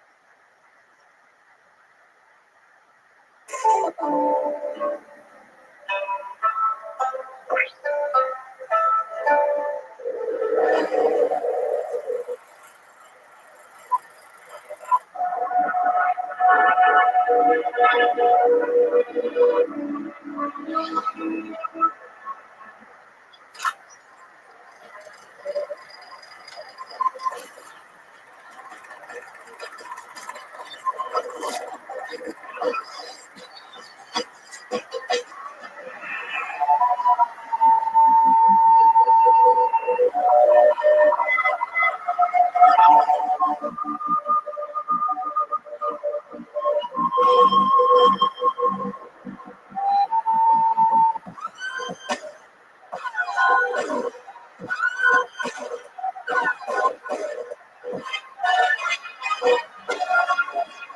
this is Rabbi coming from the senior group in Houston, Texas. From right now beside the Kill Tony, now from Tony Hicks Twitter. Houston, let's see how loud this place can get all at once. Okie dokie. Very good. Hey, look, everybody, it's Brian Redman. Holy moly, what energy in this room right now. Look at this. How exciting. Doing it tonight. We had a fun stand-up show. How many of you were at the stand-up show earlier? Good, loyal fan base. Some of you just come for the podcast and you're missing out. Bunch of fun. Yeah, losers is right, dude. Fuck yeah. Thanks, bro. So the fun train continues, just like you found out, probably listening to the podcast. Kill Tony tours all the time. We're back here tomorrow for another sold-out Kill Tony here in Houston, which, by the way, fun fact, holds the record for most road shows ever for Kill Tony. Houston is our. I can't explain why. We've been told that we've outgrown this venue, so this might be a couple of the last shows ever at the Secret Group. So, sorry, we've been told that we might have to move to a bigger venue, so be on the lookout for that in the future. But the fun train continues. Kill Tony Calgary coming up with 4 stand-up shows in Calgary. I do stand-up on my own in Tempe, Arizona. Kill Tony Vancouver, the 21st, in a giant venue selling out quick. Kill Tony East just announced in Swansea, Massachusetts, right between Boston and Providence. Kill Tony La Jolla, March 5th. Kill Tony Ventura, California, March 12th. Kill Tony Boston, April 9th. Stand-up shows, 10th and 11th, 4 stand-up shows in Boston. Kill Tony Austin, April 25th at the Moon Tower Comedy Festival, Austin, Texas. Yet again, we make our way to beautiful Texas, the United States of America, the best damn country in the world, with our great leader, Donald Trump. Am I right, people? He's a cool, badass dude. Hey, CBD. Today's episode is brought to you, believe it or not, by Infinite CBD. Infinite CBD is here to help you stick to your New Year's resolution. If you're in the gym and feeling sore, get their Freezing Point topical cream. It's great and easy to use. I love CBD. Like, I have a bad neck from having a bad bed for so long, and I rub it on my neck. Sometimes I let Tony rub it on my neck. I do it all the time. I rub it on his neck while vomiting everywhere. He vomits on my ass while he's rubbing it on my neck. And if Tony's not around, they have Infinite CBD gummy bears, and that's really great. They have he has a gummy bear rub it on his neck when I'm not around. He has no teeth, this guy. That's right. Infinite CBD offers the cleanest and purest forms of CBD available. Gives you all the benefits of marijuana without getting high. Other companies use CBD oil, not Infinite CBD. No, they use a double extraction method followed by refining the CBD, which results in products that are over 99% CBD and are third-party tested for guaranteed purity. CBD works for me and Red Band. And if you go to Infinite, there you go. Perfect timing there, as always. Infinite CBD works for me, and if you go to infinitecbd.com, you can see which one of their products is right for you. Go to infinitecbd.com and use the code TONY15 to get 15% off your order. That's infinitecbd.com. Use the code TONY15 for 15% off. You guys ready to start the show tonight? I think you are. Feels good in here. Powerful. Houston, Texas. As with all of our road shows, we go guestless on these shows. No reason to bring anybody in. I did hit up my good friend, Houston resident, the great, powerful Ron White, to see if he was in town. Yeah. However, he wasn't in town, so there's no guests tonight. However, we do have a band on this show, ladies and gentlemen. It's true. That's right. A lot of people like them. Every single episode, they commit to being different characters. We never know what they're going to be. Extra weird green room situation tonight. This place is downgraded behind the scenes, and they had to use a room separator made of an extra wooden staircase. So we weren't allowed We weren't allowed to look at one part of the green room for the last 10 minutes while they got ready.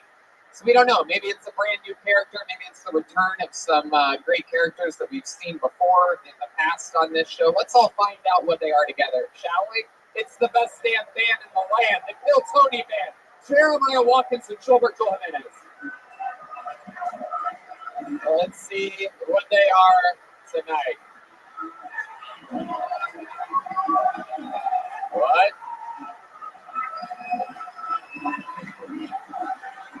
Wow! Look at this.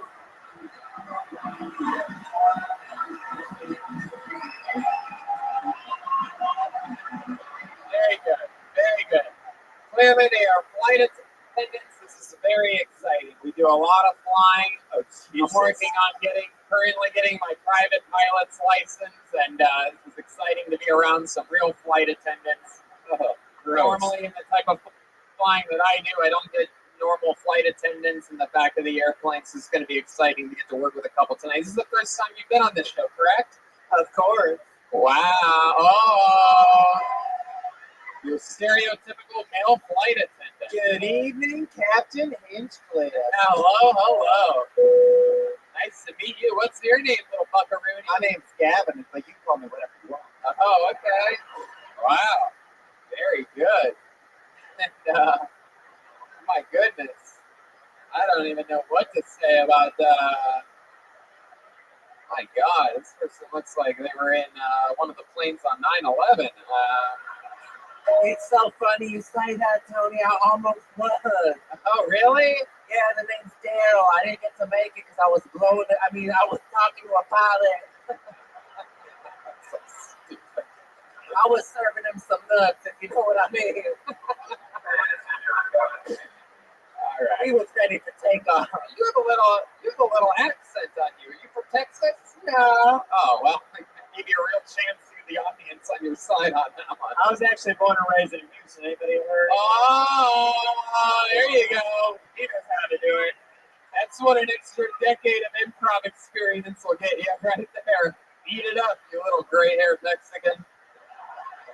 All right, so we have a couple. You son of a bitch. With such southern swagger. Where are you from? North Carolina. Oh, you way to get the crowd in a frenzy. I don't need them. Oh, wow. Okay. Watch me win them back, baby. Wow. You can really tell the ones that work coach, am I right? Anyway, we have flight attendants here. We have Red Band Soundboard, which brings me to this. A real bucket of destiny, everybody. Look at that. Shout out to Candy here in the front who made it. It's a real bucket of destiny. She made sure that we got it. It says destiny on it. It is a bucket. A bunch of people signed up for the chance to get pulled out of it and to come on stage here tonight. If I pull your name out, you know what that means. You do some form of stand-up comedy, and then we interview you afterwards. I find out more about you and your life. I ask you questions. One of the secrets to the show is answering the questions honestly and efficiently so that we can find out real stuff about you. But first comes your 60 uninterrupted seconds. You know your time is up and you hear the sound of a kitten. That means wrap it up then, or else we're going to bring out the angry West Hollywood bear. I'm sorry, I did it again. The angry Montrose bear, everybody. That is right. And the stairs, the only way to get on the stage is right over there. Yep, there's only one way to do it. So if you're on this side, you have to go back and around and all the way around and up. Do not try to slide up or climb up the front. There's wires, there's fire hazards. Gavin's telling you all about it, doing physical comedy during a live podcast. There you go. You guys ready to start this fucking show or what? This is it. Houston, Texas. Back at it again. And your first comedian getting an uninterrupted 60 seconds tonight goes by the name of Matt Smith. Here we go.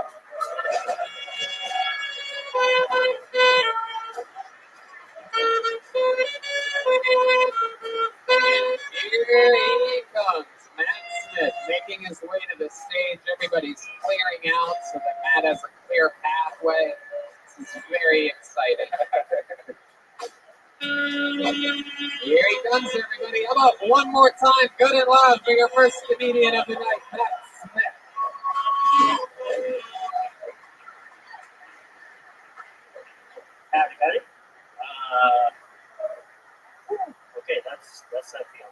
Okay, I don't know if giving squirrels antidepressants would make them more or less suicidal.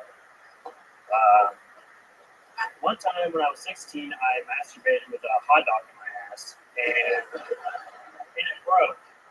And so I freaked out for about 3.5 minutes because I didn't know if I had to tell my parents who are Christian, Baptist, that their son was masturbating with a hot dog in his ass. Because I thought I had to go to the hospital. It turns out you just throw it in the toilet and it pops out like a bottle rocket. Speaking of butts and stuff, I think cheeseburger farts should be called mustard gas. That's my time. That's all I got. There you go. 52 seconds. 52 seconds from Matt Smith. Thanks. How you doing, Matt? Good. Nervous, but good. A little bit nervous. Yeah. Hell yeah. Where are you from? Here? Yeah, I'm from here. From like the southeast side. What's that called? What's the southeast side called? Seabrook. Oh, look at that. There's an owl, I hear. A lot of owls down there this time of year, right? I don't know. Anyway, first time doing stand-up? Yes. There you go. First time doing stand-up comedy. The goat of the first time. You could tell. You could tell. We could tell. So, hot dog in your ass. Is that true? Yes. Was it Is this a cooked hot dog, a cold hot dog, a frozen hot dog? It's cold. Cold, like refrigerated cold? Yeah. Right. Yeah. And how much hot dog were you able to get up there? I got about 3/4 before it broke. What? Do you use the hot dog juice to lubricate it at all? Yeah. Actually, that's exactly what happened. But I didn't actually know the butthole was so dry because I was like just a horny 16-year-old. I don't know. Show us with your fingers how much hot dog until it broke. How much what? How much hot dog made it into your asshole before it broke? Wow, that's almost a full hot dog, dude. Was that? Go ahead, Gavin. So you tell me you put a cold hot dog up your butt. You raw dogged yourself. Yeah.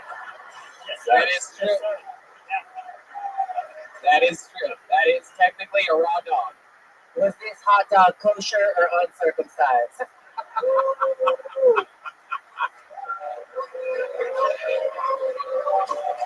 You're goddamn right, Tolbert. You're goddamn right, Tolbert. So, Matt, was this the first thing you ever shoved up your butt? You broke the seal with a fucking cold hot dog? Yeah, well, no, I bought a... Yeah, I was gonna say, you had to work your way up there a little bit. What did we start out with? Some fucking Cheez-Its or something like that? Oh, wait. A mini carrot from the horn dog to the corn dog. No, it just started with a hot dog, and then years later, I bought a strap-on. Oh, my. Oh, we are clear for takeoff, honey. You bought a strap-on and used it on yourself? What did you strap it on to? No, a hot dog? No, my girlfriend. Your girlfriend put it on? Yeah. Oh, okay. Yeah, she didn't really know. I just kind of did it, and I was like, hey, you down with this? And she was like, sure, I guess. She broke up with you immediately after this, right? Yeah. No, actually, we're engaged. Oh, really? Yeah. Look at that, Brian. Yeah, Brian, maybe if you shoved a few more hot dogs up your ass instead of your mouth. I've actually always wanted to try that. Like, I've always wanted to put a little lipstick on the end of it, shoot it out of my ass, kiss somebody on the cheeks. It looks like a baby kissed them. That's cute. I like that. Wow. Red Band testing out his new minute of stand-up. Old minute. Wow. So, Matt, how long you been engaged for? How long you been with this girl? We've been together for 7 years, engaged like a year now. Wow, that's so cool. What do you do for work? I clean pools. You clean pools? Jesus Christ. Oh, this is all sounding like a porno. Are you sure you don't make them dirtier? Well, we do know he loves the deep edge. You know what I'm saying?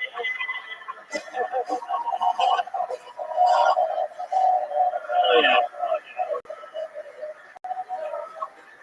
My God. Far from the shower now, indeed, my little friend. How long you been cleaning pools for? About a year and a half. Year and a half. Heck yeah. Working your way up. What'd you do before cleaning pools? I worked at a pet shop when I was a manager. What happened there? You got in trouble for shoving salamanders in your ass? No. Bunch of hamsters went missing. Oh, your Richard Gere started turning. Has anybody ever told you you look like that girl with a hot dog fetish? Oh my god. My god. Foo Fighters. So now, is the dildo like a thing that you use all the time on your ass? No. I thought it'd be cool, but I don't know. It's not just thinking about it. You ever get confused and put the dildo on a hot dog bun and put ketchup and mustard on it? I might dip it. I might take a nip. You ever go to Minute Maid Park and get hard and you don't know why? That's right. I know it's called Minute Maid Park. That's right. I'm coming back at the end of the month for the Royal Rumble, you motherfuckers. Very exciting stuff, man. Is there anything else we should know about you? Any fun facts about Matt Smith? I mean, look, guns ablaze. We found out about the hot dog. Yeah, go ahead. Well, whenever for the engagement, we went to Corpus Christi, and we went, and we You started. shoved a hot dog up the Selena statue's ass. I will not stand for that. You do not disrespect our fucking godmother like that. She would have loved it. I didn't hear you, but you shut up, right, man. So what did you do for this engagement? You went to Corpus Christi? No, we actually went to where Selena got murdered at the hotel. And Wow. What a great day. Oh yeah. And we went to the graveyard and saw her side. Then we saw the memorial, and I asked her to. Or then we went to the hotel, and then I asked her the question. You asked her to marry you after seeing all the places where Selena got murdered, and then her gravesite. And you're like, this is it. Bitty bitty bang bang. You know. My God. Yeah. Wow. That's interesting shit. Yeah. And she said yes. Yes, sir. That's all that matters, right? That's what I'm saying. So why all the Selena stuff before popping the question? Just because she got murdered.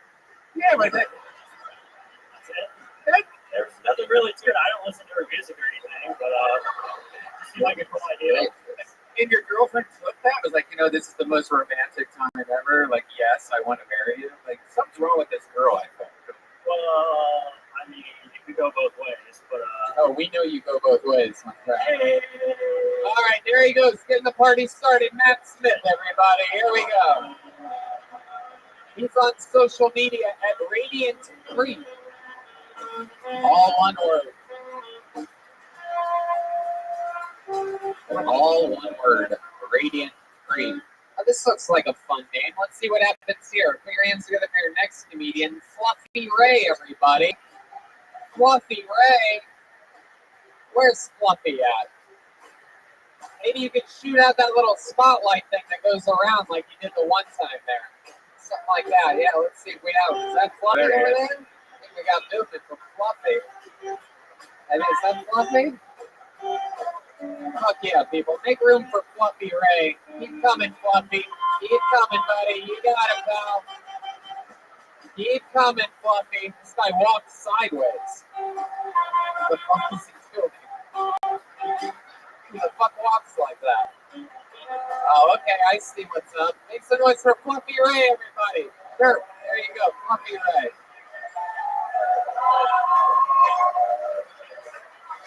Hey guys. So actually, some of my friends want me to tell y'all a story. There's this one time where I actually kind of successfully completed a front flip. It's pretty crazy. I don't know if y'all are familiar with Border, Texas. Anyways, ever since I was 18, I rode a motorcycle, and I got T-boned by this person on her. I know, I look like Hagrid from Harry Potter. But anyways, I got T-boned by a Mustang, and I did a front flip. I ended up breaking both my legs. And anyways, that's not really a fun stuff. So I'm kind of off right now. But, so I flipped, and since we're still on the Harry Potter thing, I was just staring at the sky, Hagrid mutilated body on the ground, and I was just waiting for the Dementors to come take me. Basically, there was oncoming traffic and swerved. They missed me, and I'm here now. But Fuck yeah, Fluffy Ray, everybody. There we go. That was a minute. Time flies when you're having fun, Fluffy. Heck yeah. So let's talk about your brain damage from this accident. Yeah. How's it going? First time doing stand-up? Kinda, yeah. Kinda, yeah. You did it a bunch before the accident? That's what happened? What kind of Mustang hit you? A car or the animal? 96 Ford Mustang. How many hot dogs fell out of your ass when this happened? So I'm like, he wants to shove the hot dog up his ass. He just doesn't know that he did it. It's still there. He sat on it at a barbecue. What? It was about 5 of them. That happened? I think I shit myself when I hit the ground. Oh, okay. I don't think you know what successfully landing a front flip means. Oh, you're right. So you ordered a T-bone during this? Heck yeah. So Fluffy, I love it. You're from here in Houston? I'm from San Antonio. Oh, okay. Oh, look at that. All right. People are booing other cities here. People that, by the way, look like they've never played a sport in their fucking life. Cheering for other cities. I love it. So San Antonio, you made the drive here today. No. Oh, you live in this city called Cut and Shoot. You ever heard of it? Called Cut and Shoot? Cut and Shoot. Wow. What the fuck? What are you talking about here? What's that city known for? It's nothing. There's nothing there. It's all country. There's nothing there. Just you. I love it. I love it, Fluffy. I noticed you were walking sideways the entire way up to the Unfortunately, stage. yeah. So are all comedians named Fluffy 400 pounds? So the thing is in 2007, I got to chill with Gabriel Iglesias. He made me Team Fluffy Captain of Houston, and it kind of stuck. You got to chill with him, or was it a walk-in freezer? Ice cream shop. I love it. Fluffy, what do you do for work? Currently, I'm unemployed. I'm looking for work. I'm doing Lyft on the side. Previous to that, I was an account manager. Doing Lyft? Yeah. Lyft on the side is also how you got up on stage. Wow. I love it, man. Very interesting. What do you got over there, Joel? He's holding onto that microphone a little bit longer than usual. What do you got? I was going to ask if Lyft is short for forklift. It lifts a lot of forks. So that was a crazy thing, actually. When I was in the hospital, they couldn't actually lift me up. Then I was sad. 4 pounds. Operated on the floor. They had a. So how did they get you in there? They had an airbag that inflated under me, and they moved me like I was on a hover table. Oh my God! Nothing worse than crying with 2 broken legs, right? Let's check in with Gavin over there. Yeah, can I just say from where you're standing, I haven't seen Tony O'Brien in about 3 minutes. Hey, Gavin. I thought I'd give you. So Fluffy, how does one get this big? What happened here? Your mom a good cook or something like that? A lot of huevos rancheros? What's going on here? So I've never seen someone who beat Tex-Mex before. This is exactly what I think is happening here. So it's a crazy story. I'm talking me not exercising and eating whatever the hell I want. When I was a kid, they had this actual experimental formula. My mom was actually spoiled. I was never breastfed as a baby. It's really sad. Talk right into the fucking end of that. I'm so fucking sorry. It's all good. I wasn't breastfed as a baby. You weren't? No, my mom was spoiled. So I had this formula, and it was made with mostly whey. And it comes out the whey like the protein. The whey in the milk. Yeah. What was the whey goes without whey? So all the babies on this test formula ended up pumping up, and I just decided to stay that way. Gavin? So now, do you pay it forward and you breastfeed other children? I tried. It doesn't work out. My goodness. I tried, but I learned from Peter Griffin on Family Guy. Yeah. Whoa! Some lady wants to see him. So I was actually thinking about doing that. some lady wants to see him. I don't know though. I don't really want to see his tits. I think I'm more interested in how much change we can fit in his belly button. Anybody else? No, I heard about that. You don't want to do that? I got diabetes, man. I get an infection and I end up having to go to the hospital. You have diabetes? Go figure, right? Really? I get infection. You're afraid of getting an infection.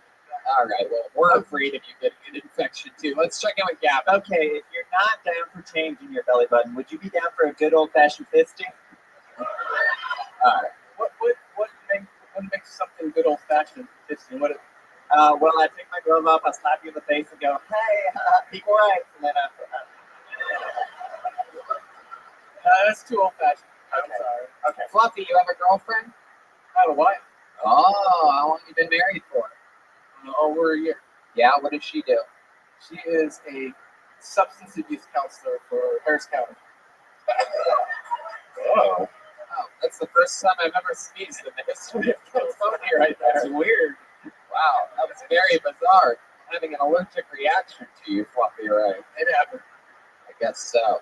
Very exciting. That must be pollen in the air from all the, I don't know. Country lives. So stupid. All right, Fluffy. all the dust coming off his shirt. It's a big shirt, man. It's a big shirt. It's a blanket. What did you whack it against the fence to clean it, man? I could fly away on that thing right now, man. All right, Fluffy. Well, fun stuff, man. Congratulations. You got up tonight. You got through it. You gotta punch up these stories a little bit. Definitely. A minute went by super fast. I didn't even get to the part where I had to take my medicine for my nose. It was insane. Oh, you did? Yeah. So when I got into the accident, I was so swollen they could give me an IV. Oh. So they gave me morphine, and it was like instant gratification. There was no more. Wow, I bet. Would you like more, morphine up your nose or a slice of cake before bed? Both of them will put me to sleep. So Right. Aren't you scared that the swelling still hasn't gone down yet? I mean, there he goes, Fluffy Ray, ladies and gentlemen.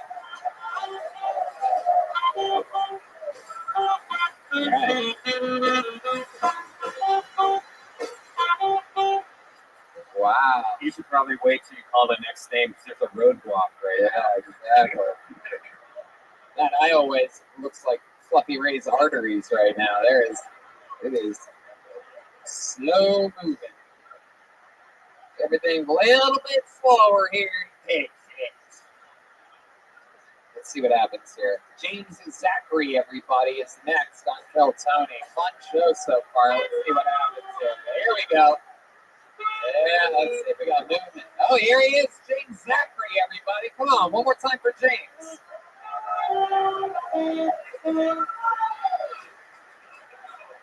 H-Town, put it down. I heard that Paul Wall was here last week. I was like scanning everybody before I came in, and I can notice that there's a lot of cunts in that crowd this evening. But it's okay. My chick wants to fuck Joe Rogan. It's getting bad, I told her that, she wanted to fuck Joe Rogan, and I was gonna fuck one of those girls in one of them YouTube videos. You seen them? And black chicks. In the Uber drivers. Where she's like, You can't drop me off right here. You can't do that. Come on. No, that ain't gonna work.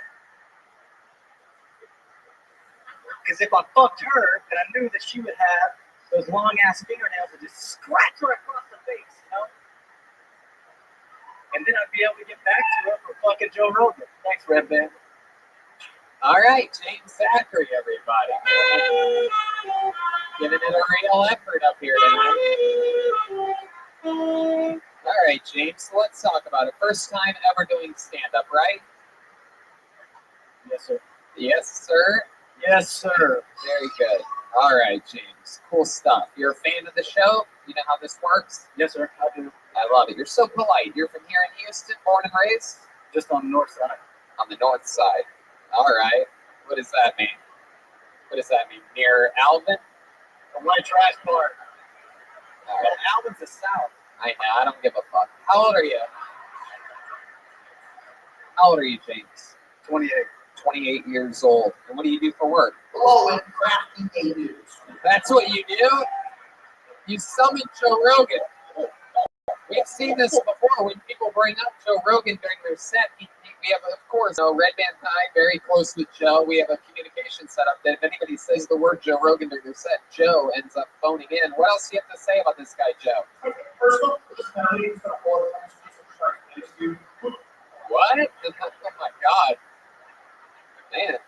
He was eating some milk and jalapenos. He had his mouth full. Yeah, it sounds like he just took a shot of stem cells to his brain on that one. What the fuck is that? Oh my God. All right, let's talk to James for a second. So James, that set just as bad as it gets. I mean, really. Like, we know your girlfriend wants to fuck Joe Rogan. Yeah, we all do. Absolutely. Clearly, she's into guys that are around your height. So why wouldn't she want to fuck a successful, funny, rich version of you? Powerful, smart, muscular. I never said that, Blake.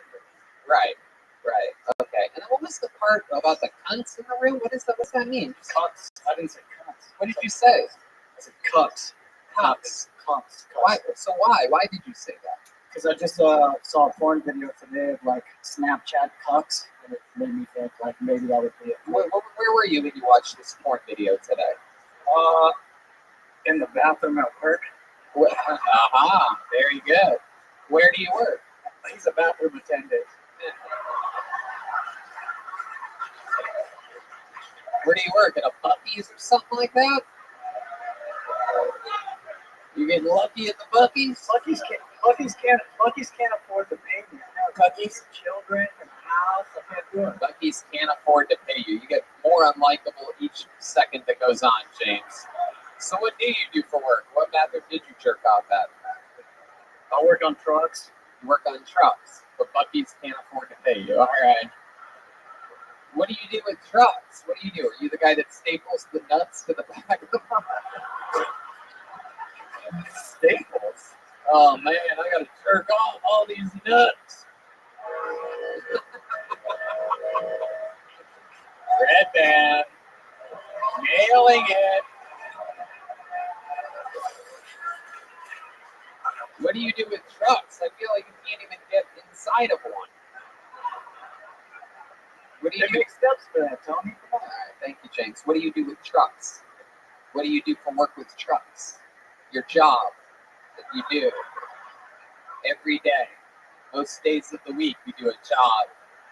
You said it's with trucks. What do you do with trucks? The trucks that you work with.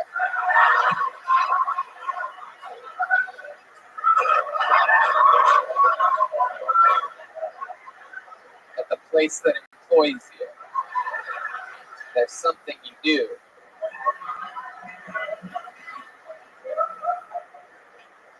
I attend to law visits. Are you sure you work with drugs? You look like you work security at a Sum 41 concert. All right, James. How long you been with your girlfriend for? 12 and a half years. Wow, that's a long time. What do you mean, I work to her? My goodness gracious. I can't get her to go to a concert. James. Jesus. James. You've been breathing in too many truck fumes, my little friend. You got carbon monoxide on your brain. You know it's bad when Fluffy's answering questions faster than you are. Do you call your girlfriend's vagina the pit? Why would he do that? It's a concert term. No, yeah, I get it now. So what does she do for work? Oh, God. Oh, boy. Jesus, James. So good, At where she works. She's a cheer coach. Is a what? She coaches cheerleading. You know? Oh, okay, yeah, I know what cheerleading is, you fucking fuck. Fucking fuck. James, is there any redeeming qualities about you? Something that maybe in your life that you've done that'll make this room like you? Let's see. In your entire life, you're 28 years old. I give to the homeless every day. What do you give? What do you? All right. We're gonna keep it moving along. There goes James Zachary. Everybody gave it a shot. Gave it a shot. Sometimes I wonder if fans of the show that sign up and it goes like that, I wonder if they stay fans of the show, or if it becomes hard for them to listen to episodes after that. These are things I genuinely think about, like the negatives of having a show like this. Like, because I wouldn't be able to ever listen to the show again if that happened to me. Like, I'd be like, oh, every time I hear the sound of a kitty, I smell truck fumes and feel sad inside. It's blank. All right, on to the next one. You guys having fun out there? All right, this is interesting. Put your hands together for Kyle +1. Kyle +1. This is exciting stuff. There we go. Here comes Kyle. Everybody moving at a very Texas-like pace tonight. Quite incredible. Oh, he's speeding up. Oh, there we go. There we go. Prepare for the sound of someone being out of breath. Here he is, everybody. Kyle +1.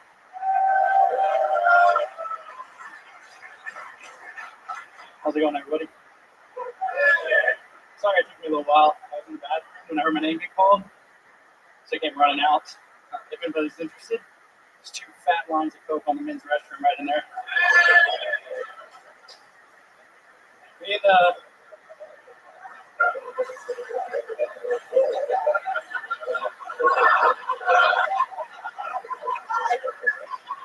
and my girlfriend, we like to have sex every now and then, and when we do, she likes it kind of rough.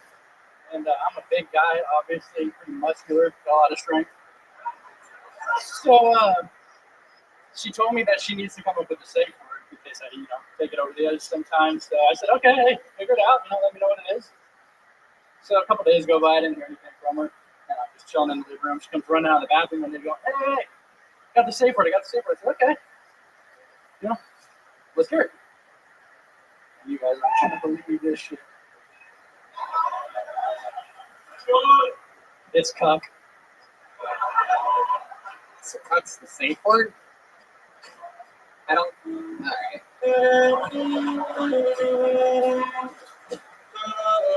What made you think that would get a big laugh at the end of it? Maybe I'm confused. I don't know. It really pissed me off that the guy before said a stupid fucking cuck joke too. Like, you didn't even understand it. I know this one's probably stupid too, but when he said that, I was like, come on. Nah, he didn't read. They were both bad. Yeah. They were both bad. Yours was just as bad as his. It's okay though. You seem like a good guy, likable. You're enjoying yourself. You're smiling. You're jolly. Look at you. You're adorable. But yeah, these lights are super bright though. I can't really see. Yeah, that's the problem. Welcome to show business, faggot. Yeah. I don't know what's gotten into me. Feeling a little extra Texas tonight. You know what I'm saying? Just calling people faggots and the N-word all night. Just kidding. I'm not going to say the N-word, you fucking idiot. What did you think was funny about? What did you think was funny about the word cuck, though? I don't understand what the joke was at all. Yeah. You don't get it? No. Yeah, we do know what a cuck is. So why would that be the safe word? She chose it. I had no idea what the word was. She came out and said it's cuck. Still does not make sense. Doesn't make sense. On me. So why is it? Oh, she's cheating on you.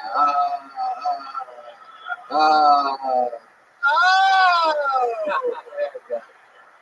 So Kyle, That's funny. This is your first time doing stand-up, Kyle? Yeah, it is. Heck yeah. You really soaked in that first laugh that you got off of the 2. Congratulations to you. Takes balls to sign up for a show like this. How old are you? 23 on Wednesday, actually. Wow, you're 22 years old is the answer to the question. 22 and a half. Yeah, the penis and testicles, the answer is 22. I knew that was going to happen, but I still said it. I knew you were going to bring that up. You're goddamn right. You know what? I'm going to call you a faggot again any second. Get it. It's only funny if the person's not gay. I'm still with my girlfriend. What? I'm still with my girlfriend, by the way. No, I know. I love it. Absolutely. So, Kyle, what do you do for a job? I work for a logistics company. Uh-huh. What do you do? What do you do with logistics? I sit behind a computer all day, just scheduling pickups. Uh-huh. Very good. What, you have any fun hobby or special skills or talents or anything like that? No, not much. I am pretty good at losing fantasy football, though. Uh-huh. What else? What else do you do? There must be things that you do to relax, take your mind off of the computer and all that. Yeah, I mean, not too much. Must be something. Hey, by the way, you guys, you don't need to yell stuff. I know you're not going to get a laugh from the audience tonight. I promise you that. It's the snort coat guy and this lady and whichever one's over there. Just relax. Enjoy the show. Was the cocaine in the bathroom real, though? No, it's not real. People don't leave lines of cocaine in the bathroom in Houston, Texas. He wasn't in the bathroom. It was his joke. That was another attempt at a half-true non-joke. Right? You weren't in the bathroom and you didn't leave lines of coke in the bathroom. So we come from the corner over there. Yep. And also, you wouldn't have heard if your name was called. There's 2 doors in between here in that restroom, and you also wouldn't have left. You wouldn't have left the coke. It takes like 1 second to sniff it up. Yeah. You see? You see now? Yeah. Just like baggage, you got checked. Kyle,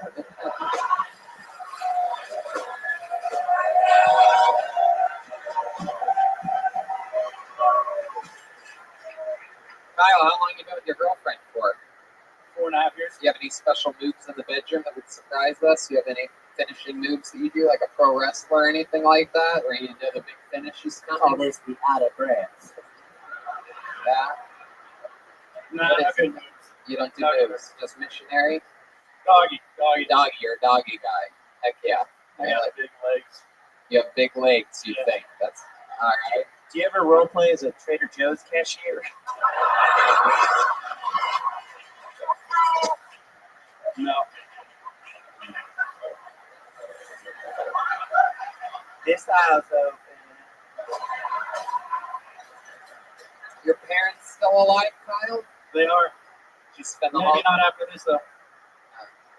Yeah, no, they're still alive, Kyle. They're not. This isn't. I probably gave my mom a heart attack. Really? You think so? Is she in the audience tonight? No. So how could she have a heart attack right now? You think that by proxy, like she knows that this set's happening, that she can feel your pain or something like that? I don't know. We got some weird shit going on with my family. I got some weird. Let's check in with Gavin. Yeah, she has mother's intuition. She knows when her son's vomiting on stage.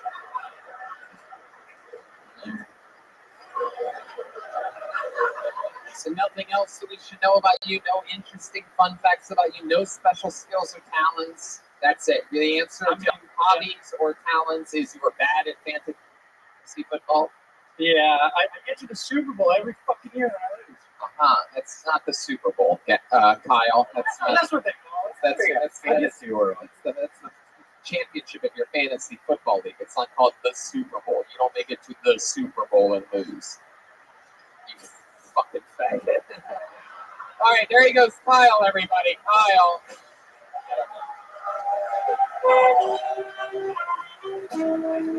Sure, absolutely. Thank you, Kyle, everybody. There you go.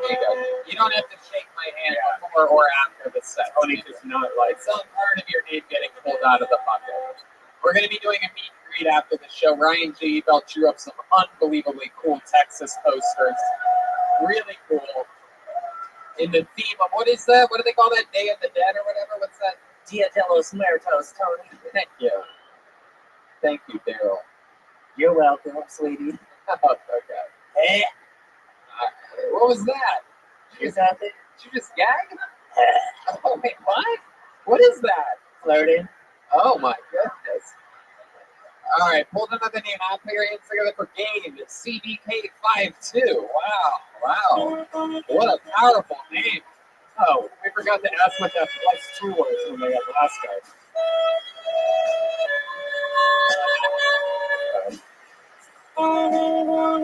Gabe CDK52.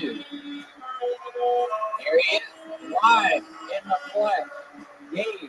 CBK52. What the fuck is up, Houston? Yo. So, fuck. I should have just lost it. God damn it. Oh. I almost got it. All right. People always have their crazy ideas of fucking texting. Am I right? All right. Let's get some energy in here.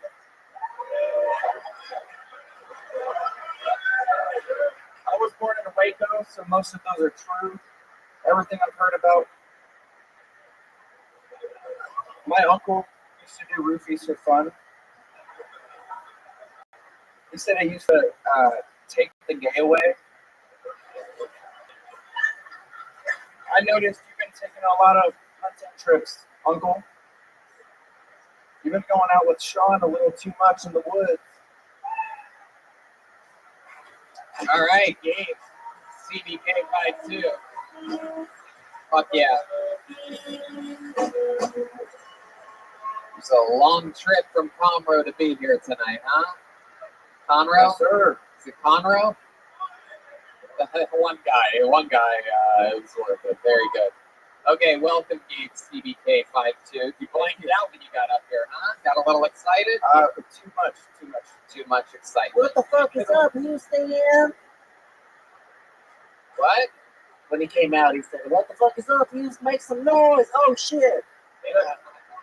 Oh fuck! Too much noise. Yeah. Houston, we have a problem. Gabe CBK52. So welcome. First time doing stand-up, right? Yes. Heck yeah. First time growing a beard, correct? Yes. Absolutely. I've been working on it. Very Amish. You know what it's like. Yeah, no, I do. I don't know what that's like, but I know what it's like. Is that because you can't do what I do? No, I mean, What, Mom? I wouldn't. Beard off. Yes, we're going to have a beard off, Brian. This guy is Saddam Hussein in the mid-pay. I missed that. So, Gabe, let's talk about it. How old are you? 23. 23 years old. Very good. And what's your story, man? First time doing stand-up. What made you want to do this? Dude, I've been watching Kill Tony forever. Uh-huh. I met you last night. You met me last night in San Antonio? Yep. Oh, okay. With the Kill Tony Discord. Oh, okay. Hell yeah. Were you in that Suburban that made its way over here today? Yeah. Did you guys think you were getting pulled over for a moment? I didn't even know until I watched the video on Jeremiah's Instagram story. Yeah. You a fangirl. Yeah. They pulled up next to us. It turns out there's a crew of cool diehard fans that made it to San Antonio's Kill Tony last night. They drove here today. And while we were driving here today, sure enough, they pulled up right next to us with their posters against the window, this and that. We rolled down our windows and said hi. And then I go, "You're getting pulled over," because they're in the lane, in the left lane, and but they weren't. The motorcycle cop with his lights on was just trying to get you out of the way while you guys were waving. We refuse to be pulled over. Trump 2020, am I right? And go back to where you were. Go back to where you were. Go back to where you were. I'm just kidding. Let go of some of your rope, Indiana Jones. What are you doing with that? It's my cable. Doesn't even know. Bro, this is the one thing that's helping me cope with the nervousness. Yeah, but you're going to pull out the whole thing. Right. I apologize. There you go. I apologize. Absolutely. It's a I'm fire. trying to put my energy somewhere. There you go. It's a fire hazard, Gabe. So Gotcha. let's talk about it. What's interesting about you and your life? You're 23 years old. What you been doing up to this point? Face the audience. Look at these people. Look at them, you fat young Abe Lincoln.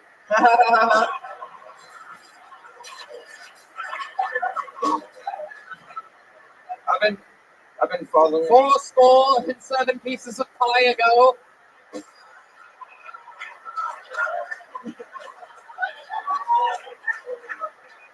It's so great when comedians project their insecurities. Again, wait a minute. Hold on. First of all, shame on you guys for making that weird noise, by the way. Everyone says that. First of all, he bought tickets to our show 2 nights in a row, and he's wearing Brian Smart. Shut the fuck up. You came to see us, boo-boo. How is it comedians showing their insecurities when we're making fun of you? Like, I don't look like a fat young Abe Lincoln. You do. Like, it would make sense if I was like, if I wore like a big top hat or got shot in the head or something, then that would make sense. Okay, let's check in with Gavin. I can actually relate to this guy because I like having pubes on my face too. That's right. I love it. Gabe, any hobbies or anything like that? What's interesting about you? You had to know this question was coming. You're a diehard fan. I've watched every fucking episode from the beginning, front and backwards. Well, then you must know the answer to the question, what's interesting about you? I'm 23. Now let me finish. You know this family. Go ahead. I'm 23 and I have 3 kids. Whoa. Wow. Some would say, Gabe, what happened? Yeah, we know you fuck. Very impressed. Oh, well. Our minds are completely blown that you were able to get a woman pregnant. I didn't realize the only real men could do that, Gabe. bro, I'm a groupie, so I fuck all the time. All right? He's got a lot of mic cord for those of you listening. He's nervously. Is this three kids with the same girl or different girl? Same fucking shitty person. Wow, look at that. My goodness. Why is she a shitty person, Gabe? Dude, I did fucking everything I could to please this person, and mental health is a real fucking thing. Yes, mental health is a real thing. What does that mean? That she has mental health issues? Yeah. Like what? She's sad? Yeah. Uh-huh. Her mom what? This is where you answer the question, Her mom, Gabe. I was waiting for the crowd. All right. No, don't wait for the crowd, Gabe. Her mom is bipolar schizophrenic. Yeah. I think she got a couple of those traits, so when postpartum depression hit, it fucking took a crazy turn out of nowhere. How about when she got pregnant again after that? Did it go away? No. Things were fine. This was the 3rd kid. Uh-huh. I fucking, at 17 years old, got married because I didn't want to be a deadbeat. I fucking worked my ass off to take care of everything. Wow. Man, you really are. The beard matches the Amish lifestyle that you live. It's incredible. The work ethic, getting married young, the kids. It's like you grew that beard just to walk into the house and go, I'm a real man. I'm going to take care of these kids. I'm going to be daddy. My God. I'm a real man. So how old were you when you had your first kid? Fuck, I think I was, goddamn, I've been trying not to keep track of Give it a ballpark, guy. You're 23 now. 15 or 16. Yep. Oh my fucking God. Jesus Christ. So you have 3 kids. You just kept doing it. You're like, this is great. I'm going to do more of this. More of this baby making thing. You can say what you say, but if you fucking put your mind to it and you hustle, you can get that shit done. You do know this show is called Kill Tony, right? You know that anybody can come inside of a woman and make a baby, right? You know how babies are made? Like, what did your parents tell you about the birds and the bees or whatever? Bro, my parents had me at 14 and 15, so it was a fucking family tradition. Oh my God. That means you're going to be a grandpa in like 12 years, dude. The sexiest grandpa that looks like Abe Lincoln. Wow. All right. How are your kids? Have they grown up okay? Or yeah, no, they haven't. What do you think? What do you think, Timmy? I want to hear. Do you hang out with these kids? Wait. All right. You got me. No, listen. Okay, let me tell the story. Can I have some time?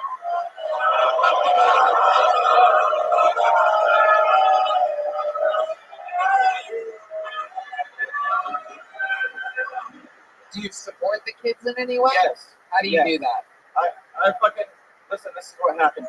I come back from work. No. Go ahead, Gabe. Ignore the audience and focus on what you're saying. I come back from work. Postpartum depression took a turn, and she was gone by the time I got home. She had been siphoning my fucking bill money. You're siphoning your what? My bill money. When I said, oh, here's this, to take care of this. I'm trying to understand what you're saying. You have to keep talking into the tip of the microphone. Basically stealing money, so when this shit went down, she skipped town went to stay with some family, and I'm working my way to get back to fucking Arizona because I've always been there for my kids, other than this one fucking year, and it's been a nightmare. Wow. This isn't even funny. What the fuck? Yeah. You know what? Wow, a Jerry Springer chant is broken out live here in Houston. My goodness gracious. So you went to work and then she split and she took the kids? She didn't give you a reason? You keep saying postpartum depression, but... Bro, I literally had fucking 6 holes. Oh, shit. Hold on, we just lost Lex Luthor, everybody. There we go.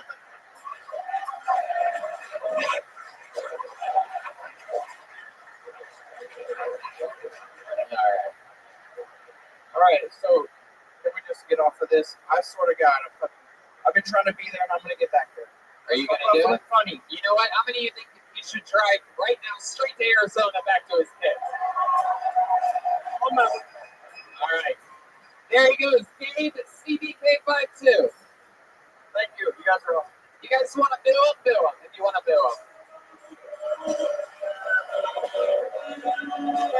There you go.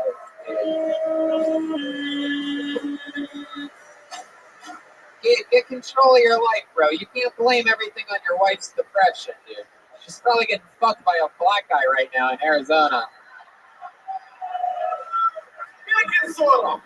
Yeah. Huh, lucky girl. My goodness. How many like it when comedians do good on this show? It's pretty good. How many like it when comedians do bad on this show? Well, then you're getting your money's worth tonight. I pulled a name out of the bucket. Make some noise for Zahid Duji. Zahid Duji. There we go. Zahid Duji. Hit that thing again. Oh, here he comes. Here comes Zahid, everybody. God, that was so sad. That guy made me want to go to war with Iran. All right. Jesus Christ. Fucking system of bringing me down. All right, there we go. What's up? A lot of people tend to think I'm Indian, and I am, so I get where they're coming from on that shit. That actually makes sense. Do you guys know they legalized gay sex in India last year? Do you guys know that? Yeah. Well, medicinally, not recreationally. Just putting that out there. What is that joke? All right. My mom's fucking Indian still. I don't know.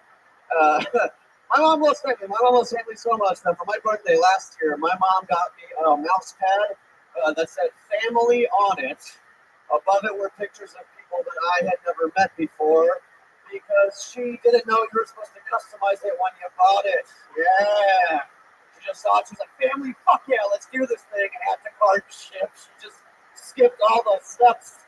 And then she folded this like dumb mouse pad and opened up. I was like, yo, who the fuck are these people? And she was like, well, that's family right there. So, all right, thank you guys. Yeah, it's the Edith Gucci. Welcome back, Steve. You've been on this show before. Yeah. A couple times, right? Yeah. That's what I love. You're funnier now than you've ever been, correct? Thank you. I think so. Okay. Yeah, Right? Yeah, I agree. Yeah. I can tell. God, it feels so good to have an actual comic on the show. Thanks, man. I appreciate it. So, Zahid, how long have you been doing stand-up?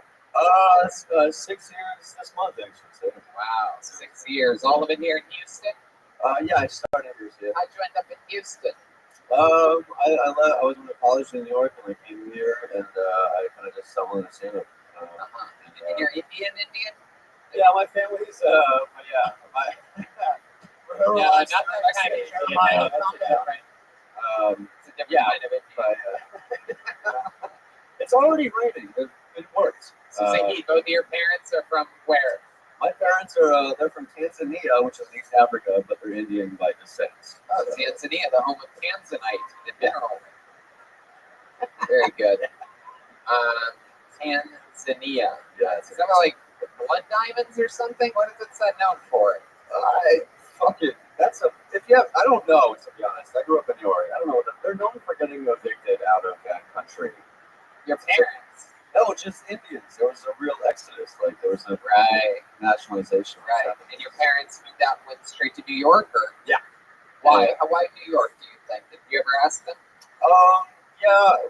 This past Thanksgiving, actually, they told me about like the big nationalization that happened in the country. It's a sad story. Basically, the same racism that would happen right now in this country happened in Africa, and they were like the Indians. What do you mean the same racism? We're in kind of like a national, like make America great again type of. Do you really believe that? Well, the hats say it, right? What? The hats, like they say what? The MAGA hats. What do they say? The Make America Great Again hats. So what does that have to do with a racism push happening right now in America? I think that there's a little bit of a nationalization happening here. The same thing with. Well, let me ask you this: you hang out, you do comedy, you hang out with people, right? Yeah. Have you noticed an increase in racism in your own life, or is this something that you think we hear about but don't really see in real life? Honest question.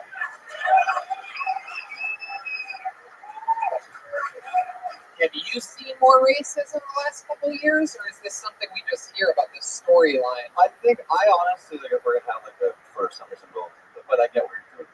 In terms of like asking like real questions, I think that what's happening now is that because we are more polarized, everyone's viewpoint is being heard more. So we're actually hearing more people that felt like they had to be quiet about their like race. I feel like they're coming out and saying, "Yeah, I just think that they should not." Have you seen these people? Have you heard people? It like, actually happened in the parking lot. What did you hear? What did you hear in the parking lot? There's the guy. That was the guy, actually. He's the one that yelled. That guy's trying to be funny. Stick with me. Okay. People, if you get called up there, please do not let the audience fucking distract you. It's a real live show. So, Zahid, what happened in the parking lot? I want to hear about this real life racism. Our parking lot employs some people that are like a separate, like they're like the condensed version of the story. Yep. Yes. A guy just came in, he didn't pay, and he told the Iranian guy there to go back to his country. I wanted just to make sure he was okay. And then that guy said a bunch of racist shits in my face that didn't make any fucking sense. But it didn't make sense. So the real soundbite here is go back to your country is what you heard, right? Right. So let me ask you this. Do you think, knowing that, do you think that guy would have been more racist? Would you think there was more racism 10 years ago or less racism? I think there's the exact same amount, but we're seeing it more because of the internet, cameras on our phone, the fact that everyone has a platform on social media. I think it's a good thing, so everyone has a voice. I think we're actually addressing it and seeing it for the thing that it was 10 years ago. Let me ask it this way. Do you think your parents dealt with more racism when they moved here from New York than you've seen now in your life here in Texas, a place that's supposedly known for racism, but they dealt with more racism? I think so. Because there's less racism now than ever. Right? It's just interesting. We don't ever get to talk about this much on the show. And by the way, I like you. I like your set. I just find this to be an interesting subject. It is. Yeah, I do too, man. I mean, because you brought it up, and I live in real life. I hang out every day and every night. I'm out in public. I'm at airports. I'm at restaurants. This and that. And I hear some people talk about these things, but I never seem to see it. I travel the entire country. Well, it might be because you're white. White. What might be because I'm white? You're clapping. Do you see more racism now than ever? You had it happen to you, but see, a blonde-haired, blue-eyed lady told you to go back to your country, and that was recent. How long ago was that? But how long ago was that? 4 years ago, when Obama was in office. You see what I'm saying? This isn't making sense. You people just don't make any sense with this shit. If you try to combine the racism and the Make America Great Again, it just doesn't work in any argument. What do you mean by you people? Let's check in with Gavin. Exactly. You got me there.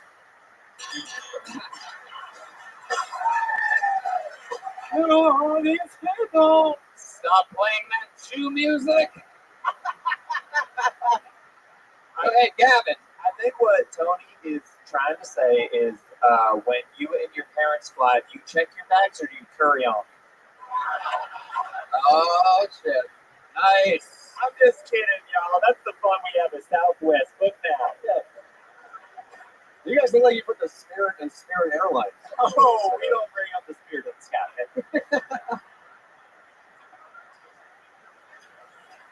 I just find it to be an interesting subject. Do I believe racism exists? Absolutely. Will there always be ignorant people? Absolutely. But I'm not. I just can't buy into this storyline that there's more than ever. I think people are always growing. We had a guy that was half Palestinian, half Mexican. Ew, gross. Gay. Very good. You got it out. Good job. Half Palestinian, half Mexican, and gay last night in San Antonio, and the police went fucking crazy. They loved him. They loved his story. They loved that his dad won't talk to him and his uncle won't talk to him, but that he's following his dreams and he's out and he's proud.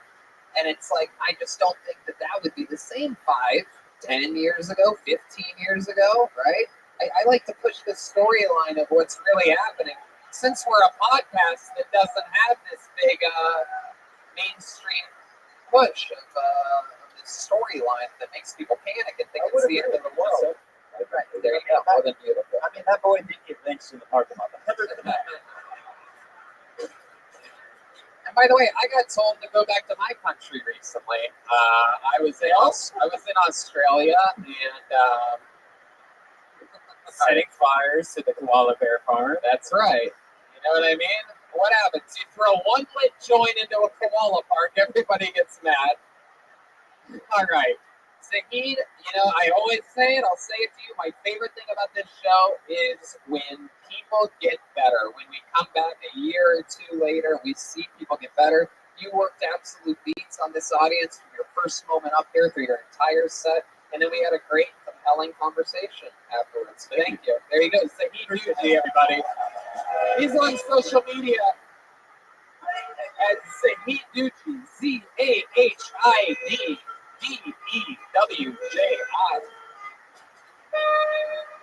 We're having fun. It's fun to have a serious conversation once in a while on this show that's always silly. I mean, kind of a conversation. You're right. There's way less racism. There's no doubt. We have transgender bathrooms now also. That's accepted. Back then, I used to call them all these kinds of words, What words were those? 20 years ago, transgender bathroom was a dumpster. You know what I'm saying? Go outside. Go shit in the dumpty. The old dumpity do. All right. We having fun out there? Make some noise for your next comedian. Hold out of the bucket of destiny. His name is Dylan Ochiltree. 3, 4.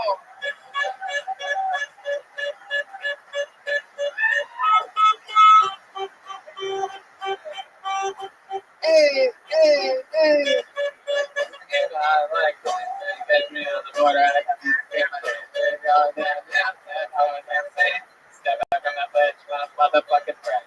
Step back from that fucking ledge. Step back. Here he is, Dylan Ochiltree, everybody. A lot of young people in the audience tonight. By a show of hands, who here is considered a millennial? All right, I'll pick up your participation trophies outside after the show. Thank you. I don't think it's fair that I get called a millennial. I'm 30 years old, but I still fit in the category. I think the big dividing factor is how I discovered play. Like most suburban kids growing up in the early 90s, I found it in the woods.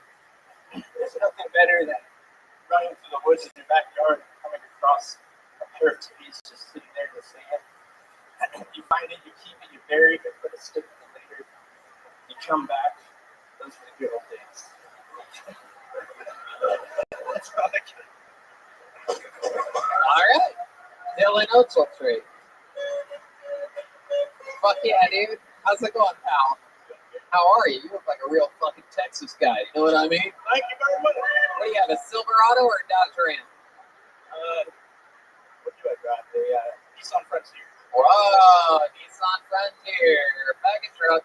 Anyway, just kidding. We're going to have to do some bleeps on the edit of this episode. Yeah, there is way less hate in America now.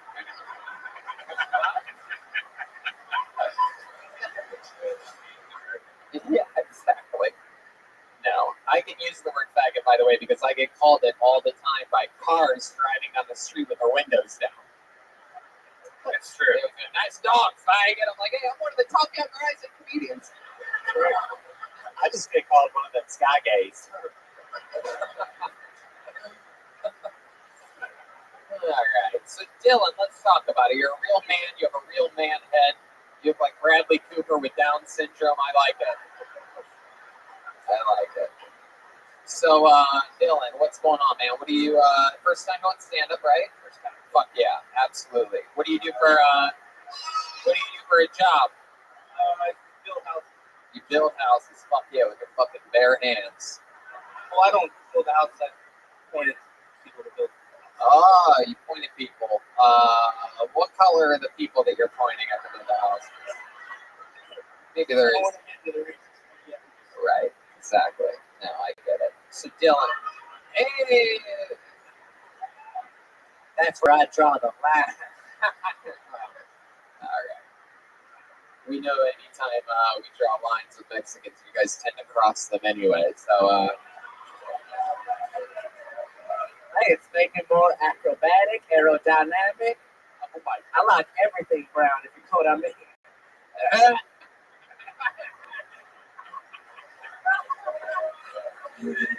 oh my God. Dylan, you're a real fucking tough guy. So what's your story? What do you like to do for fun? What are some hobbies or something like that? I go to a lot of live music, play guitar. Play guitar? You do any hunting or any other man shit? Not a big hunter, no. Fishing? No? I go hiking a lot. You go hiking. Where do you like to hike? There's a nice trail about an hour here. Oh. Don't start with the trail. Do you want to see my happy trail? Hey. Oh shit. Look at that.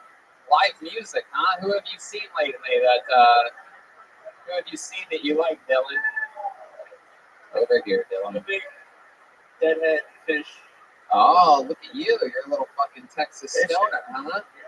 Oh my goodness gracious. Does it bother you that pot's still illegal out here? No, I don't smoke. Nah, you're alright with it. You sort of like getting away with it. You like the feeling of keeping it in the middle of your Nissan Frontier. Little center console.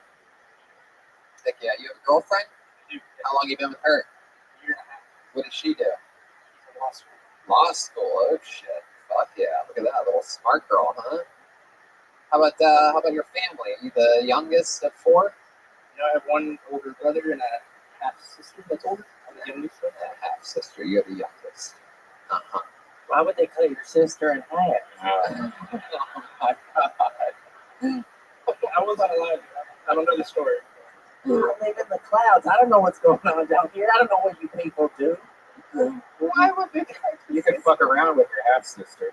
I haven't celebrated an American holiday in 13 years. Wow. Very impressive. Where'd you meet your girlfriend at, Dylan? She told her parents that at work that we got on Tinder. Oh, wow.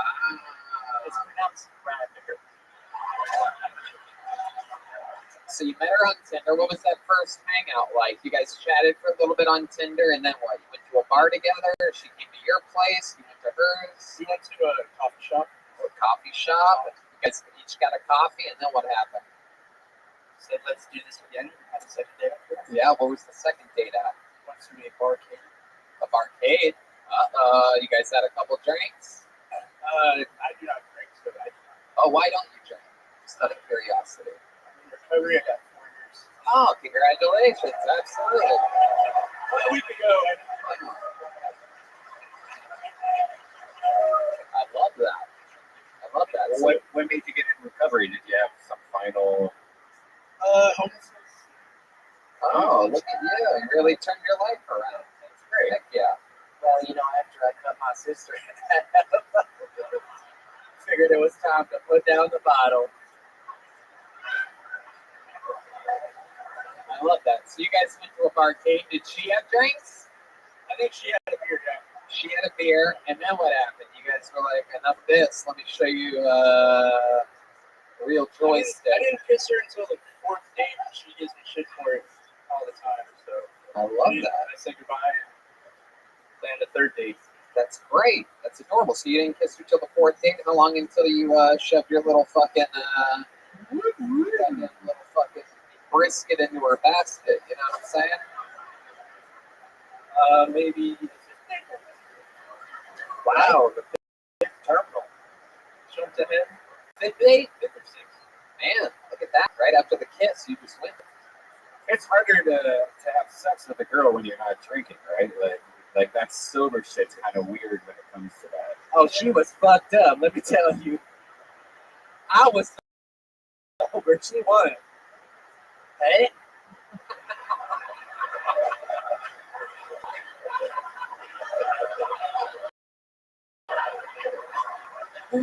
Why are you gay if there's nothing in your mouth?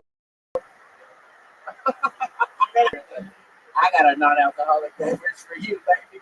Hey. Wow. Dylan, anything else crazy we should know about you? And fun facts about Dylan Ochiltree? I have an interesting past. Well, like what? Well, the drug addiction. Right. What kind of drugs are we talking about? What things were serious? Wow, look at that. You're fully clean, 4 years clean. And here you are, taking chances, putting yourself in position, have a clean and healthy adrenaline rush coming on a show like this. Feeling it? You happy? There you go. It's Dylan Ochiltree, everybody. On to the next one. Oh, yeah. We're in it now. You know what? Let's do something. Let's do something fun. You guys like special fun things? Okay.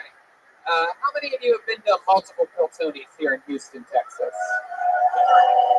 Well, then you guys may or may not know that you have your very own Houston special talent that has been pulled out of the bucket numerous times in the past on this show.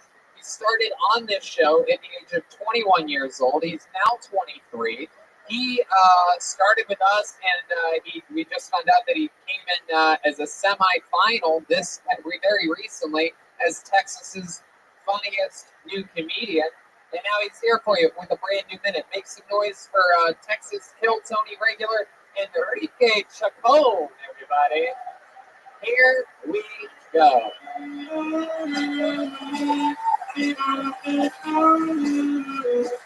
One more time, good and loud for Enrique Chacon.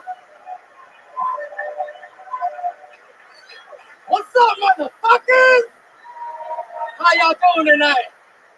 My name is Enrique Chacon, but my black friends call me Rico Station,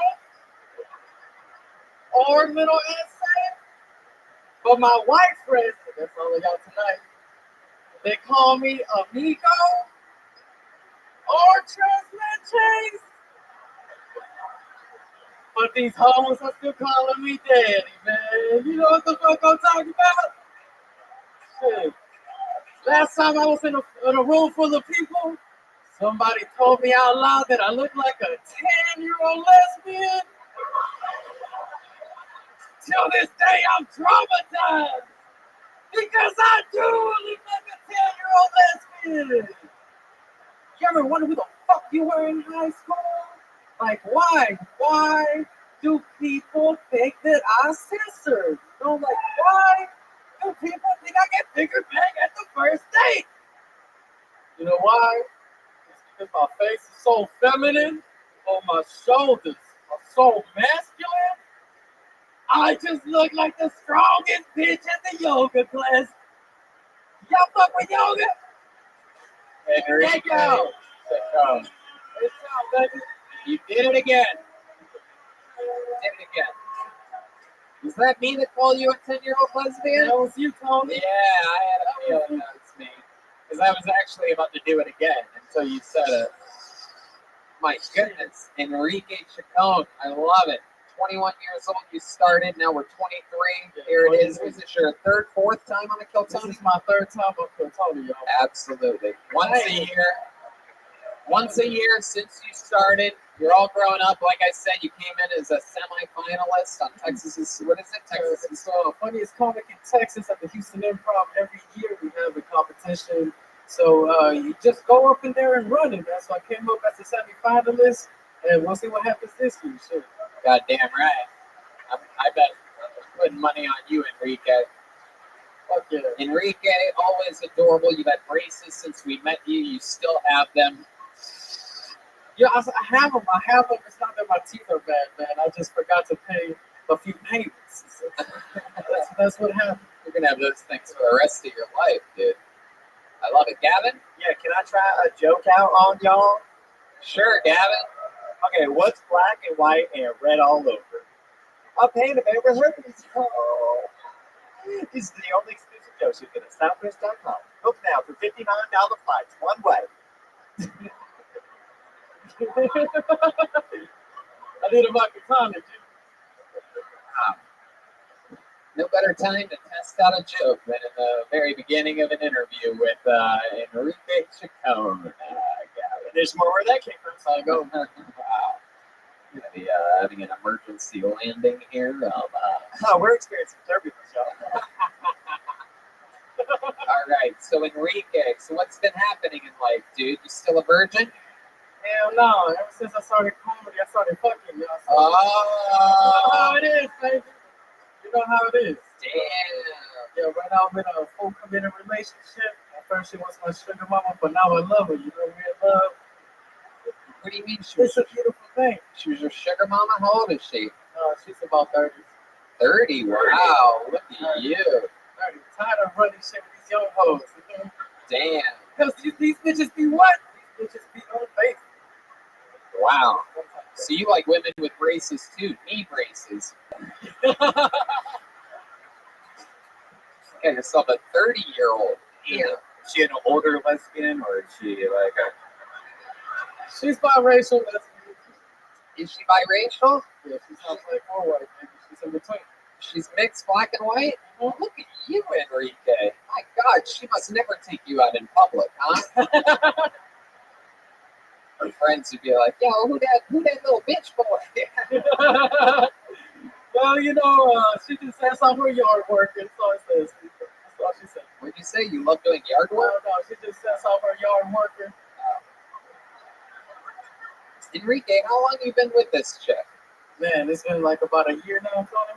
God damn. Look at you. You go down on her? You please her orally with the mouthful of metal like that? When he goes down on her, she's black, white, and red all over. Oh, Jesus.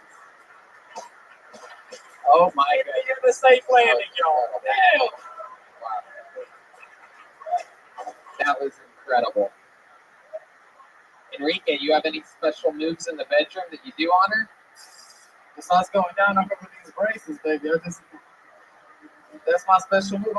She calls me Truffle Daddy. You know, I call her my honey glazed shoulders. Honey glazed shoulders? Yeah, because her skin tone, she's biracial. You know, she's taller than me. So if we doggy styling, I gotta hump up. You feel me?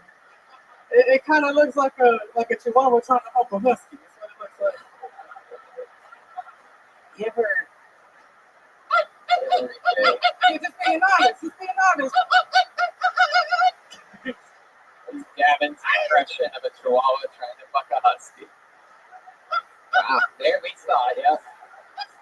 So Gavin, what else has been going on this past year? Anything else interesting? All right, so I have a straight ethnic El Salvadoran grandma, y'all, and I found out that bitch El Salvador made me pupusas. Will somebody get this fucking immigrant out of the room? Why don't you go back to your country? Hey, get me back, I don't know you, bitch. Okay, go ahead. Tell us about your El Salvadorian grandmother. I found out she killed somebody with black magic. What? And Are you sure it's not considered brown magic? How'd she do that? Tell us about black it. Magic. So this is an El Salvadoran ritual. If you want to fuck somebody's day up, get some dirt from a dead person, somebody who just recently died, put it in a jar, find some wild roses, walk up to their doorstep, break that bitch, knock the door. As soon as they open, you have called the spirit of death. That's what she told me. When she told me this shit, I was like, bitch, you crazy. You crazy. And whenever you open up that door, you have to leave your vicinity, right? You have to leave the area. So she did that shit to her stepmother because she was a real hoe, right? Afterwards, her stepmother, she thought she found Christianity in Ecuador. She was in Ecuador. Came back to El Salvador after 9 years with all her jewelry. Bitch got hit by a thunderbolt the same day. You believe that shit? She got hit by a bolt of thunder? I've never even heard of it Hey, before. this ain't Harry Potter, y'all. Oh, the sound hurts me. Oh my God. Death from a thunderbolt. One time I got dirt from a dead person, put it in a jar. I came in that jar, took it to my ex's house. All I got was 3 kids, bad postpartum depression, and I got my sister cut in half. I gotta have sister, y'all.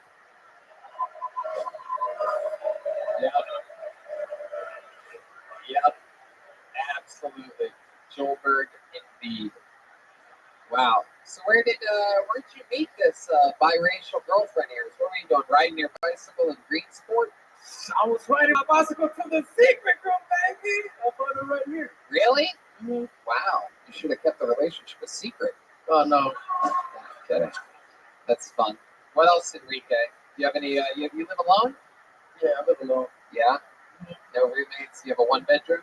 I moved out of my mom's house at 21 to my girlfriend's house at 23. So you live with your girlfriend? We living together. It's a serious relationship, y'all. So. Oh, that is hilarious. That is hilarious. Does she take your paychecks from you when you get them or anything? Yeah, she does. She does. Gavin? Yeah, every dude here knows that you gotta throw something. Does your half black, half white girlfriend ever call you out on having what some people call a black stamp? What do you mean? He smells like a black person? No, like the way he talks. He's like kind of swaggerish, and I wonder if his girlfriend ever called him out on that. Like, talk normal, baby. I will still love you. Oh, no, sometimes she tells me that I forgot my helmet. Because you talk sometimes like, so I was riding my bike up here, man, and so I just moved in with my girl, right? And you know, I still got these braces, but bitch got to eat that.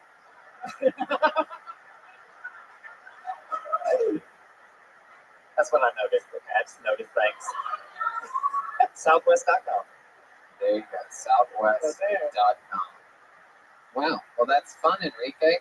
Look at that. You did it again. You have always stolen the show here on Kill Tony, and we're so excited that you came back and you did it again. Enrique Chacon, ladies and gentlemen. Great. This is a real Houston talent right here, people. This is your best bet. This is the future of Houston. I'll be at the bar if y'all want to get fucked up. Let me know. Enrique, you want to plug your podcast? All right, y'all. So I also started a new podcast. It's called Life is Hard. Laugh it off. Add me on Instagram. I add you right back. Fuck me. Enrique Chacon, everybody. Houston's very biracial, adorable. Enrique Chacon. Yeah, that voice does. It's weird. I think that's just his. I think that's his natural thing. See, what I can't stand is when people start to talk like that when black people are around. When they make the old switcheroo. I know a lot of people that do that. Yeah. Anyway. Hey, look at this. I pulled the name out of the bucket. The name is Brian B. Brian B, everybody. Here we go. Brian B, you're next. The bucket of destiny has summoned you. These guys. Lex Luthor made it back into the room. You guys related, you two? Heck yeah. Father and son? What is it? Hell yeah, look at you guys. That's hilarious. You look like a before and after for stage 5 cancer. Hey, here he is, Brian B, everybody. Fuck yeah. I don't know. Maybe I'm just getting old, but I feel like people are getting more rude and like selfish. You hold a door for somebody, and it just goes straight by. Or like when you're eating out of one arm chick for like 30 minutes straight until she's gone, and she's still not fucking. I don't know. Maybe it's just me.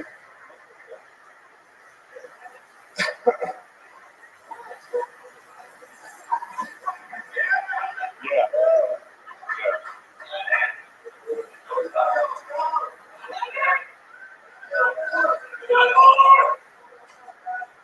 But here's the thing.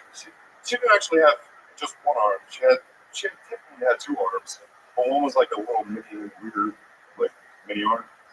So I found a way to get back at her.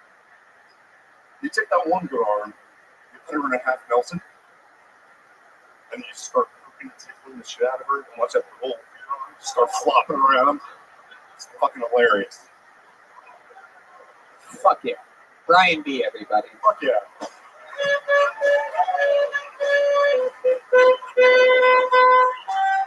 Are there two doors there? Is there one set of doors and then another set of doors separating the two rooms, or is it just that one set of doors? Just one set. So like, okay, very good, sir. You did it. So what is it, that emo night? There's just no way to silence that during the filming of a live podcast. Okay, yeah, we got it. Thank you, Brian. Very good. Way to contribute to the help and not the problem. So here we are. We're with the guy from fucking God damn it. He looks like a creative character on Tony's Hawk's Pro Skater. Show. The guy with the arrow gun from God damn it, The Walking Dead. Yep. Oh, he looks like Arrow. Yeah, he does. I love that chick. That detail. You know that show? You know that show? Never You look like white trash, is what we're saying. Awesome, thank you. So, Brian, you from here in Houston, Texas? No, Maryland. Maryland? How'd you end up here? I'm trying to see Coltoni back in DC in November, but it was sold out. So my awesome ass daughter bought me tickets for your guys' stand-up show the following night. Wow. And then when I found out you were coming to Houston, a buddy of mine from Maryland who lives here now, so I have to do fuck that. Come see it. That is so fucking cool. Look at that. Look at that. That is awesome. So you're in town just tonight? Came in yesterday, and I'm heading back tomorrow. That is so fucking cool. Look at that. The bucket of destiny made it happen for you. Yeah. Absolutely. So, Brian, how old are you? 44. First time doing stand-up, right? Yep. Absolutely. Awesome. You've been listening to the show a long time, right? A few months, but like I'm just a maniac. I watched like 3 episodes of that. Oh, that's so fucking cool. I love it. So tell us about your life. What's interesting about you, Brian? You have a daughter? You have other kids too? Just one, a 17-year-old daughter. Wow, your 17-year-old daughter got you tickets to see the show. Yep, she's cool. Wow, that is so cool. Does she have a job or what? I mean, how does she pay for that? Yeah. Yeah, she's got a job, dude. Heck yeah. What does she do for work? Cashier at a grocery store? No, she is a... Fuck, I don't want to go down this road, but she's a very talented dancer. Not in that way. So she teaches dance and she works part-time retail. Oh, cool. Yeah. Awesome. That is so What kind of dance are you talking about? like dance, Like pole dancing classes? like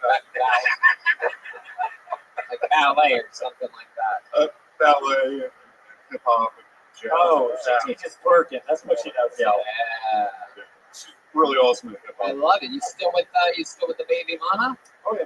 Oh, awesome. How long have you two been together?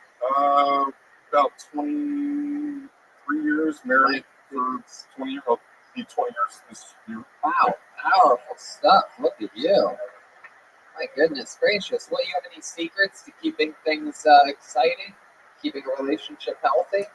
Yeah, it's not really exciting. Oh, it's not. There you go. That's one way to keep it exciting. Make sure it never gets too exciting. Then you never miss anything of how it once was. If it's just always, 3 miles an hour, you don't know any different. Yeah, right. That's called 30,000 feet and free. After time, you just figure it out and you just kind of glide through. I love it. What do you like to do for fun? Any hobbies or anything like that? Oh, yeah. I like to drink beer and throw a cornhole. Oh, Oh, you throw cornhole. Me too. You do? I throw it, I catch it, I take it, I buy it, I lick it, I Daryl, you are on one tonight, my little friend. I like to be on one as well, Tony. That's right. On one, off one, in one. I'll take it home in the doggy bag if I can.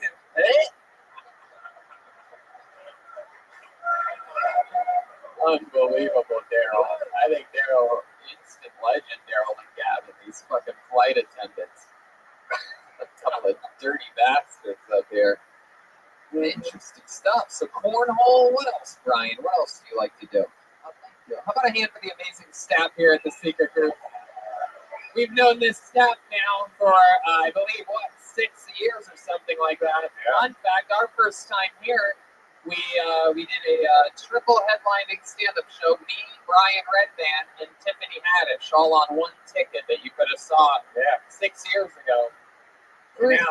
Proof that working with us is a chance to become a international movie star. So we'll see if these flight attendants ever take off with their wings and fly away. So very fun. What was the last question I asked you, Brian? What do you and your wife do for fun? You guys ever go out? Not really to go to the goal, just in random crap. Random crap. Yeah, I mean, we're busy with jobs and other guys. What made you stop at one kid? Was that an accident, your 17-year-old? No, totally like that. Totally. You're just like, this is perfect. One kid, we're good. Works out. Absolutely. Yeah. But the only risk is you fuck that one up. You don't have to right. Then you're stuck with just that one slutty daughter. So you try and do it right, you know? Right. Have you caught her doing anything naughty? Have you guys had to have a talk, birds and the bees or anything like that? Like, what are we talking about here? I'm trying to be straight up with her. She sneaks out sometimes? Yep. Nope. Not that I know. Does she have a boyfriend that you know of? No. No? Yeah. Does she ever bring any boys home to hang out, do homework? You let them hang out in their bedroom? Absolutely. And do you let them close the door? Absolutely not. Ah, look at that. That's that. What would you do if the door was closed? I would open the door and be like, yeah, don't shut the door. It's not cool. So she's had boys over to do homework though. Oh yeah. Right. Always white boys? No. No? Oh, look at this. She likes hip hop dancing. What's the she's had a black boy over? Yeah. I don't know if you know this or not, but I don't know if anyone's ever told you this, but black boys don't do their homework.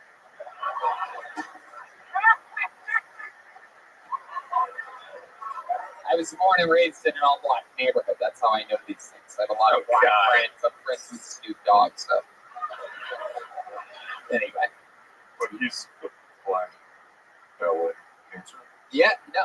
That's a whole different thing. My daughter's friend. Oh, he is. Oh, I see what you're saying. Got a little bit of that flight attendant. A little bit flight attendant-y. A little bit Gavin-esque, if you will. I'm not implying anything. Very, very fun. Well, Brian, I fucking love it. We have all shapes and sizes of people. 44 years old. You had your first time on stage ever tonight. How did it feel when you got up here? Was anything different than what you expected? Or no, man, I was pretty stoked. I was just blanked out there for a second. Yeah. But, happens, man. Happens. I always feel like the more you prepare, the more you want it, the more excited you get, the harder it gets. It's one of those weird things that you can't really predict or prepare for at the moment. And blanking out always happens, no matter how many times you do the same exact joke. Like even tonight.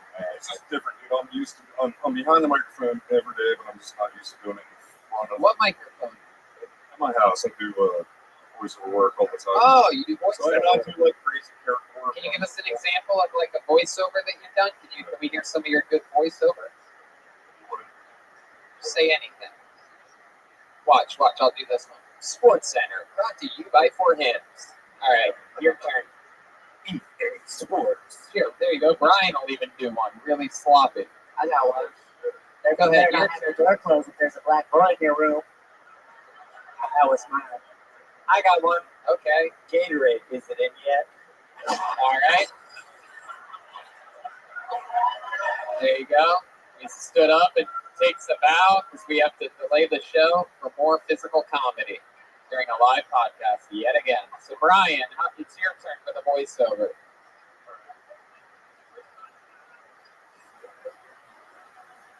The path of the righteous man is beset on all sides by the iniquities of the weak and the tyranny of evil men.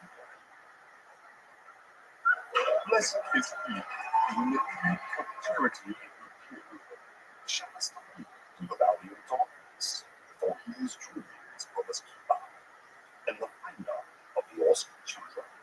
That is, there you go. Sure. I guess that sound again. Very good. That'll be the cap on that. That is cold-blooded shit to say to somebody right before you kill them. Fuck yeah. There he is, Brian D, everybody. BrianDVO.com. He does voiceover.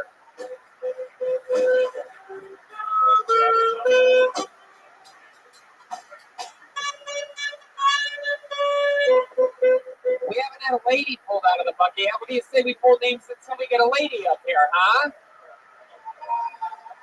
Okay. What? Brandon? Sorry, Brandon. Sorry, Zach. Oh, okay. Here's a name. Ladies and gentlemen, put your hands together for Olivia. Olivia. Let's see what happens here. Olivia has been pulled out of the bucket. She's going to the rescue. Here comes Olivia. Here we go. Let's see what happens here. Your first female comedian of the night. Ladies and gentlemen, I present to you Olivia, everybody. Come on.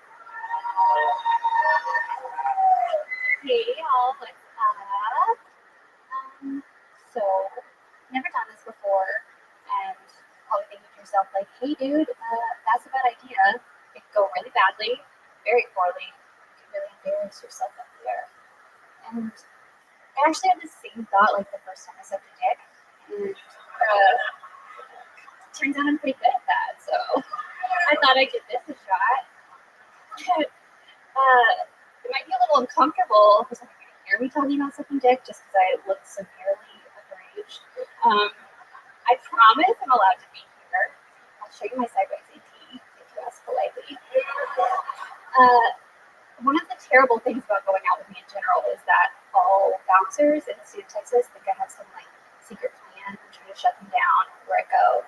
Like flashlights. When I bit my ID one time just to make sure it was real. Very strange. Fuck yeah. Olivia, everybody. Absolutely. First time on stage. That was great. Very good for a first time. You got to project. You have to find a little bit more voice out of that somewhere in that little body. You got to get it out of there. But great stuff. This is your first time. How old are you? I am 23 years old. Very cool. What have you been doing up until this point in your life? What have I been doing? Yeah, what have you been doing with yourself? Honestly, not much. Did you go to school? Kind of. I'm halfway through school. I have an associate's degree. Ooh, in what? Liberal arts. Liberal arts. Yeah. Oh, we know how we feel about those. Anyway, very cool. What do you do for a job? I clean houses. Ooh, you do? Oh, my goodness, taking jobs from hard-working Mexicans. That is just incredible. You clean house, huh? How long have you been doing that for? About a year. Very nice. Yeah. Like families or like big houses? Yeah, it's a whole range of like the nastiest to the fanciest. Oh no, what's the nastiest thing you've ever seen in a place that you had to clean? Like a gross fridge or something like that? No. One time I was cleaning this like bachelor's house and I think he had like explosive vomit on it the night before. Oh. It was like a toilet covered in vomit. Oh, fuck. Oh, that's so fucking disgusting. It was It's gross. unbelievable. I didn't like it. My goodness. How about the nicest house? You ever been in like the house from Parasite or anything like that? Like something really fancy? No, I do clean this like Spanish villa in the middle of Texas, which is super strange. You're from Houston, born and raised? Kind of, not really, no, actually. What do you mean, no, actually? What does that mean? I moved around a lot when I was a kid, so. How come? Military family? No, my dad was an airplane mechanic. Oh, an airplane I love a man with the tools for the trade, if you know what I mean. Looks like I'm about to have explosive vomit all over a fucking dude. Sorry, I got hot for a second. I'm having a stroke, if you know what I mean.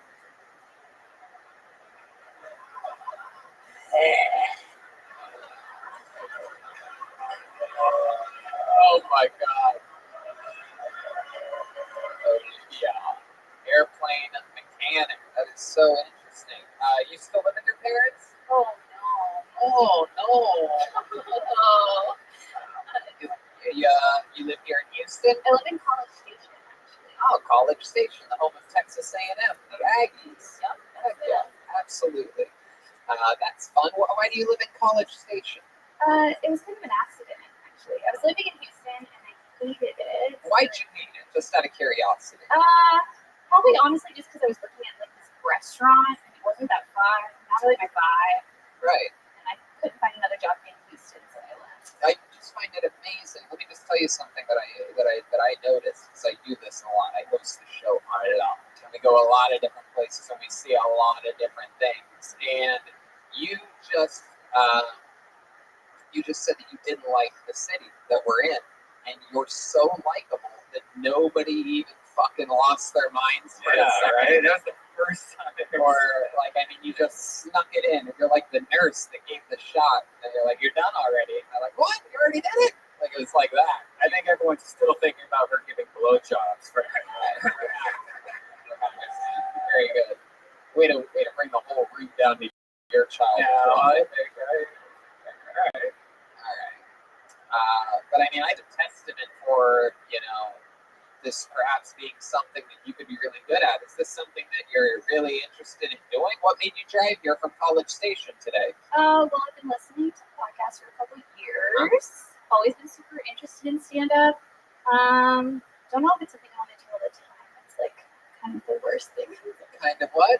Kind of the worst. Sorry. What do you mean by the worst? I hate it up here. Why do you hate it? It's just everybody's looking at me. I don't really. Why don't you like that? I just don't. Then why'd you sign up? Is this like a bondage thing, like tipping yourself? Ew. She's imagining 200 red bands in the audience right Yeah, now. that's why I signed up just. I think we're all thinking about the blowjob thing still. All right, Beetlejuice. That's my impression of you. Interesting stuff. I find you such a compelling, interesting case. You don't really want to be here. You don't like Houston, but you signed up and you comfortably went through a set. You took your time. You executed, and even though we could barely hear you, you still pulled off what I would consider a big win. Probably the best set out of all the first timers here tonight. So that's interesting stuff. You have a ridiculous amount of likability to you. So if you don't like this many people looking at you, what do you think you do want to do with your life? What do you see? Where do you see this whole life thing going for you? You're 23. Let's see. Realistically, I'm probably going to get a degree in like anthropology and social work. Teach people and help people. Very good. You do realize that if you teach people, there's going to be a bunch of people in a room looking at you. Yeah, but it's like then I'll actually know stuff and they'll just not be deciding if I'm funny or not. Wow. That's different. I think you should. I think you should try it again. I think you should embrace your fears and get over it. Yeah. Stand up for it. Thank you. You guys agree with me? You think you should do it again? Yeah, Olivia, you should do it. It's funny though because I just got done saying something that I so rarely say on the show, which is the more you care and the more you prepare and the more this and that, the more likely you are to fail and blank out, which is hard to understand, but I think this is a perfect example of exactly what I was talking about. This chick's like, yeah, I just drove here, I listened to podcasts, I don't really want to do this ever again, I don't give a fuck. I've been practicing in my mirror for like 6 months. Oh, well, there you go. But you got through it. But I mean, practice and being overwhelmed with pressure are two different things. The first time I ever did stand-up at the Comedy Store in the original room when I started May of 2007, I knew that I was going to do it for the rest of my life. So I always knew, like, oh, fuck, I better do good this first time because I'm always going to have the story of my first time, and I blanked out completely. But I rolled with it and killed one of the Top Gun guys and immediately. Anyway, there goes Olivia, everybody. It's Olivia, everyone.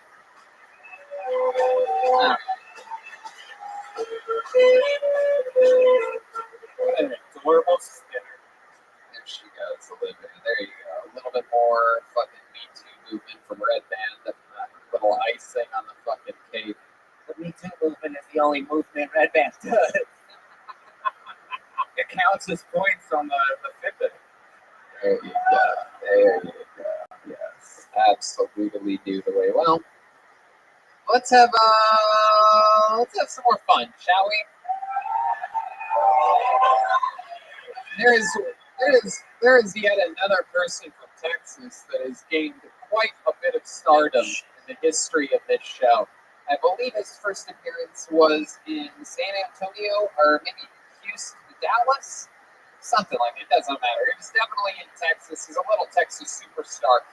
Not only has he done stand-up quite a few times, pulled out of the bucket originally on this show, but during his interview part, we found out that he is on the world competitive level of Taekwondo. Yes. You may know him from kicking things off of people's heads. In fact, one time, trying to kick a water bottle off of a man named Jeremiah Watkins' head, his skinny jeans once constricted him, and he kicked Jeremiah in the head. A very, very iconic moment in the show's history. And he's here with a brand new minute. Ladies and gentlemen, I present to you the one and only Texas' own Colt McNeely, everybody.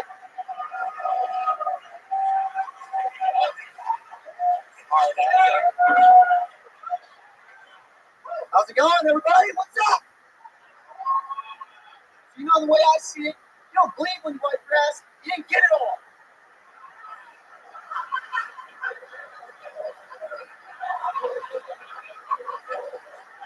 My girlfriend said use baby wipes. I tried it. Feels a lot like a rim job. Except you never have to worry about a baby wipe throwing up on your butt cheeks. It's a true fact. So my ex, she started selling nudes on Snapchat for money. It's true.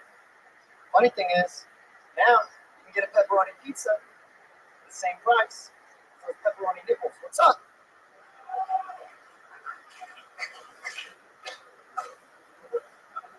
There she is. How you doing?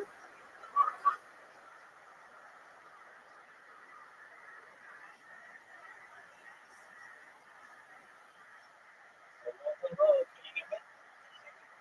Okay. There she is. Can you hear me? Excellent. I've been waiting on you. I stayed up for you. I'm a tired person, but I stayed up for you. Yeah, absolutely. If you are my friend, I'm ready.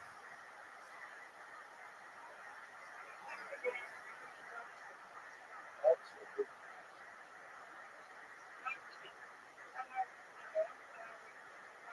No. I'm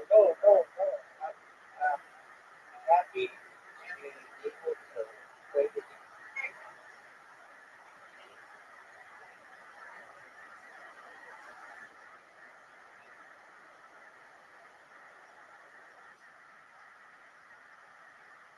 That's all right. Right off the bat. Get it. Get it.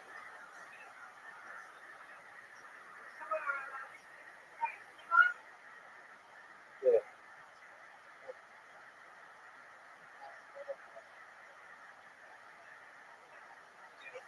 Get them off. That's fair.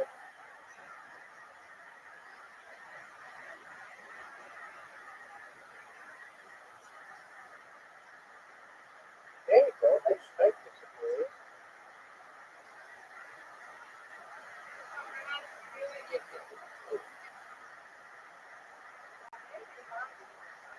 Get that right. Fair. I take it.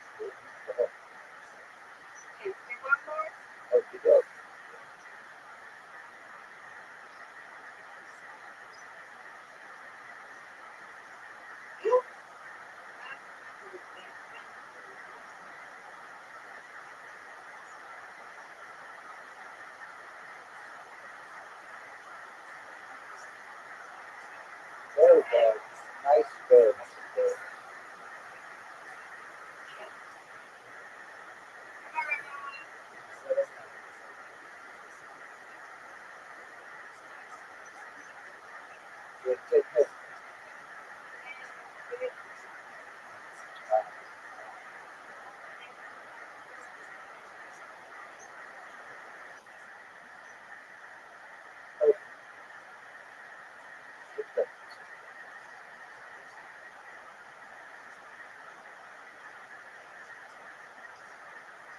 you got it.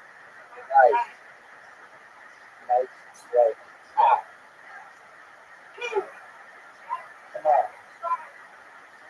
No, but I can get this straight. I know I can get it.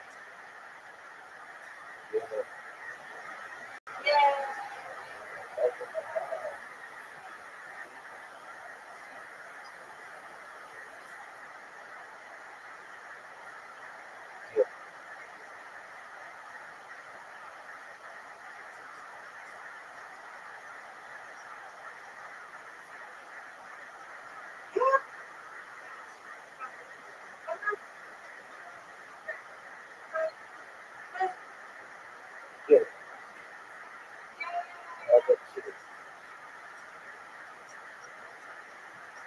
Okay. Oh, listen.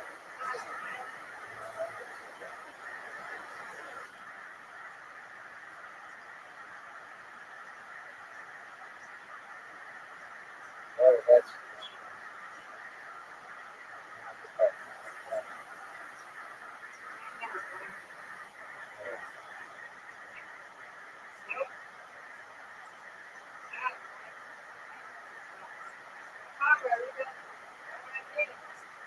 good.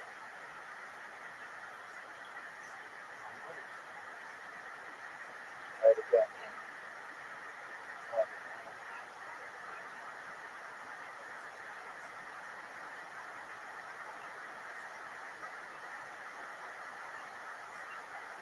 Good.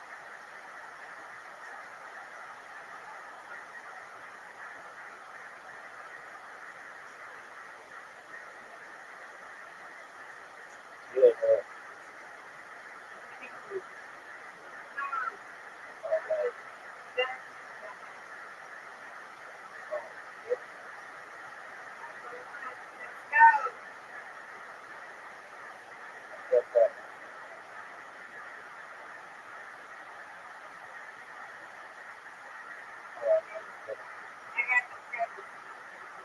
That's all right. I know you.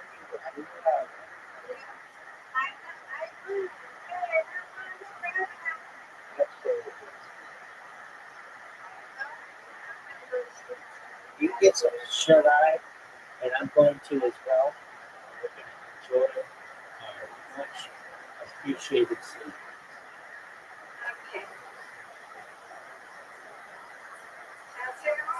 Take care. Speaking. Thank you. You're welcome.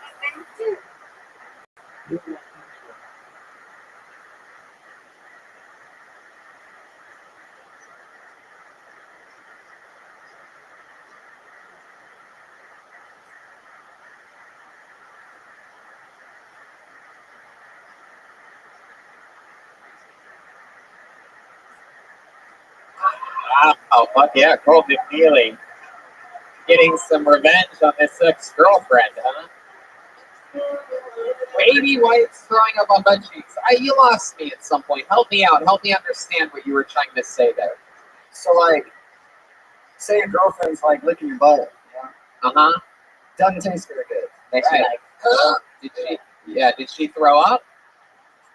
Yeah. So your girlfriend ate your ass and threw up. For the sake of the joke, hell yeah. Oh, for the sake of the joke. Welcome to another episode of For the Sake of the Joke. All right, so there you go. That didn't happen. Did she sell nudes on Snapchat? Not my girlfriend, my ex. Your ex-girlfriend. And what's her name? I'm not gonna go out. There you go. She really did that?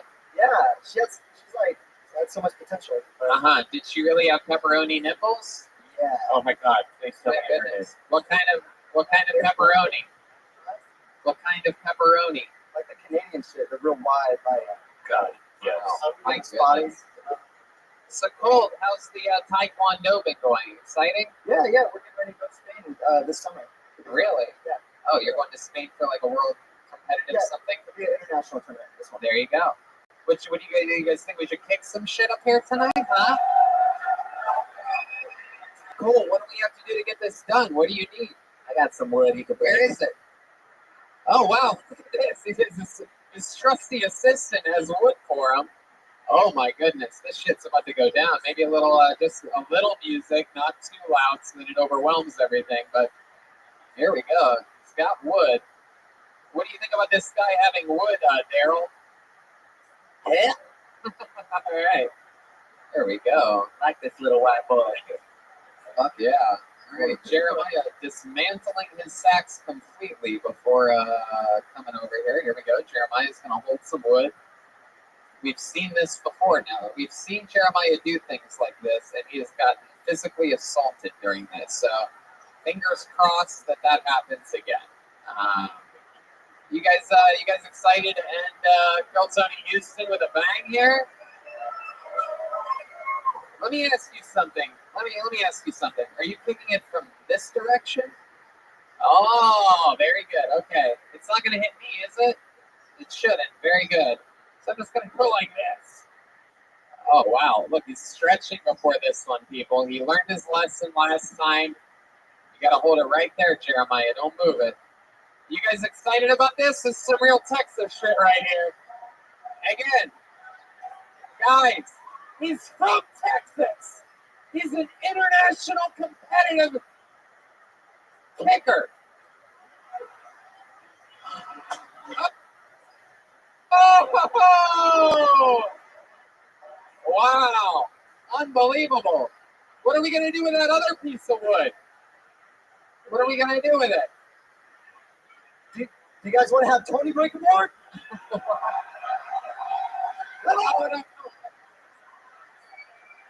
This is so stupid. There's no way I can break this.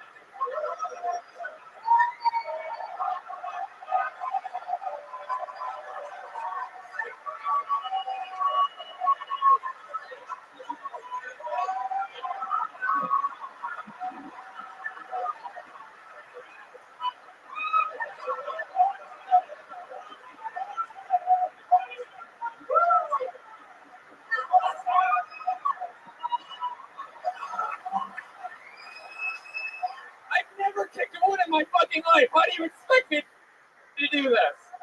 Have Jeremiah do it.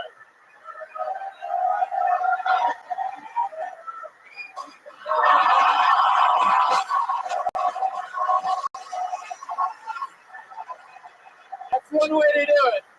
And that's the muscle of the show right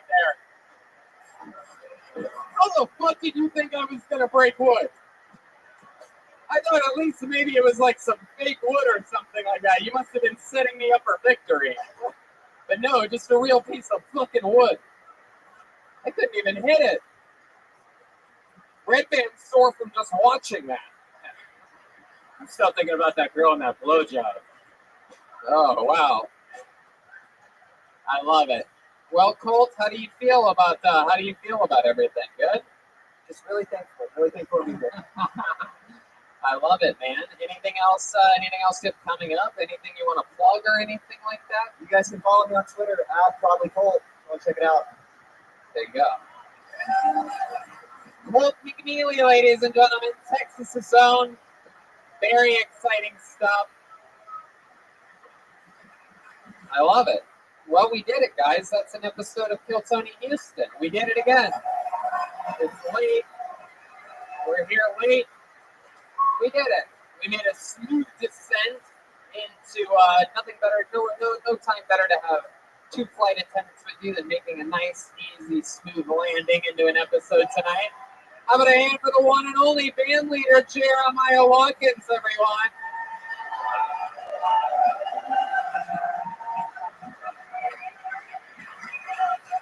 Jeremiah has a bunch of stuff, a bunch of dates coming up. You guys know about it already. He's going to be in Buffalo, Syracuse, and Albany in February. New episode of Jeremiah Wonders is JeremiahWatkins.com for tickets like that. The new episode of Jeremiah Wonders has Pete Holmes. He's Jeremiah Watkins on YouTube. He's Jeremiah stand-up on social media. There can't possibly be anything else, is there, Jeremiah? There's some Kill Tony band posters out there if y'all are interested. There you go. And again, new posters from Ryan J. Evo. Texas is only true just for here, so that's very exciting stuff. How about one more time for your favorite flight attendant, Daryl? Joel Jimenez, everybody. Mostly sorry on social media, an official Ludwig drummer. Anything else, Joel? No, I love you, Houston. Thanks for coming out. We did it again. We have to do it again tomorrow. So we're gonna get some rest and get ready for that. Right, man? Love you guys. See ya. Good night, Houston. We love you.